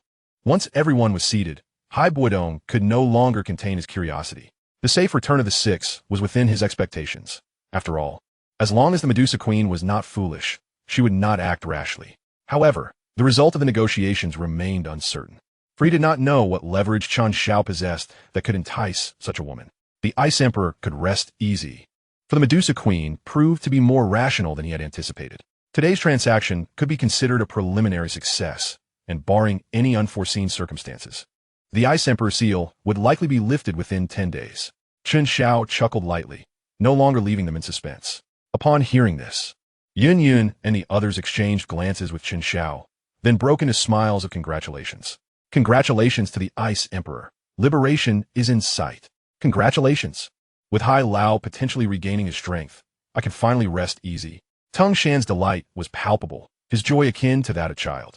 However, Hai Buodong shot him a sidelong glance. While the prospect of lifting the serpent seal was certainly worth celebrating, he did not forget the wager with Chen Xiao. 2 purple heart-breaking pills were trivial, yet he lamented that this rare and favored disciple would soon take flight. The fish I desire. The bear's paw I also desire. Alas, it seems that one cannot truly have both. With a long sigh, Hai Buodong momentarily suppressed his entanglement and inquired, did she propose any other conditions? If the Serpent Clan encounters difficulties in the future, I shall offer my assistance to the best of my ability, Chen Xiao replied. Upon hearing this, the others gained a deeper understanding of Queen Medusa's decision. Setting aside the stakes presented by Chen Xiao, the mere promise he made held immeasurable value. Given Chen Xiao's talent, It would take him merely 10 to 20 years to ascend to the ranks of the top 10 powerhouses in the empire, a formidable ally indeed. Should he reach even greater heights, the Serpent Clan would reap substantial benefits. That is the situation at hand. Now we shall patiently await the outcome. The day has grown late, and I must return to check on Qinglin. Esteemed seniors, I take my leave, Chen Xiao said with a slight bow. After receiving nods of acknowledgement from the others, he rose to depart. Just as he pushed open the door of the map shop, Hebadong called out to him. Young man, will you still practice tomorrow? Indeed, tomorrow at the usual place, I await the Ice Sovereign, Chen Xiao affirmed. The enhancement of one's realm is crucial, but the accumulation of practical combat experience is equally indispensable. Although Chen Xiao preferred overwhelming victories, he could not guarantee that every encounter would unfold in such a manner. Therefore, practical experience is akin to that which may seem unnecessary, yet must be possessed. Watching Chen Xiao's retreating figure, Hebadong smiled. Perhaps, if not as teacher and disciple, they could still forge a bond of camaraderie across the ages. In this light, he could reluctantly accept it. Since the matters of importance are concluded, Ice Sovereign, Clan Leader Tingshan, we shall take our leave. Should there be any more opportunities for such effortless favors, do not hesitate to summon us. Feng Li and Yin Shi rose simultaneously, the latter not forgetting to share a jest. Yun Yun and Nailin Jia, witnessing this, also stood to bid farewell. Thank you all for your support today. Once I return to the imperial capital, I shall extend an invitation for a gathering. Hebadong graciously offered as he rose to see them off. For streaks of light departed, and before long, only Hebadong and Tangshan remained in the map shop. Old Hebadong, that Yin sect master seems to harbor unusual interest in Chen Xiao. Do you think she might circle back around? Tangshan remarked. Hebadong shot him a glare. What concern is that of yours? Rest assured, that lad is quite astute. If I am unwilling to take him as a disciple, the Yunlan sect will have no chance. Unless Yun Yun were to intervene. Given her temperament, do you think that likely? What old Hebadong says is true. By the way, on my way back, I sent word to my family, requesting that the president of the Alchemist Guild concoct 2 Purple Heart barrier-breaking pills. They should arrive shortly. That is indeed a commendable course of action. A touch more sincerity and a tad less business-mindedness in dealings will foster goodwill. It can only yield benefits. Tangshan found himself at a loss for words. Despite being a man of many decades, in Hebadong's eyes, he appeared as an immature youth. Those who befriend through wealth will part once the wealth is exhausted. Those who befriend through beauty will wane once the allure fades. Such simple truths were not lost on him. Chapter 37. Hebadong Unsealed Settlements. As Chen Xiao stepped into the inn, he immediately spotted Qinglin, who was lounging at a small table laden with dishes, idly toying with the chopsticks. The little girl seemed somewhat distracted, only realizing his presence when he approached. With a start, she sprang up. Young master, you have returned. Chen Xiao smiled and nodded, glancing at the half-cold dishes on the table, not particularly surprised. For one who had endured hardships from a young age, earnestness would yield returns manifold. Sit, let us eat together. He refrained from reproaching her for not following instructions. These seemingly insignificant details warmed Chen Xiao's heart, which had long been solitary. I will serve you more rice, Qinglin replied sweetly, filling a bowl for him and taking a small portion for herself, then sitting beside him to relish this rare moment of leisure. The following days unfolded with an unusual tranquility in Mo City. Chen Xiao resumed his previous routine, awakening from his training each day to spar with Hebadong for an hour before heading to the desert's edge for further honing. This cycle continued day after day, until the 7th morning, as Chen Xiao grappled with Hebadong. A familiar, enchanting figure appeared like a specter in the clearing behind him. Upon catching sight of the sudden and beautiful woman, Hebadong, who had been gaining the upper hand, involuntarily shuddered, his ice spear trembling slightly in his grasp. In an instant, he became vulnerable, taking a hit from Chen Xiao's blade. Noticing Hebadong's unusual demeanor, Chen Xiao paused and turned to investigate, only then realizing the cause. Today, Queen Medusa had donned a splendid purple brocade robe, her graceful approach exuding an ever-present aura of authority. However, upon closer inspection, one might be surprised to find her complexion slightly paler than when they last met, and her enchanting features bore a less natural expression. It appeared that Her Majesty had indeed made some gains. Queen Medusa inclined her head slightly toward Chen Xiao, but remained silent. The next moment, her autumn-like eyes flicked toward Chen Xiao's rear, revealing a slightly awkward demeanor as her gaze drifted toward the Ice Sovereign. Noticing Hebadong's current state, Queen Medusa's gaze sharpened momentarily. Past grievances were hereby laid to rest. With that, she formed a hand seal, summoning a purple serpent-shaped aura that shot forth towards Hebadong. Instinctively, Hebadong attempted to evade, lifting his foot only to realize that today, as Queen Medusa was not there to confront him. He subtly withdrew his foot, allowing the serpent energy to strike him and swiftly enter his body.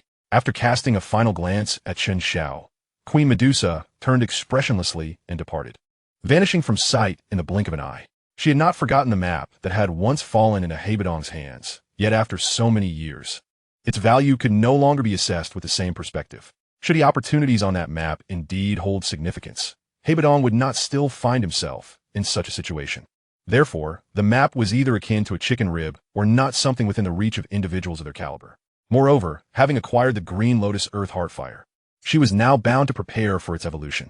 During this period, it was prudent to avoid unnecessary conflicts. She was injured. Sensing Queen Medusa's anomaly, Chen Xiao felt even more convinced. However, this was within the realm of expectation. After all, in the original trajectory, when Queen Medusa took away the Green Lotus Earth Heartfire, she too had suffered grave injuries. The 19th-ranked Green Lotus Earth Heartfire was not so easily dealt with. What amused Chen Xiao further was that even the Ice Sovereign, who paled in comparison to Queen Medusa, had already begun studying the fragmented map of the pure Lotus Demon Fire. Future advances available. Current available advance attempts. 1. Immersed in thought. Upon seeing the updated advance information, Chen Xiao beamed with delight. The duration of this subsequent endeavor has indeed been considerable. However, the cultivation techniques are essential for advancement, rendering this an unavoidable circumstance. Without the urgency to activate the next advance, Chen Xiao intends to delve into research upon his return. Over the years, he has garnered a wealth of inspiration that necessitates thorough experimentation, thereby achieving a profound understanding of this advance. Suppressing his distractions for the moment, Chen Xiao turned his gaze towards Hebadong. The old fellow had closed his eyes since the serpentine energy entered his body, leaving one to wonder whether he was feigning ignorance or simply hesitant to confront the Queen Medusa directly.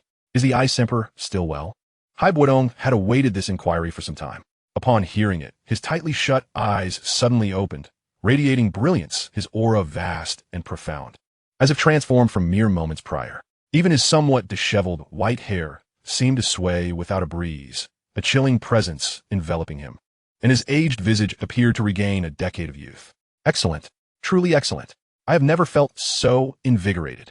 It is as if I have been reborn. For from this moment forth, I, Hebadong, the Ice Emperor, shall be unshackled. A pair of resplendent ice-blue wings unfurled from behind him, lifting his form gracefully into the air. With arms outstretched and a surge of energy coursing through him, he rapidly condensed a formation at his fingertips. In the next instant, colossal ice dragons manifested, roaring fiercely as they surged towards a distant mountaintop at his command. Boom!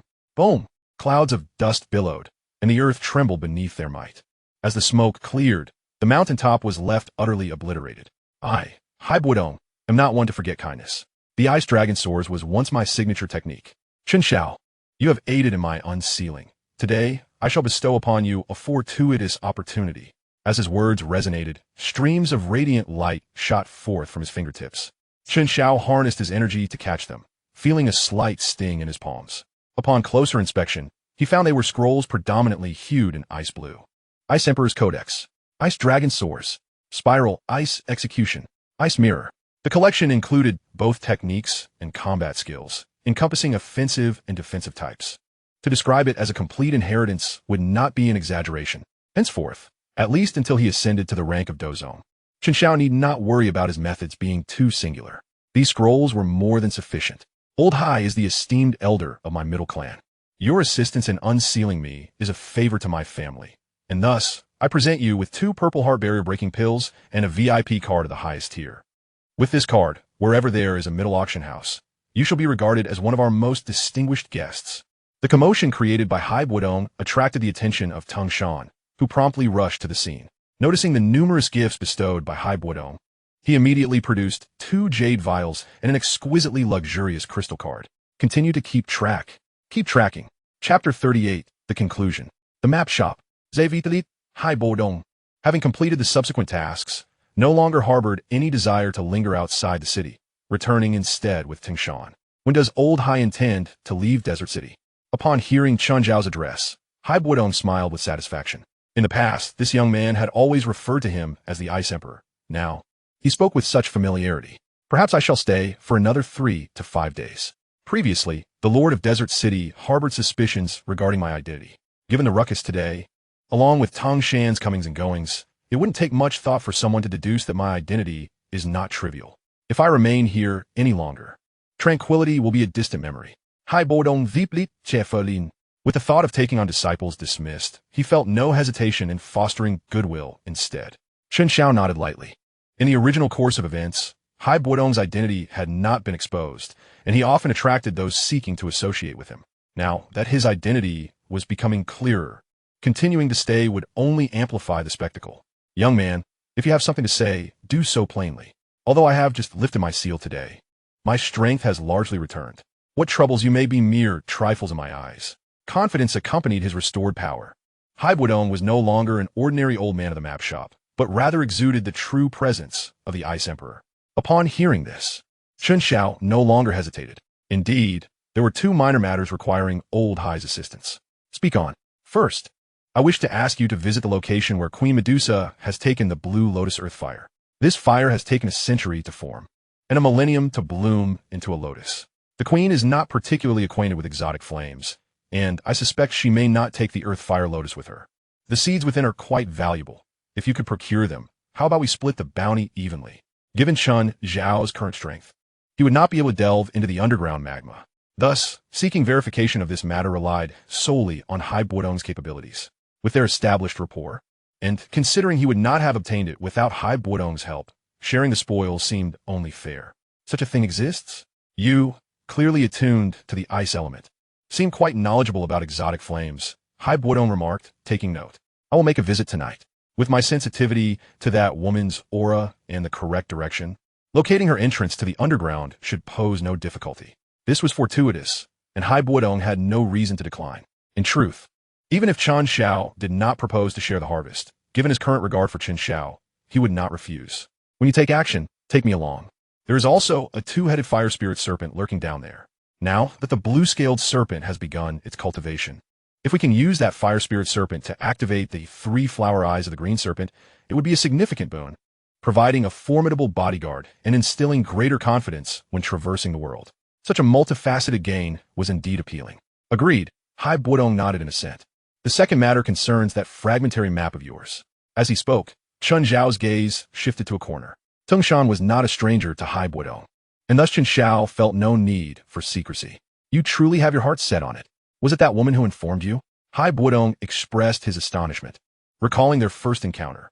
On that day, Chen Xiao had been meandering in the shop, while Hai Bodong had kept a watchful eye on his every move. Yet, upon seeing the fragmentary map, Chen Xiao had behaved no differently than any other person, leading Hai Bodong to never suspect otherwise. Now, hearing this, it seemed the situation was not so straightforward. To be frank, I do possess some knowledge of that fragment.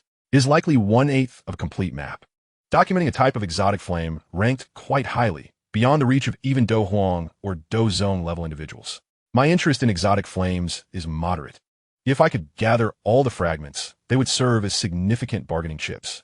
By merely hinting at his thoughts regarding the fragment, Hai Bodong could easily surmise that Chen Xiao possessed some degree of information. Thus, Chen Xiao felt no need for pretense, opting instead to disclose a bit, which was harmless. You young lad are quite presumptuous. I shall not hide the truth from you. This fragmented map is the very cause of my conflict with Queen Medusa over a decade ago. After acquiring it, I have toiled for years, yet to no avail, and I have failed to uncover any news regarding the remaining fragments.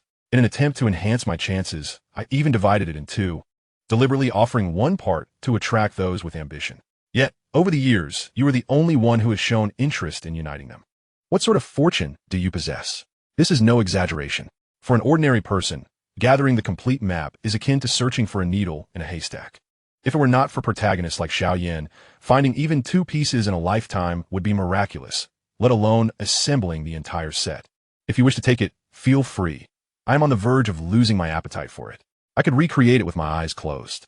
Should you truly possess the fortune to gather all pieces and unveil the mystery, do satisfy my curiosity on that day. With that, Hai Bodong flipped his palm and produced the other half of the map, casually tossing it onto the table before Chen Xiao. His decisiveness stemmed from the very difficulty of gathering the map, which left him hopeless. Moreover, he distinctly remembered the details. Additionally, he did not wish to diminish his impression in Chen Xiao's eyes. Chen Xiao slightly cupped his fists in gratitude and refrained from hastily stowing away the half map on the table. Instead, he rose and moved to the corner to retrieve the other half. Holding both pieces of the fragmented map, Chen Xiao examined them with keen curiosity, occasionally tugging at them, letting out soft exclamations of surprise. Do not exert yourself. The material of this fragmented map is quite extraordinary. I have never encountered anything like it. I have tried various methods, cutting with knives, burning with fire, freezing in water, but none could damage it. Only this black stone is capable of severing it. With a sharp sound, a palm-sized piece of a material resembling obsidian landed on the table. What kind of ore is this? I cannot recognize it. Tung Shan, who had been silent, picked it up and scrutinized it for a while, still a loss. Tung Shan is a figure of note, possessing the wealth of the Mitre family in the Gamma Empire, yet even he could not identify it, underscoring the rarity of this black ore. I'm not certain. I stumbled upon it during an outing from the city. I noticed its sharpness and brought it back to try, and to my surprise, it could indeed cut the fragmented map, Hai Buodong replied, shaking his head. After Tung Shan finished inspecting, Chen Xiao took it back. Although he could not identify it, he was certain this black ore was extraordinary. After all, even Xiao Yan's strange fire could not damage the fragmented map, yet Hai Buodong was able to sever it, which was indeed remarkable. Now that he understood the reason, Chen Xiao felt he could barely grasp it. After toying with it for a moment, he set down the fragmented map and began to scrape the black stone ore. In an instant, the 2/8 of the fragmented map split into 4, reducing them to 16ths. Suppressing the urge to slice again, Chen Xiao picked up the 4 smaller pieces, a smile dancing with a hint of mischief on his lips.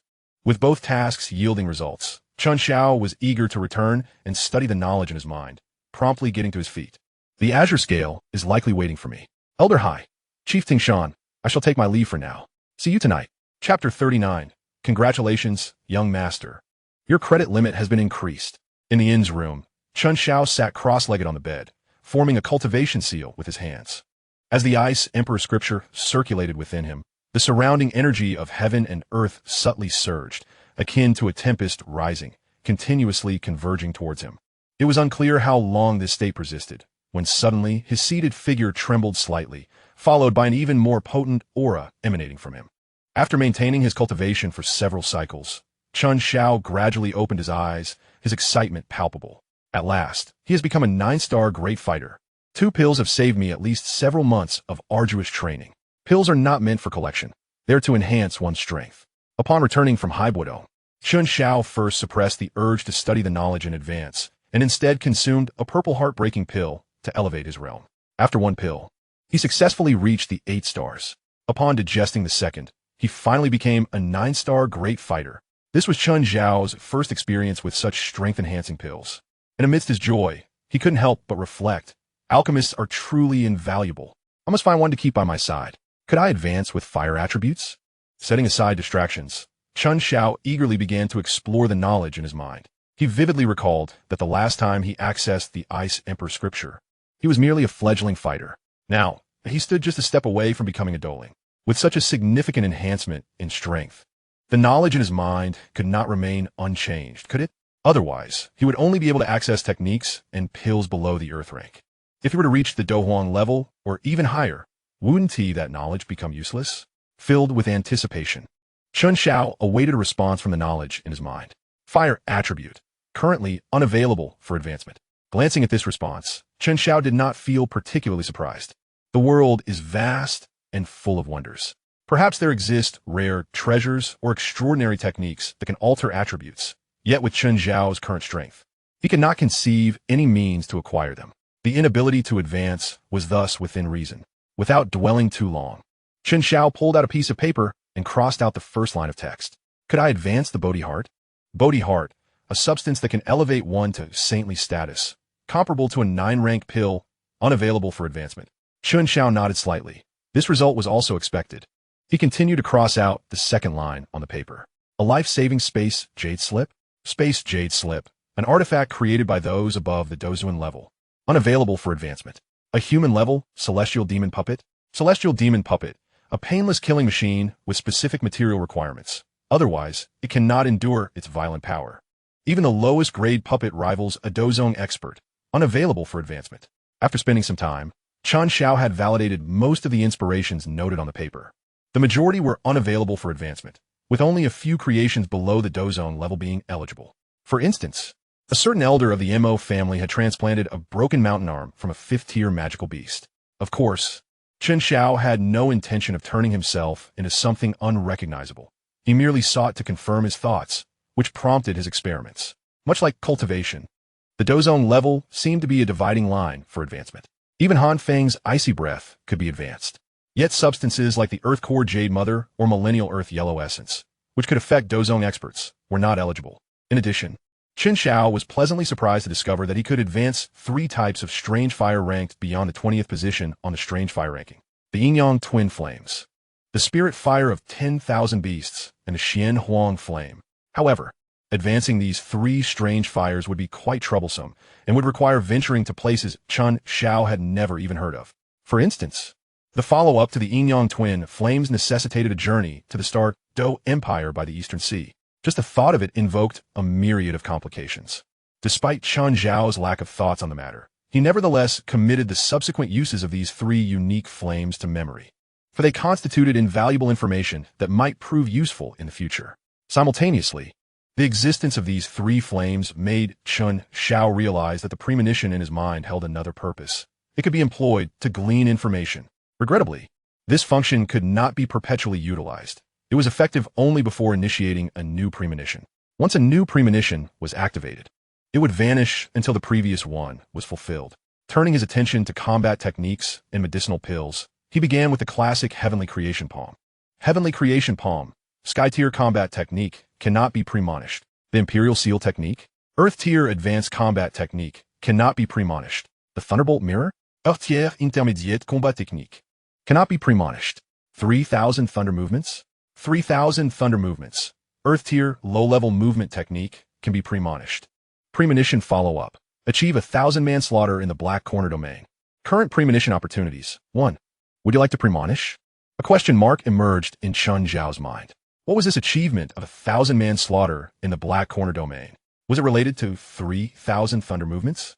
After careful contemplation, Chen Xiao could only conceive of one possibility. The 3,000 Thunder Movements, upon entering the Black Corner domain, would likely find itself in an auction house after a few years.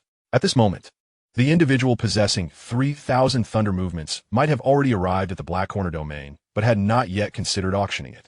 Given this premise, if Chen Xiao were to venture into the Black Corner domain, he might fortuitously encounter that individual. However, shaking his head slightly, Chen Xiao decided to restrain himself for the time being.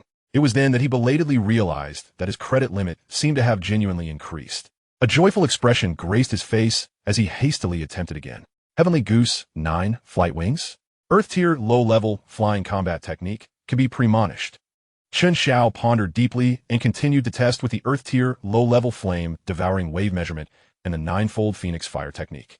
Unsurprisingly, both could be premonished. At last, Chen Xiao confirmed that with the enhancement of his strength, the restrictions on premonitions had also changed, shifting from advanced mystic tier to low-level Earth tier.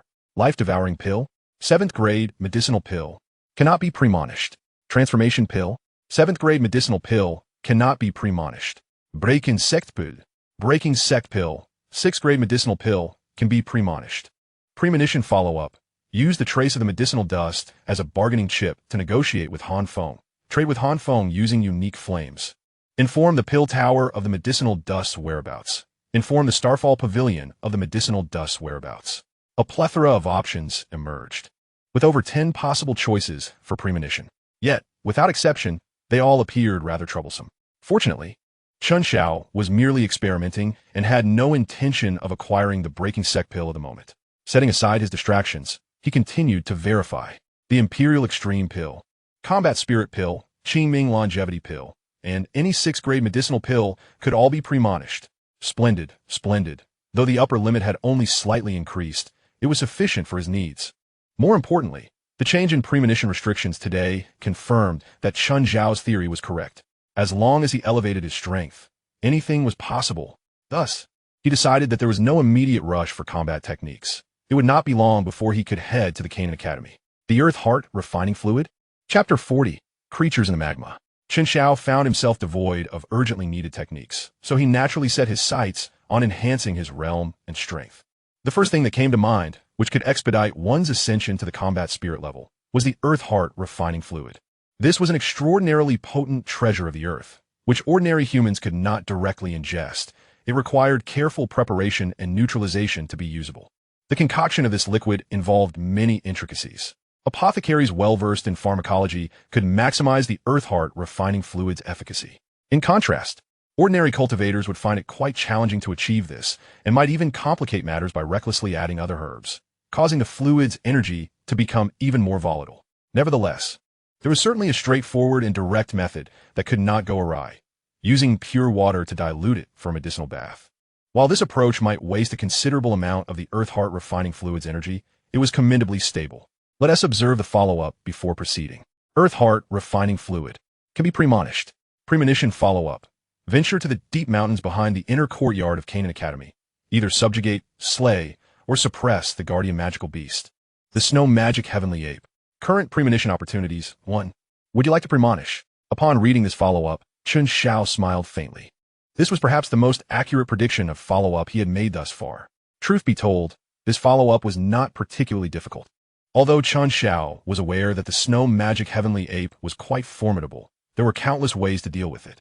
Canaan Academy was replete with talent. However, the irksome aspect of this follow-up was its somewhat lengthy time frame. A preliminary estimation suggested that, barring any mishaps, it would take at least half a year. Let us set that aside for now and inquire with Hai Buodong later this evening to see if he knows any more useful information. Having made his decision, Chen Xiao did not dwell on it further. He continued his research for a while before beginning his cultivation. In the evening, Chen Xiao was awakened by Qing Lin's knock on the door. After sharing dinner at the inn, they proceeded together to meet Hai Buodong and Tang Shan. Since you're prepared, let us leave the city directly. Although I am quite sensitive to the aura of that woman in the desert, the relentless winds and sands can easily obscure any traces left behind over time. Upon seeing Chen Xiao and Qing Lin arrive, Hai Buodong appeared somewhat perplexed but did not inquire further, rising to speak. Once outside the desert city, both Hai Buodong and Tang Shan simultaneously trembled, their combat energy wings unfurling. Chen Xiao, this time I shall lead you, Tang Shan said with a smile. Thank you, clan leader Tang Shan, but this time, I shall pass. As his words fell, Chen Xiao's purple cloud wings unfolded behind him. Given the current nature of his relationship with the two, it mattered little whether he concealed this minor ability. Flying combat technique? You kept this well hidden. Hai Buodong and Tang Shan exclaimed in surprise. Flying combat techniques were quite rare, especially in a small place like the Gamma Empire. For those below the Douwang level, the value of a flying combat technique was comparable to that of an Earth-tier combat technique, as its potential utility was immense. However, once one reached the Douwang level, ordinary flying combat techniques lost their appeal. Chen Xiao offered an awkward smile, finding it difficult to respond. Hai Buodong and Tang Shan did not dwell on it. Exercising caution while traveling was advisable and necessary. Then let this little girl accompany you. Hai Buodong chuckled, soaring into the sky first. Chen Xiao took Qing Lin's hand and followed closely behind. Thanks to the enhancement of his abilities, Chen Xiao's flight speed had significantly increased. In just half an hour, the quartet had arrived at the eastern outskirts of Stone Desert City. It had nearly been a day, yet the residual aura lingered with remarkable intensity. Had she sustained injuries? Closing her eyes to keenly sense the surroundings, Hai Buodong's expression turned to one of astonishment. Chen Xiao was equally surprised. Had she only just noticed? However, reflecting on the morning's encounter with the Queen Medusa, when Hai Buodong had dared not meet her gaze, the revelation seemed more plausible. This way, Hai Buodong said, realizing the topic was somewhat embarrassing, and promptly set off ahead with a stoic demeanor. After another 10 minutes, the four halted before a prominent sand dune.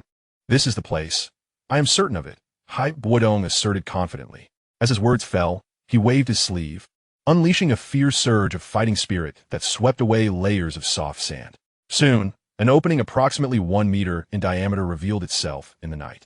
And peering into the darkness, it appeared unfathomably deep, yet waves of heat visibly rose from within. Noticing this, Tang Shan flipped his palm and produced a handful of moonlight stones, hurling them into the cave. The stones embedded themselves into the walls with great force, illuminating the previously pitch-black abyss in an instant. Let us descend and investigate. Tang Shan, you shall bring up the rear. Hai Buodong declared boldly, stepping into the cave. After traversing merely 20 meters along the winding passage, they discovered numerous branching paths below. Had it not been for Hai Buodong's acute sensitivity to the Queen Medusa's aura, they might have easily lost their way, forced to trial each route in search of the correct one. Fortunately, Hai Buodong was quite exceptional, following in his wake. The group never faltered, reaching the end of the passage in under a minute. At the passage's conclusion, gazing upon the fiery realm of lava before them, they were all taken aback. Who could have anticipated that within this cavern lay a sea of molten lava? The viscous magma flowed languidly, intermittently producing enormous bubbles that would rise and, with a faint sound, burst spectacularly, sending forth streams of searing lava akin to a resplendent firework display. This presents a dilemma. Amidst this magma, I can no longer sense the Queen Medusa's lingering aura, Hai Buodong remarked, his brow furrowing as he surveyed the rolling lava below. With his strength, he could venture into the magma without fear for his safety, yet he could not afford to flail about aimlessly. "Zo not fet, Hai Lao. I have already considered this matter," Chen Xiao replied, just as a cool, delicate hand unexpectedly grasped his own. "Young master, there seems to be something lurking within the magma. I can sense its subtle yet formidable aura," Qing Lin said, her emerald eyes fixated on the bubbling surface of the lava, flickering with an otherworldly light as though she had penetrated the magma's veil and glimpsed the enigmatic entity concealed within. Her sudden interjection left Hai Buodong and Tung Shan momentarily taken aback. The former chuckled heartily. "My dear girl, who do you believe is stronger, myself or that creature?" Qing Lin gently shook her head, responding, "I cannot perceive the strength of the elder." "Satifit, Hai Buodong Lauet Hatitali." At that moment, a massive, mysterious creature abruptly erupted from the magma. Chapter 41. The Triumph of the Three Flower Eyes. The enigmatic being burst forth from the lava, its piercing shriek echoing in the depths, sending painful vibrations through their eardrums. The sluggish surface of the magma was disturbed, sending columns of fiery lava skyrocketing, crashing against the rocky ceiling and cascading down like a torrential magma rain, an awe-inspiring spectacle. As the chaos subsided, the quartet finally discerned the source of the commotion. It was a two-headed serpent, its body mirroring the hues of the lava, both heads glaring with an unidentifiable rage directed at the four standing at the passage's entrance. The twin-headed fire spirit serpent typically resides in extreme heat, thriving on the consumption of magma. It possesses immense potential for evolution, starting as a mere first-tier magical beast. With sufficient fortune, it might even evolve into a sixth-tier beast, rivaling the might of a Douhuang. Look at its back. Many of its scales are shattered. This creature has likely been on the receiving end of Queen Medusa's wrath, and now it has turned its fury upon us, Tung Shan remarked, unperturbed. He had already assessed that the twin-headed fire spirit serpent was merely on par with a fourth-tier magical beast. Not only Hai Buodong and himself, but even Chen Xiao, a 9-star great fighter, would face little peril in confronting it. It is not a formidable beast. There is no need for concern, Hai Buodong stated indifferently. He was a professional at displaying his prowess. Without affording Tung Shan a chance to strike, Hai Buodong unfurled his wings and stepped forth, arriving before the twin-headed fire spirit serpent. As his fighting spirits surged, an icy tempest began to take form, aimed directly at the serpent's head. "Hai Lao, spare its life," Chen Xiao quickly interjected, realizing that if the serpent were slain with a single blow, it would render Qing Lin's journey here futile. Moreover, the depth of the magma remained uncertain, and it would be quite challenging for Hai Buodong alone to locate the heart of the blue lotus fire.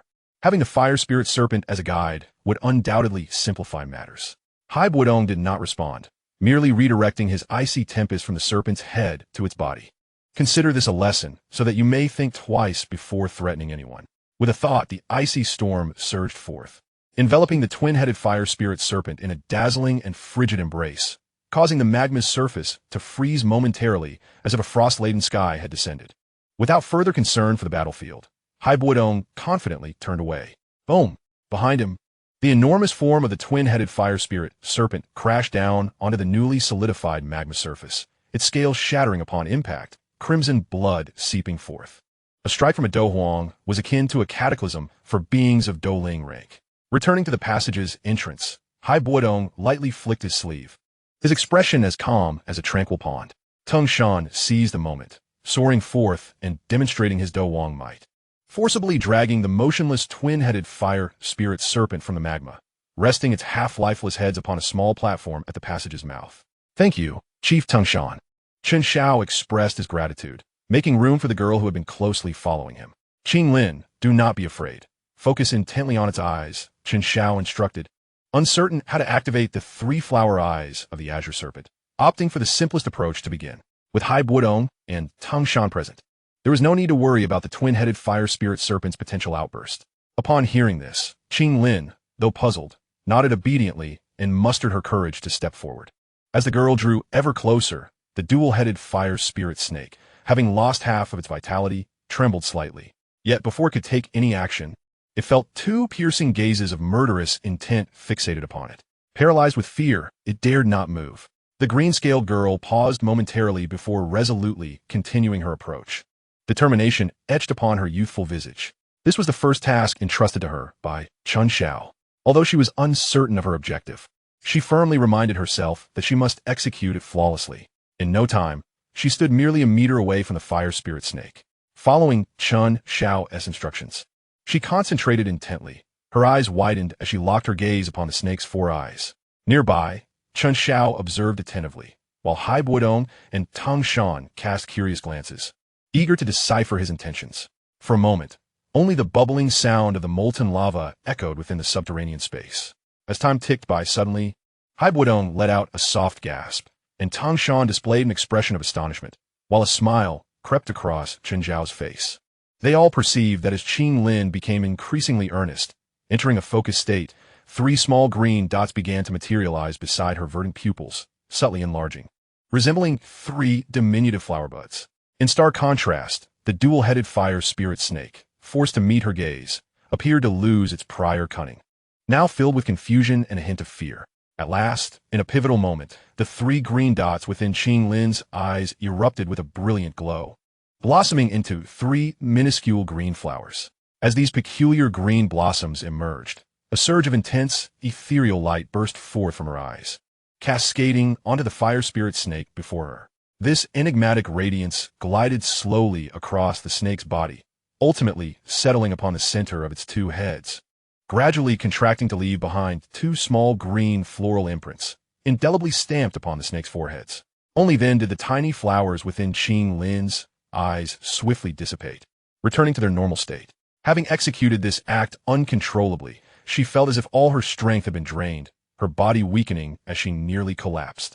Chen Xiao, quick on his feet, caught her. "Young master, did we succeed?"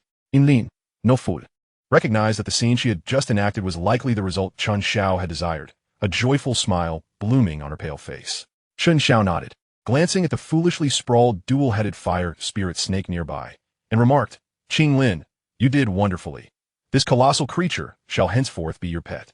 It was at that moment that Qing Lin astonishingly realized she seemed to share a connection with the creature, as if their senses were intertwined, their hearts intertwined. What a remarkable talent. This girl had only just begun her cultivation, yet she could already subjugate a fourth-tier magical beast. Remarkable, indeed. Even I have never heard of such a feat witnessing the entire event. Even Hai Buodong, with his vast knowledge, could not help but exclaim in admiration. Tung Shan stood beside him, utterly flabbergasted, his mouth agape. To enslave a fourth-tier magical beast at the stage of combat prowess, if only one's strength were a tad greater. The thought was utterly unfathomable. In that instant, both men comprehended why Chen Xiao held Qing Lin in such high regard. Meanwhile, upon hearing Chen Xiao's words, Qing Lin, filled with curiosity, attempted to experiment.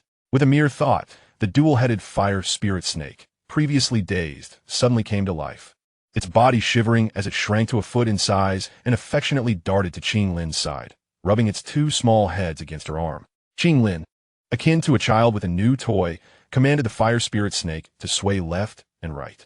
Seeing its obedient response, her smile radiated with even more joy.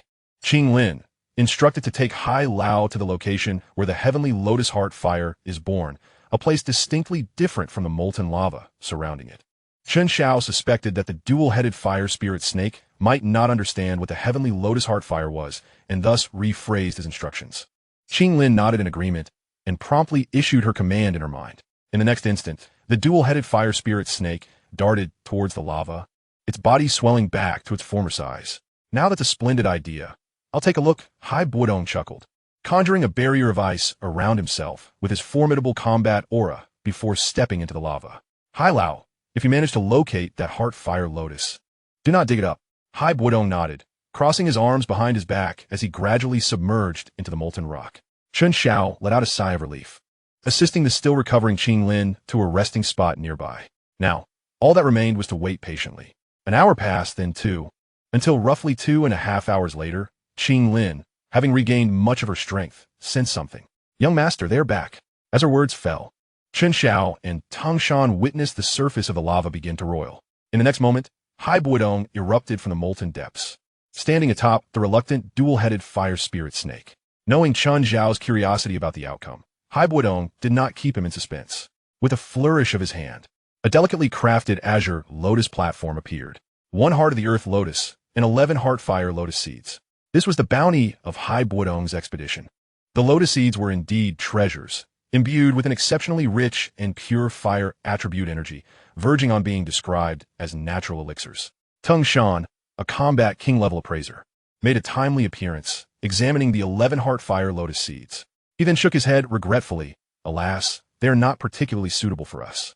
Nonetheless, this did not diminish the value of the heart fire lotus seeds. Even if they could not be utilized personally, they could certainly be traded, albeit with a somewhat cumbersome process. Tung Shan smiled, relieved, retrieving 11 exquisite jade bottles from his spatial ring to store the seeds. He then pushed 5 of the bottles towards Chen Xiao. "These are quite valuable and indeed unique. I shall not decline." "Chen Xiao, as per our prior agreement, we shall divide equally. The extra one shall be a gift for Qing Lin. She has contributed significantly tonight and deserves a share." As she gazed at the jade bottles presented to her, Qing Lin felt a surge of astonishment. She suddenly realized that ever since she began following Chen Xiao, those around her had shown her increased respect. Be it the innkeeper or Tangshan at present, they no longer treated her as they had the mercenaries of old, barking orders at her whimsically. Unsure of herself, Qing Lin instinctively looked to Chen Xiao. "Accept the kind gesture from the clan leader, Qing Lin," Chen Xiao said with a smile, nodding as he accepted the 5 jade bottles. Receiving his affirmation, Qing Lin readily complied. "Thank you, young master, clan leader Tangshan, and Mr. Hai." The obedient girl was ever more endearing, prompting both Tangshan and Hai Buodong to respond with warm smiles, their demeanor becoming more amiable. With the division of the Heartfire lotus seeds complete, only the lotus platform remained. "Chen Xiao, this lotus platform should belong to you as well. Without your intel, Tangshan and I would have gained nothing. Tonight was merely a jaunt. The 5 lotus seeds are already ample compensation," Hai Buodong stated. Upon hearing this, Chen Xiao did not refuse. His wealth has indeed become more substantial after passing through the Warcraft Mountains, even surpassing the 3 major families in Yuten City. But compared to these 2 big spenders of the Mitter family, the gap is still far away. "Thank you very much to Mr. Hai and Chief Tangshan. Additionally, there is something I would like to inquire about for Mr. Hai. As we all know, on this continent, there are some magical creatures with various attributes, such as the strange fire that people with fire attributes dream of, the earth fire lotus seeds we have obtained, and other magical creatures without ice attributes. You have asked the right person, and Tangshan can help you clarify. In terms of strength, he may not be outstanding in the Gamma Empire, and in terms of knowledge, I may not necessarily surpass him. Let Tangshan tell you first, and if there are any omissions, I can add a few more for you." It's rare that Hai Buodong actually praised Tangshan. The latter smiled slightly, showing a rare hint of satisfaction on his face. "Then I'll tell you. There are indeed many magical creatures with ice properties, and within the Gamma Empire alone, there's a type of ice spirit cold spring. This item is deeply loved by alchemists and can accelerate the cultivation of those with ice properties. Hai Lao has used a lot before, but the more he uses it, the worse the effect.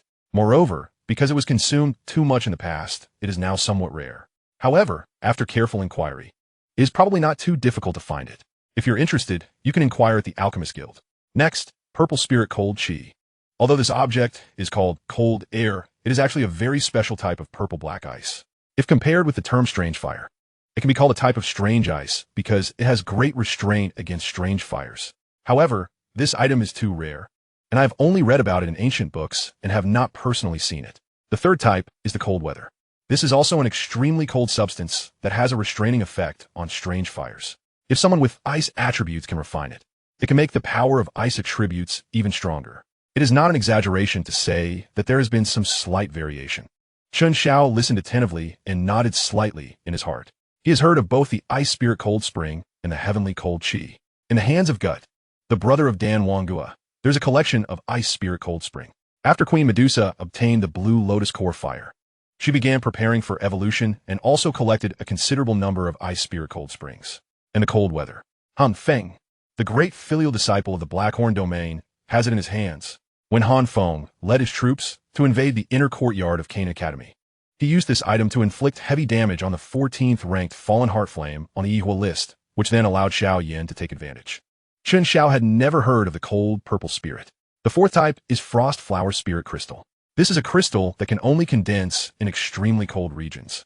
And I don't know much about it. This is just a brief introduction in ancient books. The fifth type is Ice Spirit Jade. This is an extremely rare ice attribute spirit jade, but it is not meant for refining. Just wear one piece on your body to increase the speed of ice attribute cultivation. If it is embedded in a weapon, it can greatly enhance its power. That's all I know about what can be called spiritual wonders. You like Hai Lao, have ice properties. If you have the opportunity to go to a wider world in the future, you can pay more attention. Tung Shan ends the conversation. It is precisely because the Maitel family has the Grand Elder Hebadong that they pay more attention to this. After all, the stronger Hebadong is, the more confident the Miter family will be. Chen Xiao nodded slightly and thanked, then looked at Haiba Dong, wanting to know if he had anything to add. That's almost all I know, even the Frost Flower Spirit Crystal mentioned by Tung Shan, which I've heard of for the first time. However, I do understand a truth. All things are interdependent. With so many strange fires on the list of strange fires, there must be many lucky people on the continent who can refine them. The things they use to weaken the power of strange fires and assist in refining are 100 absolute, but at least for most of us ice attribute people, they are good things. Hebadong smiled slightly. This statement is very similar to Chen Xiao's previous speculation. Has the Gamma Empire never produced ice attribute powerhouses before? No, not a single one. Except for me, the highest one is the King of Dowang. Otherwise, I wouldn't dare to openly claim the title of Ice Emperor. The Gamma Empire is still too small, and the powerful members of Dozong belong to the existence of the heavens. It is reasonable that Hebadong, at the level of Emperor Do, has become the strongest ice attribute so far. Just keep these things in mind. With your talent, deliberately searching for them will only reverse the order of importance. If the time comes in the future, you will naturally reap some rewards. Worried that Chen Xiao might get stuck in a corner, Hebadong kindly reminded him. Chen Xiao nodded slightly. If there is no advance in the mind, as Hebadong said, but if we can rely on advance payment, we naturally need to fight for something or two, so as not to encounter enemies who control the strange fire in the future and be restrained tightly. Let's go. This matter is up. We should also leave now. Coming out of the underground passage, the moon is bright and the stars are sparse outside, and there is still some time before dawn. Hebadong glanced in the direction of the desert city from afar and shook his head slightly. Kid, let's say goodbye here. It's no different for me to stay up late one day. I'm too lazy to go back. The map store, although it's not very valuable, is still a place to stay. You and Qingling girl can go back and move in. Tingshan was somewhat surprised by Hebadong's decision, but he did not raise any doubts and emphasized a 100 trust. Chen Xiao nodded slightly and clasped his fist to bid farewell. Qinglin follows the same pattern and is adorable to love. Chen Xiao, if you come to the imperial capital in the future, remember to visit the Miter family and don't be polite to us. At that time, I will definitely go and disturb you. Tingshan and Hebadong smiled slightly and immediately stopped, spreading their fighting wings and disappearing under the moonlight. Chen Xiaomu accompanied the two until they completely disappeared from sight. Then he withdrew his gaze. Chapter 43. Reproduction of Cloud Rhyme. Young master, are we going back to the desert city now? Well, go back again.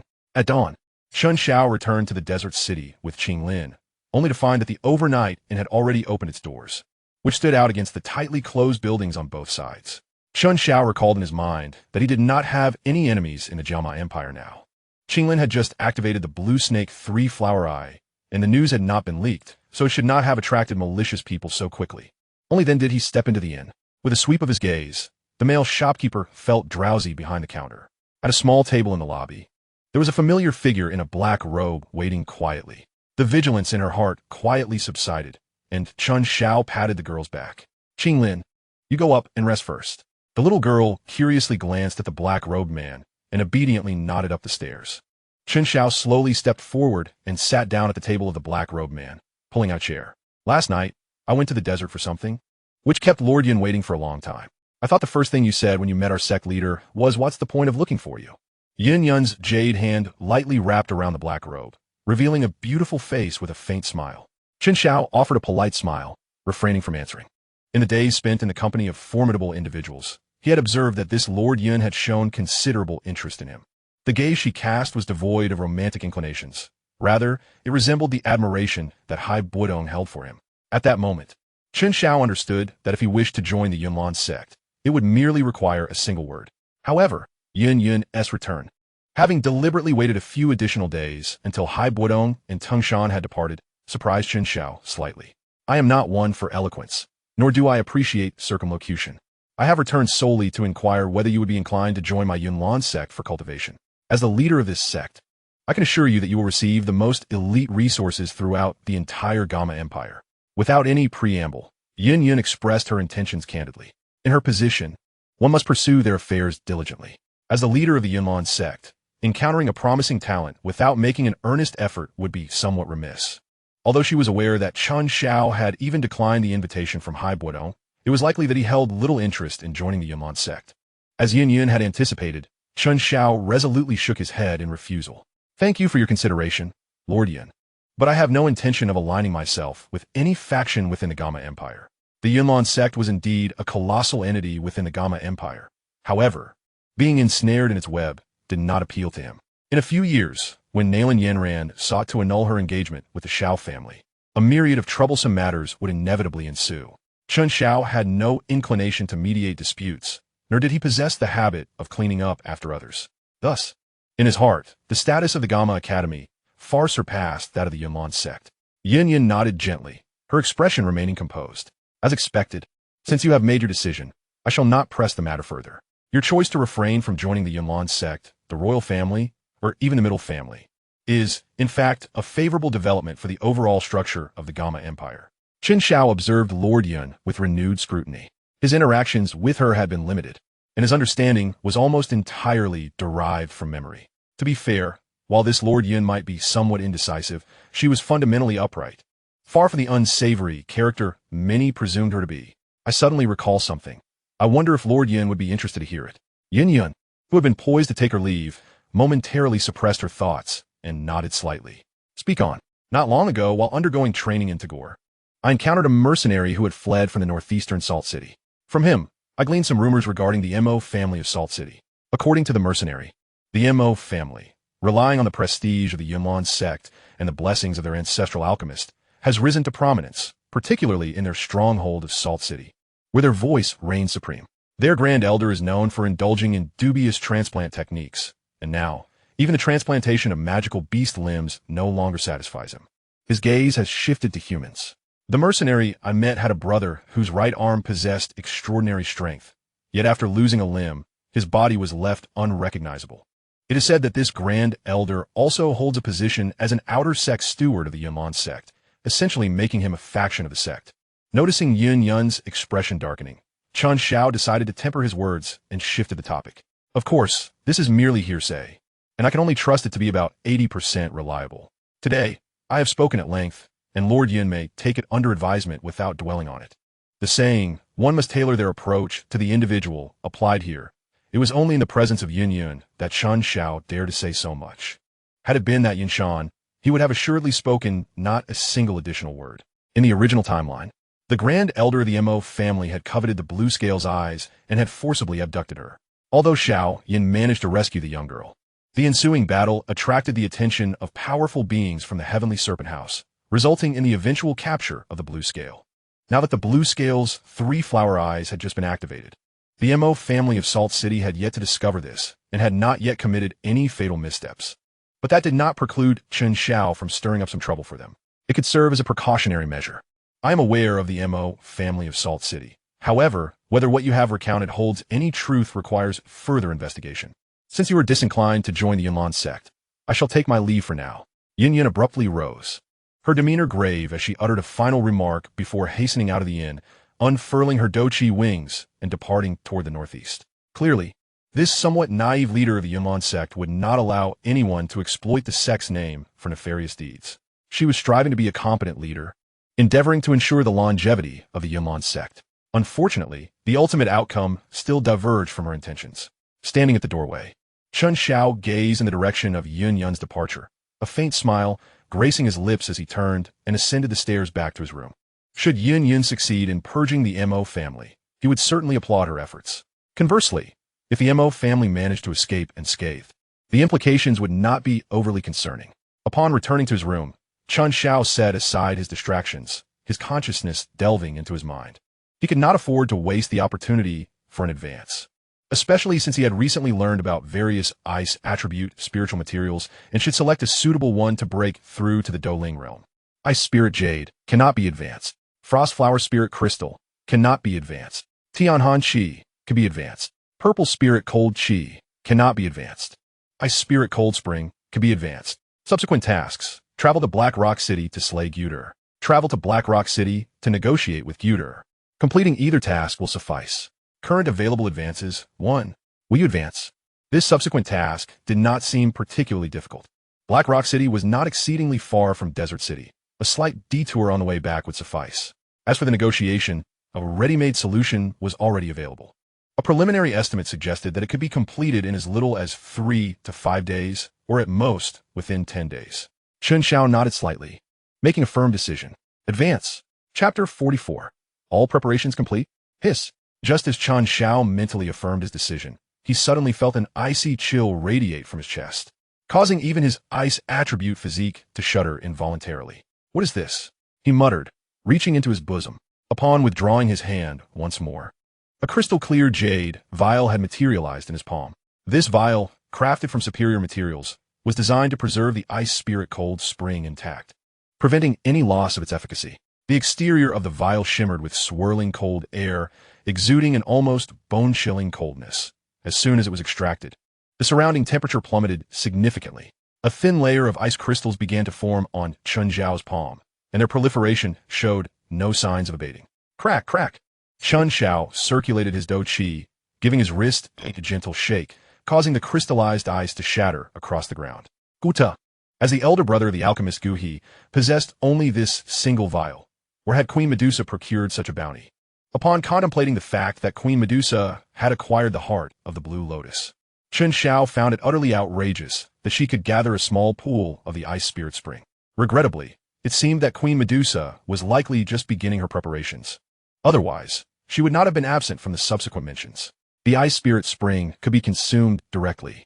Reflecting on the method of utilizing this essence, Chen Xiao meticulously examined it to ensure there were no issues before uncorking the vial and pouring about 1/10 of its contents into his mouth.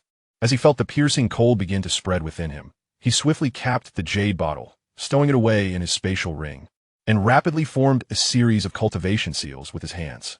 At this moment, Chen Xiao turned his inner vision inward and could perceive his meridian surfaces, as if they were cloaked in a layer of white frost, with waves of chill emanating from within, rendering his limbs slightly stiff. However, as he circulated his energy, he discovered that the speed of his internal fighting spirit's movement was nearly 3 times faster than usual. What typically took 1 cycle of energy flow now transpired in 3 cycles, under the influence of the ice spirit spring. It felt as if his meridians had been thoroughly unblocked, creating a path most harmonious with the ice attribute fighting spirit. With a rapid flow of energy, Chen Xiao experienced an unprecedented sense of exhilaration, acutely aware of his progress and ascension toward a higher realm with each passing moment. This sensation was truly intoxicating. Immersed entirely in his cultivation, time flew by. Before he realized it, the entire morning had slipped away. Once the effects of the ice spirit spring had been exhausted, Chen Xiao was suddenly struck by a feeling akin to transitioning from a high-speed train to an old-fashioned green train. Slowly opening his eyes, he reflected on the transformations that had occurred within that brief morning. Without the ice spirit spring, it would have taken him at least a month to hope for advancement to the spirit fighter level. But now, 10 days would suffice. This illustrated the difference between arduous cultivation and seizing opportunities. One could toil away in isolation for a decade, yet still find themselves outmatched by the mere ingestion of a medicinal pill by another or a chance encounter with fortune. It sounded rather disheartening, but that was the reality. Rising gracefully, Chen Xiao summoned Qing Lin, and after sharing lunch together at the inn, he checked out of their room. Subsequently, he took Qing Lin to Haiba Dong's map shop, seeking several of the most detailed maps of the Gamma Empire's interior. When journeying abroad, maps are an indispensable asset. 2 days later, in Haiyan City, Chen Xiao emerged from an eccentric building near the southern corner of the city with Qing Lin. Behind them, A disheveled, yet cheerful old man waved them off. Young brother, next time you come across such rare items, do remember to seek me out for a trade. I assure you, my prices are a full 10% higher than any others in the market. It matters not whether you profit or not. I simply relish collecting these treasures. This old man, named Douqi, was rather unremarkable aside from his intense collecting obsession, including in terms of strength. Yet, even Yin Yun, the sect leader of the Yunlan sect, or the royal guardian, would treat him with respect. All of this was due to his connection with my alchemist brother. Chen Xiao recognized this individual and anticipated that trading with him would be exceedingly simple. After all, in the original timeline, even Xiao Yin could achieve his goals with the mere presentation of a birth crystal. So it was only logical that a more exotic and precious earth fire lotus seed would succeed as well. As fate would have it, when he presented the earth fire lotus seed, the old man's eyes seemed to sparkle, and naturally, the transaction proceeded smoothly. With a single earth fire lotus seed, Chen Xiao not only acquired the venerated vial of Ice Spirit Spring from Douqi's collection, but also secured a rare 5th-tier magic core, along with 2 complementary herbs. Rest assured, Master Douqi, I will prioritize you when I come across fine treasures. Chen Xiao replied sincerely, genuinely fond of such business-minded individuals. After bidding a fond farewell to Douqi at the door, Chen Xiao led Qing Lin out of the city. Once they were certain the area was clear, and Qing Lin was oblivious, he retrieved the Ice Spirit Spring from his spatial ring, only to find that the substance, which had previously been pristine, had now transformed into a vial of entirely ineffective plain water. As anticipated, disposing of the water with a casual flick of his wrist, Chen Xiao's expression remained unperturbed.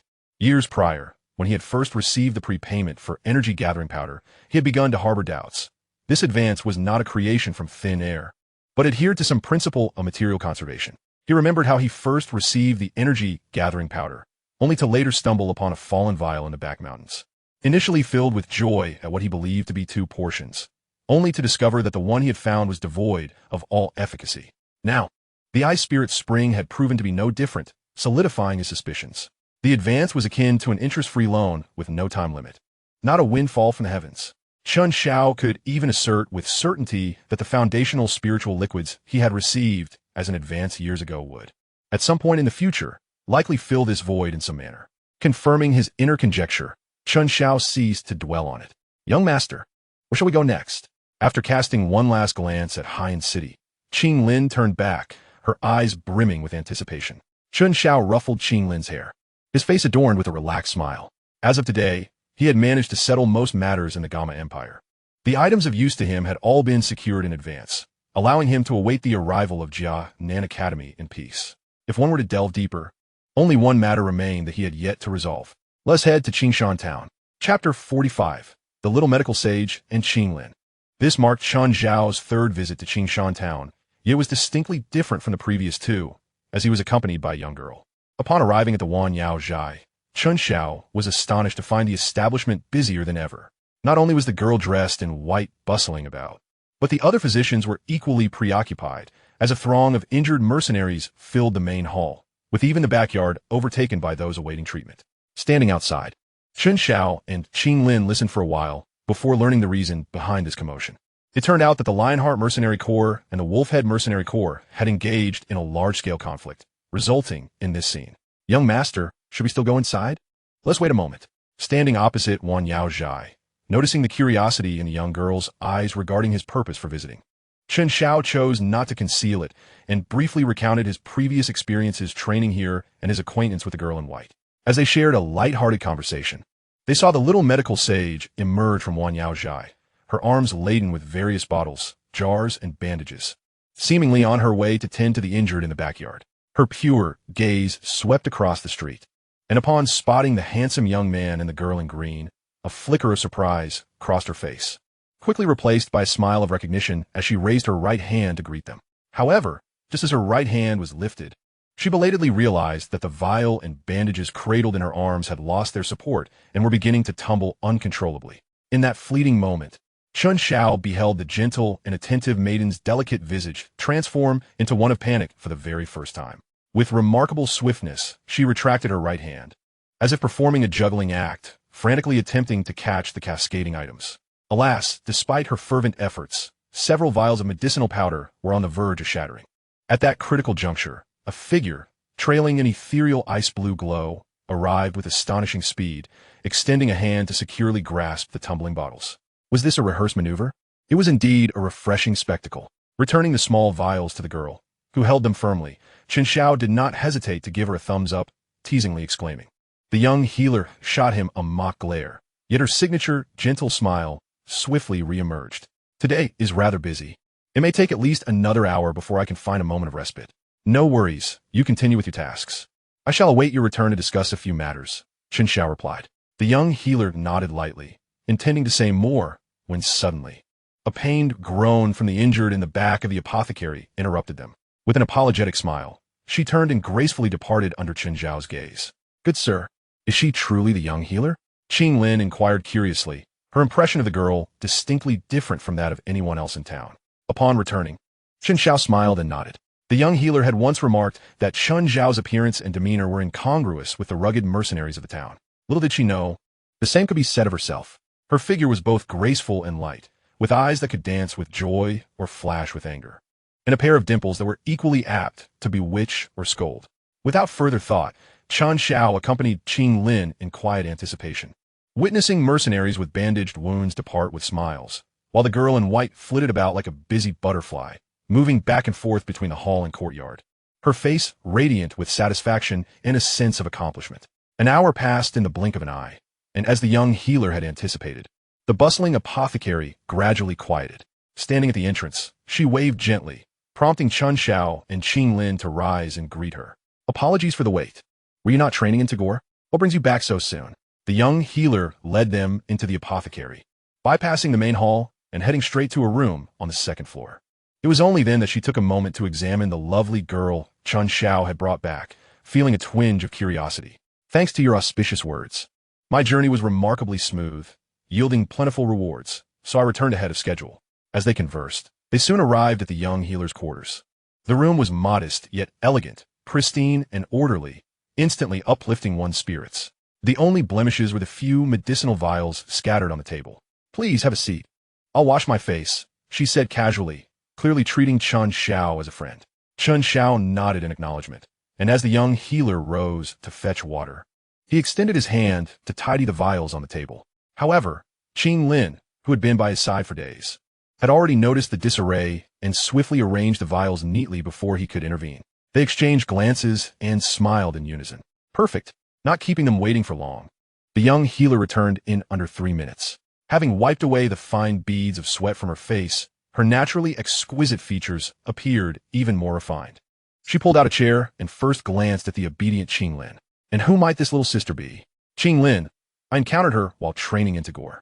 She is all alone, and I thought it best for us to rely on each other, Chen Xiao replied. The young healer nodded gently, refraining from further inquiries. You mentioned you had matters to discuss with me? After a brief silence, Chen Xiao retrieved the colorful poison manual he had memorized from his storage ring and presented it to her. During my training, I came across this manual, which contains a record of a peculiar constitution known as the Yinan poison body. The young healer perused the manual with remarkable speed. Since he had already conveyed the various poison formulas and parts, save for the last scroll concerning the Yinan poison body, she quickly flipped to the final section, and upon reading the description, her expression involuntarily shifted, her smile becoming increasingly strained. Yinan poison body, born of calamity, perishes through calamity. The possessor of this poison body bears a delicate rainbow thread at their abdomen, which grows in accordance with the concentration of poison within. When the rainbow thread reaches the heart, it signifies the peak of the Yinan poison body's power, yet the bearer shall also endure the torment of a myriad of poisons. The young healer instinctively reached for her abdomen, where indeed a rainbow thread lay beneath her skin. However, she quickly regained her composure, feigning ease as she gazed at Chen Xiao, as if silently questioning how he had known of the thread's existence. Chen Xiao, having never seen it, needed to concoct a plausible explanation, a burden he now bore. A few years ago, I sustained an injury on my back, and you leaned over to examine it. Your movements perhaps a bit exaggerated. The young healer recalled this incident, though she could not distinctly remember the extent of her actions. Nonetheless, this explanation was plausible enough. Nodding slightly, she chose not to dwell on it, her fingers tracing the poison manual. So, it is called the Yinan poison body. She had never disclosed to anyone that she was aware of her own abnormality. For in her childhood, she had endured an unforgettable experience. A painful past she preferred not to revisit. Only today did she finally uncover the truth. Sister Healer, do not fear. Special constitutions are not so dreadful. The young master says, I possess the Bai Shi San Hua Tong, which is also a special constitution. Qing Lin chimed in, attempting to reassure her without understanding the full truth, believing the Yinan poison body to be as harmless as her own. The young healer regarded Qing Lin with renewed interest, recalling Chen Xiao's earlier words about her being all alone. In that instant, she felt a pang of empathy for Qing Lin's past. It seems we are equally pitiable. Yet upon hearing this, Qing Lin shook her head, her response filled with conviction. I'm not pitiable. On the contrary, I believe I am the luckiest person in the world. Chapter 46. Reason. The innocent words were the most touching, gazing at the girl whose eyes sparkled with brilliance. The young healer felt as though she radiated light, dispelling the shadows that had lingered in her heart. With a renewed smile, one less strained and more relaxed, she expressed, thank you for sharing this with me. It has unraveled the doubts that have troubled me for years. Chen Xiao shook his head slightly. In fact, the last time I saw you, I wanted to tell you, but I was a bit hesitant at that time. Strong and objective people should have a better tomorrow. Let me tell you some good news again. The fate of the poisonous body in the face of adversity is not impossible to break. The little medical fairy looked up, and the emotion of anticipation flowed in her eyes. Being infected with green scales, she finally came to terms with it, and felt that even if she had to die one day in the future, at least she could die clearly. But then again, who wants to die if they can live? An elderly person would still spare no effort to prolong their life, let alone her at the most beautiful age. Don't worry, I'm not making up stories to comfort you. Although my strength is average, I read a lot of books and know a lot about secrets. There's a poison pill method that can help you control your poisoned body and break your destiny. Xiao Yixin nodded lightly. She knew that Chen Xiao enjoyed reading books, and several doctors from Wan Yaozhai had also seen him pass the time by reading while waiting in the lobby. I believe you, but the poison pill method you mentioned is probably not easy either. Otherwise, you should have told me about the Ernan poison body last time. Indeed, it's a bit difficult. Last time I saw you, I wasn't absolutely sure if I could do it, but now it's different. Since I dare to tell you the truth, it means I have 98 confidence. Last time, Chen Xiao was concerned that he had an ice attribute and could not practice the burning technique. In the past 10 years, he may not be able to suppress the 3 types of abnormal flames with hard power, and cultivating an alchemist. Whether the other party can achieve the set goals in such a short time is also a question. After all, at that time, Chen Xiao knew that the most likely exotic fires to obtain were Qinglian Heart Fire, Haixin Flame, Fallen Heart Flame, and Sanqinyan Flame. But these kinds of strange fires may seem simple, but in fact, it's not without trouble to seek them out. However, things are different now. The advance limit in his mind has been raised, and he is now able to advance to the last rank fire on the fire list. Under this premise, if you want to gather all 3, the difficulty has undoubtedly decreased by several levels. Naturally, Chen Xiao's confidence doubled. Can you tell me about the poison pill method? There are 3 types of materials. One is a 7th order heavenly poison scorpion dragon beast demon core. The other is 3 types of exotic fire. And the last one is Bodhi transformed body saliva. Every word can be understood by Little Dr. Immortal, but when combined together, it can be confusing. These 3 materials. She has also heard of the most widely spread word, Ihua. It seems that my life and fortune will have to depend on you in the future. Xiao Yixin joked and became serious. How can I repay you for helping me so hard? Such a big favor is headache-inducing to think about. As a friend, I could do my best to help. There's nothing to say about it. But Xiao Yixin could imagine that it would never be as easy as Chen Xiao said to gather all 3 materials. For an ordinary friend, putting in so much effort is obviously a bit dreamy. Don't underestimate yourself. Even the lower limit of the Yinan poison body far exceeds the so-called top 10 strongmen of the Gamma Empire. If you can completely control the poison body, its future is even more unpredictable. With such enormous potential, no one can refuse to help. Chen Xiao replied with a smile. This is the truth. The little doctor nodded and accepted the explanation. If there really is a day, like Chen Xiao said, with her personality, she will definitely swear to repay it to the death. And this reason is actually enough. A gentle and kind woman like you should not be trapped by fate. Speaking of which, Chen Xiao took out a labeled medicine bottle from the ring and placed it on the table. He smiled and said, and a few years ago, when you helped me label the medicine bottle, I thought that having such a gentle and attentive person by my side would be a very pleasant thing. This is also the truth. Chen Xiao has really thought about it. Listening to these straightforward words, the inexperienced little doctor felt a slight warmth in his cheeks. The mercenaries in the town also praised her generously, but her emotions had never fluctuated like they did now, feeling slightly calm in her heart. Little medical fairy glanced at Chen Xiao's face. Perhaps it's because he is of a similar age to himself and looks better. Thank you. I remember someone said a few days ago that among friends, there's no need to say these vulgar words. The little doctor smiled for the last time. Also, thank you, Qinglin. Qinglin shook her head like a drum, with a hint of embarrassment in her smile. Through the conversation between Chen Xiao and Xiao Yixian, she gradually understood. That difficult poison body is completely different from her blue snake three-colored pupils in nature, and truly poses a threat to her life. This made the little girl feel that the words she had comforted the little Dr. Fairy earlier were a bit inappropriate. All right, let's get back to the main topic.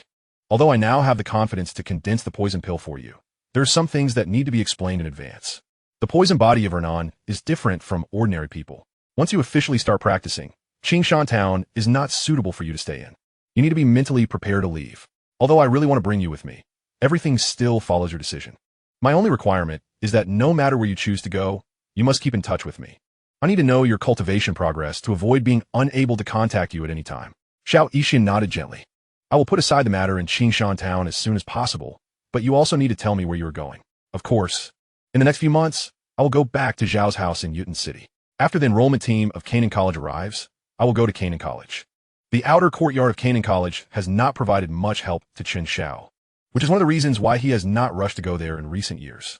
But the inner courtyard is very attractive. When you get there, not only can you systematically improve yourself, but you can also compete with a group of young girls who claim to be geniuses. Even expanding his network and getting to know the troubled princess, etc., are all factors that attract Chen Xiao. It seems that we really can't go together. Last year, I heard a few mercenaries talk about this academy, and the admission threshold seemed quite high. You must be able to enter. You were already a fighter a few years ago, but even if I had a few months of practice without food or drink, it would probably be difficult for me to reach the threshold. Upon hearing this, Chen Xiao couldn't help but laugh in silence. The current little medical immortal does not have a clear concept of their own cultivation speed. Hernan poisonous body. This cannot be viewed with a conventional perspective. Don't rush to make a decision. The enrollment team of Canaan College comes to the Gamma Empire at different times every year, but the difference is not significant. Just give me a confirmation letter before that. Chapter 47. The Untamed Genius? Young Master, is Canaan Academy far away? Well, it's far, far away. Can Qinglin still follow the young master? Of course. Standing on the second floor of Wan Yaozhai, the little medical immortal watched as the two gradually walked away, their voices becoming quieter and quieter until they could no longer be heard. Withdrawing his gaze, a trace of confusion flickered in the eyes of the little medical immortal. Where should I go after leaving Qingshan Town? On the other side, Chen Xiao led Qinglin through the winding paths, diligently progressing on his journey without neglecting his cultivation. Although it took him an additional 2 days to return to Wutan City, his strength had significantly increased. With the assistance of the Ice Spirit Spring, the realm of Douling was finally within reach. As he strolled through the marketplace, Chen Xiao paid close attention to the conversations around him, initially expecting discussions about Xiao Yan. However, to his surprise, no one mentioned him at all. Could it be that the genius had not yet fallen? Doubt crept into Chen Xiao's mind, as it seemed that Xiao Yan's decline in strength should have begun around this time last year. With these questions lingering, he made his way to the Xiao family's estate. The guards at the entrance recognized him, seemingly oblivious to the changes in Wutan City that had stemmed from Chen Xiao's actions. Upon seeing him accompanied by Qinglin, they greeted him with the same warmth as before. Uncle Lu, Uncle Wang, has anything significant happened in the Xiao family during this time? Chen Xiao inquired with a smile. The two guards shook their heads. Everything is quite well. Ever since the demise of the Uba family, the Xiao family has subtly become the dominant power in Wutan City, overshadowing even the Gailey family. Even our meager salaries as guards have seen a slight increase. If we were to mention anything unusual, it would be the third young master Xiao Yan. He used to go out daily, yet I realize it has been nearly 10 days since I last saw him.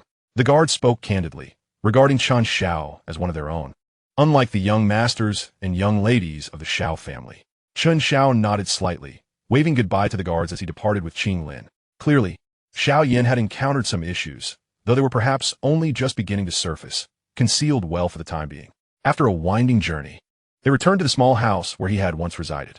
Despite his prolonged absence, the house remained untouched, with the furnishings and bedding precisely as he had left them.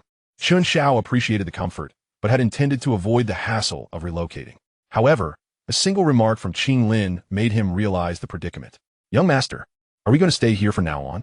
Qinglin did not seem to mind. In fact, The modest size of the house made her feel a greater sense of intimacy with Chen Xiao. Nevertheless, there was only one bed within. This posed a minor issue. Generally, girls mature earlier, and as she gazed at the solitary bed, Qing Lin's cheeks flushed. "No, this is merely my former residence. We're just here to take a look. Let us find Elder Xiao Shi. The Xiao family certainly has enough guest rooms." Chen Xiao denied this matter with an air of nonchalance, refusing to admit any oversight on his part. The naive Qing Lin chose to believe him, feeling a quiet sigh of relief in her heart. In the back courtyard of the Xiao family, the core living area, a young girl clad in a purple dress sat on a stone bench, engrossed in an ancient tome. This volume contained numerous tales and anecdotes. Although she had read it once before, revisiting it brought her immense delight. In the vast expanse of the Xiao family, her unique status left her without close friends, forcing her to pass the time through reading.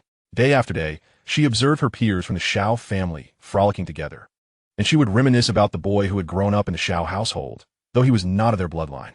When he was present, she too would partake in their merriments, spending 2 days each month amidst the bustling atmosphere of the middle auction house, setting out at dawn and returning at dusk, strolling through the streets carefree and at ease. While he trained in the mountains, she would watch him like a teacher, offering words of encouragement and praise that would bring a smile to the face of the slightly older boy. At times, her keen eyes would spot wild fruits growing high above. Though she could easily whisper to beckon them down, she preferred to rely on him, taking delight in his success as he retrieved them, her lips curving into a suppressed yet triumphant smile. The fragments of memory scattered like pieces of a puzzle. Yet when gathered, they coalesced into a torrent powerful enough to sway her emotions. Suddenly, a disturbance erupted from the shadows, and a figure, ghostly and ethereal, emerged. The footsteps were light, yet they roused the girl, who had been lost in her literary reverie. "Miss, I just saw Chen Xiao return from the Xiao family's treasury," the figure reported. At this, the girl raised her gaze, setting down the ancient tome, and a glimmer of joy crossed her delicate features before she composed herself and nodded gently. "Indeed, Chen Xiao has been away for quite some time. Miss, actually, his last excursion took even longer," the figure clarified. "Did it?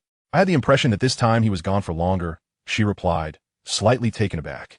The figure nodded affirmatively.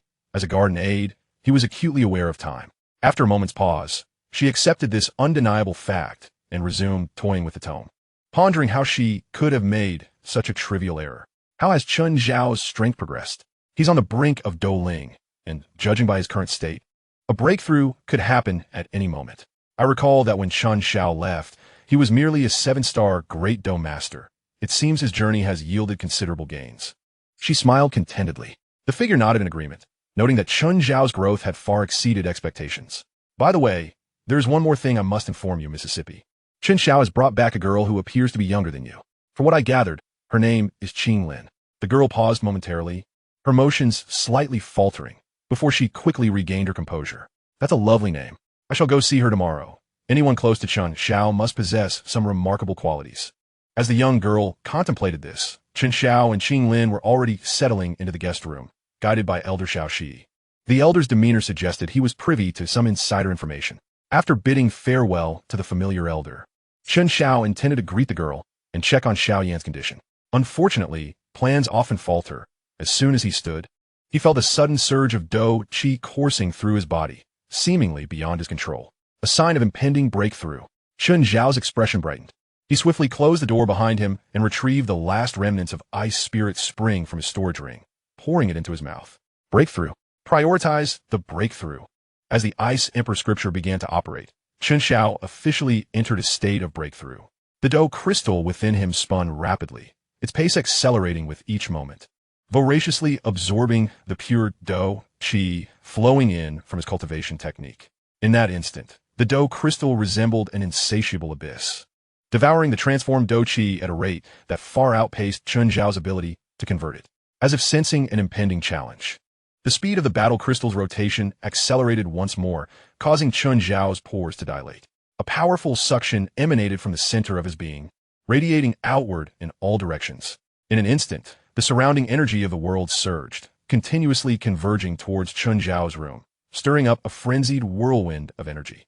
With the influx of external energy, the speed at which Chen Xiao transformed his fighting spirit surged dramatically, finally allowing him to keep pace with the absorption rate of the battle crystal within him. However, This merely allowed him to match the rhythm. To completely satiate the insatiable battle crystal would still require a significant amount of time. Maintaining his current state, Chen Xiao entered a state of complete tranquility, forgetting all external distractions, solely focused on the transformation of his fighting spirit. Buzz. After an indeterminate period, Chen Xiao finally sensed a slight tremor from the diamond-shaped battle crystal within him. Following this, a deep, resonant humming sound quietly emerged, rhythmically echoing within the vortex. At that moment, the radiance emanating from the battle crystal bizarrely fluctuated in intensity. Peering inward, Chen Xiao observed that with each flicker of light, the somewhat irregular diamond-shaped battle crystal within the vortex seemed to be refined by an invisible grinder, gradually becoming more rounded. From its elongated diamond form, it transitioned into an oval, ultimately transforming into a sea urchin shape. The emitted icy blue luminescence stabilized completely, and elongated spines began to manifest, culminating in the emergence of 9 distinctive spines before ceasing. Bang! Bang! In the next moment, a muffled sound abruptly resonated from within the sea urchin battle crystal, intertwining with the rhythm of Chen Xiao's heartbeat, creating a symphonic clash, as if he possessed 2 hearts, causing his breath to quicken slightly.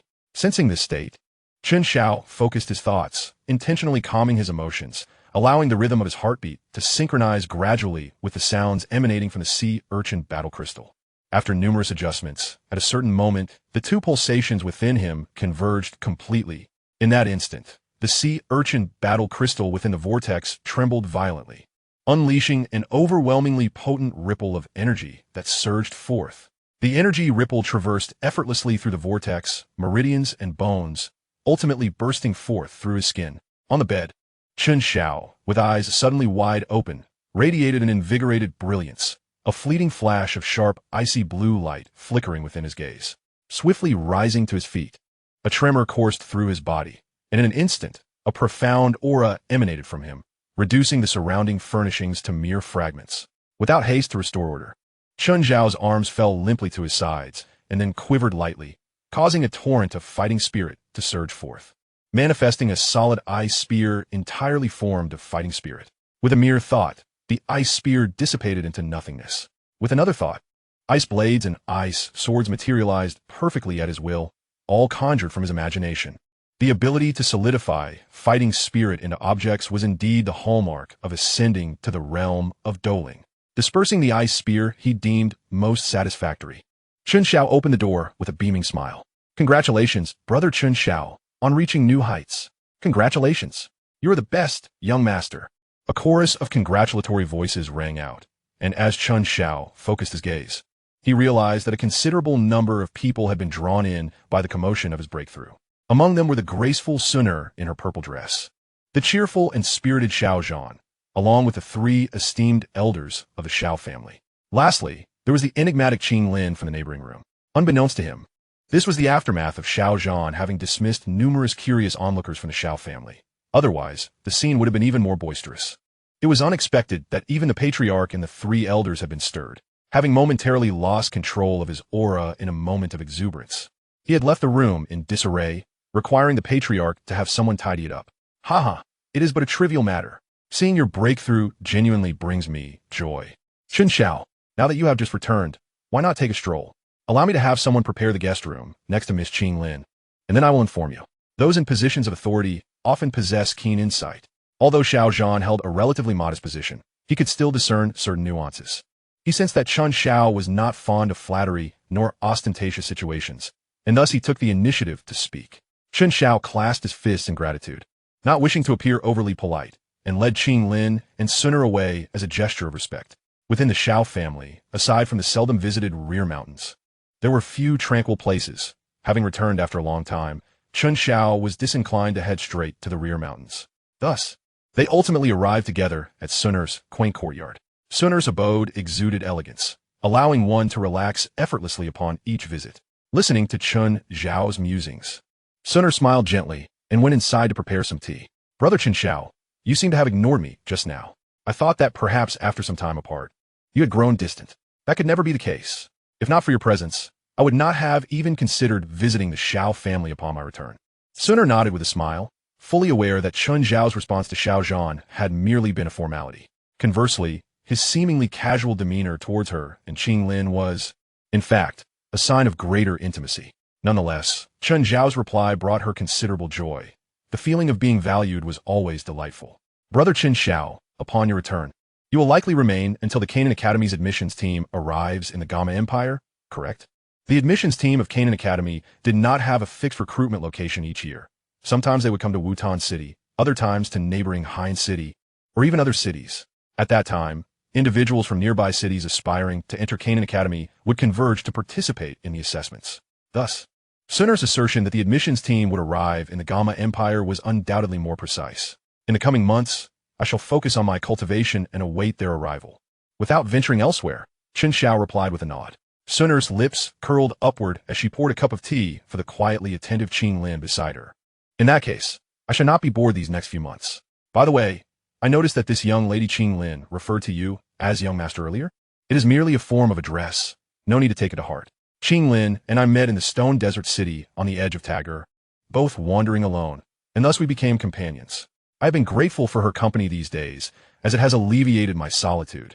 Moreover, Qing Lin possesses exceptional cultivation talent. Her future is immeasurable. Encountering such a promising individual is indeed a stroke of luck. Due to Sunur's status, Chen Xiao felt no need to conceal much from her and was free to share a bit more. At the same time, he harbored a slight, ulterior motive. He wished for Sunur to regard Qing Lin with greater esteem and fondness.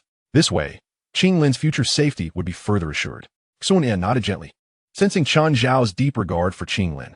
The relationship between the two was not merely superficial. It resembled that of siblings disguising themselves under the guise of master and servant. I see. Understanding dawned. Sunur turned her gaze towards Qing Lin, who was sipping tea quietly. In the coming months, we may see each other frequently. We cannot be without a form of address. I should be slightly older than you. Henceforth, you may call me Sister Sunur. What does that sound? Unbeknownst to him, the weight of such an appellation was yet to be comprehended. Qing Lin instinctively glanced at Chen Xiao, who responded with an encouraging gaze. With this, she sweetly called out, Sister Sunur. Chapter 49. The apothecary who does not engage in mundane affairs. As night descended, Chen Xiao, having recently ascended to the Doling realm, felt an overwhelming surge of energy coursing through him. After urging Qing Lin to return and rest, he intended to venture to the back mountain to practice the myriad of Do techniques bestowed upon him by Hai Budo. Additionally, he sought to acclimate himself to his rapidly increasing power. Upon learning of Chen Xiao's intentions, Sunur, with a radiant smile, expressed her desire to observe. Chen Xiao readily acquiesced. However, upon their arrival at the secluded back mountain, they discovered that someone had already claimed this tranquil sanctuary for themselves. Before the cliff, a figure sat cross-legged, immersed in meditation, with their hair loosely tied back, appearing somewhat disheveled from behind, as if they had long neglected their grooming. Chen Xiao halted, discreetly pulling Sunur into the shadows. It was Xiao Yan. Indeed, he arrived early, or rather, fortuitously. Chen Xiao had been curious about Xiao Yan's condition, and now he had the opportunity to observe him closely. Xiao Yan's demeanor was amiss. Despite the passage of time, he had made no progress. Instead, he seemed on the verge of plummeting from the ranks of a fighter back to the Douqi stage. After scrutinizing him for a moment, Chen Xiao quickly discerned the issue. In his perception, Xiao Yan's cultivation technique was operating, and his Douqi should have been increasing, yet the opposite was occurring. The more he practiced, the more his Douqi diminished. It was as if an invisible specter lurked in the shadows, voraciously siphoning his Douqi at a rate far surpassing his cultivation speed, leading to the current predicament. Xunia, feeling the coolness in her hand, found this sensation quite peculiar. Listening to Chen Xiao's low murmurs, she replied in hushed tones. He's been in this state for several days now. Initially, he managed to conceal it, making it difficult for others to notice. But the situation has deteriorated to the point of being undeniable. I've heard that he has used the excuse of arduous training to seclude himself, having his meals and other necessities brought to him by servants. Chen Xiao nodded gently, finding this consistent with his previous speculations. Given Xiao Yan's talent, it was only natural that he would come to realize something was amiss after days of fruitless effort. However, having been in the spotlight since childhood, he was reluctant to reveal such a vulnerable side, thus striving to keep it hidden. Based on his brief encounter with Xiao Zhan today, it seemed even he was unaware of this troubling situation. Does Sunur know what might be causing this strange occurrence? I'm not certain, she replied. This condition differs from the records I have reviewed. While the two quietly exchanged thoughts, Xiao Yan, sitting at the cliff's edge, furrowed his brow and opened his eyes. A look of existential doubt upon his face. Raising his hands to inspect them, he forcefully slammed them against the ground and leapt to his feet, directing a fierce barrage at a nearby tree of substantial girth. Why? What is the source of this problem? After venting his frustration, Xiao finally ceased, panting heavily, and winced in pain as he gazed at his swollen hands, his expression further marred by despair. His frail body could not withstand such exertion. Hidden in the shadows, Chen Xiao watched Xiao plight and was reminded of his own struggles during his time in Qingshan town, prompting an uncharitable chuckle. Considering the situation from Xiao perspective, encountering such an anomaly would surely be intolerable. That old apothecary was indeed neglectful. He could have drained Xiao entirely in one go, but chose to prolong the process. One could only imagine that he was likely stifling laughter at Xiao frenzied state from within his spatial ring. After standing before the tree in a daze for a while, Xiao eventually left the back mountain, dejected. This period, during which his body had begun to fail him, was undoubtedly the time of greatest turmoil for his mind, as he could foresee the scorn awaiting him should this predicament be revealed. Conversely, as the situation worsened, eventually regressing to the status of a mere three-stage Douqi practitioner, his reputation as a failure would become common knowledge in Wutan City, allowing his mind to gradually stabilize. After all, once labeled a failure, how much worse could it get? In the depths of despair, each step forward felt like a victory. The rustling of leaves broke the silence as Chen Xiao and Sun emerged from the shadows. Paying no further attention to the departing Xiao, Sun turned to Chen Xiao. Will you continue practicing the Do techniques, Brother Chen Xiao? Indeed, I must, Chen Xiao replied. The fate of Xiao held little sway over him. He merely wished to ascertain whether events unfolded as anticipated. With his curiosity now satisfied, he was ready to resume his own training. Technique. The profound ice dragon sword was not only powerful but also strikingly elegant, a sight Chen Xiao had long coveted. The profound ice dragon sword was an advanced Do technique of the Xian tier. Yet its complexity and the resources required for its cultivation far exceeded those of the lion's roar and swallow's return he had previously practiced. Of course, it might also surpass that of ordinary advanced Xian techniques, qualifying it as a genuine trump card. As his Douqi surged, ice radiance clashed with the brilliance of the moon. Chen Xiao endeavored time and again to harness his internal Douqi to execute the profound ice dragon sword. Regrettably, mastery of any Do technique was seldom instantaneous. After numerous attempts, by dawn's first light, he could barely form a semblance of the profound ice dragon sword. This technique was immensely powerful, yet its flamboyance was excessive. If it could be somewhat subdued, Chen Xiao believed he could master more swiftly. Alternatively, as he advanced in cultivation, it might also become simpler to execute. Although Sun remained at the Douqi stage, she offered her insights with remarkable acuity. Having reached the Doling realm, Chen Xiao nodded in agreement, profoundly resonating with her perspective. Yet, one might ponder, if the profound ice dragon sword were too restrained, would it still retain its essence? Hence, Chen Xiao had no intention of altering it in that regard, nor did he possess the capacity to do so at present. Instead of modifying the profound ice dragon sword, elevating his own realm was undoubtedly the more straightforward course of action. After a night spent away, Chen Xiao glanced at the sky and decided to quell the urge to attempt once more, returning alongside Sun. Are you familiar with the Jianan Academy? He inquired. I know a little but not much. The Jianan Academy is divided into the inner and outer courtyards.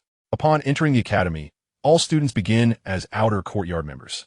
To transition to the inner courtyard, one must register for the annual selection, and only upon passing can they gain entry. If I were to join the outer courtyard, could I directly register for that year's inner courtyard selection? Sun was uncertain about this query, but she noted that the Jianan Academy was renowned for its educational quality across the continent, suggesting that they were not rigid in their protocols. Hearing this, Chen Xiao nodded in satisfaction. Special circumstances warrant special handling. This was not a significant matter, and with his current strength, the academy should not refuse such a modest request. With this thought, Chen Xiao solidified his decision regarding the upcoming prelude to his journey. The heart of the earth refining milk may well be put to use soon. Chapter 50. The Advantage of Proximity. The city of Wutan may not be large, yet it boasts an undeniable tranquility. Residing quietly within this city, the occasional news of conflicts between the Xiao family and the Jiaye family at the marketplace is considered significant. Of course, none of this concerns Chen Xiao. For him, the months spent awaiting the arrival of the Canaan Academy's recruitment team have been both serene and fulfilling. After having received an advance of the heart of the earth refining milk, Chen Xiao's daily life has boiled down to 3 pursuits: cultivating his skills, honing his combat techniques, and spending time with Sun Er and Qinglin.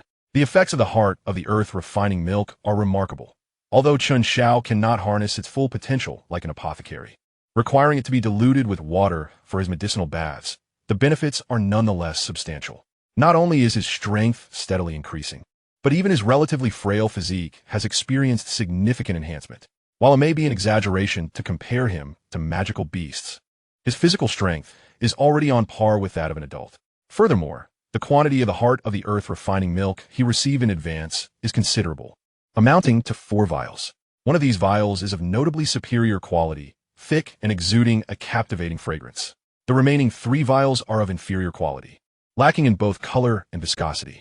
According to Chen's explanation, this distinction marks the difference between genuine and counterfeit heart of the earth refining milk. Nevertheless, even a counterfeit version is exceedingly precious in the outside world. Each of the 4 jade vials contains approximately 40 drops of the refining milk. Chen Xiao estimates that with a regimen of 3 medicinal baths every 3 days, using 2 drops each time, he should have sufficient supply to last until he enters the Canaan Academy. At that point, he can secure further resources for cultivation to bridge the gap, resulting in a minimal hiatus. As for combat techniques, as Sun Er remarked, with Chen Xiao's elevation in rank, he can distinctly feel that executing the Ice Dragon Ascendance has become increasingly effortless, often resonating with the exhilarating roars of dragons echoing from the Xiao family's back mountains deep into the night. Regrettably, throughout this entire period, only Sun Er and Qinglin have had the privilege of witnessing Chen Xiao's Ice Dragon Ascendance firsthand. To showcase this technique before others, he must await a fated individual. Aside from the Ice Dragon Ascendance, Chen Xiao has also trained in various techniques, such as the Ice Mirror of Hebadong and the Whirling Ice Massacre, achieving modest success in each. Lastly, there are Sun Er and Qinglin. One is exceptionally intelligent and amiable, while the other is gentle and endearing.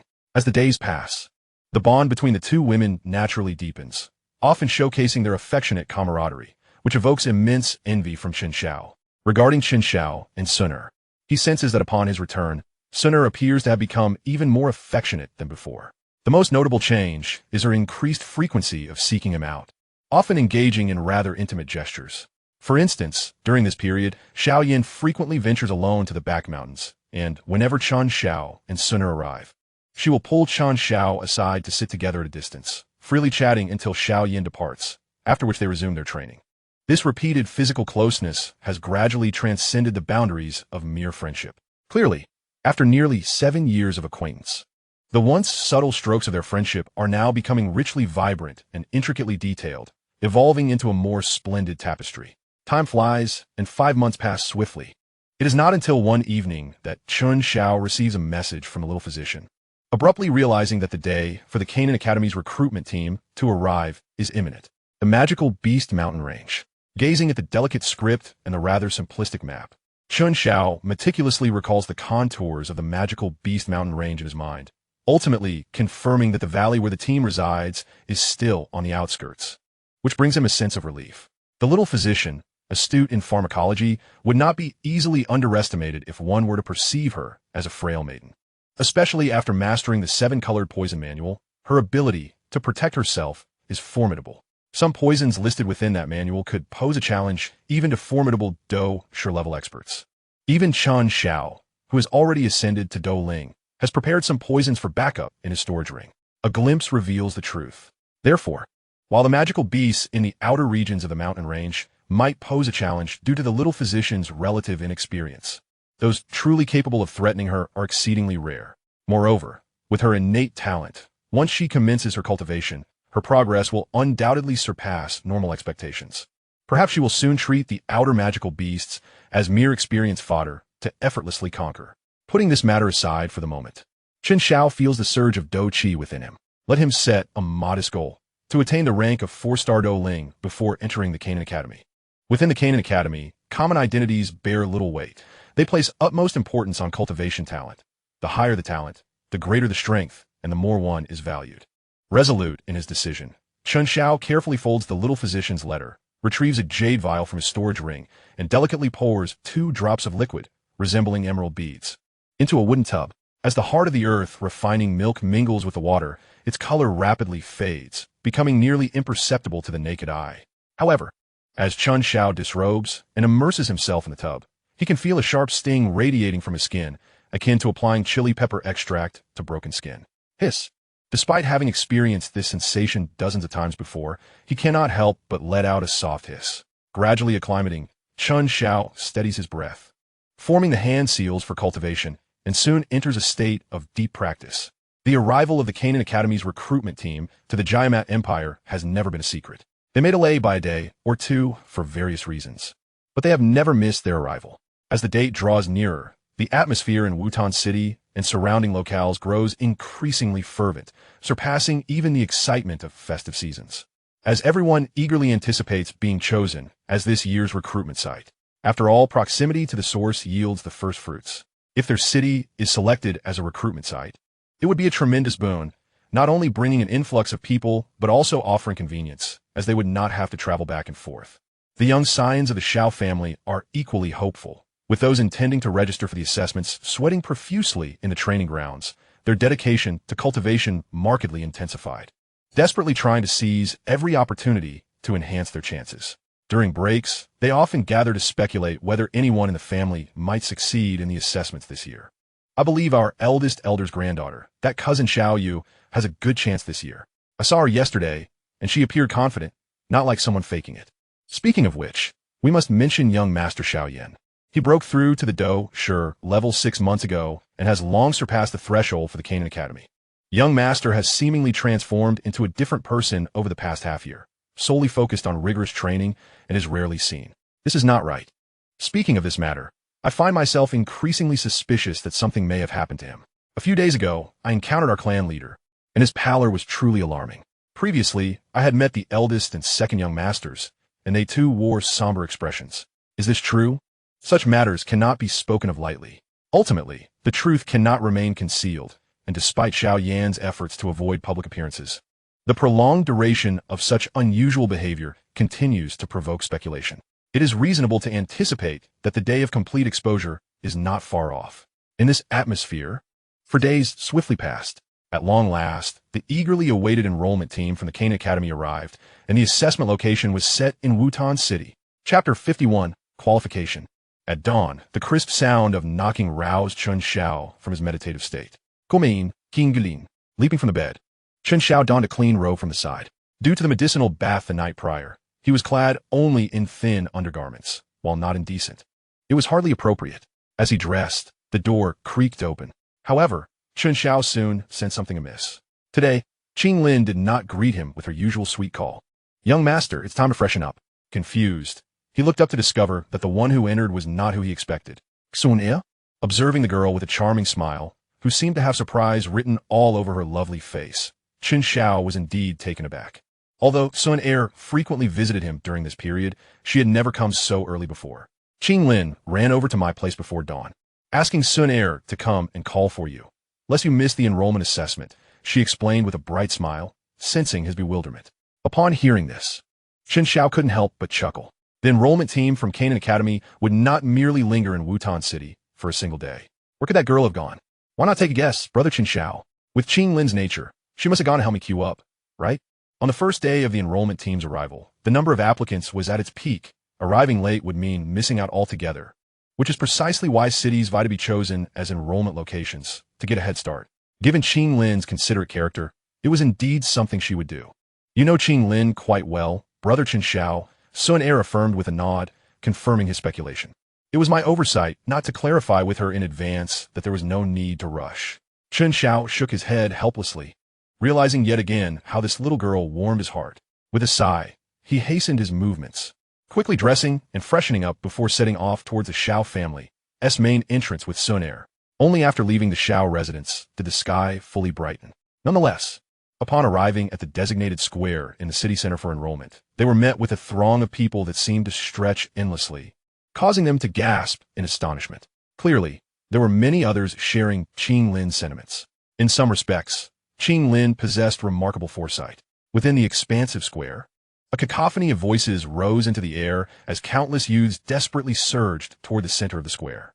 Were it not for the dedicated soldiers stationed at the periphery to maintain order, it was likely that the excited crowd would have already rushed in recklessly. Qing Lin, still petite, was lost in the sea of humanity, nearly impossible to spot. However, she was clever. Having anticipated this issue, she crafted a rudimentary two-headed serpent model from a branch, which she held high above her head, allowing Chen Xiao to easily discern her location amidst the dark crowd. With her position so far forward, she must have arrived quite some time ago. It had been nearly an hour since Qing Lin sought Sun Er's assistance to call for Chen Xiao. Chen Xiao nodded slightly, taking a deep breath. Let us go. That girl is protected by the two-headed fire serpent, so her safety is assured, but being jostled in the crowd is hardly pleasant. Sun Er nodded in agreement. Seeing this, Chen Xiao no longer hesitated, taking Sun Er's hand and weaving through the throng. Although the dense mass of bodies was impenetrable to the average person, Chen Xiao, with his advanced doling strength, was not among them. Shielding Sun Er in front of him, he waved his hands, releasing a subtle chill from his ice attribute Douqi, causing the surrounding crowd to shudder as they instinctively parted to create a path. In this manner, the two moved swiftly and unobstructed, soon arriving at the front where Qing Lin stood. While the outer layers of the crowd relied on brute force to push forward closer to the center, lines were orderly, with no one daring to act recklessly for fear of angering the enrollment team. Master, Sister Sun Er. The oppressive heat surrounding Qing Lin dissipated in an instant as she recognized Chen Xiao as presence. Having followed him for so long, she had discovered a little secret. Staying close to Chen Xiao on hot days was quite refreshing. You've worked hard, Qing Lin. Let us just queue normally from here on out. Ruffling Qing Lin's hair, Chen Xiao spoke. Upon their arrival, he and Sun Er had observed that Qing Lin had been at the back of the line, allowing others to go ahead of her, patiently waiting for their arrival.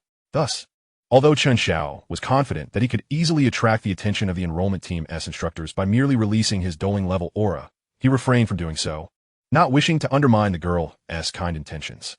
After all, with only about 20 individuals in each line, it wouldn't take long for them to be called. It's not tiring at all. With Little Ling to protect me, I made it in easily. Little Ling was the name Qing Lin had given to the two-headed fire serpent. As the first beast she had tamed, it held a significant place in her heart. Chen Xiao cast her an appreciative glance, saying nothing more as they gradually moved forward in line. The enrollment team's assessment process was highly efficient, taking roughly a minute per person. Thus, in less than half an hour, it was finally the turn of the three of them. Placing his palm upon the left crystal ball, he infused it with Douqi. Upon reaching the 8th stage of Douqi, the crystal would illuminate. Otherwise, it would indicate non-compliance. The right crystal ball served to assess bone age, following the same procedure, but if it lit up, it would signify that one was over 20 years old and thus disqualified. A young man clad in tight-fitting attire stood behind the table, his expression as impassive as a machine, repeating the same words monotonously. Chen Xiao nodded to indicate his understanding and extended both hands, placing them on the two crystal balls simultaneously, releasing a stream of Douqi from his left palm. In the next moment, the right crystal ball remained silent, while the left one erupted with brilliant light, causing onlookers to worry it might shatter. Fortunately, the quality of the Canaan Academy's equipment was robust enough that such a calamity did not occur. Gazing at the somewhat blinding radiance, the young man, his expression numb, could not help but widen his mouth. Rubbing his eyes to ensure he was not mistaken, he finally announced in a tone of astonishment, "Qualified. Please wait a moment. And you, come with me along with the others." The youth was filled with skepticism, pondering whether there was a malfunction with the crystal ball. After all, he was a standout in the recruitment team, possessing the strength of a 7-star fighter. Yet, even he could not compel the crystal ball to emit such brilliance. Given this premise, the question arose, whether the crystal ball was indeed faulty or if Chen Xiao's prowess was genuinely unparalleled. It was imperative to inform the supervising mentor. It seemed that brother Chen Xiao was about to steal the spotlight this time. Following closely behind the young man, Sun Er chuckled softly. She had come along today merely to witness the expressions of the recruitment team upon discovering a newcomer whose abilities surpassed theirs. As it turned out, her expectations were indeed met. Chapter 52, The Decision of the Azure Scales. After leading the way to an open area behind the square, the young man brought Chen Xiao and the others to a temporary gathering point for those who had passed the assessment. Chen Xiao glanced around, noting that only 7 individuals had succeeded thus far, 4 males and 3 females, each displaying a spirited demeanor, their eyes shimmering with longing for life at the academy. Apart from these 7 identifiable newcomers, not far away stood 4 female students clad in matching uniforms, seemingly older students who were huddled around a lady in a moon-white robe, whispering about some amusing topic, their laughter causing the flowers to sway. Mentor Shiwen, I seem to have encountered a peculiar situation. The young man quickened his pace and approached the mentor-like woman, candidly recounting the unusual occurrence with the crystal ball. Upon hearing his account, the woman called Shiwen finally turned her gaze towards Chen Xiao. Her lips parted slightly, momentarily rendering her speechless. Stunned for several seconds, she only regained her composure when the curious eyes of the crowd fell upon her. In the next instant, a radiant smile blossomed on her striking visage. There was nothing wrong with the crystal ball. It appeared she had struck gold this time.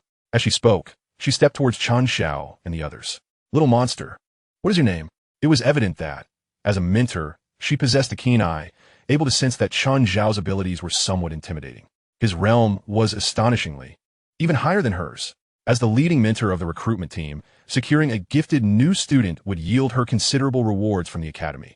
The more outstanding the newcomer, the more substantial the benefits. Thus, upon realizing Chen Xiao's formidable strength, her astonishment swiftly morphed into exhilaration. Chen Xiao, he replied. Mentor Shiwen nodded slightly. Raising her hand to beckon, Shiwadai, bring forth the roster and begin classifying the potential of these newly qualified students. A female student from the Great Thunder Sound Temple stepped forward upon hearing this, calling the remaining 7 newcomers over, then retrieving a roll of green parchment and an ink brush, preparing to record their information. Mentor Shiwen nodded in satisfaction. Addressing Chen Xiao and the others with a gentle smile, congratulations to all of you for passing the assessment. You now qualify for admission into Canaan Academy. However, as the Academy requires differentiation of students' potential, I need to know your exact strength and ages. As she spoke, her gaze lingered unabashedly on Chen Xiao, clearly filled with curiosity regarding his specific abilities and age. The other 7 would not take much time in comparison. According to Canaan Academy's standards, an 8-stage fighter holds an F-level potential, while a 9-stage fighter qualifies as a level, and a 1-star fighter is categorized as D-level, continuing up to the highest rank of S-level, which is a 5-star fighter. It is important to note that the age limit here is under 20 years. You have all passed the test and meet the criteria. Now, please step forward one by one to announce your names, strengths, and precise ages. Upon hearing this, the robust young man on the far left stepped forward first. His face slightly flushed as he reported his data. Qi Rongshuan, 8-stage fighter, 18 years old. Mentor Shiwen smiled and nodded, declaring F level. Once registered, you may leave today and return here in 7 days. The young man named Qi Rongshuan quickly recorded his information, and after receiving a nod, he felt reassured to step aside, choosing to stay and observe the levels of the remaining candidates. Feng Hanyang, 9-stage fighter, 17 years old, E-level. Tong Jing, 1-star fighter, 18 years old, D-level. In no time, the earlier 7 candidates had all been registered, with only one 8-stage fighter and one 1-star fighter among them. When it was finally Chen Xiao's turn, there was an unspoken understanding as everyone turned their curious gazes toward him. After all, Mentor Shiwen's prior words and actions had already hinted at many things. Young master, it's our turn. Qinglin gently tugged at Chen Xiao's sleeve, eagerly urging him in a low voice. Chen Xiao stood by, smiling silently. No one knew more about Chen Xiao than they did. Seeing this, Chen Xiao did not hold back, stepping forward to present his exact information. Chen Xiao, 3-star fighter, 12 years old. In the outside world, one must conceal their abilities, but at Canaan Academy, such discretion was unnecessary. The more outstandingly one performed, the greater the potential benefits. No sooner had his words left his lips than a sharp crack echoed as the ink brush in the hands of the female student Shiwedai snapped in two. However, no one paid attention to her minor mishap. All faces were agape, staring at Chen Xiao, as the atmosphere fell into a profound silence. After a few moments, Mentor Shiwen's face lit up with delight, as if a small figure within her heart were joyfully reenacting the scene of Sun Wukong breaking free from the Five-Finger Mountain, bursting with excitement and eager to share the news. An SSR card. Perfect. As for S-level, let us refrain from rating for now. The Academy's classification of potential values requires an update. Casually remarking, Mentor Shiwen turned her sparkling gaze towards Chen Xiao. Would you mind exchanging a palm strike with me? Having personally verified your abilities will lend more weight when I advocate for your preferential treatment upon arrival at the Academy. Chen Xiao took a moment to scrutinize this mentor, who appeared strikingly youthful, likely in her early 20s, exuding a sense of confidence and ease. Most importantly, she was a 5-star grand fighter. Are you certain? Chen Xiao inquired, his eyes questioning. I will give it my all, so take it easy on me. I wouldn't want to be knocked down and lose face the female mentor quickly added. Her candidness and straightforwardness left a favorable impression on Chen Xiao. Immediately, he nodded in agreement. Very well, prepare yourself. Here I come. Waving for those around to clear some space, Mentor Shiwen focused her thoughts. Her fighting spirit coalesced into armor enveloping her entire body. The azure energy swirling as she unleashed a full-powered palm strike towards Chen Xiao, though she did not employ any fighting techniques. The might of a grand fighter's full-strength strike was still formidable. The onlookers could only perceive a cerulean figure darting across the land like a whirlwind, arriving before Chen Xiao in the blink of an eye. Chen Xiao maintained a composed demeanor, restraining 90% of his strength as ice-blue energy enveloped his palm, which he raised to meet the oncoming force. With a resounding clash, the figure clad in azure energy armor was sent staggering backwards, nearly losing their footing. Fortunately, they did not fall. If my combat power is 5,000, then his must be no less than 30,000, despite being repelled by a single strike. The female instructor displayed no semblance of anger or embarrassment. Rather, her smile grew even more radiant. After exchanging blows, she could confidently assert that this was undoubtedly genuine combat spirit. The disparity between them was insurmountable. Ha, I've struck gold. Upon my return, everyone will surely envy me. The female instructor beamed with delight, her eyes sparkling. Understanding the reward system of the Canaan Academy, Chen Xiao comprehended the reason behind her excitement. However, he was more curious about another matter. I have heard that Canaan Academy is divided into inner and outer schools. May I inquire, Instructor Shiwen, will I be able to participate in the selection upon entering the academy this year? Absolutely, although there has been no precedent for such a thing. That is solely because a prodigy like you has never appeared before. Once I meet with the vice president, I am 99% certain I can secure the approval. Instructor Shiwen replied with unwavering confidence. This response was anticipated by Chen Xiao, who nodded in satisfaction. Additionally, I wish to ask if I can bring Qing Lin along. My lord, Qing Lin no longer wishes to attend Canaan Academy. This was the first time the girl had interrupted Chen Xiao, her expression grave. Chapter 53. Preparing to depart. Moving forward, Chen Xiao initially had plans regarding Qing Lin's future. Once she commenced her training, her progress would be astonishingly rapid. All he needed was to bring her to Canaan Academy, where they could reside for a while in Canaan City. When the inter-school selection began, Chen Xiao would have the opportunity to meet the influential figure of the inter-school, Elder Su Qian. At that time, if he subtly hinted at Qing Lin's innate talent, given Elder Su Qian's disposition, there was a strong possibility she would be taken under his wing. Moreover, even if Elder Su Qian were to reject the notion, it would not pose a significant problem. Others would require an extensive period to reach the level necessary for entry into the inner school, but for Qing Lin, a year or so would suffice, allowing her to remain by Chen Zhao's side.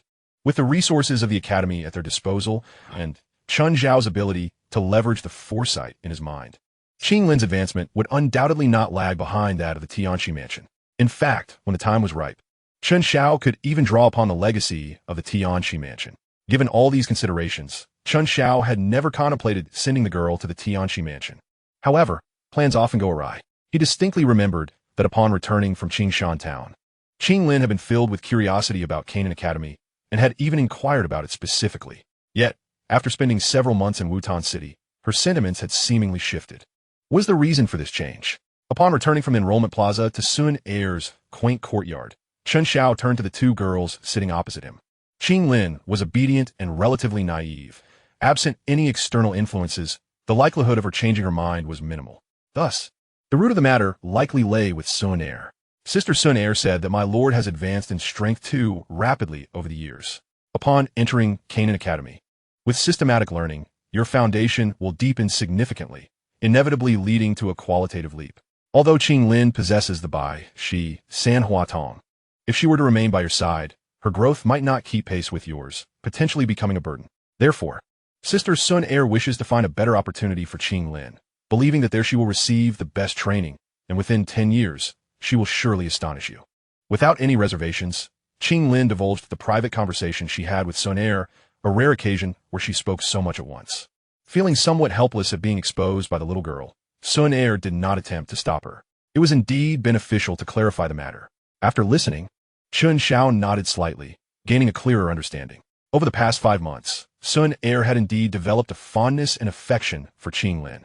In considering Qing Lin's innate talent with the Bai Shi San Hua Tong, it was only natural for her to wish to assist her. That so-called better opportunity if Chen Xiao guessed correctly, was likely the ancient clan. The Tianxi mansion was not worthy of Sun Er's commendation. The ancient clan, being a titan in the continent, would be a simple matter for Sun Er, given her status, to look after Qinglin. This arrangement would provide Qinglin with superior training while also granting Sun Er a companion upon her return, a win-win situation. Did Sun Er tell you where she would take you, and how she would nurture you? Qinglin shook her head, appearing somewhat bewildered. Are you not concerned that Sun Er might be deceiving you? Sister Sun Er has always treated both you and me kindly, so I trust her, my lord. Qinglin is not foolish. I want to easily believe others. Chen Xiao was indeed somewhat apprehensive about Qinglin's trusting nature. While he and Sun Er harbored no ill intentions, one could never be certain of others. However, the fact that the girl could discern his worries indicated her cleverness. Nodding gently, Chen Xiao refrained from further words and instead turned his gaze to Sun Er. I am aware that Sun Er's background is extraordinary, and she will not remain in Wutan City indefinitely. From what Qinglin just said, is Sun Er also planning to leave? Chen Xiao was fully aware of Sun Er's purpose for being there. Having spent 7 years with the Xiao family, she had enjoyed a relatively pleasant childhood. As for the Tuoshi ancient Emperor Jade, Ling Ying had likely scoured the Xiao family's estate, and they should have some inkling of its whereabouts. Thus, whether to approach the Xiao family directly or suppress the matter hinged solely on Sun Er's decision. It would not be surprising for her to return to the ancient clan early. Well, I might stay for a few more months.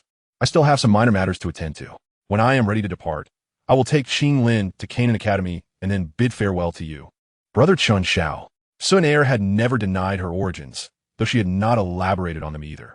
For ordinary people seeking someone in Canaan Academy, it was undoubtedly an arduous task, but for Sun Er, it was a trivial matter. Upon hearing Sun Er's response, Qinglin's face lit up with joy.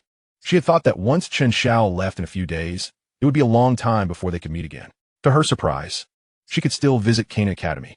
This was indeed an unexpected delight. Chen Xiao nodded slightly. Then I shall entrust Qinglin to your care, Sun Er. I will await your arrival at Canaan Academy. By the way, here are 2 earth fire lotus seeds and a lotus platform. They are the fruits of my recent journey, serving as companions to the exotic fire.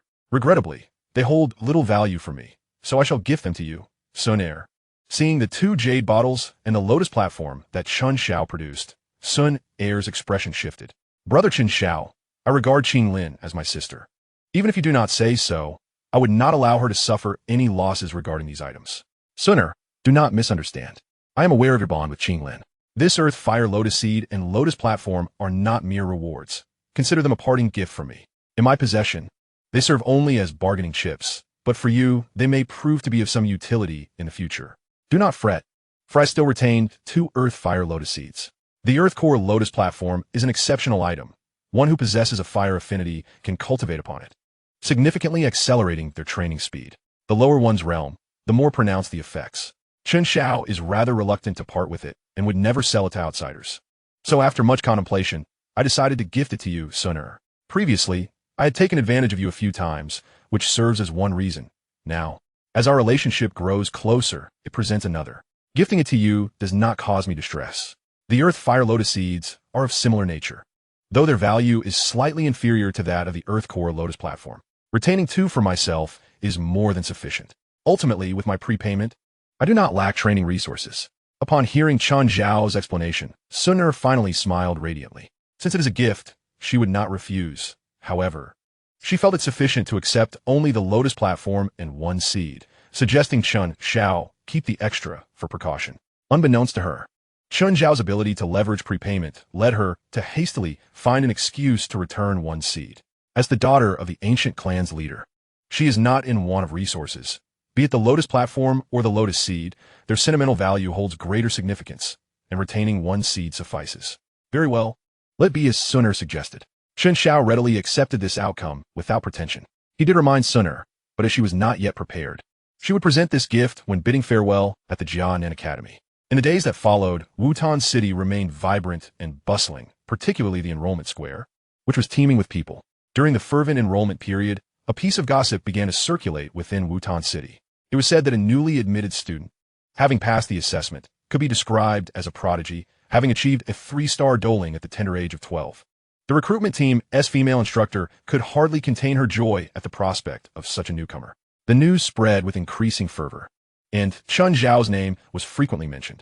Alas, without having seen him in person, most remained skeptical. Within the Jiama Empire, they had never heard of such a genius.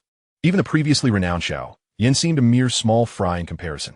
This juxtaposition led many to realize that they had not heard news of that Xiao family prodigy in quite some time. Even during the enrollment at Jianan Academy, Xiao Yan had not made an appearance, raising suspicions. Suddenly, Xiao Yan was often mentioned again. Amidst the external clamor, Chen Xiao observed and listened, yet remained indifferent. In these final days, he allowed himself to relax. Aside from his medicinal baths every 3 days, he mostly spent time with Suner and Qinglin. Together, they visited the middle auction house, where they acquired a spatial ring for Qinglin at a remarkably low price of 20,000 gold coins and took excursions outside the city, observing the throngs of youthful aspirants arriving in high spirits, only to leave dejectedly. Thus, 6 days passed in the blink of an eye. At last, the day arrived for the recruitment team to depart. The newly admitted students donned their most splendid attire, gathering in the city center under the envious gazes of many. Instructor Shiwen watched these newcomers with a beaming smile. Even setting aside the little prodigy, the quality of the new recruits she had gathered this year was commendable. In her experience, their caliber ranked above average among all instructors. Satisfied, she nodded, her gaze drifting to the rising sun, feeling a twinge of curiosity. "Where's my SSR card? Why has it not yet arrived?" Unbeknownst to her, at that very moment, Chen Xiao had just emerged from his meditative state. As he opened his eyes and clenched his fist, he felt the surge of newfound power within him, a smile blossoming on his face. He had not anticipated that a few days of relaxation would lead to an earlier-than-expected breakthrough.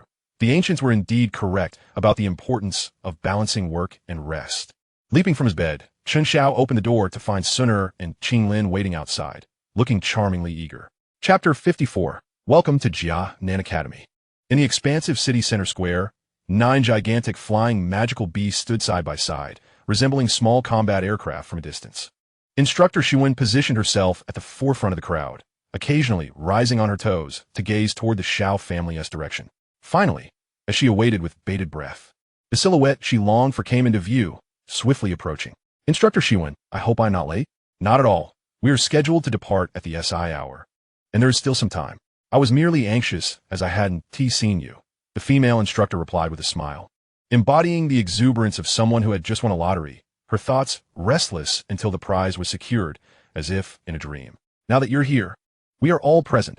Shall we set off?" Casting a glance at Suner and Qinglin behind Chen Xiao, the female instructor inquired, seemingly forgetting that she was the mentor. Chen Xiao nodded and turned to the 2 women. "Suner, Qinglin, we shall meet again at Jianan Academy." The farewells had already been exchanged, requiring no further elaboration. Suner gently nodded and waved, concealing her emotions well. In contrast, Qinglin's reluctance was evident, her small hand waving incessantly, causing the 2-headed fire spirit, snake hidden in her sleeve, to nearly become dislodged, hissing in dissatisfaction as it poked its head out toward Chen Xiao. Noticing this, Qinglin quickly seized the little serpent by its heads and tucked it back into her left sleeve. Chen Xiao could not help but chuckle, no longer hesitating as he stepped into the throng. This time, 49 students have passed the assessment, adding myself and the senior students to total 62. Feel free to form groups of 7. Now, let us board the Griffin and prepare for departure. As Instructor Shiwen's words fell, everyone sprang into action, familiar faces pairing off, while those unacquainted climbed onto a griffin at random. Each movement was graceful, yet the griffin's back was quite slick, leading many to stumble clumsily. Their cheeks flushed before their crushes. Having learned from the blunders of others, the subsequent individuals were much more cautious, ensuring no further mishaps occurred. As Chen Xiao, without acquaintances, prepared to depart, he was halted by Instructor Shiwen. "You will join us." Once all the new students were aboard the Griffin, the senior students finally set off. Chen Xiao and Instructor Shiwen took their places at the rear, exerting a slight force to spring into the air, landing smoothly on the Griffin's back without a hint of stumble, as though walking on solid ground. Accompanying them on this Griffin were 4 female students whom he had met just 7 days prior. Seeing Chen Xiao land beside them, they smiled, their eyes boldly assessing him. Chen Xiao's younger brother truly embodies the essence of a spirit fighter. He remained perfectly still upon his first ascent onto the back of the Griffin beast. "Shuedai, I imagine you must be feeling quite disheartened. I witnessed your sleeves rolled up, ready to leap to the rescue just moments ago. Gao Shui, zu jivo visung. Refrain from spreading falsehoods, lest you wish to face my wrath upon our return to the academy. I fear you lack the courage to confront me." amidst their playful banter. The laughter of the other two female students echoed, providing a lively backdrop. This spectacle left Chen Xiao momentarily speechless. Those aware of their identities knew they were from Canaan Academy. Those unaware might have mistaken this for a recruitment event of the Hawan sect. Pay them no mind. These timid souls only dare to boast verbally. It is merely a habit they have grown accustomed to. Mentor Shiwen cast a helpless glare at the four before adopting a serious demeanor, proclaiming in a clear voice, "Settle in. We shall commence our journey." As her words fell, the nine-headed griffin beasts unfurled their wings, summoning a fierce gale that stirred up clouds of dust, momentarily blinding the onlookers. When they regained their sight, they beheld the griffin beasts soaring high into the sky, arranged in a V formation, gliding towards the distant horizon. The wind sang in their ears as Wutan City receded into the background, mountains rolling like verdant waves beneath them. Observing the swiftly passing scenery, Chen Xiao remained contemplative. Having lived on this land for 12 years, he was finally embarking on a journey to a broader stage. The Gamma Empire, Wutan City, I shall return. Chen Xiao felt assured of this. It wasn't that he was particularly attached to the Gamma Empire. Rather, he had unfinished business that necessitated his return. For instance, matters regarding the Little Medicine Fairy. Furthermore, the residual map of the pure Lotus Demon Fire on his person required to be realized to its full potential. Our journey, barring unforeseen circumstances, will require a continuous month of travel to reach the academy. It will be challenging to focus on cultivation during our flight. Should you find yourself bored, consider attempting to cultivate your mental state. Such practice is remarkably effective if you can enter a meditative state atop the griffin beast without distraction. You will surely find it easier to achieve tranquility anywhere thereafter. Mentor Shuwen's words resonated in Chen Xiao's ears, carried by the wind. He nodded slightly. He had not considered this method of mental training. However, the novelty of riding a flying magical beast had yet to fade, and Chen Xiao was in no rush to experiment. This sense of novelty lasted merely half a day before his interest waned. The hasty passage made it difficult to appreciate the scenery. A fleeting glance was hardly worth the effort. Consequently, Chen Xiao settled into a cross-legged position, closed his eyes, and formed a hand seal to attempt cultivation. Initially, the howling wind by his ears made it challenging to find peace, causing his cultivation technique to falter considerably, resulting in a poor training outcome.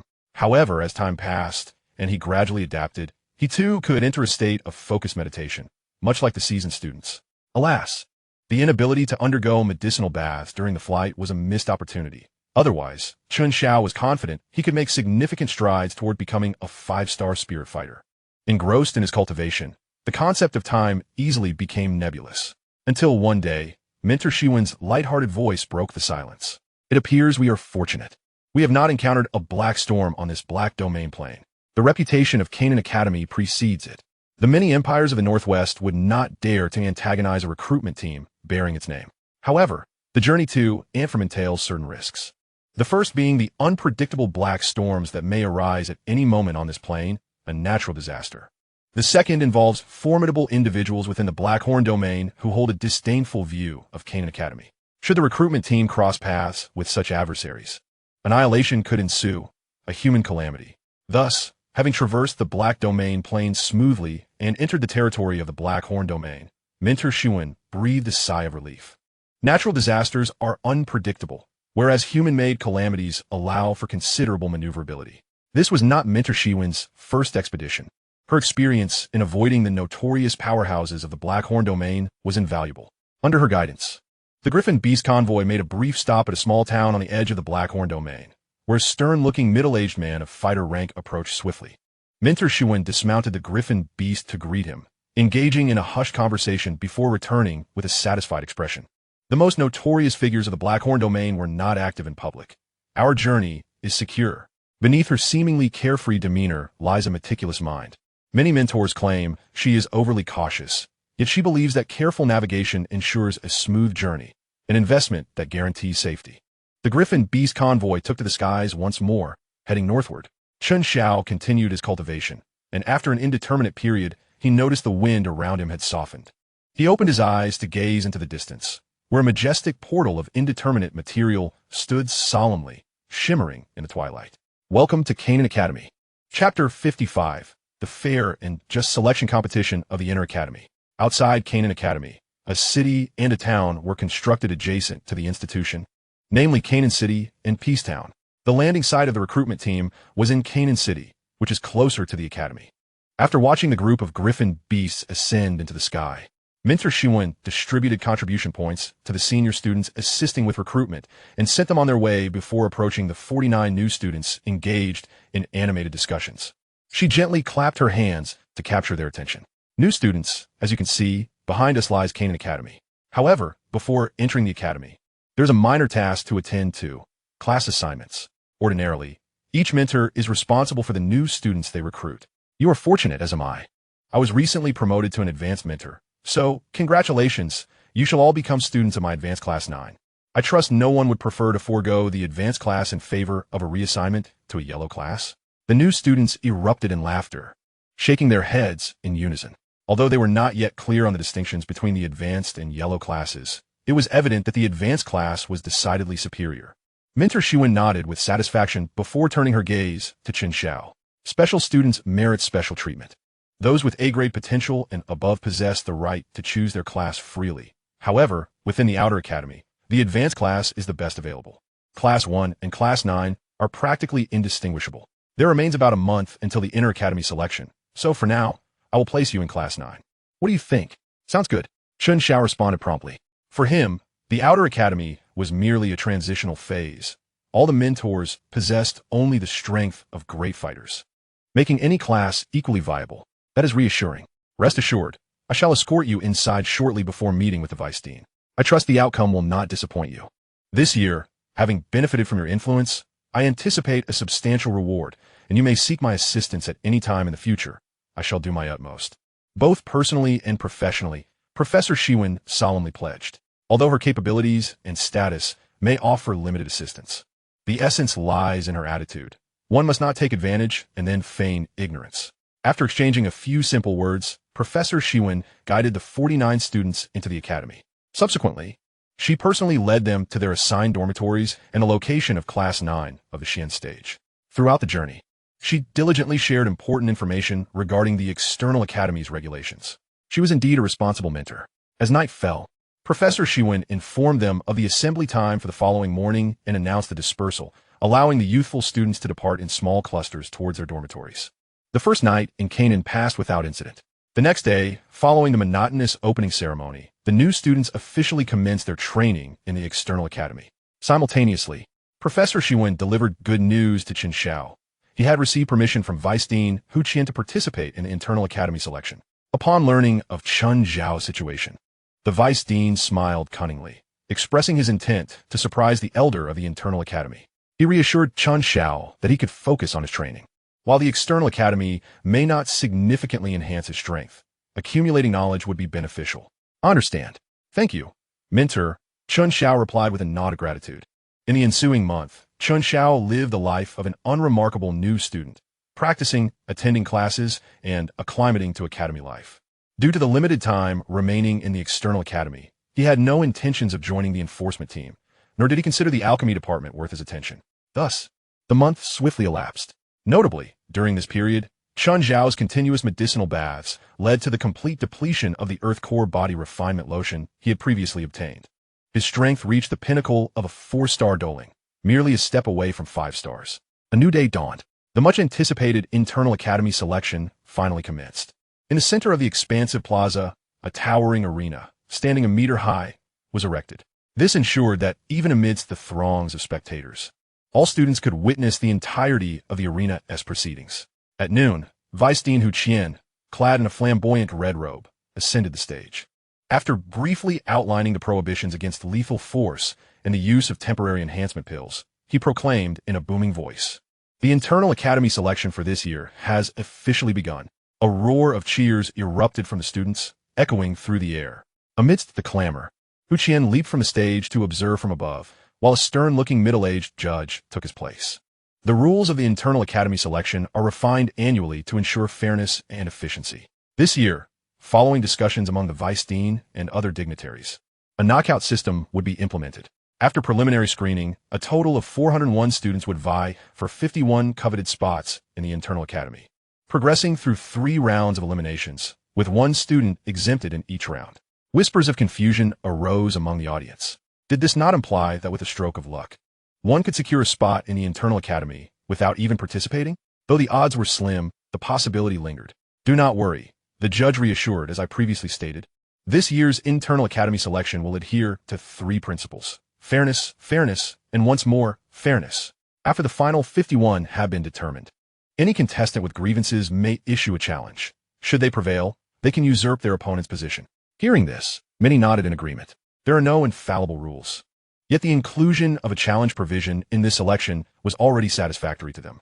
If one could not secure a spot, even with this new measure, no further complaints could be made. Within this wooden box lay the names of all participants. Now, I shall draw lots to determine your opponents for the first round of eliminations. Before the eyes of the crowd, the middle-aged judge retrieved a wooden box with a circular opening at the top. He reached inside and soon drew out 2 slips of paper. In the first match, Class 5 of the Huang stage, Tian Jipeng, will face Class 9 of the Huang stage, Qiu Tianyu. Please come to the stage. As the announcement concluded, he reached into the box once more to extract 2 additional slips. In the second match, Class 3 of the Xian stage, Bai Bin, will contest against Class 4 of the Huang stage, Hon Yinjin. Please prepare yourselves. The first round of eliminations could only be described as a chaotic affair. With a total of 200 matches, most ended in overwhelming one-sided victories, and many unfortunate souls were dispatched in a single strike. Only a handful of matches saw evenly matched opponents, able to engage in combat for several minutes without a clear victor. However, even with such rapid pacing, the conclusion of 200 matches ushered in the evening. The identity of the final exempted contestant was soon revealed. The last participant, Class 9 of the Xian stage, Chen Xiao, is exempt. Upon hearing this name, the uninformed onlookers were filled with envy. While future challenges would still rely on tangible strength, entering the second round so effortlessly was indeed a comfort. Those from Class 9 of the Xian stage, along with those who had caught wind of certain rumors, had no thoughts on the outcome, feeling it was only natural. Chapter 56, A Slight Edge. After witnessing the first day of eliminations, Chen Xiao felt no stirrings in his heart. Only when he was granted an exemption did he chuckle softly, acknowledging his stroke of luck. On the following day, the eliminations continued, with 201 participants, including Chen Xiao, competing in a total of 100 matches. Following the previous day's eliminations, the quality of the matches significantly improved, with one particularly fierce contest lasting over 10 minutes before a victor emerged. Although to the strong, it still resembled children at play, the day concluded with far fewer instances of swift defeats. Yet again, Chen Xiao remained off the stage. The last participant, Class 9 of the Xian stage, Chen Xiao, is exempt. The announcement from the judge elicited a wave of astonishment from the audience. One exemption could be chalked up to luck, but consecutive exemptions sparked speculation. Could Chen Xiao be the offspring of some elder? Such fortune was truly enviable. Hush, brother, don't be so sarcastic. I made inquiries upon returning yesterday. And guess what? You may say what you wish. Well, it won't hurt to share. What I discovered is that Chen Xiao is a fresh student this year, merely 12 years old, yet already a 3-star doling. Do you still suspect the legitimacy of the drawing? Conversations similar to this resonated throughout the plaza. Soon, those who had initially questioned the results of the drawing found their doubts dispelled. They surmised that the drawing was likely a deliberate act orchestrated by the academy. Yet there was no dissent, only support. After all, pitting a spirit fighter against them, who were merely grand fighters at their peak, seemed rather unfair. Thus, this little maneuver was indeed clever. In a certain sense, was it not a form of fairness? Upon a high platform, Vice Dean Hu Qian, along with 2 elder-level figures from the external academy and the head of the alchemy department, sat together, their eyes surveying the square, each wearing a smile akin to that of a lottery director. These youngsters remained skeptical, had it not been for the concern that they might suffer too great a blow. The old man would not have resorted to such underhanded tactics, nor would he have dispatched individuals to elucidate the situation for them. Indeed, a 12-year-old spirit fighter, had I not witnessed it firsthand on the day of the enrollment ceremony, I would scarcely have believed it. What astonished me most was that this boy was a native of the Northwest continent. Regrettably, he possessed the ice attribute, while the inner academy provided the greatest support to those with fire attributes. Thus, Chen Xiao's name spread throughout the external academy in a manner he had never anticipated, igniting considerable expectations among many students. On the third day, during the third round of the elimination matches, it came as no surprise that Chen Xiao had yet again received a bye. Simultaneously, on this day, the 51 spots for entry into the inner academy were provisionally established. The 50 victors of the day, along with the fortunate Chen Xiao, were called to the stage. as the referee's voice echoed. A rustling sound arose as the students who had triumphed through 3 rounds squeezed through the crowd and ascended the platform. Chen Xiao, amidst the throng, nodded towards Minter Shiwen and promptly made his way up. Upon stepping onto the stage, Chen Xiao immediately sensed the multitude below, the 50 individuals on the platform, and even the esteemed figures of the academy above, all directing their gaze towards him. Some wore expressions of curiosity, others admiration, while a few female students gazed at him with wide-eyed wonder. At this moment, the 12-year-old Chen Xiao finally experienced the sensation of being the center of attention. One cannot deny that this feeling is intoxicating, and it is no wonder that the once impulsive Xiao Yan developed a flamboyant character before his fall from grace. Now, with the 51 students eligible for entry into the inner academy on stage, all participants from the past few days who believed they could surpass any of them were invited to challenge. As the referee's words concluded, a lanky youth who had been eliminated after a grueling 10-minute bout in the second round leaped forward. Fei Kai from the Xian class, rank 3, challenges Bianling Fei from the Huang class, rank 9. Upon hearing the youth's declaration, the referee nodded slightly. With a wave of his hand, he signaled for Chen Xiao and the others to step aside, leaving only the named youth standing in the center, his expression tinged with bitterness. With only a 5-star Grand Fighter's strength, he was among the weakest present, and his advancement through the 3 rounds was heavily laced with luck. Unfortunately, under the Academy's rules, luck counted for naught. The challenge phase would inevitably reveal the truth. No need for a match, I concede. I witnessed yesterday's contest in its entirety. Among the 51 spots, you rightfully deserve one. Bianling Fei sighed deeply and shook his head. With that, he jumped down from the platform. Some regarded him as lacking in courage, while others admired his self-awareness. Human sentiments are as varied as the stars, forever incapable of unison. The challenge phase continued. Chen Xiao, in his leisure, surveyed the individuals on stage. Aside from himself, there were 6 others above the Grand Fighter rank. 1 4-star, 1 3-star, 3 2-stars, and 1 1-star. The rest were all Grand Fighters above 5 stars. It was already evident that, barring the emergence of any extraordinary beings capable of challenging beyond their rank, the remaining 4 spots among the top 5 would likely be claimed from these 6 Grand Fighters. From Chen Xiao's observations over the past few days, it was clear that while many among these prodigies could transcend lower realms, none possessed the ability to disregard the higher realms. The challenge phase persisted for approximately an hour, during which the individuals on stage changed 6 or 7 times, and no 5-star Grand Fighters remained among the contenders. After a lengthy wait, seeing that no one else was stepping forward to challenge, the referee nodded slightly. It appeared that the current 51 were indeed the ones favored by public opinion. Thus, the ensuing spectacle would be a grand melee among them. This battle would not permit team formations and would not affect their chances of entering the inner academy. It was solely to determine the top 5. Anyone who fell or was thrown off the platform would be deemed defeated, until only the last 5 remained. As the announcement concluded, the usually stern-faced referee displayed a rare smirk of schadenfreude. Every year, during the inner academy selection, the elders and high-ranking officials of the external academy relished this segment the most. The students below erupted in enthusiastic cheers, equally filled with anticipation. In stark contrast, the 51 individuals who had initially gathered on the stage promptly distanced themselves from one another, casting wary glances in every direction, sensing enemies on all sides. Among them, Chen Xiao's position was the most conspicuous. Within his immediate vicinity lay an empty expanse, as none wished to be targeted by a spirit fighter from the outset. Particularly, the 6 Grand Fighters, who were strong contenders for the top 5, were keenly aware that being eliminated by Chen Xiao would be a most unfortunate fate. Thus, they widened the distance further. Observing this, Chen Xiao could not help but chuckle. He occasionally found amusement in such dynamics. Yet he was disinclined to engage in actions that would yield little benefit for himself. Consequently, he flicked his right hand, summoning a striking azurite spear, a clear testament to his status as a spirit fighter. Subsequently, he refrained from initiating any attacks, standing poised with his spear in hand, resembling a formidable boss awaiting challengers. Noticing this scene, the other 50 individuals collectively exhaled in relief. Thus, the grand melee commenced when an 8-star Grand Fighter was ambushed from behind. Damn it! You're already a Grand Fighter, and yet you resort to sneak attacks on me. Brothers, let us take down these Grand Fighters first. One student exclaimed. The referee said no teaming up. Are we teaming? This is merely a display of mutual understanding. A group of Grand Fighter students loudly conspired. However, the 6 Grand Fighters were swifter, launching their offensive in unison, and before the others could react, over 10 individuals had already been sent crashing off the platform. The remaining contestants were now mere scattered remnants, lacking any semblance of organization. Within less than 10 minutes of elimination, all Grand Fighters had been unceremoniously cast off the platform. What followed was a fierce struggle among the 6 Grand Fighters.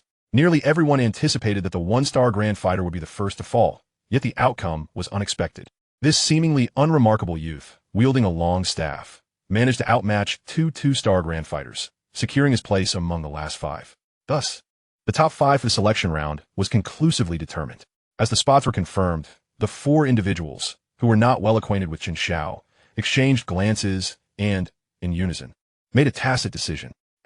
Pardon us, but opportunities to engage with a spirit fighter without risk are rare. We wish to witness the disparity between spirit fighters and Grand Fighters. The most robust of the 4-star battle masters let out a hearty laugh, immediately leading the charge towards Chen Xiao. The remaining 3 followed closely behind. Chen Xiao flashed a grin, unperturbed, and with a swift sweep of his ice spear, a dazzling brilliance erupted forth. With just a single strike, the 4 advancing towards him were sent flying backward in unison. My apologies, but I seem to have the upper hand here.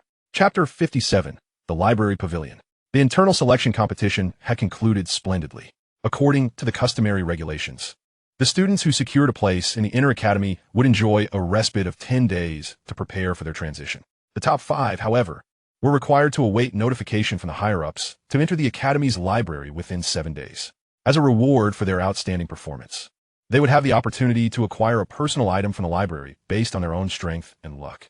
Upon receiving the news from Mentor Xiwen, Chen Xiao felt an overwhelming sense of anticipation. The treasures housed within Canaan Academy were shrouded in mystery, yet Chen Xiao was aware of countless valuable items. Earth-level battle techniques, Earth-level cultivation methods, and even rare herbs capable of directly enhancing one's power were all within reach. What Chen Xiao desired most was a cultivation method. Although the Ice Emperor's Classic sufficed for the Battle Emperor realm, one would be foolish not to seek a higher-tier alternative if the opportunity arose. You possess greater strength than I, your mentor. When it comes to selecting from the library, I shall refrain from offering suggestions, for you undoubtedly have your own aspirations. Xiwen continued. On another note, I have a close uncle who holds an elder position within the Inner Academy. I will convey your situation to him. Once you arrive in the Inner Academy, should you encounter any issues, you may seek his assistance. As long as your requests are not overly burdensome, I am certain he will be accommodating. This is the best I can do to assist you as your mentor. As she spoke, Mentor Xiwen produced a note from her storage ring and handed it to him, which bore the name and title of the elder.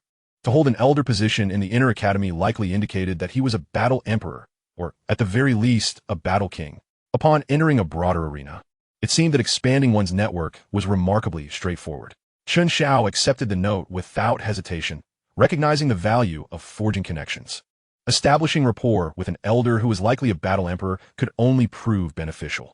The most immediate advantage was that, with this connection, Chen Xiao could request the elder's help to subdue the snow demon Sky Ape immediately upon entering the Inner Academy, thereby facilitating the subsequent acquisition of the Earth Heart Tempering Lotion with ease. Thank you, Mentor Xiwen. No need for formalities. Here, a secret.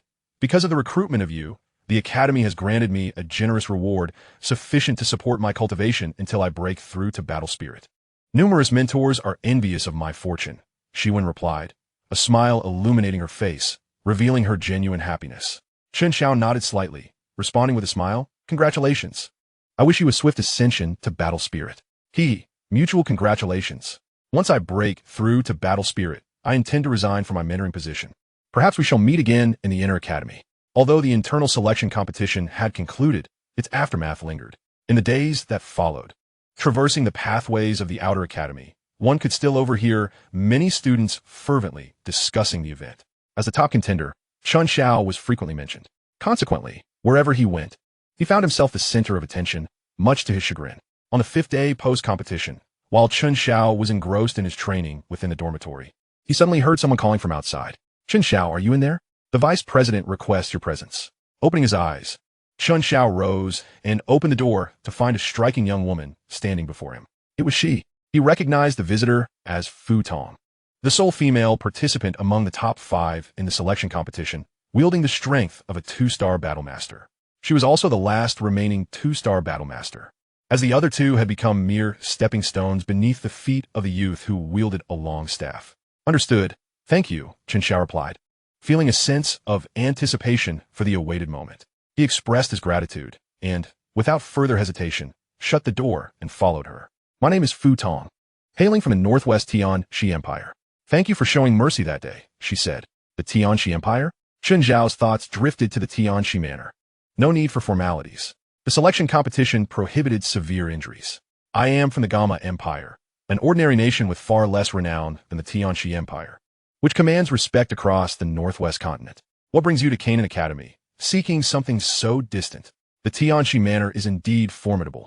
However, what you may not know is that they do not accept individuals like us from ordinary backgrounds. To be honest, I hold a rather poor impression of the Tianxi Manor, Fu Tong replied, shaking her head. Chen Xiao was well aware of the situation regarding the Tianxi Manor.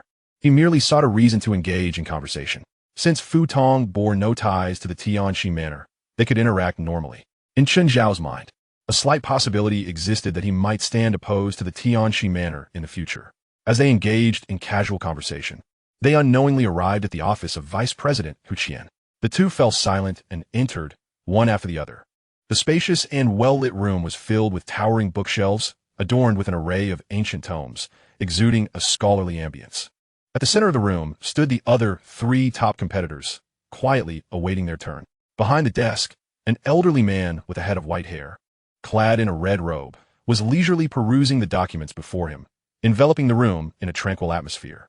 It was only upon Chen Xiao and Fu Tong's arrival that this tranquility was disrupted. Casting a glance at the two newcomers, the three young prodigies smiled and nodded in acknowledgement. Chen Xiao and Fu Tong reciprocated with nods of their own. Among the trio, the strongest and most robust figure was named Mu Basan, a 4-star battlemaster of Earth Affinity. The youth who had made a lasting impression on Chen Xiao with his long staff was named Chao Hui, a 1-star battlemaster of Fire Affinity. The final individual, whose appearance was rather ordinary and easily overlooked, was named Ji Riyang, a 3-star battlemaster of Gold Affinity. It was fortunate that their remarkable prowess and the frequent discussions surrounding them allowed Chen Xiao to remember their names. Vice President. The 5 of them lined up and greeted in unison, their faces betraying a barely concealed sense of anticipation. Hu Qian set aside the documents in his hand and chuckled softly. Now that everyone is present, I shan't prolong the matter. You all must have guessed the purpose of your summons. Come, follow me. With that, Hu Qian approached the wall behind him and casually tapped it a few times with his palm. A low rumbling sound echoed through the room. In the next moment, a dimly lit passageway materialized before the 5 of them. Let us proceed. Nodding slightly at the group, Hu Qian took the lead into the passage. The 5 exchanged glances before following closely behind. The passage was lengthy, and at intervals of approximately 10 meters along the ceiling, large luminous pearls were embedded, casting a gentle glow that, though not overwhelmingly bright, was sufficient for them to discern the path ahead. The 5 walked silently behind Hu Qian for nearly half an hour, until a bright light finally appeared at the end of the tunnel. With hurried steps, they emerged from the depths, and in an instant, blinding sunlight cascaded from the horizon, prompting the 5, who had lingered too long in the dimness, to squint slightly as they adjusted to the brightness, before finally surveying their surroundings. Before Chen Xiao and the others lay an unmistakable valley indentation, where steep cliffs ascended skyward. Vanishing at the limits of their sight, encased within 3 towering precipices, there existed a remarkably expansive clearing. Dominating this expanse stood an impressively grand and archaic pavilion, its majesty almost breathtaking. As their gazes gradually swept over the imposing structure, they ultimately fixed upon an exceedingly ancient plaque outside the pavilion. 3 characters, slightly worn by the passage of time, emerged faintly. Library Pavilion. Chapter 58, Techniques. Crossing the high-hanging rope bridge, they arrived at the opposite clearing. Even with the stature of Vice Dean Hu Qian, his countenance suddenly grew grave, leaving the several Grand Master students bewildered.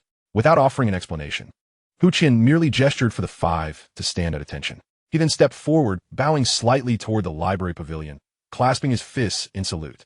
The top 5 of this year's intercourt selection have been determined. According to protocol, I have brought them here.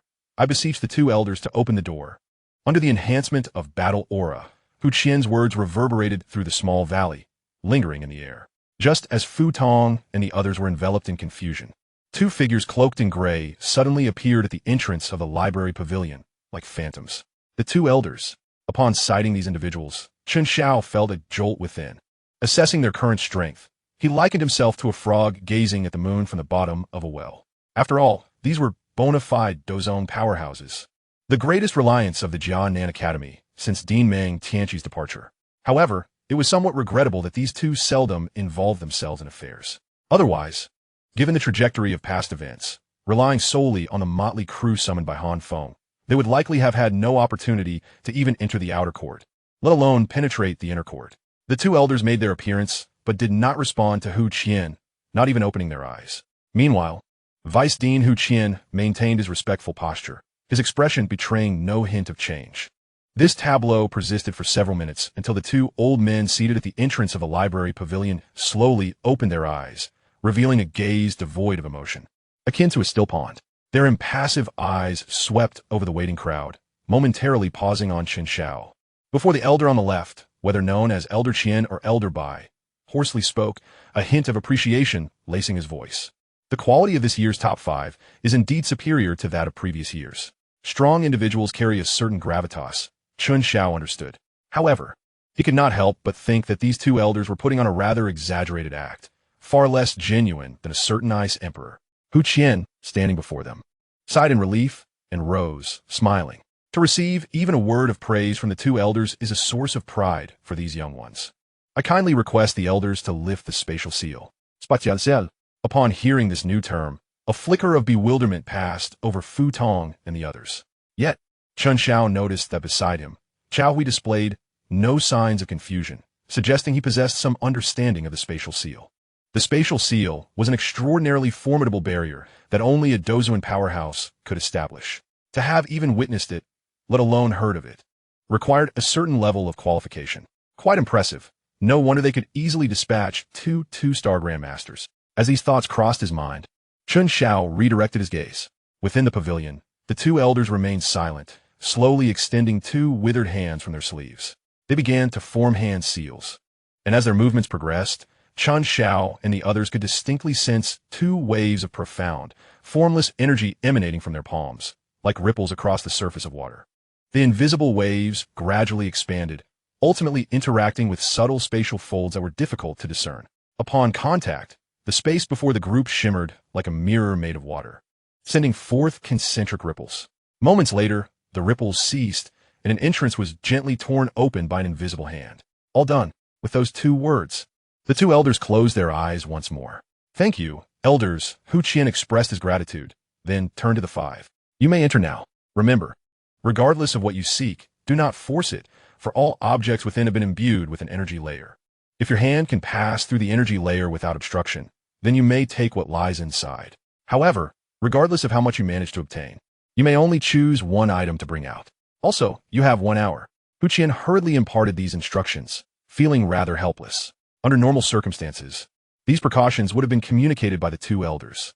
Alas, these two were somewhat. Chen Xiao and the others nodded in understanding, exchanging glances before hastily making their way toward the library pavilion under Hu Qian's watchful gaze.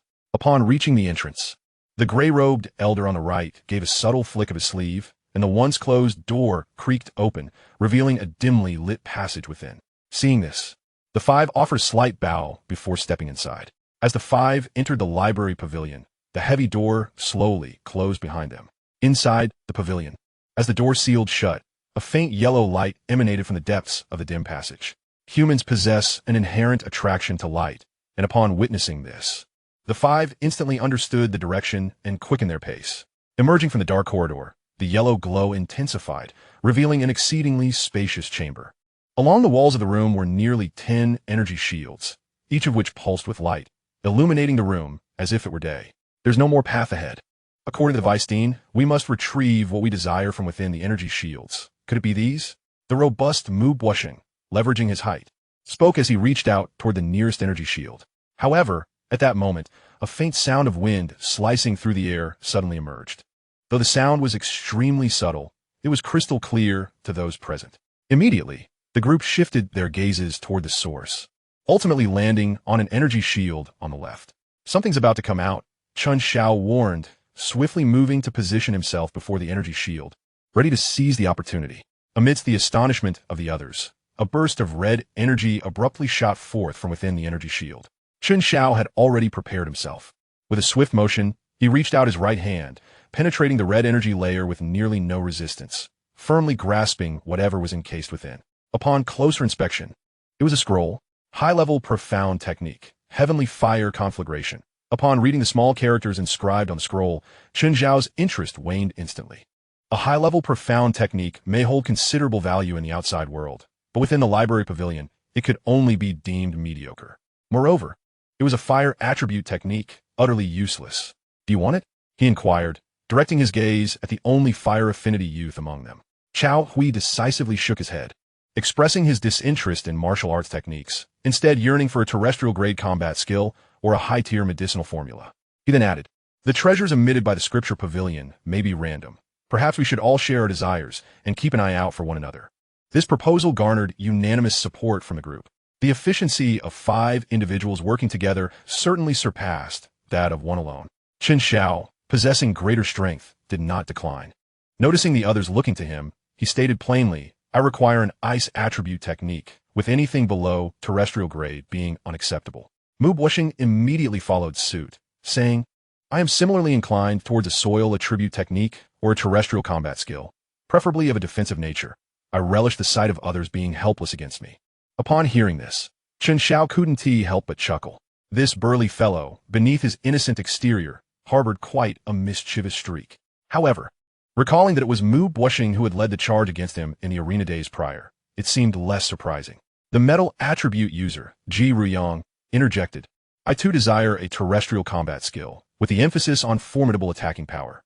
Fu Tong added, "I have a friend who has suffered grievous injuries and has only a few years left to live. If you happen upon any medicinal materials pertaining to this, I will be most grateful if you could reserve them for me." Hearing this, Chen Xiao and the others nodded in understanding, refraining from probing further. Yet, Chao Hui cast a lingering glance at Fu Tong. At that moment, an energy shield nearby released a burst of blue light once more. Chao Hui, closest to it, seized the opportunity, thrusting his hands into the energy field. "Water element technique," he murmured, realizing it was a high-tier arcane skill. Without hesitation, he released it. The blue energy layer, having lost its confinement, re-emerged, enveloping the scroll of the water element technique as it danced within the room. Whoosh, whoosh, whoosh. As if granting them 2 chances to adapt, the speed at which the energy shield emitted luminous orbs suddenly accelerated, and an array of colorful spheres shot forth simultaneously. Seeing this, the group wasted no time, swiftly moving to capture the orbs. Chen Xiao too relinquished the scroll in his grasp and sprang into action. Thanks to his superior strength, he collected the luminous spheres at a pace that nearly equaled the combined efforts of the other 4. Techniques such as Purple Thunder Technique, Gale Force, and Demon Subjugation 8 sticks continually fell into his hands, only to be ruthlessly discarded. Occasionally, medicinal materials, formulas, or magical cores appeared, but after inquiries, none were of interest to the group. After a quarter of an hour, Chen Xiao firmly grasped a particularly intense blue sphere of light, reaching into the energy layer. He could distinctly feel that this orb was slightly more challenging to extract than the previous ones. Good fortune! A surge of joy welled within him as he forcefully broke through the surface energy layer, revealing a sea blue scroll before his eyes. Intermediate terrestrial grade technique. Frost Abyss Ice Prison Classic. The Frost Abyss Ice Prison Classic, an intermediate terrestrial grade technique, not only significantly enhances the potency of ice attribute battle energy, but also allows the practitioner to condense their entire battle energy into an ice spirit talisman stored within their body for future use. To put it more simply, it essentially grants one an additional hidden blue bar in a battle with an evenly matched opponent when both sides are exhausted. If one suddenly erupts with a full blue bar, the spectacle would undoubtedly be amusing. As he perused the technique's description, Chen Xiao couldn't help but marvel at the wonders of this vast world. The Frost Abyss Ice Prison Classic was evidently a skill of remarkable distinction. He felt a profound satisfaction deep within, save for its name.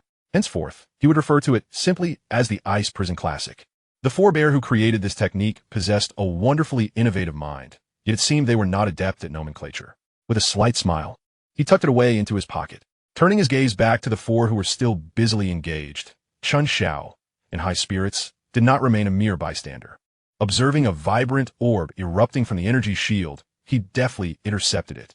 As time ticked away, the countdown dwindled to roughly 10 minutes remaining, and the speed at which the energy shield emitted luminous orbs suddenly slowed akin to a constipated flow, with long intervals between each release, causing anxiety among the group. Fortunately, after such an extended period of selection, the hopeful quintet had each made their acquisitions.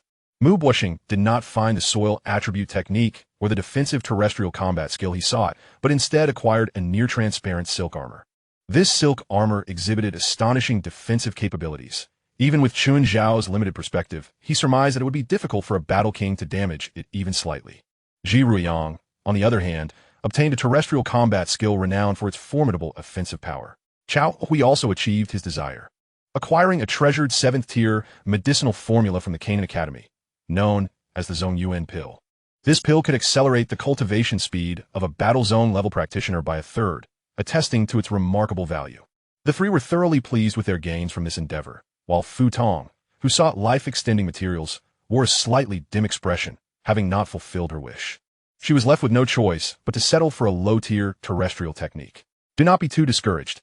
As far as I know, the materials that can directly extend life are exceedingly rare. It is only natural that the scripture pavilion does not possess them. However, certain pills can also prolong life. And given that your friend's condition stems from severe injury, it may be worthwhile to consider treatment alternatives, Qiao Hui offered in consolation. Upon hearing this, Fu Tong smiled wryly and nodded, acknowledging that she had indeed contemplated such an approach. Thank you, I will keep an eye out. The group refrained from probing further into Fu Tong's circumstances. It is ill-advised to delve deeply into matters of superficial acquaintance. However, they found themselves curious about Qiao Hui. Are you an alchemist? Inquired the straightforward Mu Buoxing, his innocent demeanor revealing no guile. Not at all, otherwise. I would not have expressed a desire for a terrestrial combat skill earlier. Talented alchemists seldom need to toil over such matters. My choice to take the Zongyuan pill formula was solely to benefit myself and my family, Qiao Hui replied, a fleeting shadow of melancholy crossing his brow before he returned to his usual demeanor with a smile. Speaking of which, I must thank Chen Xiao. The luminous orbs earlier were dazzling, and I failed to notice it, and breaking through the energy layer alone would have been quite arduous. Chen Xiao calmly shook his head, reminding him, we agreed to keep an eye out for one another. I too benefited from your interceptions before I obtained this technique. Although the earlier luminous orbs he had captured were not his desired items, the gesture itself was appreciated. It was precisely because they honored their agreement that Chen Xiao felt compelled to assist them after acquiring the Ice Prison Classic. The silent Ji Ruiyang interjected, bringing the conversation to a close. Time is nearly up. Shall we proceed? Creaking open, the ancient doors slowly parted, and the 5 figures emerged. The elderly figure in gray robes, seated to the right of the entrance, stirred slightly, after which Chen Xiao and the others sensed a vast, formless energy scanning over them, invoking a sense of trepidation. However, this invisible force seemed merely to be surveying, devoid of malice. Thus, it withdrew like a receding tide after a mere 10 seconds. Depart now, and bear in mind, the events of today, including any information pertaining to the library, must remain utterly confidential. The hoarse, aged voice lingered at the entrance. Shortly thereafter, the library resounded with a thunderous closure, just as Chen Xiao and his 4 companions were about to pay their respects. They were astonished to find that the hundreds of venerable elders who had been so close just moments ago had vanished like phantoms, as if the preceding experience had been naught but a fleeting dream. Ahem. Vice Dean Hu Qian cleared his throat in the open space ahead, bringing the 5 back to their senses as they swiftly moved away from the library. Did you all gain something? Hu Qian inquired softly as they approached. Chen Xiao and the others nodded with smiles. Even Fu Tong, whose results could hardly be deemed perfect, was no exception. A mid-tier martial technique, if placed within the Blackhorn region, could incite a bloody conflict. Thus, her ability to acquire it so effortlessly was indeed a significant boon. That is splendid. Remember what you heard earlier, elders. I shall not disturb your tranquil cultivation any further. Farewell. With a respectful salute to the void, Hu Qian waved his hand grandly, leading the 5 back along the path they had come. Half an hour later, returning to the familiar study, Hu Qian relaxed entirely, plopping down into a comfortable armchair, a broad smile gracing his features as he regarded the 5. The rewards from the first 5 have been claimed, regardless of what you have obtained. The Academy will not pry. Now, you may await patiently for 2 days. After that, you shall enter the inner courtyard. Assemble downstairs in the open space at that time. However, as the most responsible vice dean in history, I must caution you. The inner courtyard is far from the peaceful haven of the outer courtyard. On your way there, you will encounter obstructions from certain individuals. I cannot elaborate further, but remember this. Should you encounter them, roll up your sleeves and fight fiercely. Though do refrain from actual fatalities. In summary, the more vigorously you strike, the greater the rewards. Upon hearing this, Xiao Hui and the others were taken aback. Chen Xiao, in particular, wore a look of skepticism. No, upon careful reflection, it seems Hu Qian's words hold some truth. However, his provocative demeanor struck Chen Xiao as somewhat incongruous. Normally, as vice dean, one would expect him to be aware of the challenges faced by new students and to advise them on the merits of forming teams. Suddenly, Chen Xiao recalled Mentor Shiwen's earlier remarks about Hu Qian's knowing smile upon learning of his circumstances. In an instant, everything clicked into place for Chen Xiao. This vice dean was a connoisseur of amusement. He was clearly eager to witness the spectacle. Understood. Thank you for the reminder, vice dean. Grasping the truth, Chen Xiao refrained from exposing the facade and, alongside his four companions, expressed their gratitude with nods before departing the study under Hu Qian's encouraging gaze. Within the library, each had made their own gains, and the five were eager to return and scrutinize their findings. Thus, upon exiting the study, they exchanged farewells and returned to their respective abodes. Upon reaching his quarters, Chen Xiao secured the door tightly and sat cross-legged on his bed. Having acquired the ice prison technique relatively early, he had already perused it several times within the library.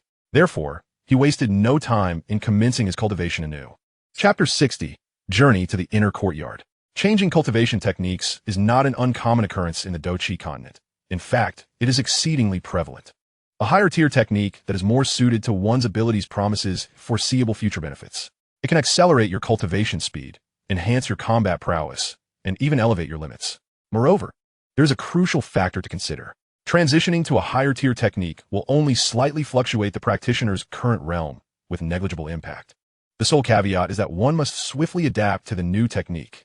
The operational pathways and cultivation methods of a new technique will differ from the previous one, necessitating a change in one's habitual cultivation practices and Douqi routes. Failure to adapt may result in a temporary stagnation of power or, due to an unrefined mastery of a new technique, a decline in strength as the effects of the old technique linger. Yet, in general, as long as the practitioner remains composed and steadily advances, there should be no significant issues. As for transitioning to a lower-tier technique, it is best left unmentioned.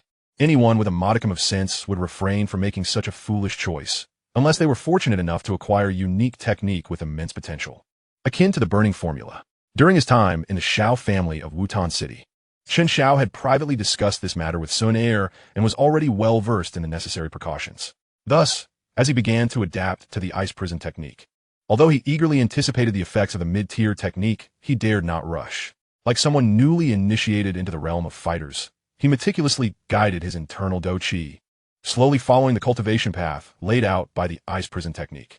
Merely circulating for one cycle took him the time usually spent on 6 or 7. Fortunately, his caution yielded no grave errors. Under Chen Xiao's careful progression, a brand new Douqi operational trajectory gradually manifested within him. Without hurrying to celebrate, Chen Xiao cast aside all distractions, continuing to manipulate his Douqi slowly to facilitate a swifter adaptation to the new technique. This process persisted for a full 2 days. Finally, when the day to enter the inner courtyard arrived, he pushed open his door and stepped outside. In front of Vice Dean Hu Qian's study. In the open space below, the sun was just beginning to rise, and 3 or 4 dozen young men and women had already gathered. They clustered in small groups, each visage alight with anticipation and excitement. Today, they would officially journey to the inner courtyard, the true heart of Jia Nan Academy, for their cultivation. Chen Xiao arrived neither too early nor too late, yet his presence still momentarily hushed the previously raucous gathering. Some greeted him enthusiastically, while others stood silently, observing. The individuals present resembled a carefully selected elite class from a school. Although they were all exceptional among their peers, differences still lingered in comparison. An invisible generational gap seemed to exist. Chen Xiao paid little heed to their perceptions, returning smiles to those who greeted him and making his way to where Xiao Hui and the others awaited. For it was only with these few that he felt somewhat familiar. Where's Fu Tong? Noticing the absence of the fair young girl, Chen Xiao casually inquired. She hasn't arrived yet.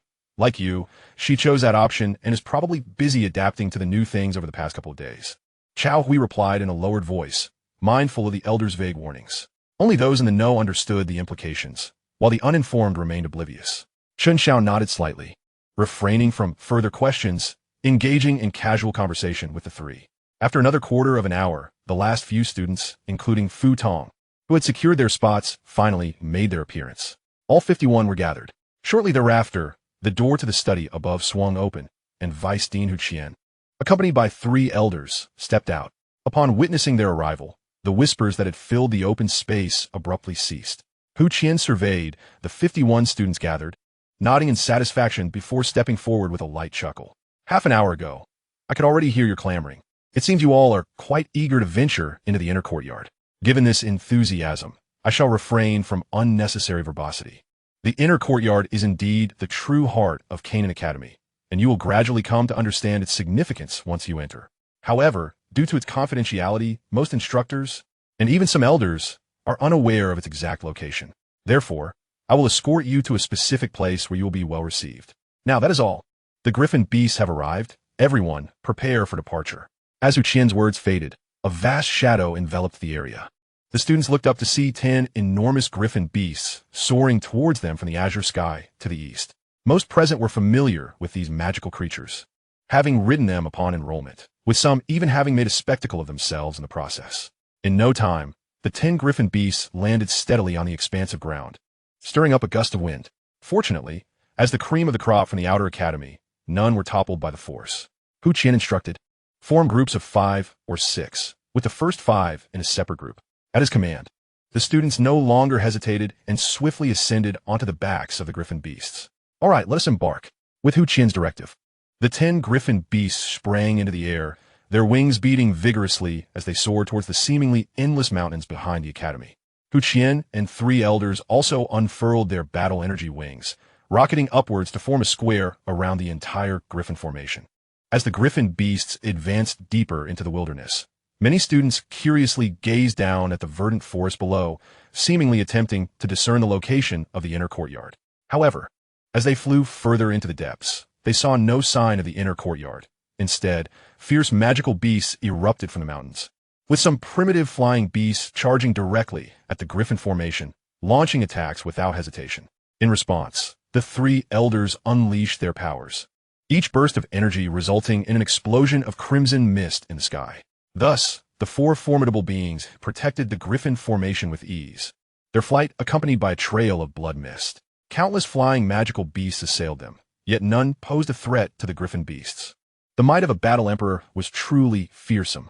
This nearly brutal slaughter persisted for over an hour until the griffin formation's speed gradually began to diminish. Have we arrived? The students looked around in confusion, only to find a seemingly bottomless ravine below, while the surroundings remained an endless expanse of greenery. Sensing their bewilderment, Hu Qian offered no explanation but simply waved his hand. Descend. As the griffin formation landed, all the students leaped down, scanning the ravine that was devoid of any distinctive features save for its tranquility. Where are we? Could the inner courtyard be nearby? They murmured among themselves. Did the vice president not say he would bring us to a place where someone would receive us and lead us into the inner courtyard? This is clearly a handover point. Hu Qian, having descended, cast a glance at the impatient students, a peculiar smile gracing his face. Without further ado, he took 10 steps forward, halted, and with a sweeping gesture of his hand, a formidable energy surged forth, striking the space before him.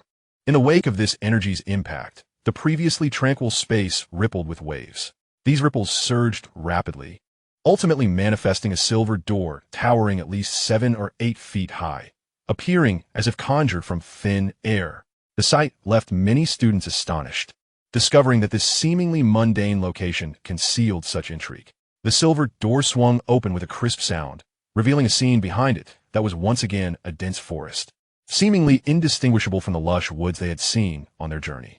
Thank you for your efforts, esteemed elders. Please return the griffin beasts to the outer academy. All students, follow me.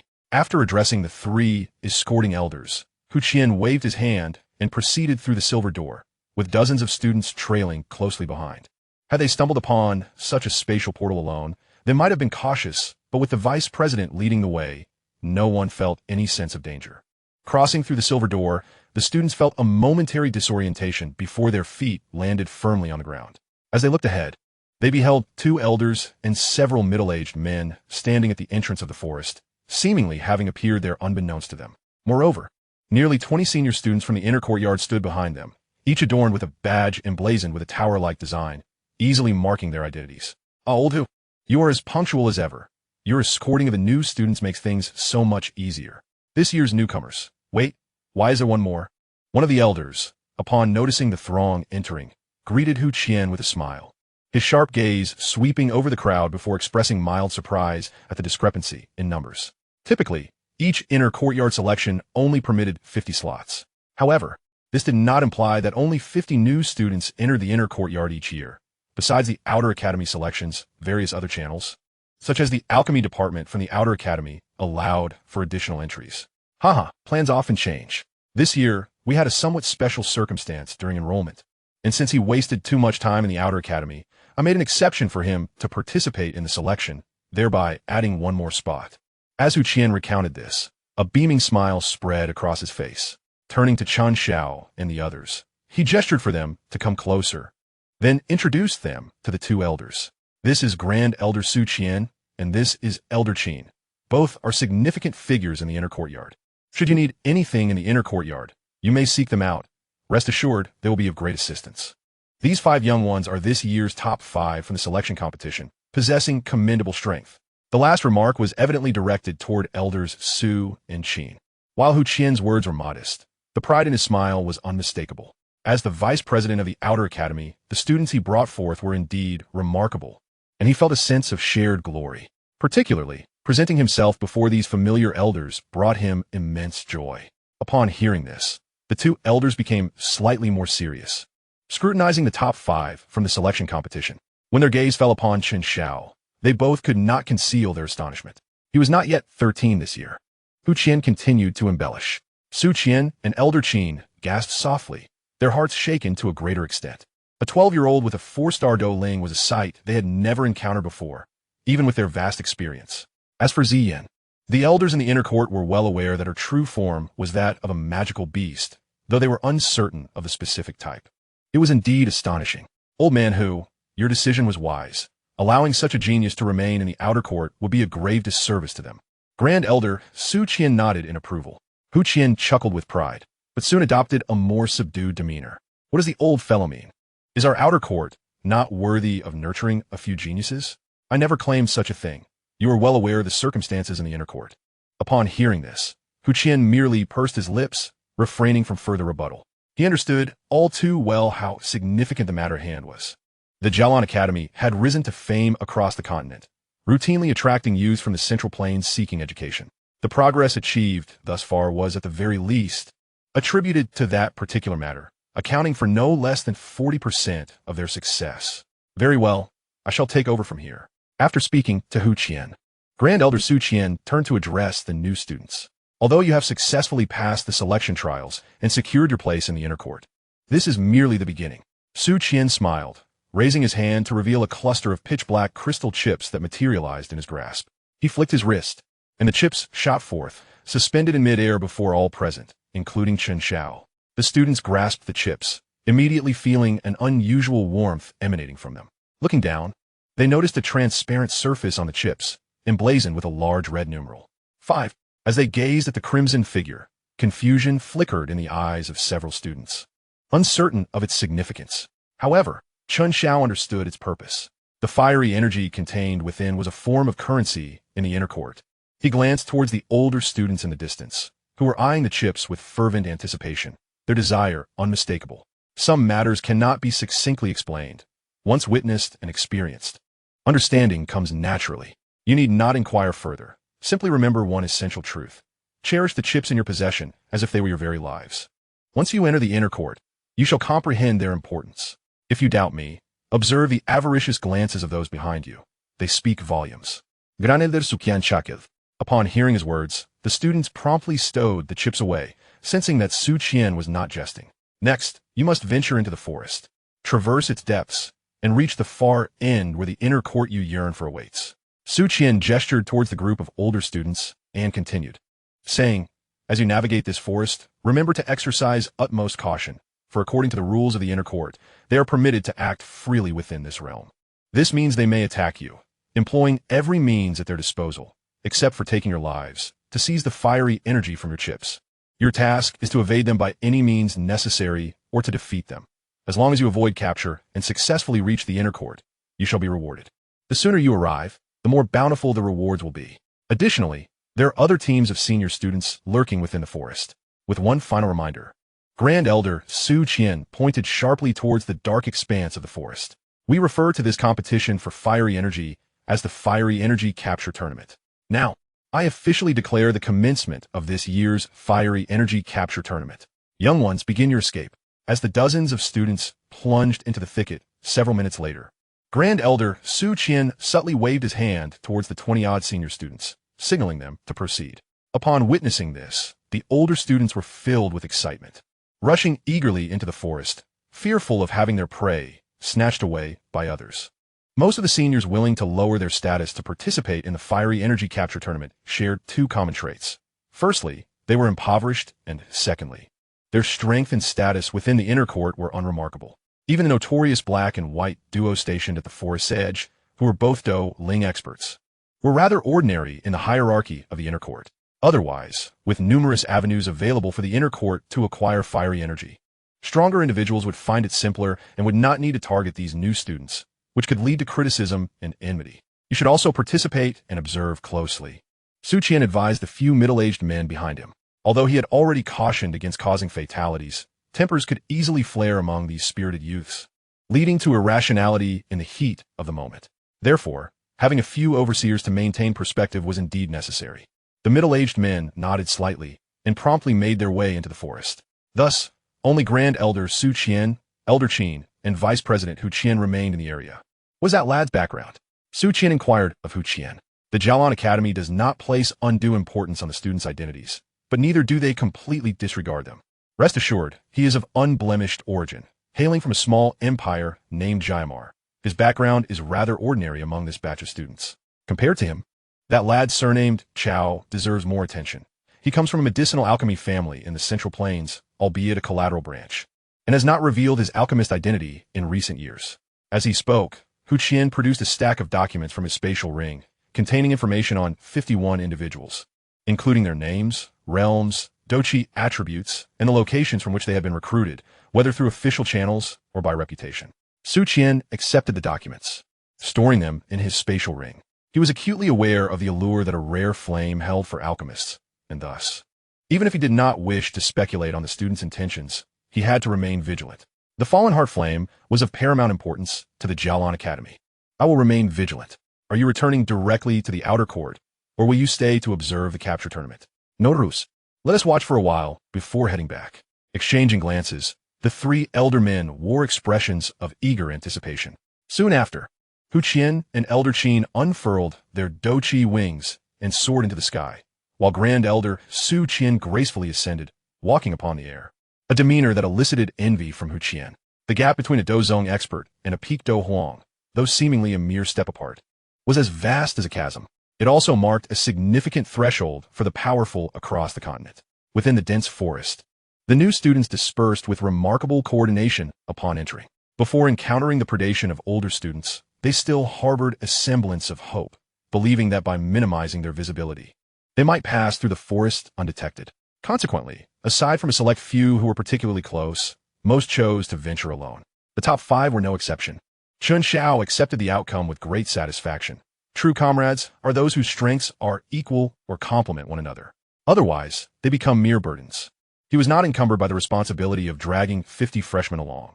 At this moment, his sole desire was to swiftly traverse the forest and enter the inner courtyard.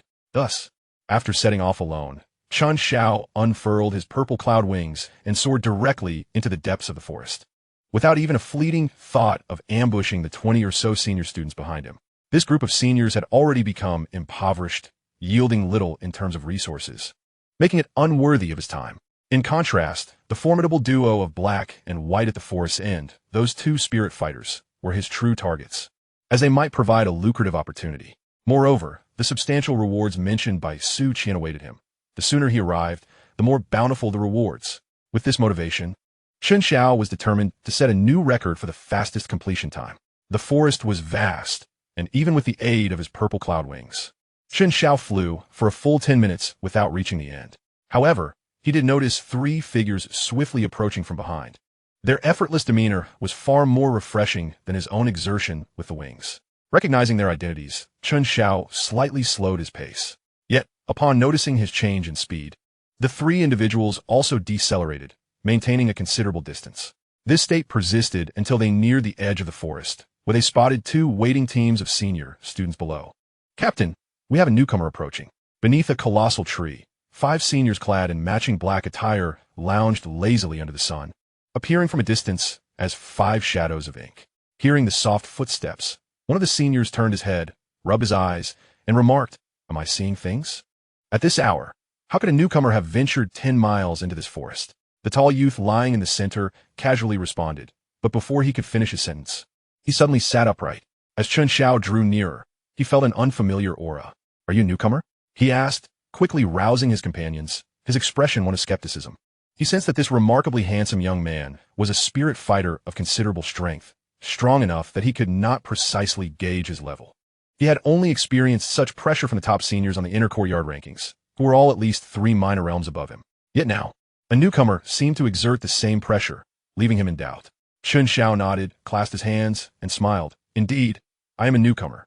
When I entered, I heard the elder mention that during the fire energy hunting competition, newcomers and seniors could seize each other's resources. Therefore, I would like to kindly request the 5 seniors to hand over their crystal cards. Let us value harmony." Upon hearing this, the Black Shura team, led by Du Tao, found the request rather peculiar. "How can you utter such audacious words with such politeness? Impossible. There has never been a precedent for this. If you wish to seize our fire crystal cards, then prepare for battle." Du Tao resolutely shook his head. Surrendering without a fight was out of the question. Having been robbed as a newcomer before, he now found himself a senior, still facing the same fate. Wouldn't that render his status meaningless? With a low growl, Du Tao drew forth a massive copper bow from his storage ring, its length exceeding a meter, and with his fighting spirit coalescing into an arrow. He shot a piercing arrow without hesitation. This was indeed a rare archer. Chen Xiao's fighting spirit surged within him. Ice blue energy swirling as he extended his hand to sweep through the air, forming a smooth ice mirror. Ice mirror. The sharp arrow struck the ice mirror, creating a series of hissing sounds as it failed to penetrate. Instead, it merely scattered ice shards across the ground. Chen Xiao flicked his hand, deflecting the nearly exhausted arrow, and with a gentle motion, summoned an ice spear. "Since the seniors refused to reason, I must take my leave." With a light laugh, Chen Xiao sprang forward, swiftly dispatching the 4 senior members of the Black Shura team, who could hardly mount any resistance, with a single thrust of his spear. Although Captain Du Tao was also a spirit fighter, he was merely at the 1-star level, while Chen Xiao stood at the pinnacle of 4-star spirit fighters. A vast difference in strength. As Du Tao hastily retreated, attempting to draw his bow once more, Chen Xiao had already closed the distance. Boom! The ice spear knocked the longbow aside, its tip aimed directly at Du Tao's forehead. The chilling aura left the Black Shura captain paralyzed with fear. Such was the simplicity of oppressing the weak. "May I inquire your surname, Junior?" After a few seconds, Du Tao revealed a wry smile and retrieved the fire crystal card from his storage ring, handing it over. Losing meant accepting defeat. Any hesitation would only lead to further unnecessary punishment. He had learned this lesson well during his own time in the inner courtyard's fire energy hunting competition. "My surname is Chen," Chen Xiao replied, accepting the fire crystal card, quickly understanding how to utilize it. Observing the number 47, he pondered briefly before deducting 45. It was not out of kindness, but rather a recollection of the unspoken rule of the fire energy hunting competition. Regardless of the seizing between seniors and newcomers, both parties must leave behind at least 2 points of fire energy. Tossing the fire crystal card back to Du Tao, Chen Xiao then approached the remaining 4 members of the Black Shura team. Soon, through a series of maneuvers, the number on his fire crystal card rose to 89, which included the original 5 points he possessed. Gazing at the rather displeasing number on the fire crystal card, Chen Xiao furrowed his brow. Indeed, the senior students participating in the fire energy hunting competition were genuinely impoverished. A single Black Shura team could not even gather 100 points, let alone the ordinary senior teams. "If we had ample fire energy, we wouldn't have even signed up for this hunting competition," Du Tao remarked with a grimace, then kindly pointed the way for Chen Xiao. "Ahead lies a white Shura team. Their captain, Fu Jun, is someone I know. His strength is only slightly superior to mine, recently breaking through to 2-star spirit fighter. A few days ago, he got involved with an alchemist from the Apothecary Guild, and that woman gifted him a substantial amount of fire energy. His current wealth likely surpasses the collective total of all our seniors in this forest. If it weren't for the non-cancellation policy post-registration, he might not even have shown up today. Do you harbor a grudge against him? No, but seeing him profit from fire energy while I suffer losses is quite disheartening. This response elicited a chuckle from Chen Xiao. Without lingering any longer, he waved goodbye and departed.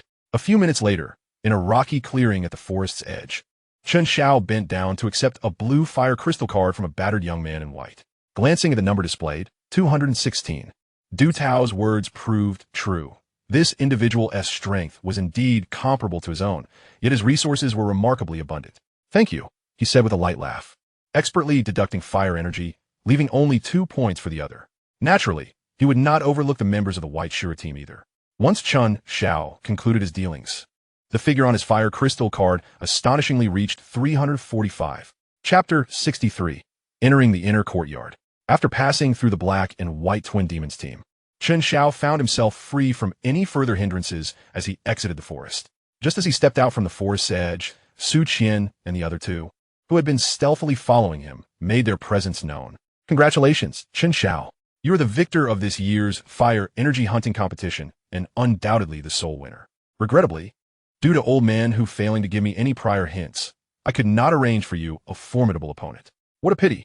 However, I do hope that such unexpected occurrences happen every year, Su Qian, the Grand Elder, declared with a hint of resignation.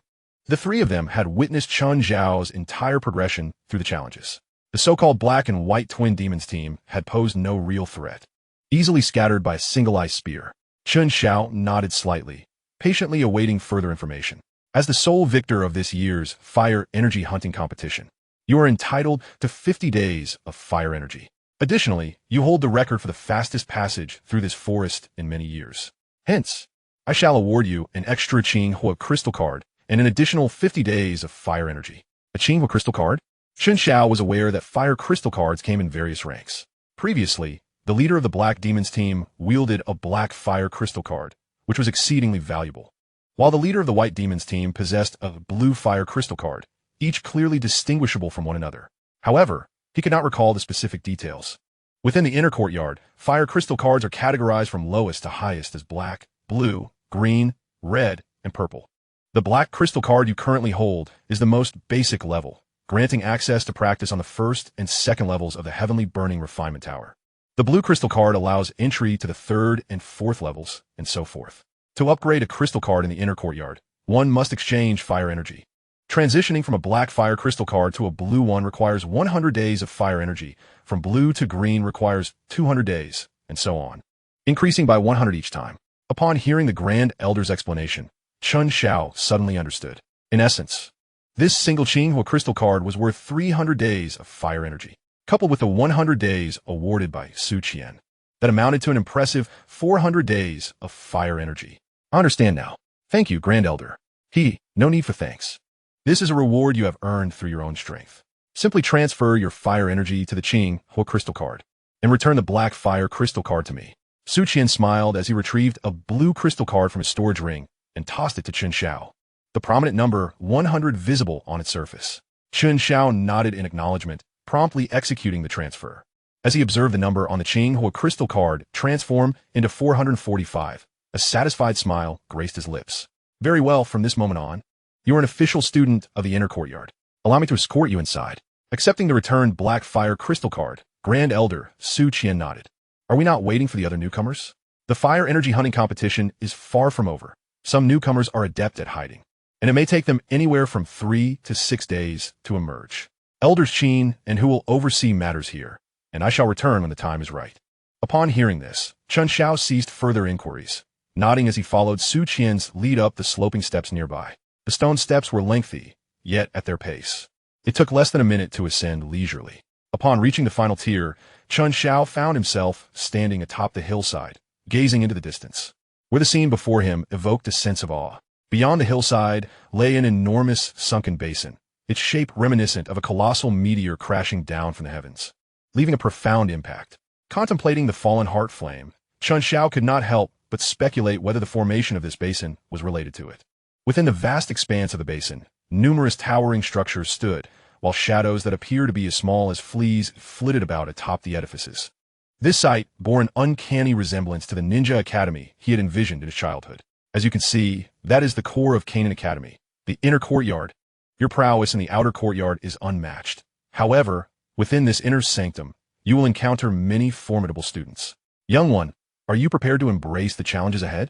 Seeing Chen Xiao momentarily lost in thought, Grand Elder Su Qian nodded in satisfaction, clapping his hands together. Snapping back to attention, Chen Xiao's face illuminated with an eager smile. The outer courtyard is merely a place for crushing opponents, devoid of glory. I sincerely hope there are even more strong individuals within the inner courtyard. Engaging with mere novices hampers growth. In fact, excessive flattery can lead one to become complacent. This serves as a cautionary tale, exemplified by Xiao Yan from Wutan City. While Canaan Academy thrives on a wolf-like competitive spirit and encourages conflict, it strictly prohibits life and death battles. Spending time training here, followed by venturing into the outside world, undoubtedly provides a beneficial transition. You shall not be disappointed. The journey of cultivation knows no bounds. Always remember that beyond every mountain, there lies another mountain. And beyond every person, there is another person. Now, let us ensure your accommodation is settled. You will gradually learn more about the inner courtyard as you spend a few days here. With that, Su Qian transformed into a fleeting shadow, darting towards the expansive basin, with Chen Xiao closely trailing behind. Inner courtyard, new student accommodation zone. Su Qian opened the door to a small pavilion at the heart of this area, allowing sunlight to pour in and dispel the gloom within. The arrangements for new students typically remain consistent. The top 5 from the selection trials are assigned to stay together. Of course, if you have reasonable requests, the inner courtyard is open to adjustments. Moreover, this pavilion serves as your temporary residence. Numerous factions within the academy, upon reaching a certain scale, will rent areas to house their members, allowing for future relocation. Chen Xiao nodded gently, expressing no dissent regarding the arrangement. A residence is merely that, whether simple or luxurious, it bears no impact on cultivation. Moreover, this small pavilion is quite elegant. I understand. Thank you, Grand Elder. Since you have no objections, feel free to choose a room and settle in. After a few days, when the fire energy hunting competition concludes, I shall escort the others over. With those final words, Grand Elder Su Qian did not linger, but smiled before departing. Chen Xiao ascended to the second floor, selecting a room that was neatly arranged and decorated. After spending about half an hour tidying up, he retrieved bedding and other essentials from his storage ring. Once everything was in order, he took out a jade vial containing earth fire lotus seeds. Opening the vial, he placed it on the table. These earth fire lotus seeds could be used for fishing. No, rather for dragon fishing. Although luck played a significant role, it was still a method to entice the willing. Chapter 64.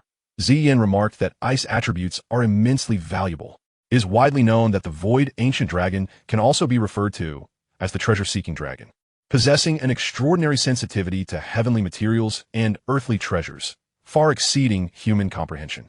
In the original timeline, the little dragon assisted Xiao Yan on multiple occasions due to this remarkable innate ability. Thus, Chen Xiao could foresee that as long as Ziyin remained within the inner courtyard, it would not be long before she would detect the presence of the earth fire lotus seeds. And once Ziyin came knocking, Chen Xiao would undoubtedly have numerous ways to cultivate a rapport with her. Many people naively believe that the friendship between Xiao Yan and Ziyin in the original timeline was solely due to Xiao Yan satisfying her culinary cravings, transforming unpalatable medicinal herbs into delectable pills through his alchemical skills. Undeniably, this was indeed a contributing factor. However, Chen Xiao felt that the fundamental reason lay in Ziyin's profound solitude within the inner courtyard, devoid of companions. The crafting of pill candies posed no significant challenge. After all, the captain of the Baisha team had a romantic interest who was an alchemist, and Chen Xiao had already dealt with him, seizing all the fire energy. Given the protective nature of alchemists, it was inconceivable that he would remain docile in the face of such aggression. Contemplating the potential troubles that might soon come knocking, Chen Xiao smiled with satisfaction. In this case, there would be no need to painstakingly seek out a tool to craft the pill candies. With a flick of his hand, the note from Mentor Shiwen materialized before him. Shi Ziliang, an elder of the arena, was uncertain whether he was a Do Wang or a Do Huang. But in any case, he would be more than sufficient to deal with a 5th-tier magical beast. Reciting the information inscribed on the note, Chen Xiao stood up and made his way towards the arena. Since he had entered the inner courtyard, It was imperative to swiftly complete the follow-up tasks related to the advance on the Earth core body refinement milk. This was of utmost importance. However, just as Chen Xiao had stowed away the Earth Fire Lotus seeds, an entirely unfamiliar female voice abruptly echoed within the room. Ulchi has been in seclusion for quite some time. Don't waste your efforts. If you're looking to trouble a 5th-tier magical beast, I can assist you. The voice, coming from behind, startled Chen Xiao, causing him to jump. Upon turning, he beheld a girl clad in a pure white dress, standing at about chest height. He was unaware of how she had slipped into his room unnoticed.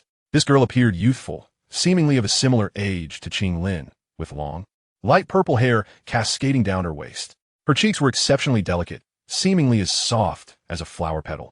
And the term exquisite was not an exaggeration when applied to her. At present, she was grasping a vibrant carrot-shaped medicinal herb in her delicate right hand, munching on it, with juice dripping from the end of the herb onto her pristine white dress, leaving conspicuous water stains, while some splattered onto the freshly cleaned floor, creating tiny droplets. Witnessing this scene, Chen Xiao opened his mouth, feeling an overwhelming urge to voice his exasperation, yet found himself at a loss for words. Observing Chen Xiao's hesitance, the girl set down the partially eaten herb and blinked her large, sparkling eyes at him. So what do you think? I'll help you take down that 5th-tier magical beast, and in return, you can hand over that jade bottle you just stowed away. She feigned seriousness, yet the expression on her exquisitely charming face resembled a snowflake drifting in spring, strikingly out of place amidst the surrounding brightness, yet adding a touch of whimsical charm. First, clean up the mess on the floor, then wash your face and change into a fresh outfit. We can discuss business afterward. I'll wait for you here. Chen Xiao had considered using the Earth Fire Lotus seeds to lure the little dragon person and had anticipated some success. Yet he did not expect her to appear so swiftly. Consequently, he sought an excuse to slightly adjust his strategy. All right, just wait there, don't run off. Under Chen Xiao's gaze, Xian reached out her right foot to stamp out the water stains on the ground, causing Chen Xiao's pupils to widen in surprise.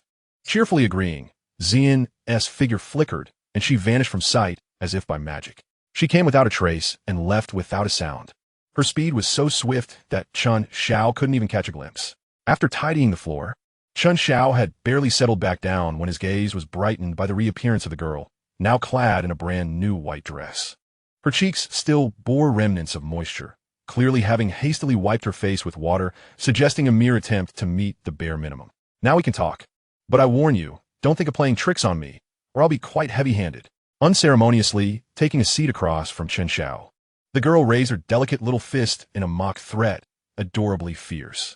Observing Xian in this manner, Chen Xiao gradually understood why.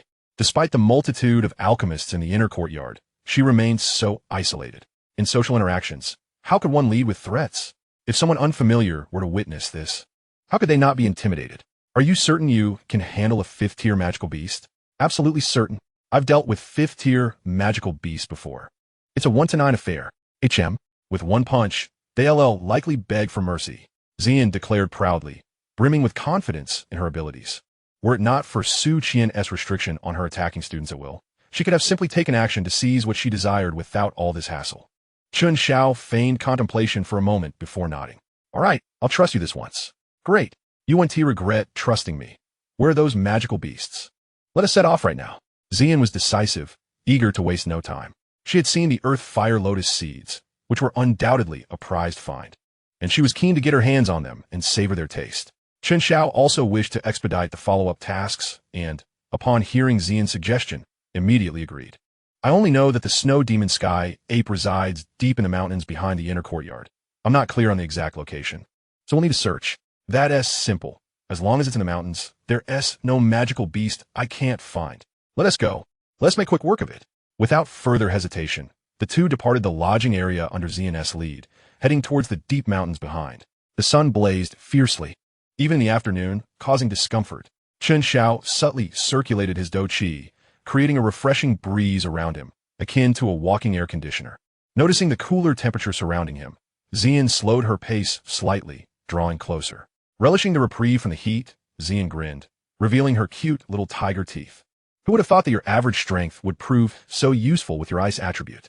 Enjoying the benefits of the free air conditioning, Xian retrieved the half-eaten medicinal herb from her spatial ring, munching on it. Chen Xiao found himself momentarily at a loss for words.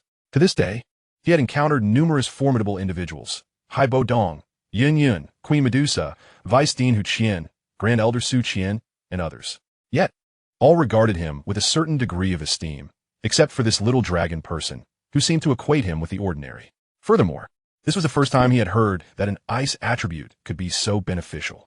This girl certainly had a unique way of thinking. I recall that the earth lotus fruit possesses considerable energy and has a bitter taste. Are you truly able to withstand eating it raw? The earth lotus fruit, indeed, is what she was gnawing on, resembling a carrot. I'm not human, so I can certainly handle it. If I want to grow, I must consume it. Xian replied calmly, regarding the taste with indifference. She wished to implore the herbs, please, grow more delectable for me. Alas, such matters were beyond her control. Chen Xiao was well aware of Ziyan's predicament and chose not to press further, merely hesitating before suggesting, how about you give me the earth lotus fruit? I shall attempt to make it more palatable for you. The girl halted in her tracks, raising her gaze with an expression of skepticism. She was not concerned that Chen Xiao would deceive her regarding the herbs. Within this inner courtyard, it had always been she who seized the portions of others, and no one had ever managed to outweed her. However, in her understanding, it seemed only fire attribute alchemists possessed the capability to handle herbs, while Chen Xiao, clearly an ice attribute being, was an anomaly. I shall give it a try. Upon hearing Chen Xiao's voice once more, Ziyan relinquished the half-eaten earth lotus fruit, now covered in her saliva, to him without further hesitation. Chen Xiao accepted it, first wiping away the moisture from its surface before producing a cup from his spatial ring. He swiftly fashioned an ice pestle from his fighting spirit, crushing the earth lotus fruit into a sizable cup of pure juice, then added a measure of sweetener. After a moment's contemplation, he conjured an ice mirror, drawing inspiration from the captain of the Black Fiend Squad, and shaved some crushed ice into the cup. Thus, the first cup of icy smoothie in the Douqi Continent was born. Observing his creation, Chen Xiao nodded in satisfaction.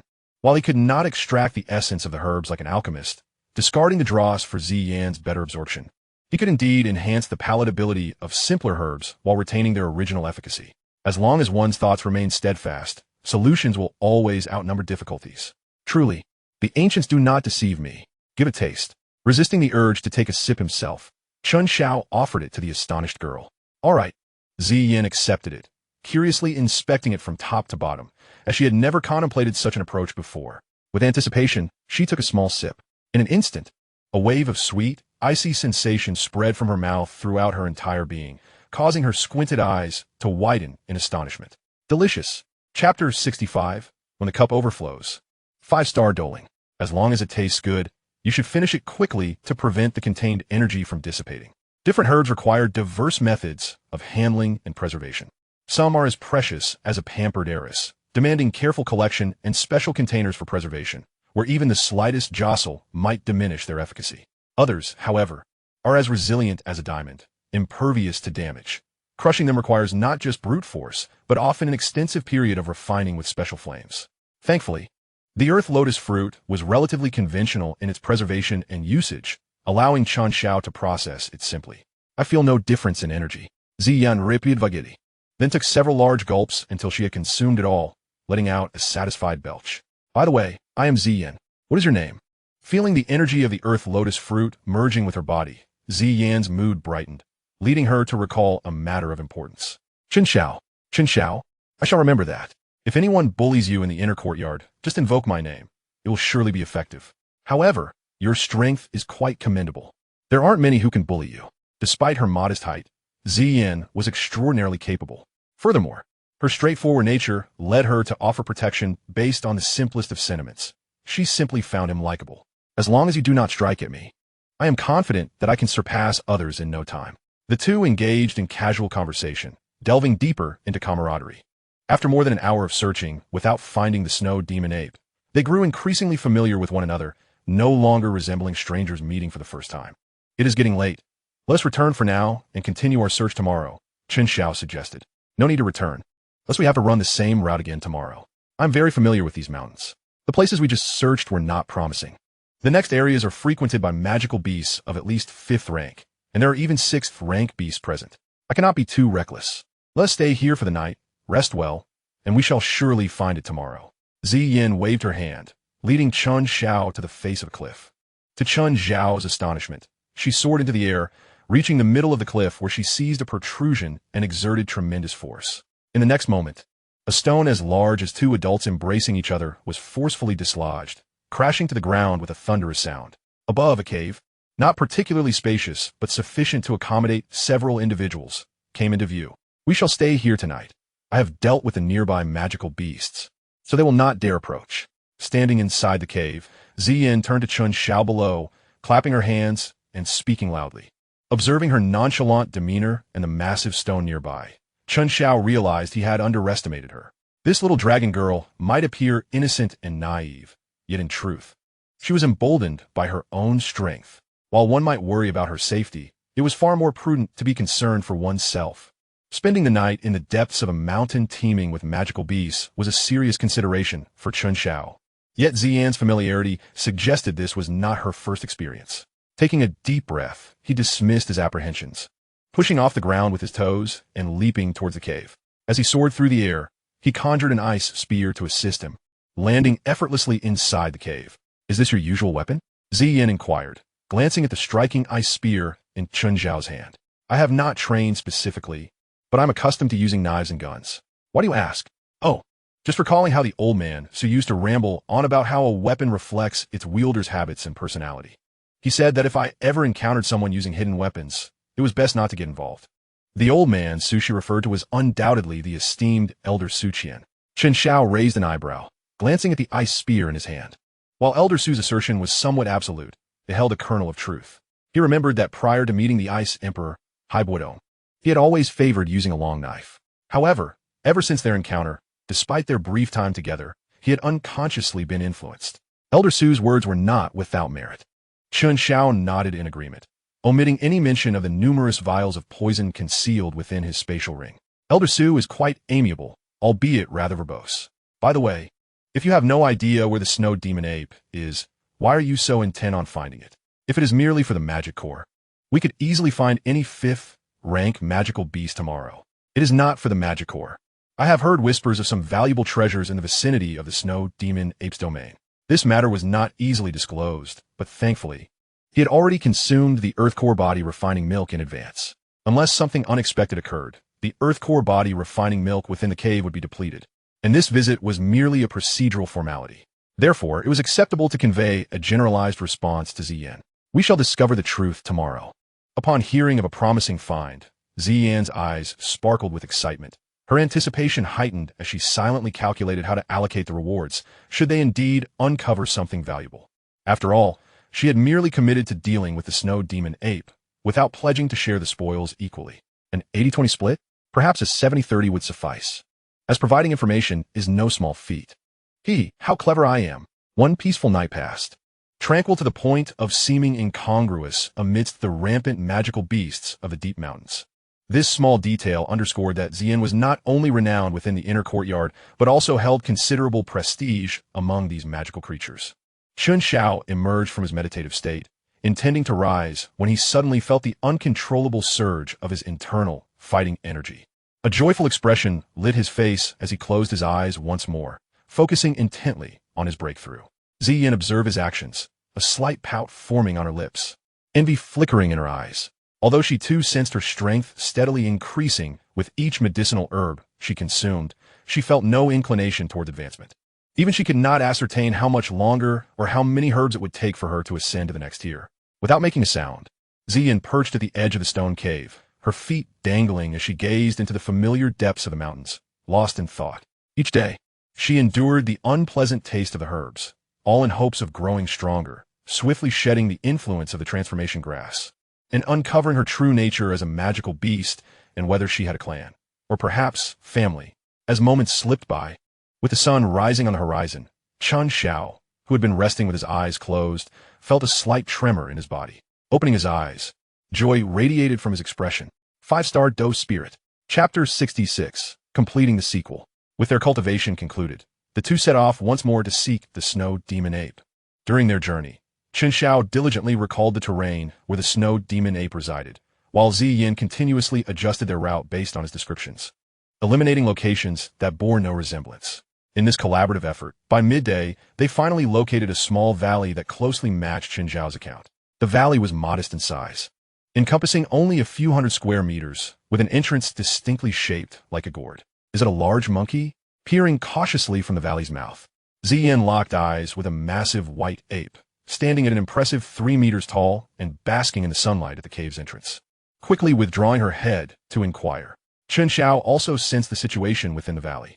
Upon detecting intruders, the white ape sprang to its feet, emanating a fierce, icy aura, its heavy breaths exhaling like 2 plumes of white smoke from its large nostrils. With blood-red eyes fixed on the valley's entrance, it approached with heavy steps, leaving enormous footprints imprinted in the ground with each stride. That's it. Ziyin, let's go. With a call, Chen Xiao leaped forward, conjuring an ice spear in hand. With a flick of the spearhead, a phantom of an ice-blue lion surged forth towards the snow demon ape. Roar! The snow demon ape, enraged by the approaching lion phantom, clenched its claws in a fist and pounded its chest twice, growling ferociously. It then swung its fist in response, unleashing an overwhelming force that shattered the ice-blue lion head into fragments. With a single strike, even Chen Xiao, who had just broken through to 5-star Do spirit, felt an immense pressure. A 5th-tier magical beast, comparable to a Do Wong, posed a significant challenge for him at this moment. However, Chen Xiao harbored no fear. With Yin Fanji and Ziyun Wings as his trump cards, even if he couldn't confront it head-on, escaping would still be a straightforward endeavor. With this thought in mind, Chen Xiao's fighting spirit surged. This snow demon ape would serve as an excellent training target. Don't waste time, step back, allow me to handle this. Just as Chen Xiao was preparing to launch another attack, Ziyan's voice rang out. Unlike Chen Xiao's cautious demeanor, this girl approached with an air of nonchalance, displaying no signs of anxiety. Though petite, her gaze towards the snow demon ape was as if she were looking down from the clouds. Roar! The intelligence of a 5th-tier magical beast was considerable. The snow demon ape sensed Ziyan's disdain, and its crimson eyes flared with heightened anger. With a fierce roar, it abruptly abandoned its confrontation with Chen Xiao, swinging its claws toward Ziyan. Gusts of wind surged from its claws, striking the cliffs on either side and sending debris flying with unmatched momentum, targeting the small figure with unwavering precision. Under Chen Xiao's watchful gaze, Ziyan offered a gentle smile. Big monkey, being angry won't do you any good. With a playful laugh, Ziyan extended her delicate hand, unflinchingly meeting the fierce gusts head-on, deftly deflecting them with ease. Then, with a sudden motion, she seized the snow demon ape's descending right claw firmly in her grasp. In the next instant, Chen Xiao stood agape, witnessing the once mighty snow demon ape being flung away like a massive sack by the girl, crashing against the distant cliff and becoming buried beneath the rubble. Hiss! Chen Xiao silently inhaled, finally understanding why she bore the title of Mighty Queen. Indeed, they're only misnamed titles, not misnamed nicknames. With a resounding crash, the towering snow demon ape scrambled from the pile of stones, shaking its head in confusion, its blood-red eyes inexplicably clear. Big monkey, run fast, I'm coming. The somewhat childish voice echoed in the snow demon ape's ears like a devil's whisper. Quickly regaining its senses, the snow demon ape darted to the side without hesitation. Just as it moved, Ziyin descended from above, shattering the pile of stones into fragments. Casting a glance back at its previous position, the snow demon ape shivered, feeling a chill spread through its body. A monster! This is a monster! An uncontrollable fear surged within, and seeing Ziyin approach with a playful demeanor, the snow demon ape fled through the valley, devoid of the courage to stand and fight. Yet even so, it could not endure for long. Within mere minutes, it was toppled to the ground by Ziyin, pinned beneath her, and rendered immobile. Advance completion. Current advance count, 1. The long-awaited advance notification surged through Chen Xiao's mind, awakening him from his stupor. That will suffice. Ziyin, let us examine its cave. Observing the disheveled snow demon ape, bruised and battered, Chen Xiao spoke at an opportune moment. When faced with me, you were so prideful, but upon encountering little Ziyin, your fate is uncertain. Hearing Chen Xiao's command, Ziyin finally hopped off the snow demon ape, giving its rear a playful kick. Guard the cave entrance. Don't let anyone in.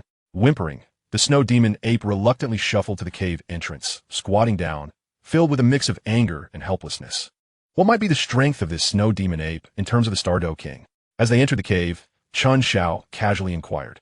He recalled that this snow demon ape had awakened its furious bloodline and could even articulate human speech. However, the previous battle had been a one-sided thrashing, revealing no extraordinary traits from the ape.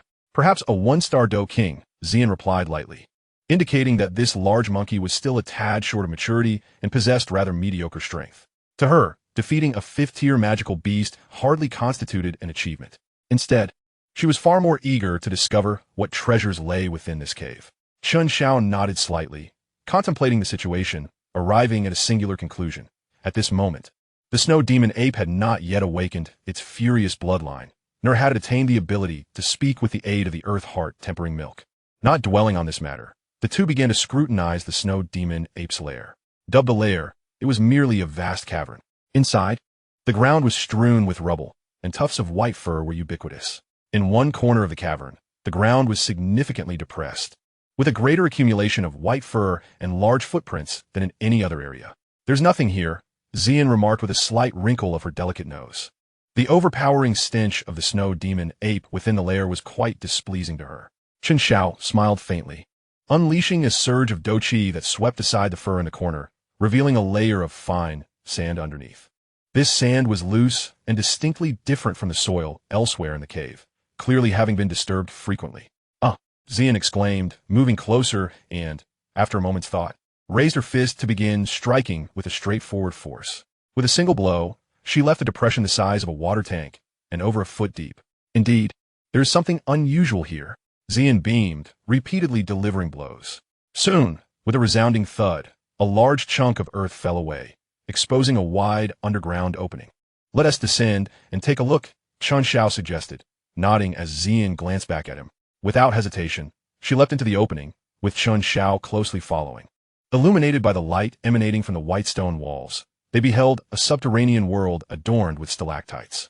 The sight was breathtaking, with continuous strands of milky white stalactites radiating a faint white glow that dispelled the darkness. Stalactites hung from the ceiling, some reaching lengths of over 100 meters, creating a spectacle of nature, occasionally dripping drops of white liquid that echoed crisply in the stillness. "There are indeed treasures here. Over this way." Xian's nostrils flared, her eyes sparkling as she pointed Chen Xiao in a direction, accelerating with enthusiasm. Chen Xiao, however, remained unhurried, trailing behind at a leisurely pace. He wished to observe the changes that might occur to the earth heart tempering milk should Xian arrive at its location first. After about 10 minutes, Chen Xiao finally found Xian waiting before a massive slab of blue stone, her brow furrowed in contemplation. As he approached, he noticed a shallow groove, less than half a foot deep, situated directly beneath a colossal stalactite. Within this groove lay a thin layer of milky liquid, shrouded by a delicate mist that curiously lingered without dissipating. At a glance, Chen Xiao recognized it as a diluted version of the earth heart tempering milk, or, as one might call it, a counterfeit. Observing the meager amount of liquid in the groove, Xian's expression darkened. "We have arrived too late. Some thief has beaten us to it." Unbeknownst to her, the so-called thief stood nearby, his small face filled with resentment. The minuscule amount of earth heart tempering milk in the groove was insufficient for her even to take a single sip. How could they divide it? Chen Xiao remained silent, manifesting his purple cloud wings to soar up to the top of the colossal stalactite. After a meticulous search, he spotted a few drops of genuine earth heart tempering milk nestled within the stone, glimmering like a small emerald light atop raw stone. This indicated that although both the genuine and counterfeit earth heart tempering milk had been mostly consumed, the source had not been severed. With the passage of time and nurturing, it could continue to regenerate. This aspect was quite considerate. The earth heart tempering milk possesses the ability to cleanse marrow and refine bones, making it immensely appealing to untransformed magical beasts. If they could acquire this substance, it would greatly aid their transformation. However, with only this minuscule amount left, it held little significance for either of them. "If you desire it, you may take a bit to sample. I shall refrain from partaking." Returning to the ground, Chen Xiao addressed the conflicted Xian. She nodded slightly, preparing to reach for it. Quick as a flash, Chen Xiao grasped her hand, retrieving a jade vial and spoon from a spatial ring and presenting them to her. Xian accepted the items and, surprisingly, did not take all of the remaining counterfeit earth heart tempering milk, leaving half behind, which amounted to merely a few drops. "I once mistakenly ingested transformation grass. Aside from the energy it contains, it holds no effect for me. I'll leave it for the large monkey outside," she mumbled, and under Chen Xiao's watchful gaze, she directly poured the few drops of counterfeit earth heart tempering milk into her mouth, swallowing it in one gulp, and still seemed unsatisfied as she smacked her lips. "The taste is rather unpalatable, but the energy is quite good." Directly consuming the earth heart tempering milk appeared to have no adverse effects on Xian, who even squinted her eyes to critique it. Without lingering further, the two retraced their steps. Upon exiting the snow demon ape's lair, Xian kicked the white ape that stood guard outside the cave. Big monkey, I ask you, was there someone who entered the underground before us? Yo. As the snow demon ape gestured animatedly, Xian's expression turned skeptical, seemingly unconvinced. What did it say? She asked. The big monkey claims that aside from itself, no one has ventured down. It guards the cave entrance daily and drives away any nearby magical beasts that approach the valley, Xian translated. It only made a few sounds and conveyed all that. Communication among magical beasts is certainly different from that of humans. With their objective achieved, Chen Xiao and Xian had no further inclination to provoke the snow demon ape. Observing the rapid growth of this large monkey, Chen Xiao contemplated keeping it as a target for future training. Chen Xiao, why are you silent? What are you thinking? Xian inquired curiously, noticing his distraction as they departed the small valley. Chen Xiao was, of course, pondering the items he should preemptively acquire. The intermediate Earth-level martial arts were entirely sufficient, and he would not need to concern himself with martial arts for a considerable time. Therefore, he should now focus on enhancing himself in aspects such as combat skills, realm, and the potency of ice attribute Douqi. With curious eyes fixed on Xian, Chen Xiao inquired with interest. Allow me to pose a question. If you were granted an opportunity to fulfill a single wish without any cost, be it rare herbs, combat techniques, or any conceivable desire, what would you wish for? Without a moment's hesitation, Xian responded decisively. I would wish for more wishes. Her straightforwardness left him momentarily speechless. Impressed by her candor, Chen Xiao abandoned the notion of gathering wisdom, realizing that if he could truly exploit such a loophole, he wouldn't need to deliberate so carefully each time he made a prepayment. Upon returning to the inner courtyard, Chen Xiao promptly compensated Xian for her assistance with a geothermal lotus seed. Admittedly, the price was somewhat steep, given the rarity of the geothermal lotus seed. It could easily procure the services of a Douhuang. However, Chen Xiao, focused primarily on investment, felt no regret in utilizing it for Xian's benefit. It was a pleasure collaborating with you. Do call upon me again for similar opportunities in the future, he remarked. We'll see. Where do you usually reside? She inquired. Old Su arranged for my accommodation near the senior students, but I seldom go there. Most of my time is spent in the mountains or near the medicinal herb management area of the inner courtyard, he replied. All right.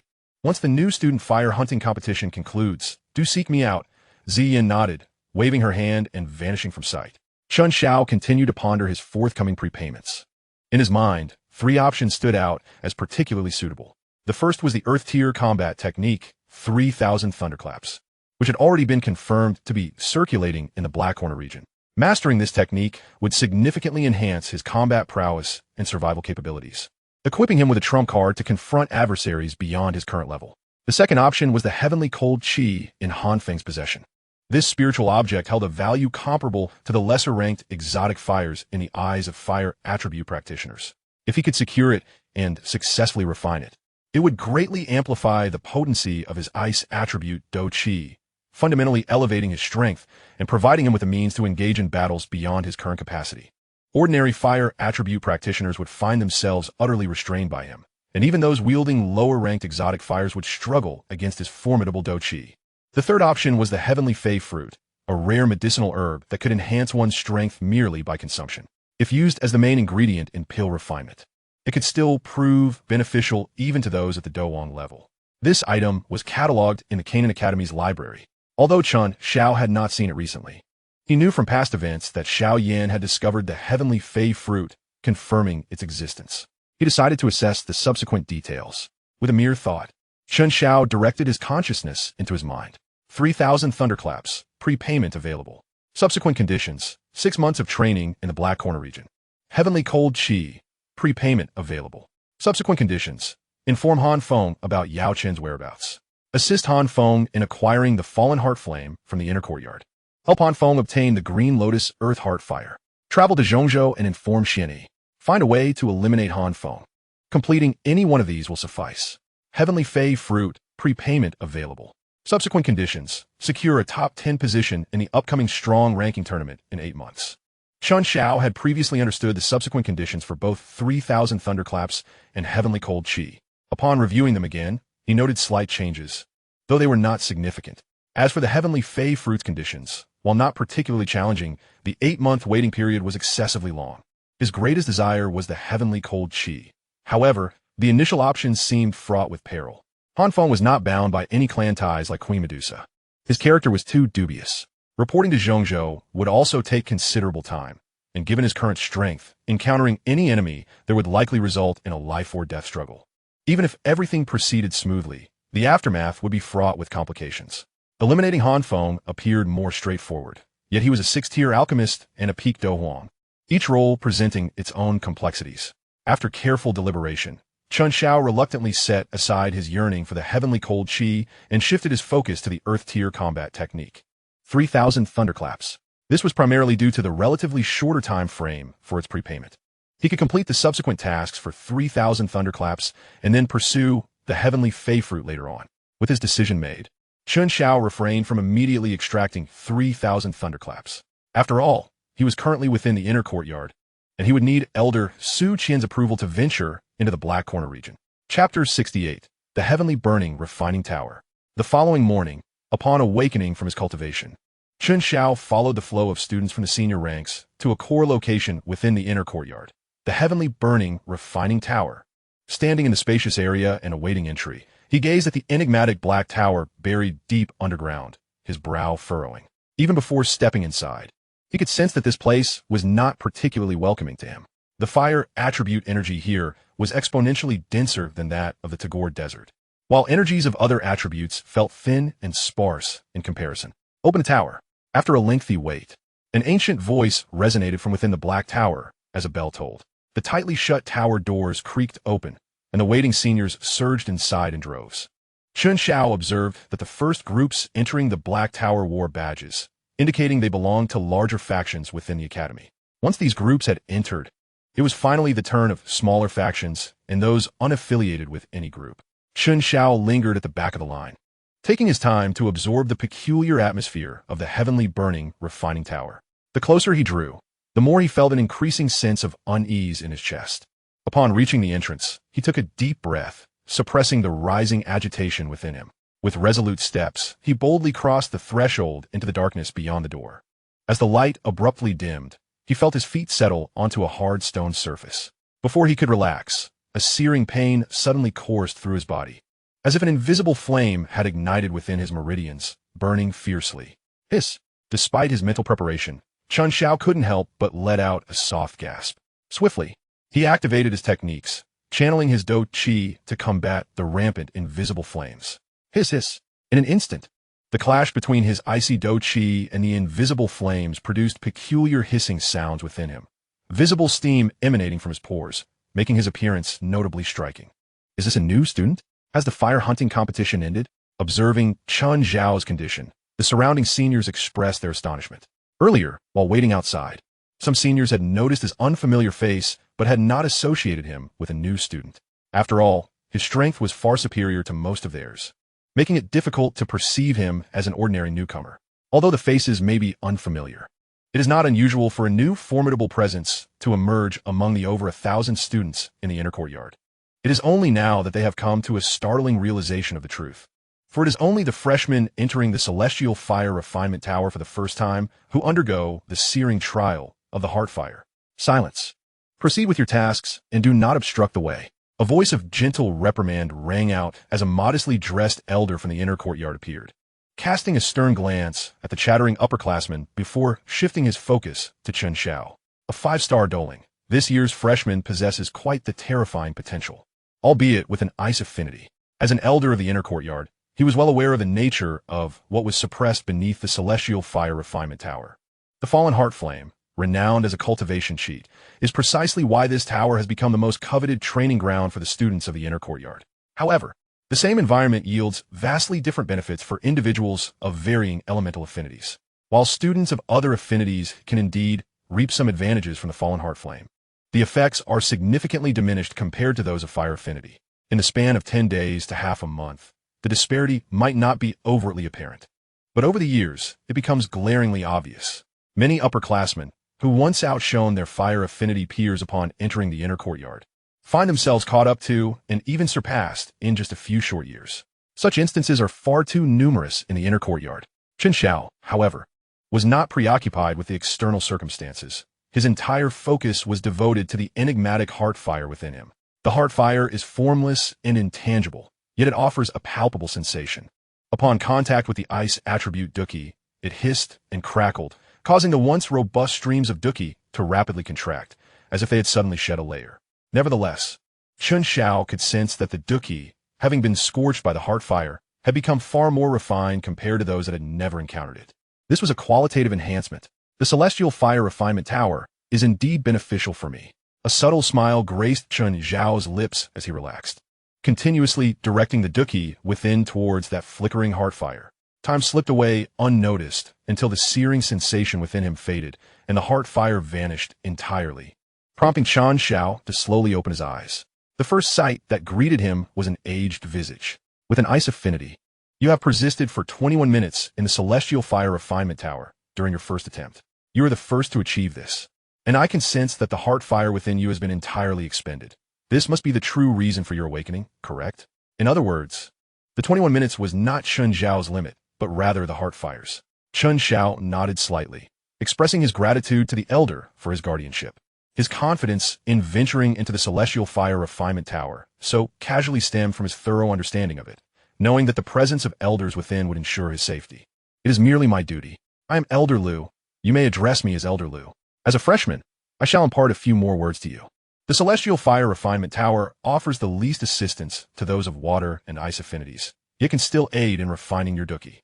Therefore, I suggest you dedicate 1 or 2 hours each day to practice here, or set aside several days each month for Douqi refinement. There is no need to be like some of those youngsters who seem to wish to sleep within the tower. Elder Lu shook his head. Having just arrived at the inner courtyard and already possessing the rank of 5-star doling, such talent warranted his attention. Whether Chen Xiao heeded this advice was beyond his control. Understood. Thank you, Elder Lu. Very well, you may go. After parting ways with Elder Lu, Chen Xiao searched for an available training room on the first floor of the celestial fire refinement tower. Unfortunately, at this peak training hour, there were no vacant rooms on the first floor. The same proved true for the second floor. It was not until he ascended to the more exclusive third floor that he finally discovered a few unoccupied training rooms. The process was straightforward. Inserting the fire crystal card into the slot beside the seat would automatically deduct the required fire energy for the day. Before leaving, one would not be disturbed. Chen Xiao trained diligently until midday, utilizing the intermittent surges of heart fire to initially refine his internal Douqi. At that moment, he noted that the total amount of Douqi surging within him had decreased by nearly half. Yet he could sense that, in terms of combat prowess, he was indeed stronger now than he had been in the morning. This exemplified the distinction between quality and quantity. Feeling that the training effects on the third floor were somewhat sluggish, Chen Xiao stowed away the fire crystal card, rose, and pushed open the door to the training room, preparing to explore the lower levels for a different experience. However, plans often falter in the face of unexpected changes. As soon as he opened the door, he spotted Ziyin, clad in a white dress, languidly seated outside, idly holding a half-eaten medicinal herb resembling a spiritual mushroom. Weren't you supposed to find me after the freshman fire energy hunting competition concluded? Sensing Chen Xiao's confusion, Ziyin blinked her large eyes in response. Upon hearing this, Chen Xiao suddenly realized that 2 days had passed, and the fire energy hunting competition was indeed nearing its end. Chapter 69, The 3-Year Training Plan. In the freshman accommodation area, as Chen Xiao led Ziyin back, Elder Su Qian had just finished settling the new students, instantly infusing this relatively desolate place with a lively atmosphere. However, due to the hardships endured during the fire energy hunting competition, the newcomers all bore disheveled appearances, with hardly a single person walking among them unscathed, making the scene resemble a comical gathering of the weary. Elder Su, great elder. As they approached, both Ziyin and Chen Xiao greeted. Elder Su Qian returned a weary smile to Ziyin, his gaze lingering slightly on Chen Xiao. Have you visited the celestial fire refinement tower? What was your impression? It has helped in refining my Douqi, but I did not feel much of an increase in training speed. Staying in the tower even became somewhat uncomfortable. I encountered Elder Lu, who advised me not to expend too much energy in the celestial fire refinement tower to avoid losing sight of the fundamentals. Chen Xiao replied candidly. Elder Lu speaks wisely. It is indeed unwise for you to invest excessive energy in the celestial fire refinement tower. In comparison, the arena may offer you greater benefits. Over the past 2 days, I have thoroughly reviewed your profiles. How about I assist you in formulating a 3-year training plan? Elder Su Qian proposed with a smile. Upon hearing this, Chen Xiao felt a surge of astonishment. This esteemed elder was a genuine zone powerhouse and the current authority at Jianan Academy. A training plan crafted by him would undoubtedly possess considerable merit. Please, great elder, do enlighten me. It is merely a suggestion. From your profile, I noticed a glaring issue. Your background and talent are starkly mismatched, and your rapid growth has outpaced your experience. To put it more directly, your accumulation is severely lacking. This intangible element may seem dispensable, yet it is of paramount importance. It could determine whether you carve your own path in the future. Take martial techniques, for instance. Only with sufficient accumulation can you possess the capacity for creation and innovation, rather than merely perpetuating the paths of your predecessors. Additionally, based on our brief interactions, I have noticed a minor issue. You exhibit a certain charisma, yet lack assertiveness. This may be attributed to your environment and age, both of which require transformation. I must admit, the Grand Elder possesses considerable wisdom. The 2 points he raised are irrefutable, and you yourself are aware of these issues. This is precisely why you often sought ancient texts from Suner to read. Otherwise, your accumulation would only deteriorate further. As for the matter of assertiveness, it is rather straightforward. It stems from the influences of your previous education. Even though you have gradually adapted to this world of the survival of the fittest, there are moments when those influences inadvertently surface. Su Qian smiled slightly and continued. In my study, I have amassed over 10,000 tomes, some chronicling intriguing anecdotes from various regions of the continent, while others document the life stories of formidable figures, including their ingenious thoughts during the creation of martial techniques. It is a treasure trove of knowledge. In the future, within the inner courtyard, I grant you the privilege to enter my study at will. It is imperative that you peruse as much as possible. This is the first task you must undertake. The sky-burning refinement tower offers limited benefit to you. Dedicating some time each month to condense your fighting spirit will be advantageous, marking your second task. The final task pertains to the Black Corner region.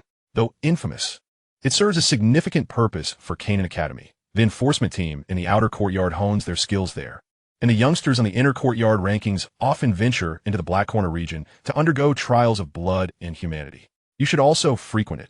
Within 6 months, you will undoubtedly perceive a transformation within yourself. These 3 tasks are what you must persist with in the future. As for the allocation of your time, you may plan that yourself. Furthermore, the arena of the inner courtyard and the vast, remote mountains behind it can also be explored occasionally. This is the advantage of having guidance. After the Grand Elder's insightful pointers, Chen Xiao possesses unparalleled clarity on how to proceed with his cultivation. More importantly, the Grand Elder's suggestions align perfectly with his pre-existing plans. Thank you, Grand Elder. I shall remember your words. Haha, our inner courtyard is not lacking in talent. As for those with fire attributes, I need not elaborate. The sky-burning refinement tower serves as the greatest support. As for other attributes, I must pay extra attention to avoid tarnishing the reputation of our inner courtyard. From the results over these years, my advice has often proven quite prudent. After conversing with Chen Xiao, the Grand Elder turned his attention to the restless little dragon person beside him. Your temperament is presently unsuitable for the Black Corner region.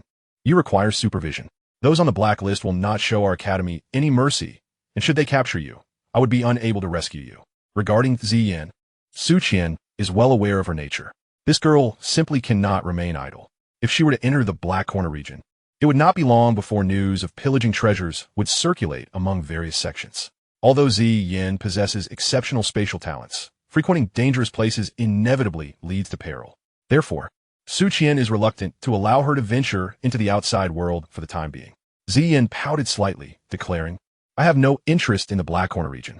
Even if you send me, I won't go. Su Qian, the Grand Elder, almost believed her. Glancing at 2 figures approaching in the distance, he chuckled and vanished from sight. Ignoring the elusive Grand Elder, Ziyan shifted her gaze to Chen Xiao. By the way, you haven't mentioned why you summoned me today. Chen Xiao glanced at the approaching pair, a man and a woman, and replied with a smile. You were complaining that raw medicinal herbs are unpalatable, so I found a kind-hearted individual who can assist you in resolving this issue. Following the conclusion of the fire capture competition, the Black and White Twin Devils team returned to the inner courtyard.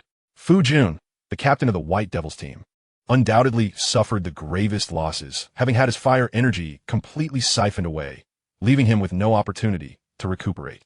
The 50 newcomers had already been thoroughly looted by the senior students ahead, leaving only the minimum behind.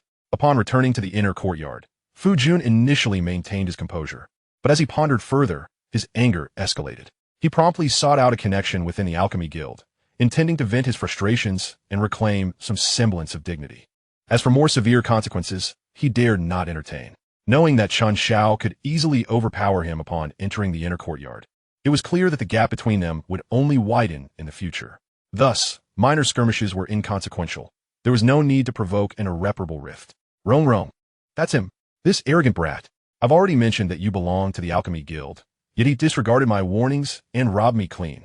You must. However, before he could finish, as he drew closer, Fu Jun caught sight of the girl in the white dress standing beside Chen Xiao. In an instant, the words caught in his throat, and he stood frozen in place, shivering. The girl he referred to as Rome also changed her expression, paling visibly. Goodness. The Brute King. Chapter 70.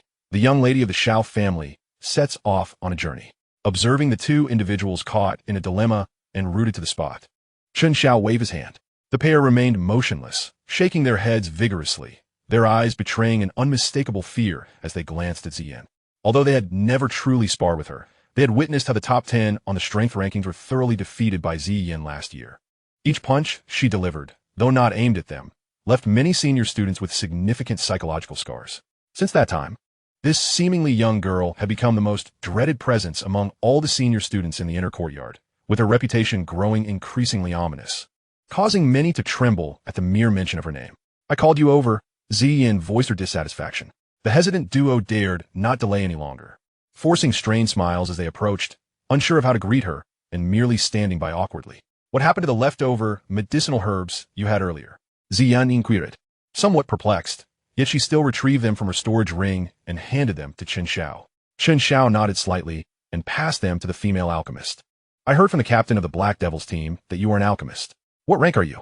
Second rank, the girl replied nervously, glancing at the seemingly less fearsome Ziyan beside her. That will suffice. I want to delve into the specifics of your purpose here today with Ziyan, but I do have a small request. Please refine these medicinal herbs. You need not concoct them into pills. Merely condensing them into ordinary pills should be a fundamental skill for an alchemist and shouldn't take too long. Upon hearing Chen Xiao's words, Ziyan's eyes lit up as she instantly grasped his intentions. She had previously considered having an alchemist process her herbs, but the individuals in the inner courtyard had always fled from her, and many of her herbs were of unclear origin. To avoid being sent back to the herb management office, she had no choice but to endure the bitter taste herself. Not difficult. As long as it's not difficult. Do it quickly. If you make it palatable, I will look after you in the inner courtyard from now on. Ziyan urged, her eyes sparkling with anticipation. Regardless, this was Chen Xiao's dubious scheme. Even if Su Qian sought retribution later, she would be unable to trouble her. With this thought, Ziyan chuckled gleefully. Under the coercive gaze of the two, the woman named Rong could only respond with a reluctant expression. Retrieving a cauldron from her storage ring and beginning to refine the essence of the medicinal liquid on the spot. This step was indeed not difficult, as it constituted the foundation of every alchemist's skill set, and given that the materials Ziyan presented today were not of particularly high difficulty. It took less than 10 minutes to produce 7 or 8 pills. Grasping the still warm elixirs, Chen Xiao proceeded to wrap them in some sugar before tossing them to Ziyan. She eagerly caught them and swallowed one without hesitation, causing the two observers to tremble with apprehension. Delicious. This exclamation of praise relieved the tension between them. Surely, this minor grievance could now be laid to rest. As the two awaited with bated breath, Chen Xiao pulled Ziyan aside and whispered a few words. Soon, she returned with her small hands on her hips, looking at the woman and asking, "What is your name?" Chen Rong. Very well, I shall remember you. From now on, you are responsible for assisting me in pill refinement. It won't consume much of your time, and in return, I assure you that no one in the inner courtyard will dare to bully you. Chen Rong felt as if she could weep. Backed by the Alchemist Guild, few dared to provoke her under normal circumstances. May I refuse? Hee, of course you can. However, I trust you wouldn't want me to cause you trouble in the future. Ziyan cast a mischievous glance at Fu Jun seeing this. The little alchemist of the guild could only acquiesce with a bitter smile. Go on, I shall return tomorrow. Satisfied with her minion, Ziyan waved her tiny hand to send her off. I have discovered a problem. While this method enhances the flavor remarkably, it is consumed far too quickly. Consequently, the amount of materials I require daily may increase exponentially. I plan to visit the medicinal materials management storeroom and gather more from the mountains. Will you accompany me? No, I have matters to attend to. I promise to join you next time. Chen Xiao declined, waving his hand. he was not so foolish. Su Qian, the Grand Elder, would undoubtedly be aware of Zi Yan's pilfering of inner courtyard materials. The fact that she had not been reprimanded merely indicated a tacit acceptance, a privilege reserved for those within. Very well, I shall visit you again in a few days. After watching Zi Yan depart, Chen Xiao turned and walked back into the pavilion. He greeted Xiao Hui and others who had just moved in today, then returned to his room and locked the door tightly. 3,000 thunderclaps. With a flicker of his thoughts, he felt a peculiar scroll materialize within his grasp. As he withdrew it, he discovered it to be a silver scroll, its side adorned with a striking line of small characters. Earth-grade low-level movement combat technique. 3,000 thunderclaps. This time, the advance of the combat technique felt distinct from previous experiences. As he toyed with the scroll, Chen Xiao sensed a shift. Previously, he had only received the information stream of Yan's return, but this time, he held a tangible object. After a moment's contemplation, he surmised that this might relate to the uniqueness of 3,000 thunderclaps. Mastering this technique necessitated harnessing the fragment of wind and thunder sealed within the Fonlei Pavilion, whereas Yan's return did not impose such stringent requirements. Without further hesitation, Chen Xiao unfurled the scroll for inspection. 3,000 thunderclaps is the highest level movement combat technique of my Fonlei Pavilion. Once mastered, one's form shifts like lightning, imperceptible to the naked eye. Even a grand fighter can engage with spirit fighters while remaining undefeated, and there exists a chance of escape against a king fighter. 3,000 thunderclaps is divided into 3 tiers: Thunder Flash, Thunder Instant, and 3,000 Thunder. Upon reaching the final tier, 3,000 Thunder, one can traverse space silently, achieving instantaneous movement with ease. Only by cultivating 3,000 Thunder to perfection, reaching the 3,000 Thunder realm, can one begin to learn our pavilion's advanced Earth-grade combat technique. 3,000 Thunder Clone. Reading the scroll's description, even Chen Xiao, who was already familiar with 3,000 thunderclaps, felt a surge of excitement. This was precisely what he currently lacked. Mastery would provide him with a trump card capable of overcoming adversaries of higher ranks, significantly enhancing his survival capabilities. Commencing from tomorrow, he would adhere to the Grand Elder's prescribed training plan while awaiting a thunderstorm.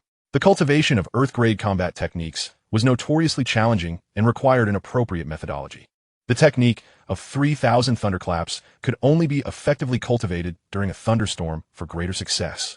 Meanwhile, in the Gama Empire in the city of Wutan, behind the Xiao family's mountain, Sun Er sat on a grassy slope, imparting crucial insights to Qing Lin regarding the nuances of cultivation. Although she still appeared to be at the Douqi stage, her knowledge far surpassed even that of Xiao Zhan, making her more than capable of guiding Qing Lin. As Sun Er spoke with fervor, she noticed that the typically attentive Qing Lin had once again drifted off. Qing Lin, sorry, sister Suna. I lost my focus. Not to worry, let us conclude here for today. Please pack your belongings. We shall depart early tomorrow. Sun Er said with a smile and a shake of her head. Upon hearing this, a look of delight washed over Qing Lin's face. She had not forgotten Sun Er's earlier words about visiting the Jianan Academy before their departure. With a joyful exclamation, she dashed back to her dwelling, eager to leave the Xiao family behind. Watching Qing Lin's elated figure retreat, Sun Er couldn't help but smile. Once Qing Lin was out of sight, she quietly instructed from the shadows, "Elderling, please invite Uncle Xiao Zhan to join us. It is time for a forthright discussion before we leave." Chapter 71, Guests. The conclusion of the fire energy capture competition did not signify a period of tranquility for the new students in the inner courtyard. They were yet to undergo a trial, one that entailed incessantly confronting the upperclassmen demanding tribute fees. Despite the fact that, apart from Chen Xiao, the 50 new students had merely 2 days remaining of their fire energy, waves of upperclassmen continued to approach relentlessly for their dues. Consequently, in recent days, every time Chen Xiao returned to the new student accommodation area, he witnessed confrontations erupting between the new and upperclassmen. What was termed a conflict was, in reality, a one-sided lesson. After all, among the new students, only a limited number of grand fighters could offer a modicum of resistance. The rest were hardly a match. The disparity was glaringly evident. Interestingly, although upperclassmen frequently sought trouble, none seemed to target Chen Xiao. When they occasionally crossed paths, these unfamiliar upperclassmen would even offer him friendly nods. The reasons for this were tied to 3 minor incidents. First, the notoriety of the black and white twin devils and the 50 new students. Second, during the Tianfan refining Qi Tower incident, Elder Liu had personally confirmed that Chen Xiao had attained the rank of 5-star spirit fighter. At last, the the whispers of the medicine guild circulated, revealing the close rapport between Chen Xiao and Ziyin. The convergence of these three events had propelled Chen Xiao into a modest renown within the inner court, even though he had yet to undertake any significant actions, inciting envy among the new students. However, Chen Xiao remained indifferent. For him, the absence of older students was a boon, allowing him to devote all his time to self-improvement. Each day, he spent 2 hours refining his fighting spirit at the sky-burning refinement tower, followed by an hour in Elder Su Qian's study, before retreating to the depths of the mountains to meditate and await the arrival of thunderstorms. This trifecta of activities cultivated a life that was both tranquil and fulfilling. In the span of a fortnight, immersed in the lush expanse of the mountains, the verdant hues stretched to the horizon, resembling an endless sea of greenery. Standing amidst it, as the wind stirred, the forest swayed gently, waves of green rolling in from afar, a spectacle that left one in awe. Atop a mountain peak, Chen Xiao and the perpetually idle Ziyin stood firm, the only sounds being the rustle of leaves and the rhythmic crunching of the girl as she chewed. "Would you like some?" Upon noticing Chen Xiao's gaze, Ziyin generously opened her small hand, revealing 3 irregularly shaped pills. Chen Xiao shook his head in resignation, pushing the little dragon's claws back toward her. "What I wish to inquire is how often thunderstorms grace these mountains." He distinctly remembered that when Hua Hua was cultivating the 3,000 thunder movements, it only took him a day or two to encounter suitable stormy weather. Why then had he waited for a full half-month without a drop of rain? Could it be that Xiao Yin was truly so fortunate? I haven't really paid attention, but the weather in the mountains is indeed unpredictable. Sometimes it rains for several consecutive days, while at other times it can be quite dry for extended periods. I recall the time I mistakenly consumed the transforming grass. It rained for days on end, leaving me ravenous. When I finally ventured out in search of food, I unwittingly ended up eating the transforming grass, Ziyin replied, shaking her head, still harboring grievances over that unfortunate experience. As if sensing her mood, dark clouds suddenly materialized in the previously clear sky, shrouding the sun. A fierce wind surged, causing the trees in the forest to rustle ominously. "You are right. The weather is indeed capricious." After a brief moment of astonishment, Chen Xiao finally smiled.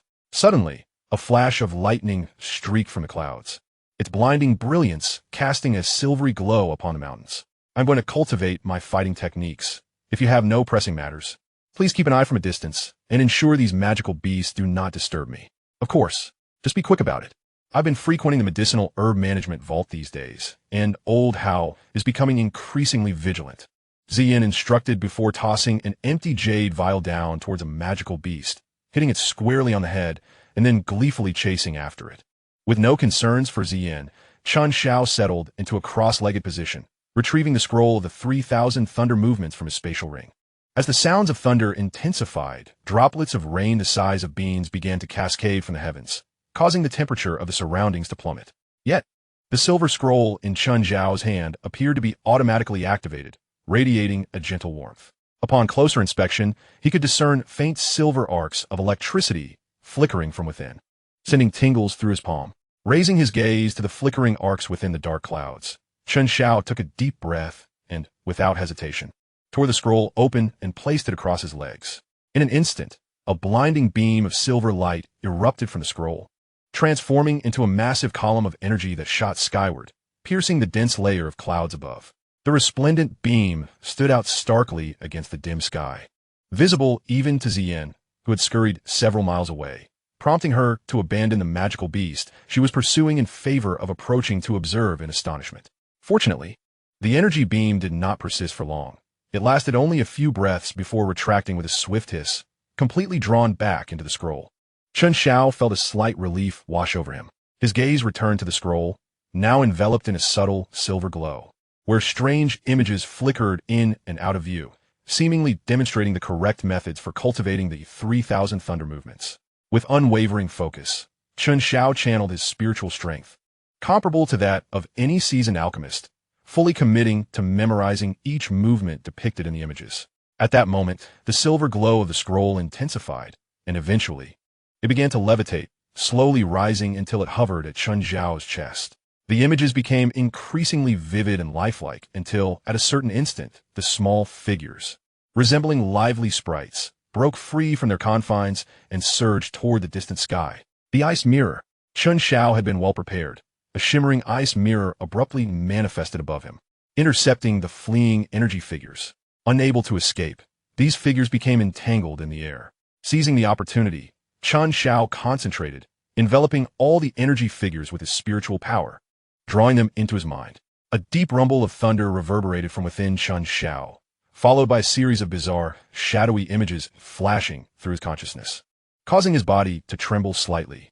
At this moment, he could clearly see countless tiny arcs of electricity flickering within his meridians, each pulse sending sharp pangs throughout his body. Had it not been for the numerous medicinal baths he had undergone with the earth core tempering liquid, granting him a certain tolerance for pain, he would have found it difficult to maintain his composure. Even on my own territory, you still wish to flee. Recognizing these tiny arcs as manifestations of the wind and thunder power, their essence concealed within, Chen Xiao chuckled inwardly. With rapid hand seals, he activated his fighting spirit, tirelessly cleansing the arcs within his meridians, ensuring they flowed in harmony with his cultivation technique. After countless cycles, the tiny arcs finally converged, revealing a silver lightning bolt that bore a striking resemblance to a small serpent. Without hesitation, Chen Xiao accelerated the flow of his fighting spirit, akin to a torrential stream, wrapping the serpent in a continuous cycle through his meridians until it became as familiar to him as his own limbs. Upon opening his eyes, the thunderstorm outside raged on, and the sky seemed to grow even darker. Chen Xiao extended his hand, gently rubbing his fingers together, and soon, a faint silver lightning flickered to life between his fingertips, accompanied by a delicate hissing sound. Is this truly the result of my cultivation? A petite figure materialized beside him, gazing curiously at the lightning that danced at Chen Xiao's fingertips. It is not so simple. It merely signifies that I have successfully refined this strand of wind and thunder energy, thus earning the qualification for formal cultivation. Although I express it so casually, an unmistakable joy graces Chen Xiao's visage. After all, he has surmounted the most arduous step in the cultivation of the 3,000 thunder movements. From here on, diligent practice will enable him to gradually master it, with the cultivation conditions no longer being so stringent, allowing him to train while embarking on adventures in the Black Corner region. How troublesome. This grumbling is irrefutable. By the way, Elder Su just transmitted a message to me, informing that 2 guests have arrived unexpectedly, urging us to return early today. Chapter 72, Sun's Gift. As Chen Xiao and Xian returned to the inner courtyard, the rain had diminished considerably, though it still drizzled gently. Parting ways with Xian, Chen Xiao made his way towards the small attic in the new student accommodation area. From a distance, he spotted a young girl clad in a sky-blue dress, standing gracefully in the corridor on the 2nd floor of the attic. She resembled a blue lotus blooming in a rain-kissed pond. The tempest had not dulled her brilliance, but rather served as a splendid backdrop, enhancing her beauty. As raindrops fell upon the puddles below, creating ripples, Chen Xiao quickened his pace and approached the attic. Raising his gaze, their eyes met in a shared smile. Without further delay, he ascended the stairs, not pausing to greet those idling on the 1st floor. Sister Sun, has the young master returned? Upon reaching the 2nd floor, he heard Qinglin's voice emanating from his room. Sun smiled warmly at Chen Xiao before gently nodding to the little maid inside. In the next moment, the sound of hurried footsteps echoed within the room, and an adorable head peeked out from the doorway. Young master. Qinglin sprang from the room, her little hands waving joyfully. Despite the months apart, their bond remained as intimate as it had been in Wutan City. Chen Xiao approached and affectionately ruffled Qinglin's hair. I just heard from the Grand Elder that guests had arrived in the inner courtyard, urging me to return early. I guessed it was you all, and indeed, I was not disappointed. There was no need to inquire how they had gained entry. The secrets and rules of the inner courtyard were rendered moot in light of Sun's status. Brother Chen Xiao, you have given both me and Qinglin quite a surprise. When we first arrived at the inner courtyard, we thought we would need to inquire extensively to find you. Yet it turned out that anyone we asked was aware of your presence. You should freshen up first. Qinglin has prepared hot water, and we can reminisce later. With a mischievous smile, Sun gently pushed Chen Xiao into the room. What greeted his eyes was a steaming wooden tub, transporting him back to his days in Wutan City. All right, you two wait a moment. After a brief exchange, Chen Xiao closed the door to wash up. He did not take long, quickly emerging in a fresh, well-fitting robe before the 2 girls. From their sparkling eyes, it was evident that Chen Xiao now appeared much more pleasing to the eye than before. As they entered the room, Qinglin disregarded Chen Xiao's subtle admonitions and efficiently began tidying up as if she could not remain idle. Seeing this, Chen Xiao acquiesced and joined Sun at the table by the wooden window. How has your experience been at the Canaan Academy, Brother Chen Xiao? Is indeed quite suitable for me. Half a month ago, Elder Su pointed out my shortcomings with remarkable clarity, advising me to accumulate more experience and practice diligently. If I invest 2 to 3 years in this, I should witness a significant transformation. Sun and Qinglin's visit today is quite fortuitous. I had originally planned to enter the Black Corner region tomorrow, having not seen each other for months. Even a brief recounting of their experiences could stretch into a lengthy conversation. By the time Chen Xiao finished sharing his overall experiences, the rain outside had ceased completely. The night unfurling, clouds dissipating, and stars and moonlight vying for brilliance. Sun pulled the finally relaxed Qinglin to sit beside her, smiling as she said, "When Qinglin and I entered earlier today, we noticed many factions within the inner courtyard. Does Brother Chen Xiao harbor thoughts of establishing one? A few days ago, those downstairs had privately inquired of me, suggesting that the new students gather together to foster camaraderie, making it easier to establish a foothold within the inner courtyard. However, I politely declined, as the Heavenly Flame Refining Tower holds limited utility for me due to my elemental attributes, and my cultivation plans will not be confined to the inner courtyard." Chen Xiao shook his head slightly in response. Establishing a faction has its merits and demerits. However, whether the benefits outweigh the drawbacks is subjective. Unlike the Yunlan sect, I do not possess many enemies, nor do I have the energy to devote to managing a faction, which diminishes my interest in its establishment. As for delegating the management to others while I remain a hands-off overseer, it is regrettable that I currently lack someone I can place complete trust in. Thus, rather than laboring for another's gain, it is far more prudent to focus on my own advancement. Enough about me. Sun mentioned earlier that there were still some minor matters left unresolved at the Xiao family. Have you achieved a satisfactory outcome? Chen Xiao was aware of Sun's ulterior motive for visiting the Xiao family and felt a twinge of curiosity regarding the outcome. The ancient emperor's jade, corresponding to the ancient emperor's cave, which Chen Xiao was aware of, represented the only path to becoming an emperor in the current Douqi Continent. Had it not been for Chen Xiao's ability to advance his understanding, he would have sought to obtain it while in Wutan City. Possessing a piece of imperial jade grants one considerable leverage. In summary, until I am adequately prepared to enter the ancient emperor's cave, no one shall enter. However, due to the possibility of leveraging my advance, my need for this imperial jade is not as pressing. Uncle Xiao Zhan is quite accommodating, and thanks to my cousin Xiao Yan, who is unable to conceal his physical issues any longer. This has become common knowledge in Wutan City. Uncle Xiao Zhan is nearly pulling his hair out in frustration. I offered some items that might benefit cousin Xiao Yan as a trade, and the transaction was completed quite easily, Sun replied with a smile. This outcome was hardly surprising. After all, Xiao Zhan was well aware of Sun's extraordinary identity. A man of Xiao Zhan's caliber would understand that Sun's polite offer of exchange was already a significant gesture of respect. Should he dare to refuse, it would be tantamount to a lack of appreciation, verging on a death wish. The so-called token of the clan leader's identity pales in comparison to the family security. Chen Xiao nodded slightly, weighing in his mind whether to caution her about the presence of spies within the ancient clan. However, considering the sensitivity of the matter, he decided to refrain from mentioning it for now, planning to find a more suitable manner to alert Sun before her departure. Lost in thought, he suddenly noticed Sun retrieving a scroll from her spatial ring and pushing it toward him. Previously, Sun had mentioned that she would gift Chen Xiao something, and during this time, she had pondered what would be most appropriate, remembering that Chen Xiao had inquired about ice attribute spiritual items. She meticulously compiled all the information she knew as a small first gift. Regarding the ice attribute spiritual artifacts, Chen Xiao had previously inquired with Hai Budong and Tang Shan. Yet the information Tang Shan possessed was rather scant, knowing merely the names of many artifacts, and was unable to provide Chen Xiao with their locations, let alone the particulars of their usage. Consequently, during his time at the Xiao family, Chen Xiao discreetly engaged in casual conversations with Sun to glean more information. Upon receiving the scroll handed to him by Sun, he unfurled it, revealing a dense array of neatly organized, exquisite characters that were not only visually appealing, but also invigorating. As he scrutinized the contents, Chen Xiao's eyes sparkled with excitement. Within the information compiled by Sun, not only were numerous potential locations for the artifacts documented, including those where they had previously appeared, but there were also meticulous notes on the precautions necessary when utilizing these items. For instance, the heavenly cold qi necessitated a minimum cultivation of douling to refine it. Furthermore, the environment played a crucial role.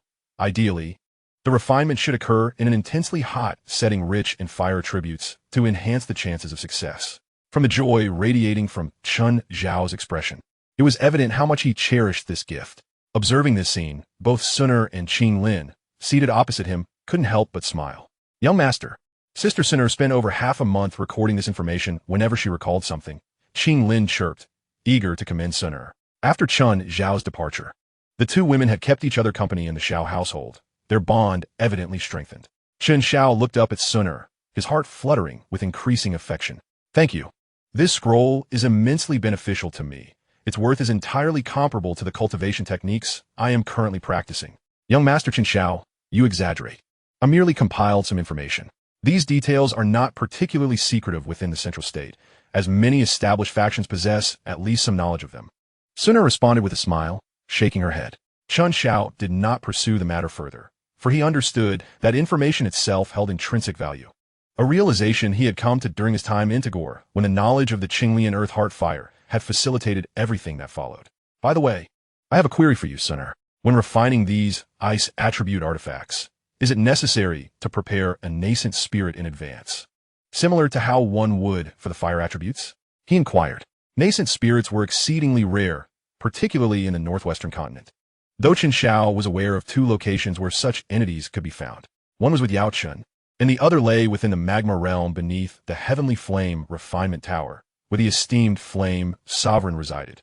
The Flame Sovereign had previously refined the Falling Heart Flame and had even attempted to refine a second one, making the likelihood of possessing a nascent spirit quite high. If the refinement of ice attribute artifacts also required this component, obtaining it would not pose a significant challenge for Chen Xiao. It was merely a matter of venturing underground. You are quite thorough in your considerations, young Master Chen Xiao, but it is unnecessary unless you intend to refine the Bone Spirit Cold Fire. However, as far as I know, this exotic flame was claimed by a sovereign from the Central State many years ago, and there have been no reports since. As for the Heavenly Cold Qi, it is labeled an ice attribute artifact solely due to its formidable effects, capable of countering exotic flames. Yet in reality, it fundamentally differs from true, celestial spiritual artifacts, lacking a source. It resembles a consumable rare resource.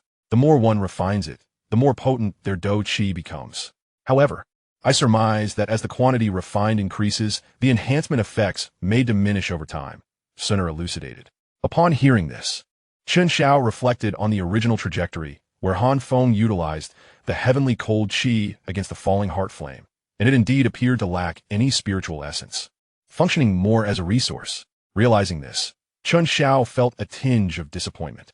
Yet, upon further contemplation, he acknowledged that it was only natural for the exotic flames to stand apart. The mere ability of these artifacts to counter such flames was already remarkably extraordinary, and he should not be overly greedy. Moreover, considering that these ice attribute artifacts lacked a source meant they would not take form or develop sentience, thus significantly reducing the difficulty of collection. With this thought, Chen Xiao felt a wave of relief wash over him. I understand now. This is quite favorable, as it will save me a great deal of trouble. Suner nodded with a smile and then retrieved a pitch-black scroll from her spatial ring, discreetly glancing out the window. The concealed Ling Ying immediately comprehended and silently enveloped the room in a soundproof barrier. Young Master Chen Xiao, this is a Do technique that Suner brought from home. She initially intended to practice it after reaching Do Wang, but since she decided to return early, it is of no use to her now. So she bestows it upon you. However, you must remember not to open it before breaking through to Do Wang. Otherwise, not only will you be unable to cultivate it, but you may also injure yourself. This Do technique possesses considerable power and consumes a great deal of energy, so once you reach the central state, it should not be used lightly.